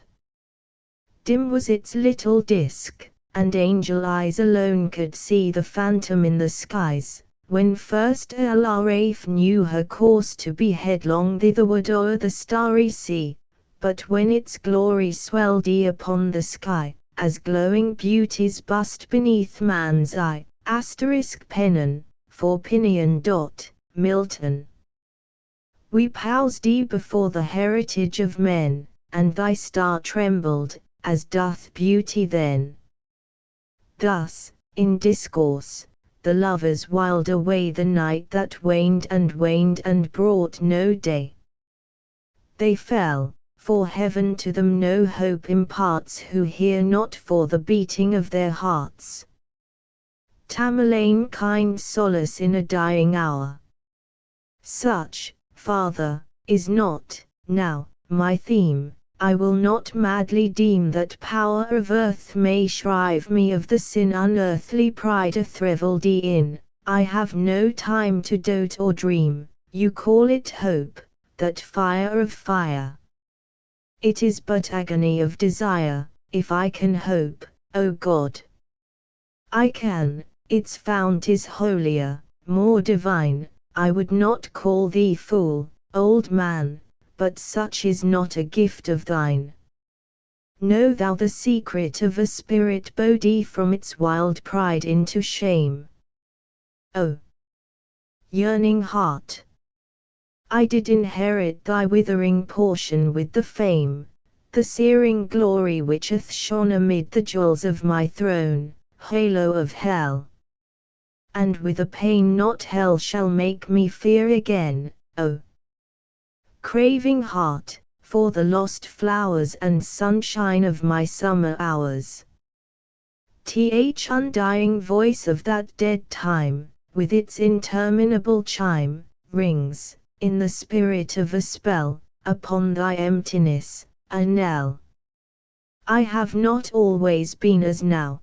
The fevered diadem on my brow I claimed and won usurpingly, hath not the same fiercedom given Rome to the Caesar, this to me. The heritage of a kingly mind, and a proud spirit which hath striven triumphantly with humankind. On mountain soil I first drew life. The mists of the Taglay have shed nightly their dews upon my head, and, I believe, the winged strife and tumult of the headlong air have nestled in my very hair. So late from heaven, that dew, it fell, mid dreams of an unholy night, upon me, with the touch of hell, while the red flashing of the light from clouds that hung, like banners, o'er, appeared to my half-closing eye the pageantry of monarchy, and the deep trumpet thunder's roar came hurriedly upon me, telling of human battle, where my voice, my own voice, silly child, was swelling. Oh, how my spirit would rejoice, and leap within me at the cry, the battle cry of victory.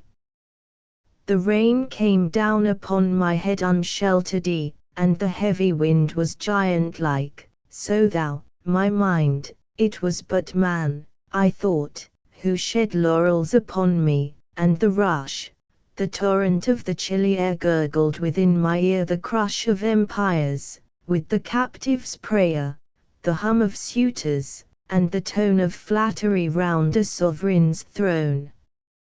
My passions, from that hapless hour, usurped a tyranny which men have deemed since I have reached to power, my innate nature. Be it so, but, Father, there lived one who, then, in my boyhood, when their fire burned with a still intenser glow, for passion must, with youth, expire. Then who knew this iron heart in woman's weakness had a part. I have no words, alas, to tell the loveliness of loving well. Nor would I now attempt to trace the more than beauty of a face whose lineaments, upon my mind, are shadows on unstable wind. Thus I remember having dwelt some page of early lore upon, with loitering eye, till I have felt the letters, with their meaning, melt to fantasies, with none. Oh, she was worthy of all love.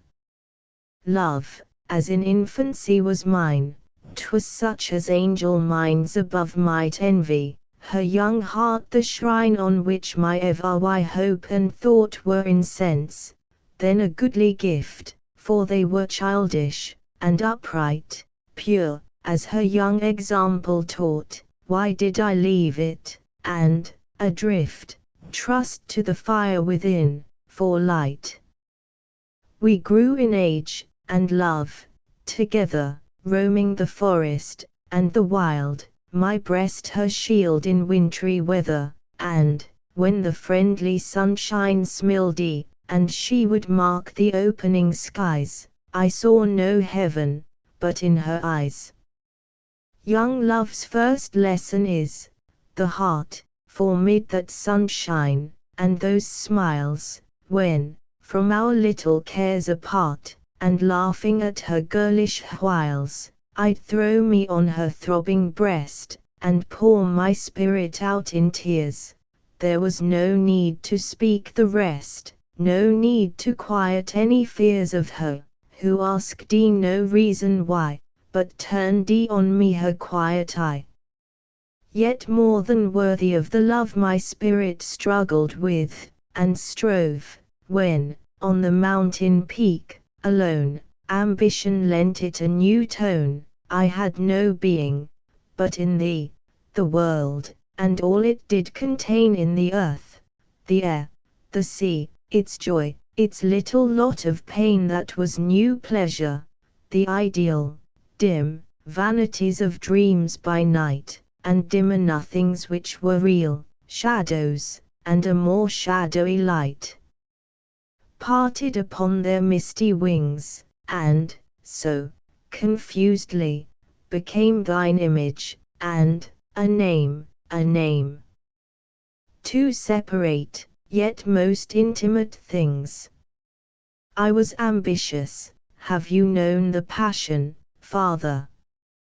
You have not. A cottager, I marked a throne of half the world as all my own, and murmured at such lowly lot, but, just like any other dream, upon the vapor of the dew my own had passed. Did not the beam of beauty which did while it through the minute, the hour, the day, oppress my mind with double loveliness? We walked together on the crown of a high mountain which looked down afar from its proud natural towers of rock and forest, on the hills, the dwindled hills, begirt with bowers and shouting with 1,000 rills. I spoke to her of power and pride, but mystically, in such guise that she might deem it naught beside the moment's converse. In her eyes I read, perhaps too carelessly, a mingled feeling with my own, the flush on her bright cheek, to me seemed to become a queenly throne too well that I should let it be light in the wilderness alone.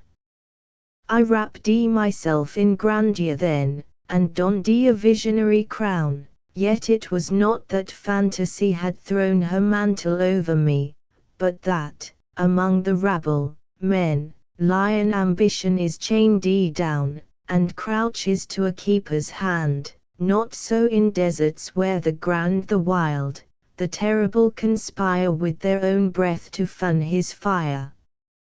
Look round thee now on Samarcand, is not she queen of earth, her pride above all cities, in her hand their destinies, in all beside of glory which the world hath known stands she not nobly and alone. Falling, her veriest stepping stone shall form the pedestal of a throne, and who her sovereign? Timur, he whom the astonished people saw striding o'er empires haughtily a diademed outlaw, O human love! Thou spirit given, on earth, of all we hope in heaven, which fallest into the soul like rain upon the Siroc with a deep plain, and failing in thy power to bless but leavest the heart a wilderness. Idea, which bindest life around with music of so strange a sound and beauty of so wild a birth, farewell! For I have won the earth. When hope, the eagle that towered could see no cliff beyond him in the sky, his pinions were bent droopingly, and homeward turned his softened eye. 'Twas sunset, when the sun will part there comes a sullenness of heart to him who still would look upon the glory of the summer sun. That soul will hate the evening mist, so often lovely, and will list to the sound of the coming darkness, known to those whose spirits hearken, as one who, in a dream of night, would fly but cannot from a danger nigh. What though the moon, though the white moon shed all the splendor of her noon, her smile is chilly, and her beam, in that time of dreariness, will seem, so like you gather in your breath, a portrait taken after death. And boyhood is a summer sun whose waning is the dreariest one, for all we live to know is known, and all we seek to keep hath flown. Let life, then, as the day flower, fall with the noonday beauty, which is all. I reached my home no more, for all had flown who made it so. I passed from out its mossy door, and, though my tread was soft and low, a voice came from the threshold stone of one whom I had earlier known. Oh, I defy thee, hell, to show on beds of fire that burn below, a humbler heart, a deeper woe. Father, I firmly do believe, I know, for death, who comes for me from regions of the blessed afar, where there is nothing to deceive, hath left his iron gate ajar, and rays of truth you cannot see are flashing through eternity. I do believe that Iblis hath a snare in every human path, else how, when in the holy grove I wandered of the idol, love, who daily scents his snowy wings with incense of burnt offerings from the most unpolluted things, whose pleasant bowers are yet so riven above with trellised rays from heaven no mote may shun, no tiniest fly the lightning of his eagle eye. How was it that ambition crept, unseen, amid the revels there, till growing bold, he laughed and leapt in the tangles of love's very hair. 1829. To Helen, Helen, thy beauty is to me like those Nychian barks of yore, that gently, o'er a perfumed sea, the weary way-worn wanderer bore to his own native shore. On desperate seas long wont to roam, thy hyacinth hair, thy classic face, thy naiad airs have brought me home to the glory that was Greece, and the grandeur that was Rome. Lo! in yon brilliant window niche how statue-like I me thee stand, the agate lamp within thy hand. Ah, Psyche, from the regions which are Holy Land. 1831. The valley of unrest once it smiled, a silent dell where the people did not dwell. They had gone unto the wars, trusting to the mild-eyed stars, nightly, from their azure towers, to keep watch above the flowers, in the midst of which all day the red sunlight lazily lay. Now each visitor shall confess the sad valley's restlessness. Nothing there is motionless, nothing save the airs that brood over the magic solitude. Ah, by no wind are stirred those trees that palpitate like the chill seas around the misty Hebrides. Ah, by no wind those clouds are driven that rustle through the unquiet heaven uneasily, from morn till even, over the violets there that lie in myriad types of the human eye, over the lilies there that wave and weep above a nameless grave. They wave, from out their fragrant tops eternal dews come down in drops. They weep, from off their delicate stems perennial tears descend in gems. 1831. Israfel * in heaven a spirit doth dwell whose heartstrings are a lute, none sing so wildly well as the angel Israfel, and the giddy stars, so legends tell, ceasing their hymns, attend the spell of his voice, all mute.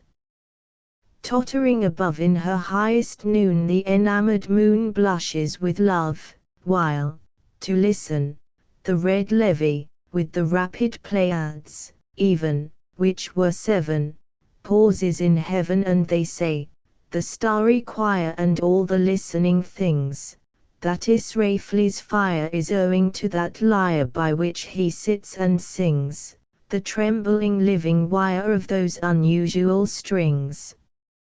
And the angel Israfel, whose heartstrings are a lute, and who has the sweetest voice of all God's creatures. Quran. But the skies that angel trod, where deep thoughts are a duty, where love's a grown-up God, where the houri glances are imbued with all the beauty which we worship in a star. Therefore, thou art not wrong, Israfel, who despisest an unimpassioned song. To thee the laurels belong best bud, because the wisest merrily live, and long.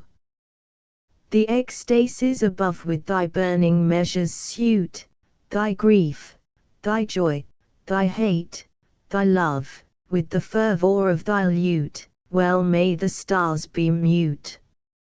Yes, heaven is thine, but this is a world of sweets and sours. Our flowers are merely flowers, and the shadow of thy perfect bliss is the sunshine of ours. If I could dwell where Israfel hath dwelt, and he where I, he might not sing so wildly well a mortal melody, while a bolder note than this might swell from my lyre within the sky. 1836. 2. 1. The bowers whereat, in dreams, I see the wantonest singing birds are lips, and all thy melody of lip-begotten words, to thine eyes, in heaven of heart enshrined then desolately fall, O God. On my funereal mind like starlight on a pall.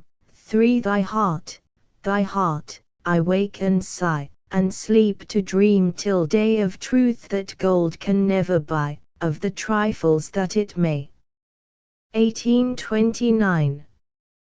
2. I heed not that my earthly lot hath little of earth in it, that years of love have been forgot in the hatred of a minute. I mourn not that the desolate are happier, sweet, than I, but that you sorrow for my fate who am a passer-by.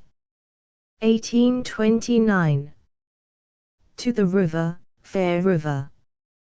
In thy bright, clear flow of crystal, wandering water, thou art an emblem of the glow of beauty, the unhidden heart, the playful maziness of art in old Alberto's daughter, but when within thy waves she looks, which glistens then, and trembles, why, then, the prettiest of brooks her worshipper resembles, for in my heart, as in thy stream, her image deeply lies, his heart which trembles at the beam of her soul-searching eyes. 1829.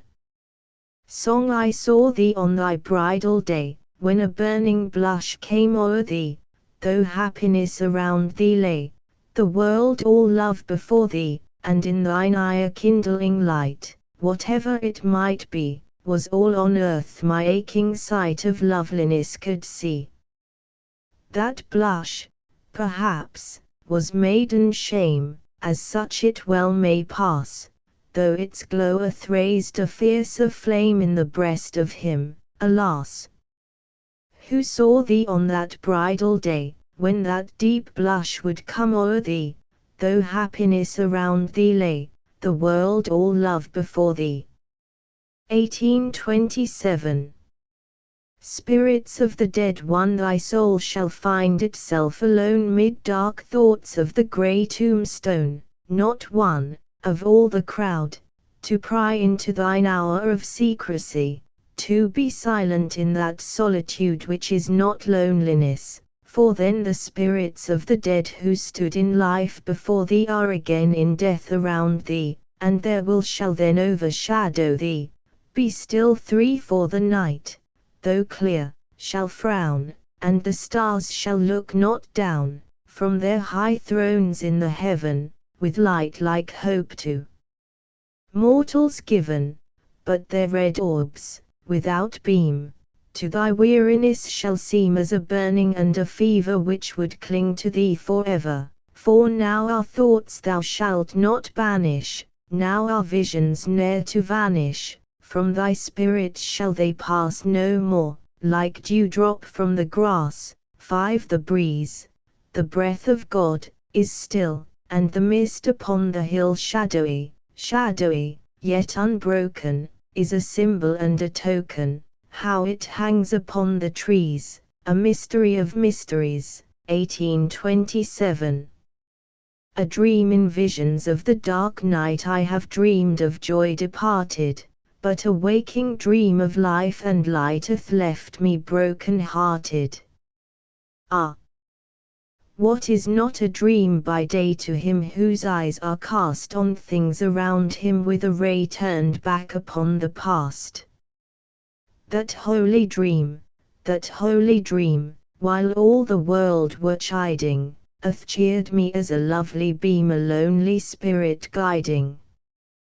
What though that light, through storm and night, so trembled from afar, what could there be more purely bright in truth's day-star? 1827. Romance, who loves to nod and sing, with drowsy head and folded wing, among the green leaves as they shake far down within some shadowy lake, to me a painted paroquet hath been, a most familiar bird, taught me my alphabet to say, to lisp my very earliest word while in the wildwood I did lie, a child, with a most knowing eye. Of late, eternal condor years so shake the very heaven on high with tumult as they thunder by, I have no time for idle cares through gazing on the unquiet sky. And when an hour with calmer wings its down upon thy spirit flings, that little time with lyre and rhyme to while away forbidden things, my heart would feel to be a crime unless it trembled with the strings. 1829. Fairyland, dim veils, and shadowy floods, and cloudy-looking woods, whose forms we can't discover for the tears that drip all over huge moons there wax and wane, again, again, again, every moment of the night, forever changing places, and they put out the starlight with the breath from their pale faces.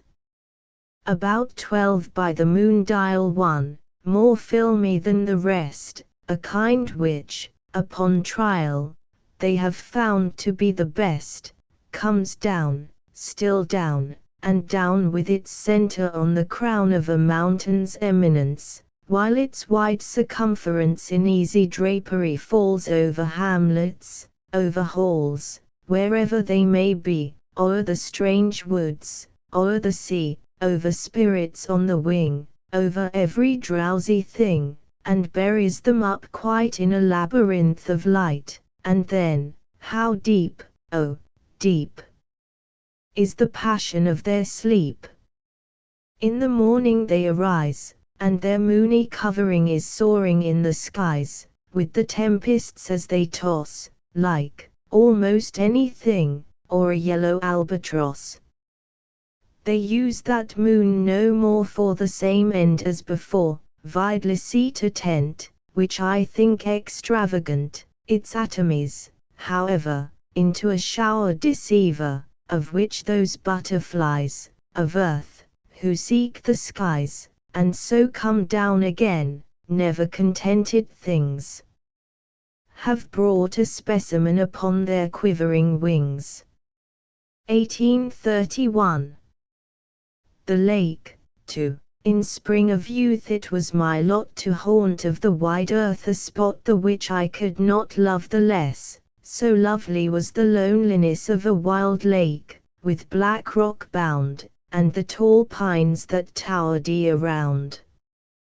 But when the night had thrown her pall upon that spot, as upon all, and the mystic wind went by murmuring in melody, then I would awake to the terror of the lone lake.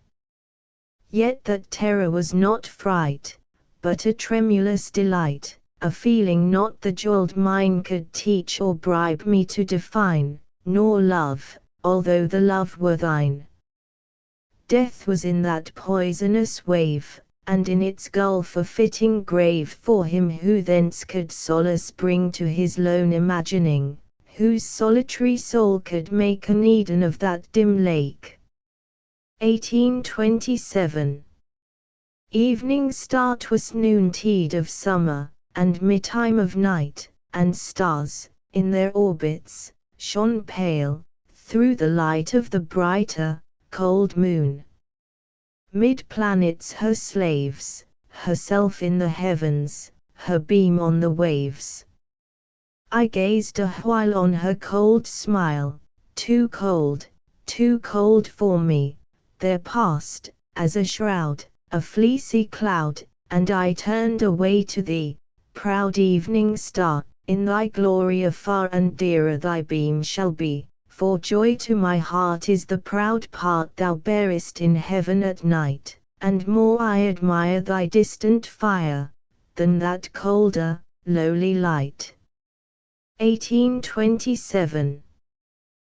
The happiest day. The happiest day, the happiest hour my seared and blighted heart hath known, the highest hope of pride and power, I feeleth flown. Of power, said I. Yes. Such I ween, but they have vanished long, alas. The visions of my youth have been, but let them pass. 3. And pride, what have I now with thee? Another brow may even inherit the venom thou hast poured on me, be still my spirit. For the happiest day, the happiest hour mine eyes shall see, have ever seen the brightest glance of pride and power I feet have been. But were that hope of pride and power now offered with the pain even then I felt, that brightest hour I would not live again. 6. For on its wing was dark alloy, and as it fluttered, fell an essence, powerful to destroy a soul that knew it well. 1827. Imitation, a dark unfathomed tide of interminable pride, a mystery, and a dream, should my early life seem. I say that dream was fraught with a wild and waking thought of beings that have been, which my spirit hath not seen, had I let them pass me by, with a dreaming eye. Let none of earth inherit that vision on my spirit, those thoughts I would control as a spell upon his soul, for that bright hope at last and that light time have passed, and my worldly rest hath gone with a sigh as it passed on. I care not though it perish with a thought I then did cherish. 1827. Hymn to Aristogiton and Harmodius. Translation from the Greek. I wreathed in myrtle, my sword I'll conceal like those champions devoted and brave, when they plunged in the tyrant their steel, and to Athens deliverance gave. Two beloved heroes. Your deathless souls roam in the joy-breathing isles of the blest, where the mighty of old have their home, where Achilles and Diomed rest. Three in fresh myrtle my blade I'll entwine, like Harmodius, the gallant and good, when he made at the tutelar shrine a libation of tyranny's blood. For ye deliverers of Athens from shame, ye avengers of liberty's wrongs, endless ages shall cherish your fame, embalmed in their echoing songs. 1827. Dreams, oh, that my young life were a lasting dream, my spirit not awakening, till the beam of an eternity should bring the morrow. Yes, though that long dream were of hopeless sorrow, 'twere better than the dull reality of waking life to him whose heart shall be, and hath been ever, on the chilly earth, a chaos of deep passion from his birth. But should it be, that dream eternally continuing, as dreams have been to me in my young boyhood, should it thus be given, 'twere folly still to hope for higher heaven. For I have revelled when the sun was bright in the summer sky, in dreamy fields of light, and left unheedingly my very heart in climes of mine imagining, apart from mine own home, with beings that have been of mine own thought. What more could I have seen? 'Twas once and only once, and the wild hour from my remembrance shall not pass. Some power or spell had bound me, 'twas the chilly wind came o'er me in the night and left behind its image on my spirit, or the moon shone on my slumbers in her lofty noon too coldly, or the stars. How it was that dream was as that night wind, let it pass. I have been happy, though but in a dream I have been happy, and I love the theme, dreams. In their vivid coloring of life, as in that fleeting, shadowy, misty strife of semblance with reality which brings to the delirious eye more lovely things of paradise and love, and all our own, than young hope in his sunniest hour hath known. From an earlier MS than in the book, ed. In youth I have known one how often we forget all time, when lone admiring nature's universal throne, her woods, her wilds, her mountains, the intense reply of hers to our intelligence. In youth I have known one with whom the earth in secret communing held, as he with it, in daylight, and in beauty, from his birth, whose fervid, flickering torch of life was lit from the sun and stars, whence he had drawn forth a passionate light such for his spirit was fit, and yet that spirit knew, not in the hour of its own fervor, what had o'er it power. 2. Perhaps it may be that my mind is wrought to a fever by the moonbeam that hangs o'er, but I will half believe that wild light fraught with more of sovereignty than ancient lore hath ever told, or is it of a thought the unembodied essence, and no more that with a quickening spell doth o'er us pass as dew of the night time, o'er the summer grass.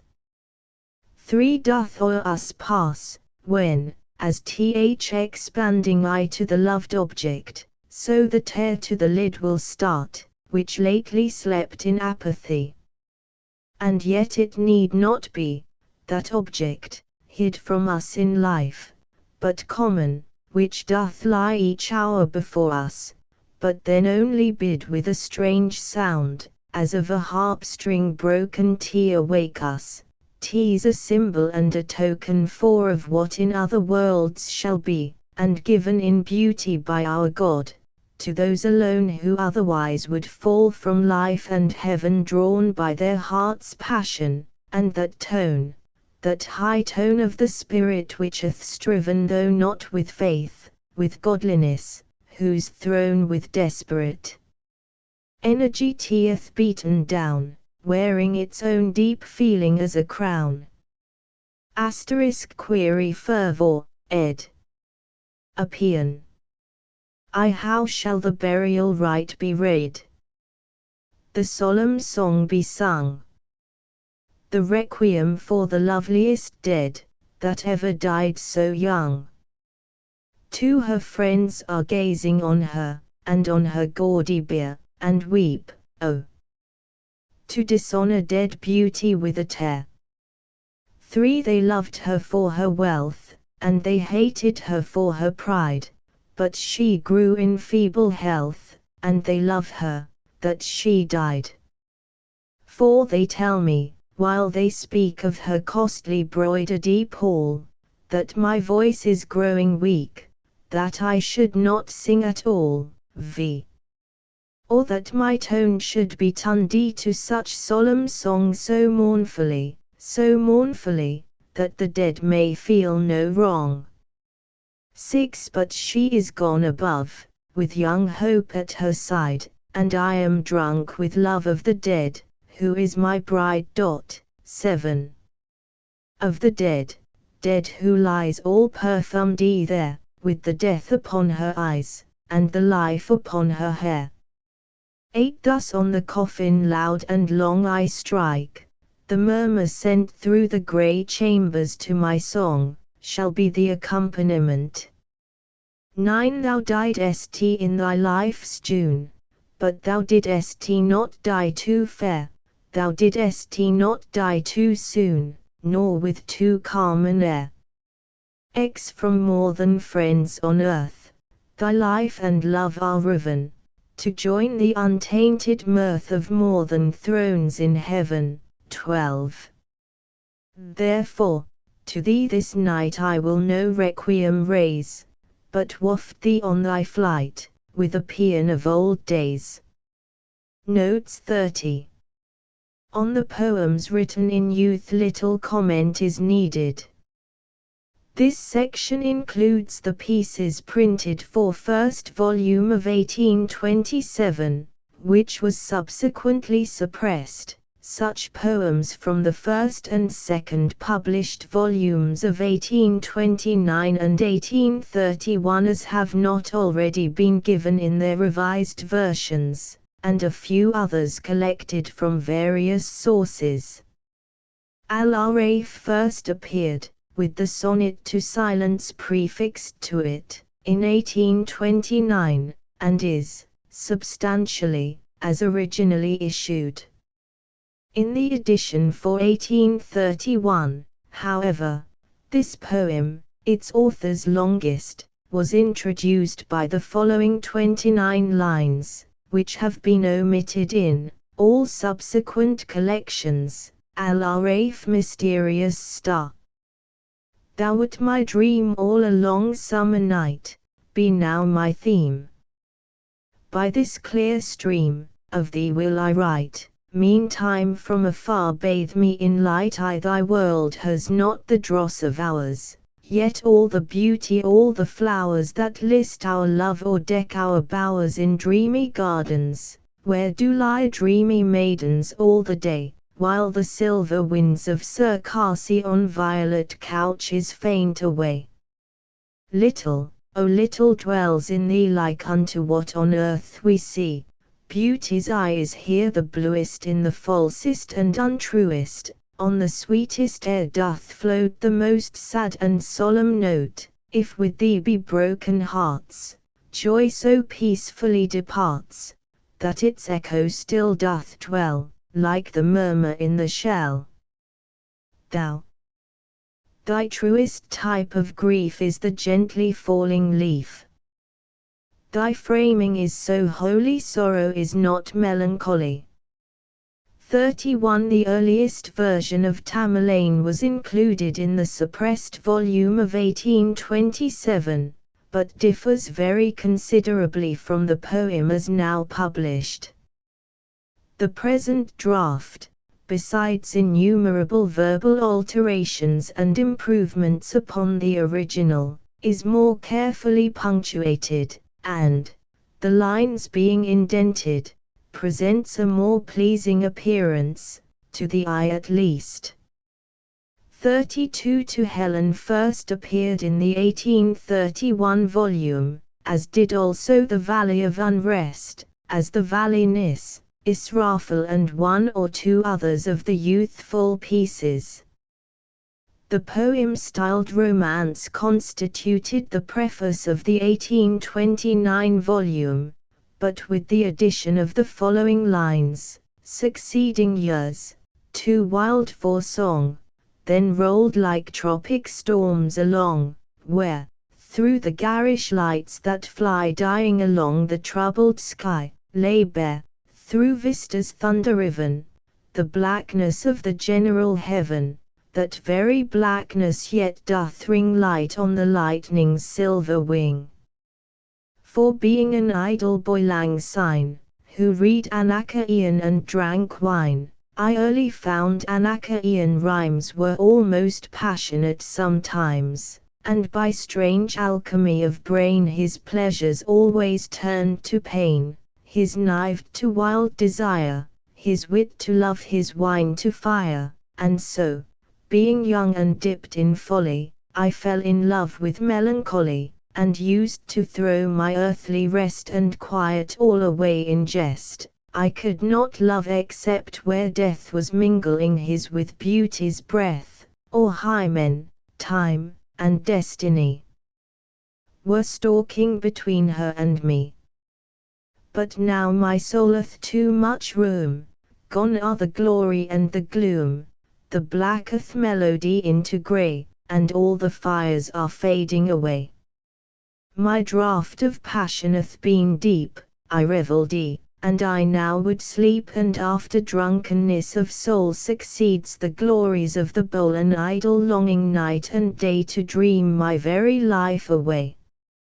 But dreams, of those who dream as I, aspiringly, are damned, and die, yet should I swear I mean alone, by notes so very shrilly blown, to break upon time's monotone, while yet my vapid joy and grief are tintless of the yellow leaf. Why not a nymph the grey beardeth, will shake his shadow in my path, and e'en the grey beard will o'erlook connivingly my dreaming book. Doubtful poems alone from childhood's hour, I have not been as others were, I have not seen as others saw, I could not bring my passions from a common spring, from the same source I have not taken my sorrow, I could not awaken my heart to joy at the same tone, and all I loved alone. Then, in my childhood, in the dawn of a most stormy life, was drawn from every depth of good and ill the mystery which binds me still, from the torrent, or the fountain, from the red cliff of the mountain, from the sun that round me rolled in its autumn tint of gold, from the lightning in the sky as it passed me flying by, from the thunder, and the storm, and the cloud that took the form, when the rest of heaven was blue, of a demon in my view. This poem is no longer considered doubtful as it was in 1903. Liberty has been taken to replace the book version with an earlier, perhaps more original manuscript version, ed. To Isidore I beneath the vine-clad eaves, whose shadows fall before thy lowly cottage door under the lilac's tremulous leaves, within thy snowy clasped hand the purple flowers it bore. Last eve in dreams, I saw thee stand, like queenly nymphs from fairyland, enchantress of the flowery wand, most beauteous Isidore. And when I bade the dream upon thy spirit flee, thy violet eyes to me upturned, did overflowing seem with the deep, untold delight of love's serenity, thy classic brow, like lilies white and pale as the imperial night upon her throne, with stars bedit, enthralled my soul to thee. I behold thy dreamy, passionate eyes, blue as the languid skies hung with the sunset's fringe of gold, now strangely clear thine image grows, and olden memories are startled from their long repose like shadows on the silent snows when suddenly the night wind blows where quiet moonlight ties. For like music heard in dreams, like strains of harps unknown, of birds forever flown audible as the voice of streams that murmur in some leafy dell, I hear thy gentlest tone, and silence cometh with her spell like that which on my tongue doth dwell, when tremulous in dreams I tell my love to thee alone. In every valley heard, floating from tree to tree, less beautiful to me, the music of the radiant bird, than artless accents such as thine whose echoes never flee. Ah! How for thy sweet voice I pine, for uttered in thy tones benign, enchantress, this rude name of mine doth seem a melody. The village street in these rapid, restless shadows, once I walked at eventide, when a gentle, silent maiden, walked in beauty at my side, she alone there walked beside me all in beauty, like a bride. Pallidly the moon was shining on the dewy meadows nigh, on the silvery, silent rivers, on the mountains far and high, on the ocean's starlit waters, where the winds a-weary die. Slowly, silently we wandered from the open cottage door, underneath the elm's long branches to the pavement bending o'er, underneath the mossy willow and the dying sycamore. With the myriad stars in beauty all bedit, the heavens were seen, radiant hopes were bright around me, like the light of stars serene, like the mellow midnight splendor of the night's irradiate queen.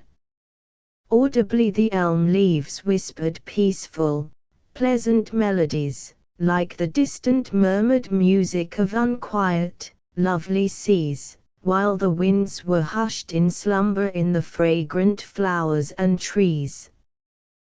Wondrous and unwonted beauty still adorning all did seem, while I told my love in fables 'neath the willows by the stream, would the heart have kept unspoken love that was its rarest dream. Instantly away we wandered in the shadowy twilight tide, she, the silent, scornful maiden, walking calmly at my side, with a step serene and stately, all in beauty, all in pride. Vacantly I walked beside her. On the earth mine eyes were cast, swift and keen there came unto me written memories of the past on me, like the rain in autumn on the dead leaves, cold and fast. Underneath the elms we parted, by the lowly cottage door, one brief word alone was uttered never on our lips before, and away I walked forlornly, broken-hearted evermore. Slowly, silently I loitered, homeward, in the night, alone. Sudden anguish bound my spirit, that my youth had never known, wild unrest, like that which cometh when the night's first dream hath flown. Now, to me the elm leaves whisper mad, discordant melodies, and keen melodies like shadows haunt the moaning willow trees, and the sycamores with laughter mock me in the nightly breeze. Sad and pale the autumn moonlight through the sighing foliage streams, and each morning, midnight shadow, shadow of my sorrow seems. Strive, O heart, forget thine idol, and, O soul, forget thy dreams. The forest reverieties said that when the hands of men tamed this primeval wood, and hoary trees with groans of woe, like warriors by an unknown foe, were in their strength subdued, the virgin earth gave instant birth to springs that ne'er did flow, that in the sun did rivulets run, and all around rare flowers did blow. The wild rose pale perfumed the gale, and the queenly lily adown the dale, whom the sun and the dew and the winds did woo, with the gold and the grape luxuriant grew.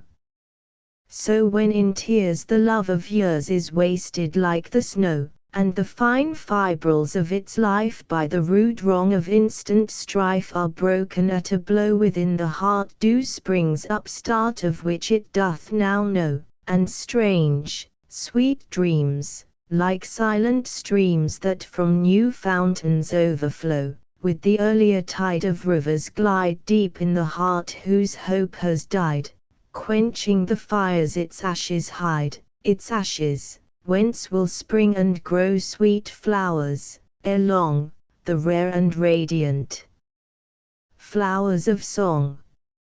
Notes of the many verses from time to time ascribed to the pen of Edgar Poe, and not included among his known writings, the lines entitled alone have the chief claim to our notice.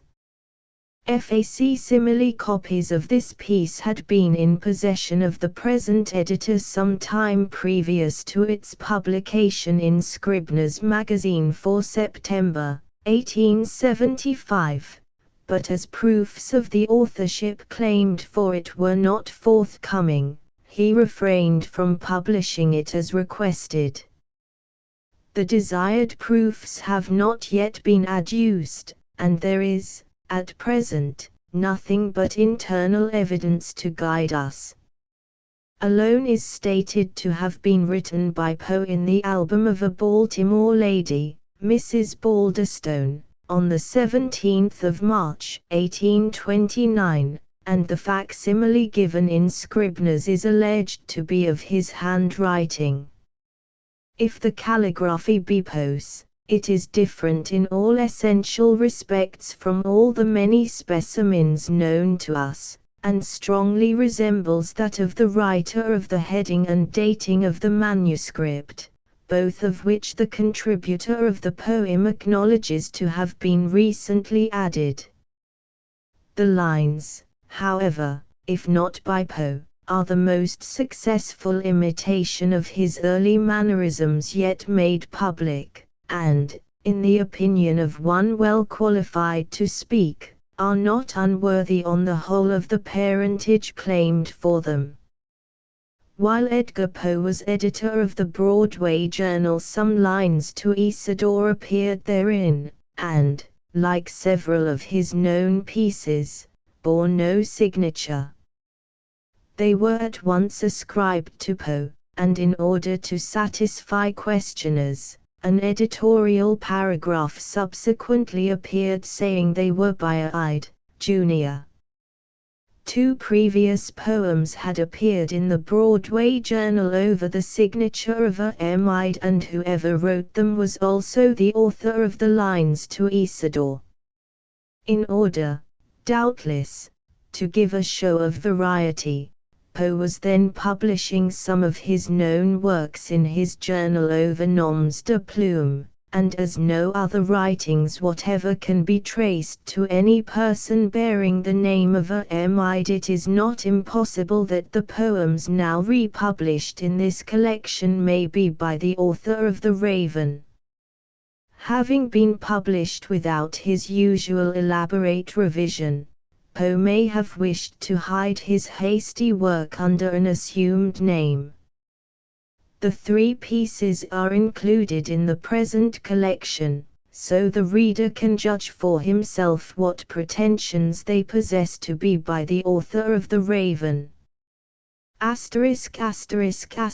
End of the Project Gutenberg ebook The Works of Edgar Allan Poe, Volume 5 ****** Updated editions will replace the previous one, the old editions will be renamed. Creating the works from print editions not protected by U.S. copyright law means that no one owns a United States copyright in these works, so the Foundation, and you, can copy and distribute it in the United States without permission and without paying copyright royalties. Special rules, set forth in the general terms of use part of this license, apply to copying and distributing Project Gutenberg trademark symbol electronic works to protect the Project Gutenberg trademark symbol concept and trademark. Project Gutenberg is a registered trademark, and may not be used if you charge for an ebook, except by following the terms of the trademark license, including paying royalties for use of the Project Gutenberg trademark. If you do not charge anything for copies of this ebook, complying with the trademark license is very easy. You may use this ebook for nearly any purpose such as creation of derivative works, reports, performances and research. Project Gutenberg ebooks may be modified and printed and given away. You may do practically anything in the United States with ebooks not protected by U.S. copyright law. Redistribution is subject to the trademark license, especially commercial redistribution. Start. Full license. The full Project Gutenberg license. Please read this before you distribute or use this work to protect the Project Gutenberg trademark symbol mission of promoting the free distribution of electronic works, by using or distributing this work, or any other work associated in any way with the phrase Project Gutenberg. You agree to comply with all the terms of the full Project Gutenberg trademark symbol license available with this file or online at www.gutenberg.org/license. Section 1. General Terms of Use and Redistributing Project Gutenberg Trademark Symbol Electronic Works 1.0. By reading or using any part of this Project Gutenberg trademark symbol electronic work, you indicate that you have read, understand, agree to and accept all the terms of this license and intellectual property, trademark/copyright, agreement. If you do not agree to abide by all the terms of this agreement, you must cease using and return or destroy all copies of Project Gutenberg trademark symbol electronic works in your possession. If you paid a fee for obtaining a copy of or access to a Project Gutenberg trademark symbol electronic work and you do not agree to be bound by the terms of this agreement, you may obtain a refund from the person or entity to whom you paid the fee as set forth in paragraph 1.e.8. 1.b Project Gutenberg is a registered trademark. It may only be used on or associated in any way with an electronic work by people who agree to be bound by the terms of this agreement. There are a few things that you can do with most Project Gutenberg trademark symbol electronic works even without complying with the full terms of this agreement. See paragraph 1.c below. There are a lot of things you can do with Project Gutenberg trademark symbol electronic works if you follow the terms of this agreement and help preserve free future access to Project Gutenberg trademark symbol electronic works. See paragraph 1.e below. 1.c. The Project Gutenberg Literary Archive Foundation, the Foundation or PGLAF, owns a compilation copyright in the collection of Project Gutenberg trademark symbol electronic works. Nearly all the individual works in the collection are in the public domain in the United States.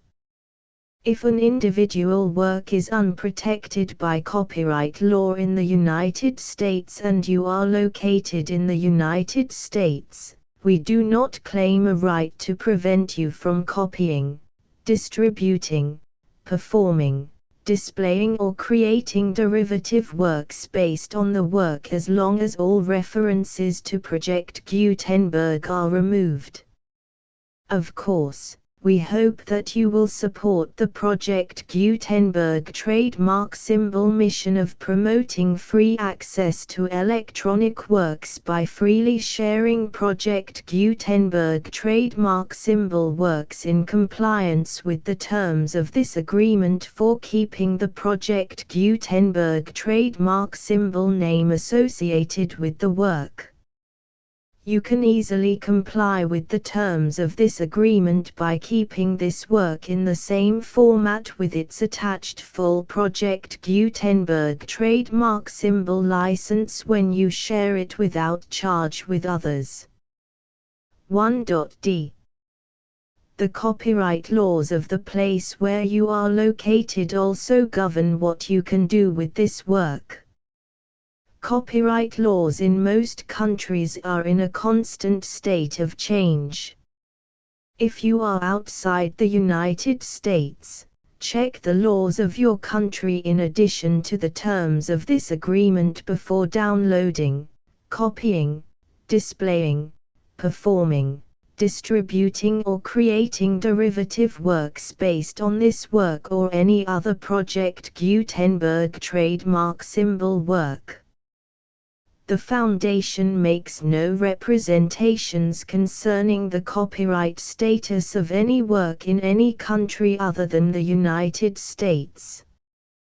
1.e Unless you have removed all references to Project Gutenberg. 1.e.1.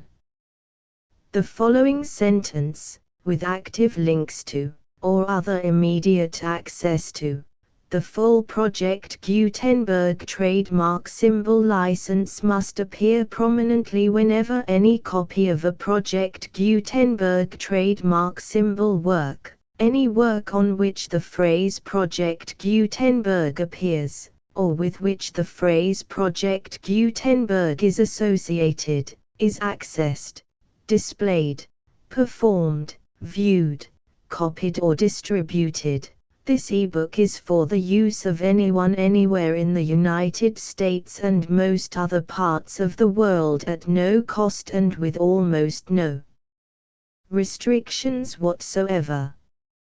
You may copy it, give it away or reuse it under the terms of the Project Gutenberg license included with this ebook or online at www.gutenberg.org. If you are not located in the United States, you will have to check the laws of the country where you are located before using this ebook. 1.e.2.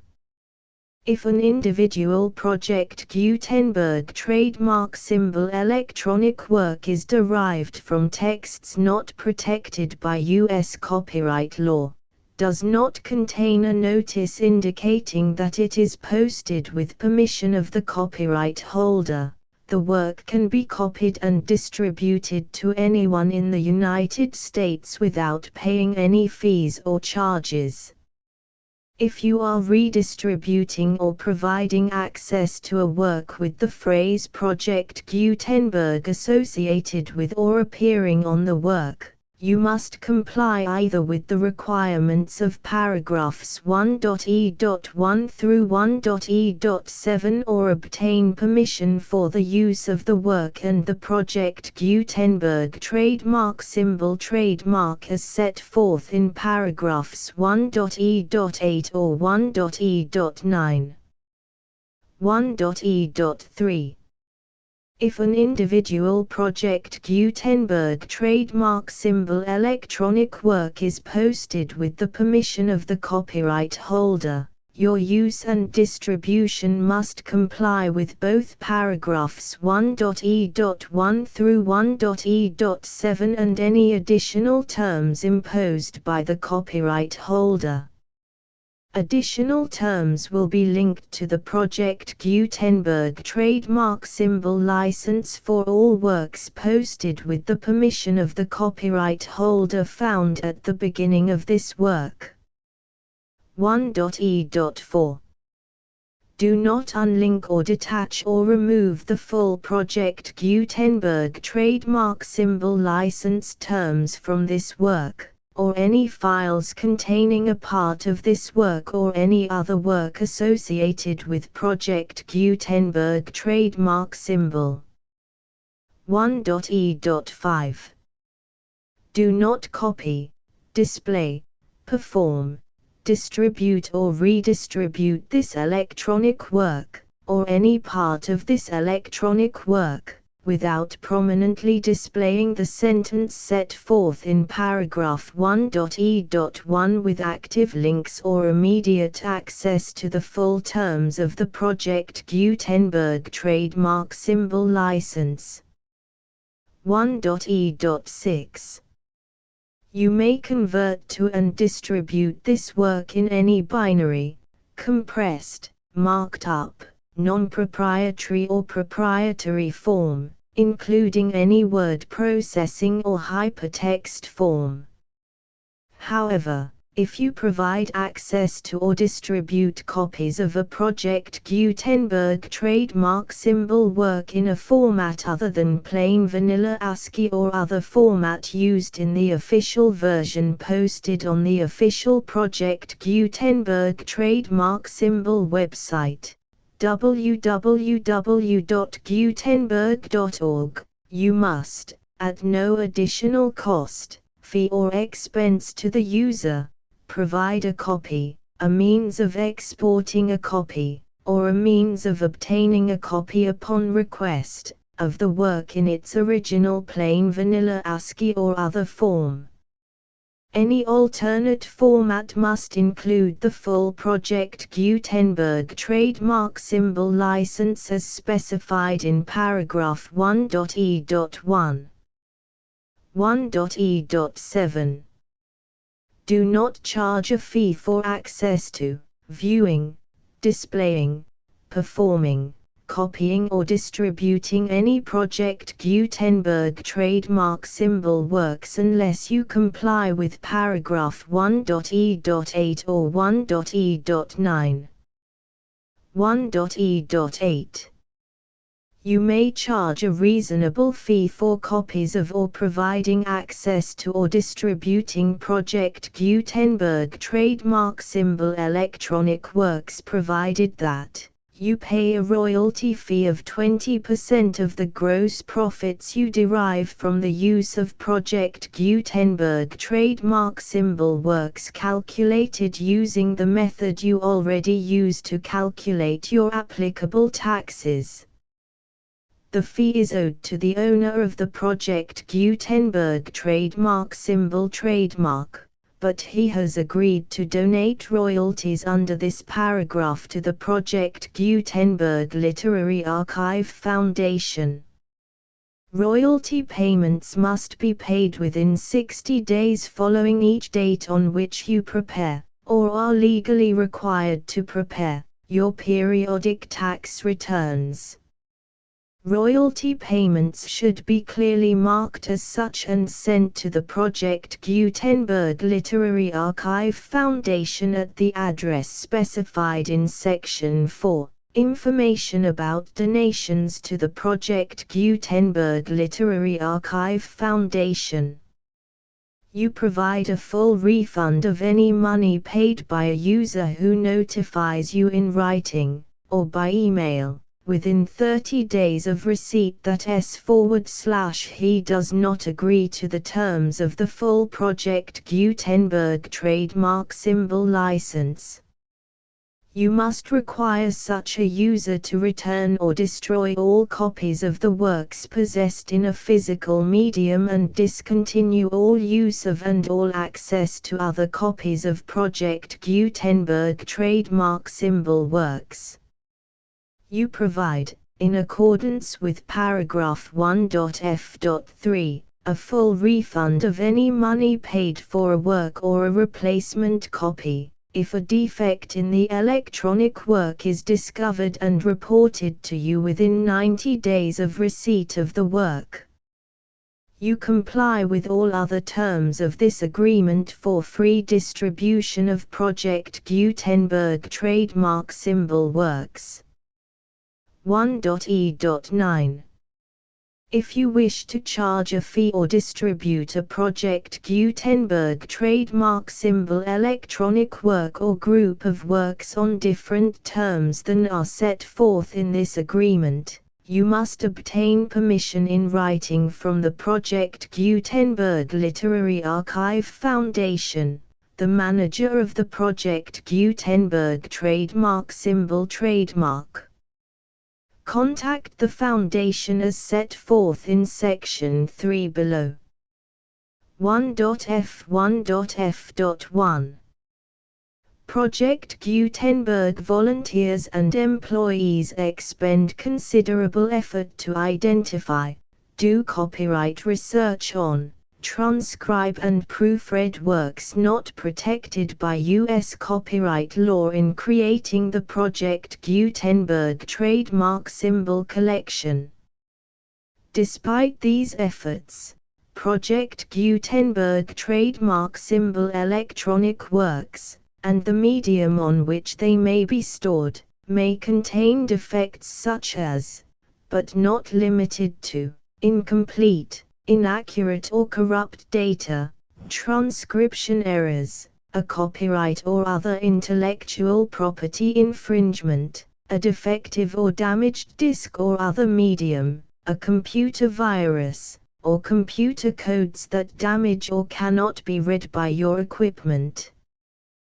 1.f.2 Limited warranty, disclaimer of damages, except for the right of replacement or refund described in paragraph 1.f.3, the Project Gutenberg Literary Archive Foundation, the owner of the Project Gutenberg trademark symbol trademark, and any other party distributing a Project Gutenberg trademark symbol electronic work under this agreement, disclaim all liability to you for damages, costs and expenses, including legal fees. You agree that you have no remedies for negligence, strict liability, breach of warranty or breach of contract except those provided in paragraph 1.f.3.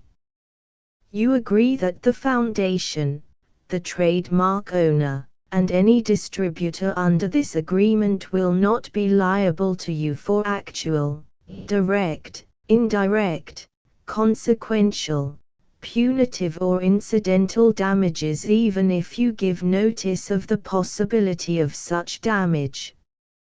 1.f.3 Limited right of replacement or refund, If you discover a defect in this electronic work within 90 days of receiving it, you can receive a refund of the money, if any, you paid for it by sending a written explanation to the person you received the work from. If you received the work on a physical medium, you must return the medium with your written explanation. The person or entity that provided you with the defective work may elect to provide a replacement copy in lieu of a refund. If you received the work electronically, the person or entity providing it to you may choose to give you a second opportunity to receive the work electronically in lieu of a refund. If the second copy is also defective, you may demand a refund in writing without further opportunities to fix the problem. 1.f.4 Except for the limited right of replacement or refund set forth in paragraph 1.f.3, this work is provided to you as is, with no other warranties of any kind, express or implied, including but not limited to warranties of merchantability or fitness for any purpose. 1.f.5 Some states do not allow disclaimers of certain implied warranties or the exclusion or limitation of certain types of damages.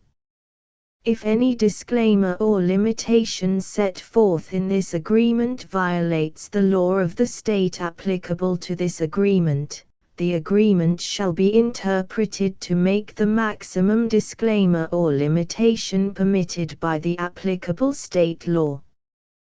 The invalidity or unenforceability of any provision of this agreement shall not void the remaining provisions.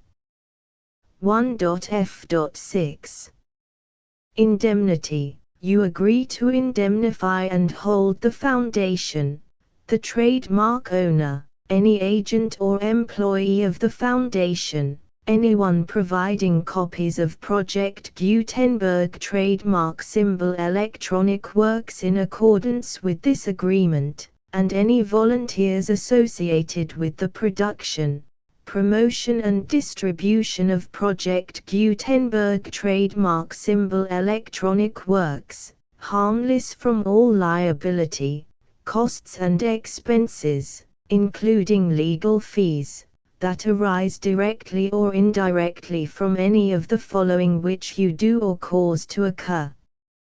A. Distribution of this or any Project Gutenberg trademark symbol work. B. Alteration, modification, or additions or deletions to any Project Gutenberg trademark symbol work, and c. Any defect you cause.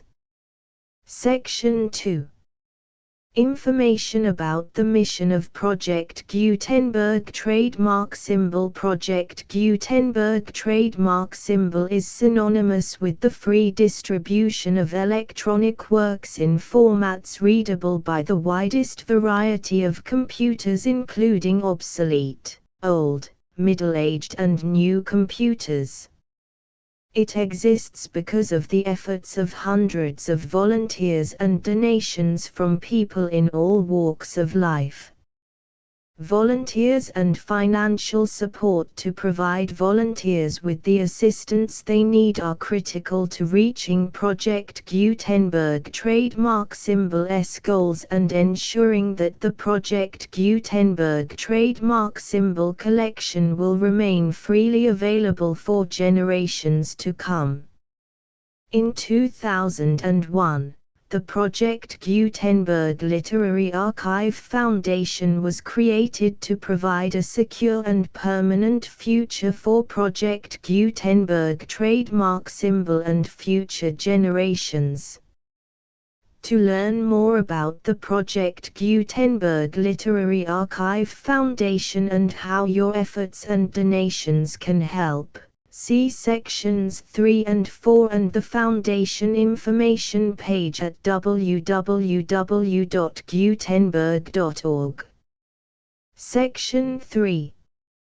Information about the Project Gutenberg Literary Archive Foundation. The Project Gutenberg Literary Archive Foundation is a non-profit 501(c)(3) educational corporation organized under the laws of the state of Mississippi and granted tax-exempt status by the Internal Revenue Service.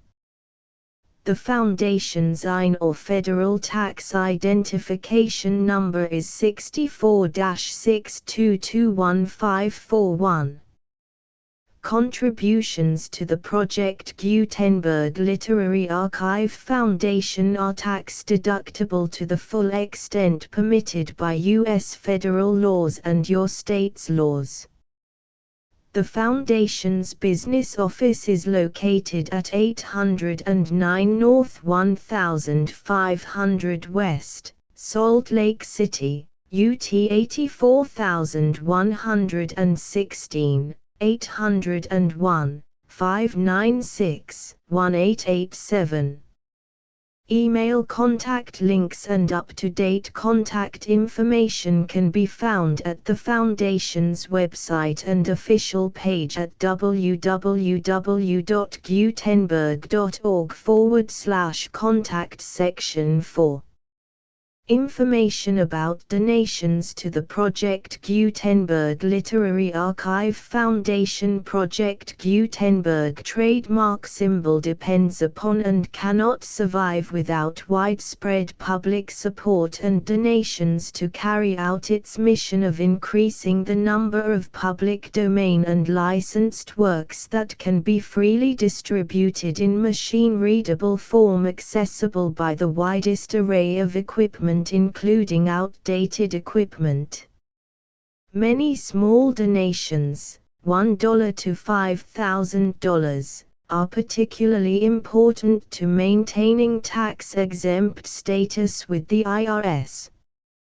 The Foundation is committed to complying with the laws regulating charities and charitable donations in all 50 states of the United States. Compliance requirements are not uniform and it takes a considerable effort, much paperwork and many fees to meet and keep up with these requirements. We do not solicit donations in locations where we have not received written confirmation of compliance. To send donations or determine the status of compliance for any particular state, visit www.gutenberg.org/donate.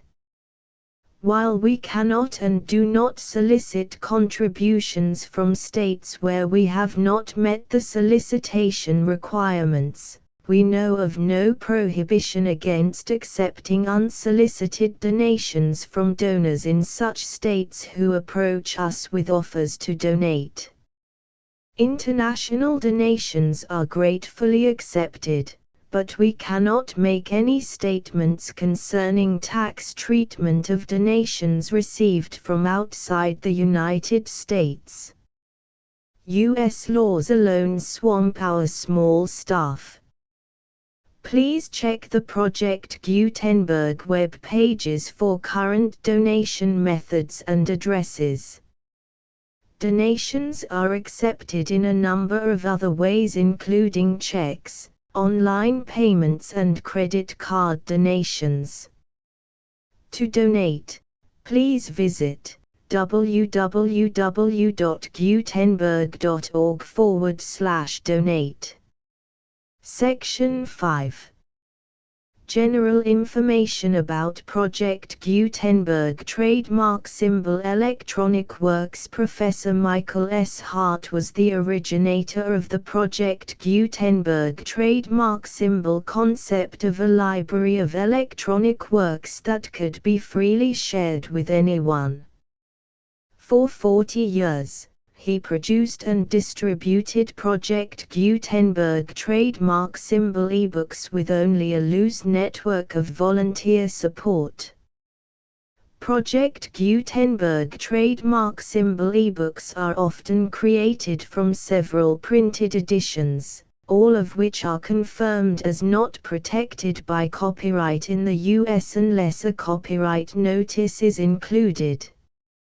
Thus, we do not necessarily keep ebooks in compliance with any particular paper edition. Most people start at our website, which has the main PG search facility, www.gutenberg.org. This website includes information about Project Gutenberg trademark symbol, including how to make donations to the Project Gutenberg Literary Archive Foundation, how to help produce our new ebooks, and how to subscribe to our email newsletter to hear about new ebooks.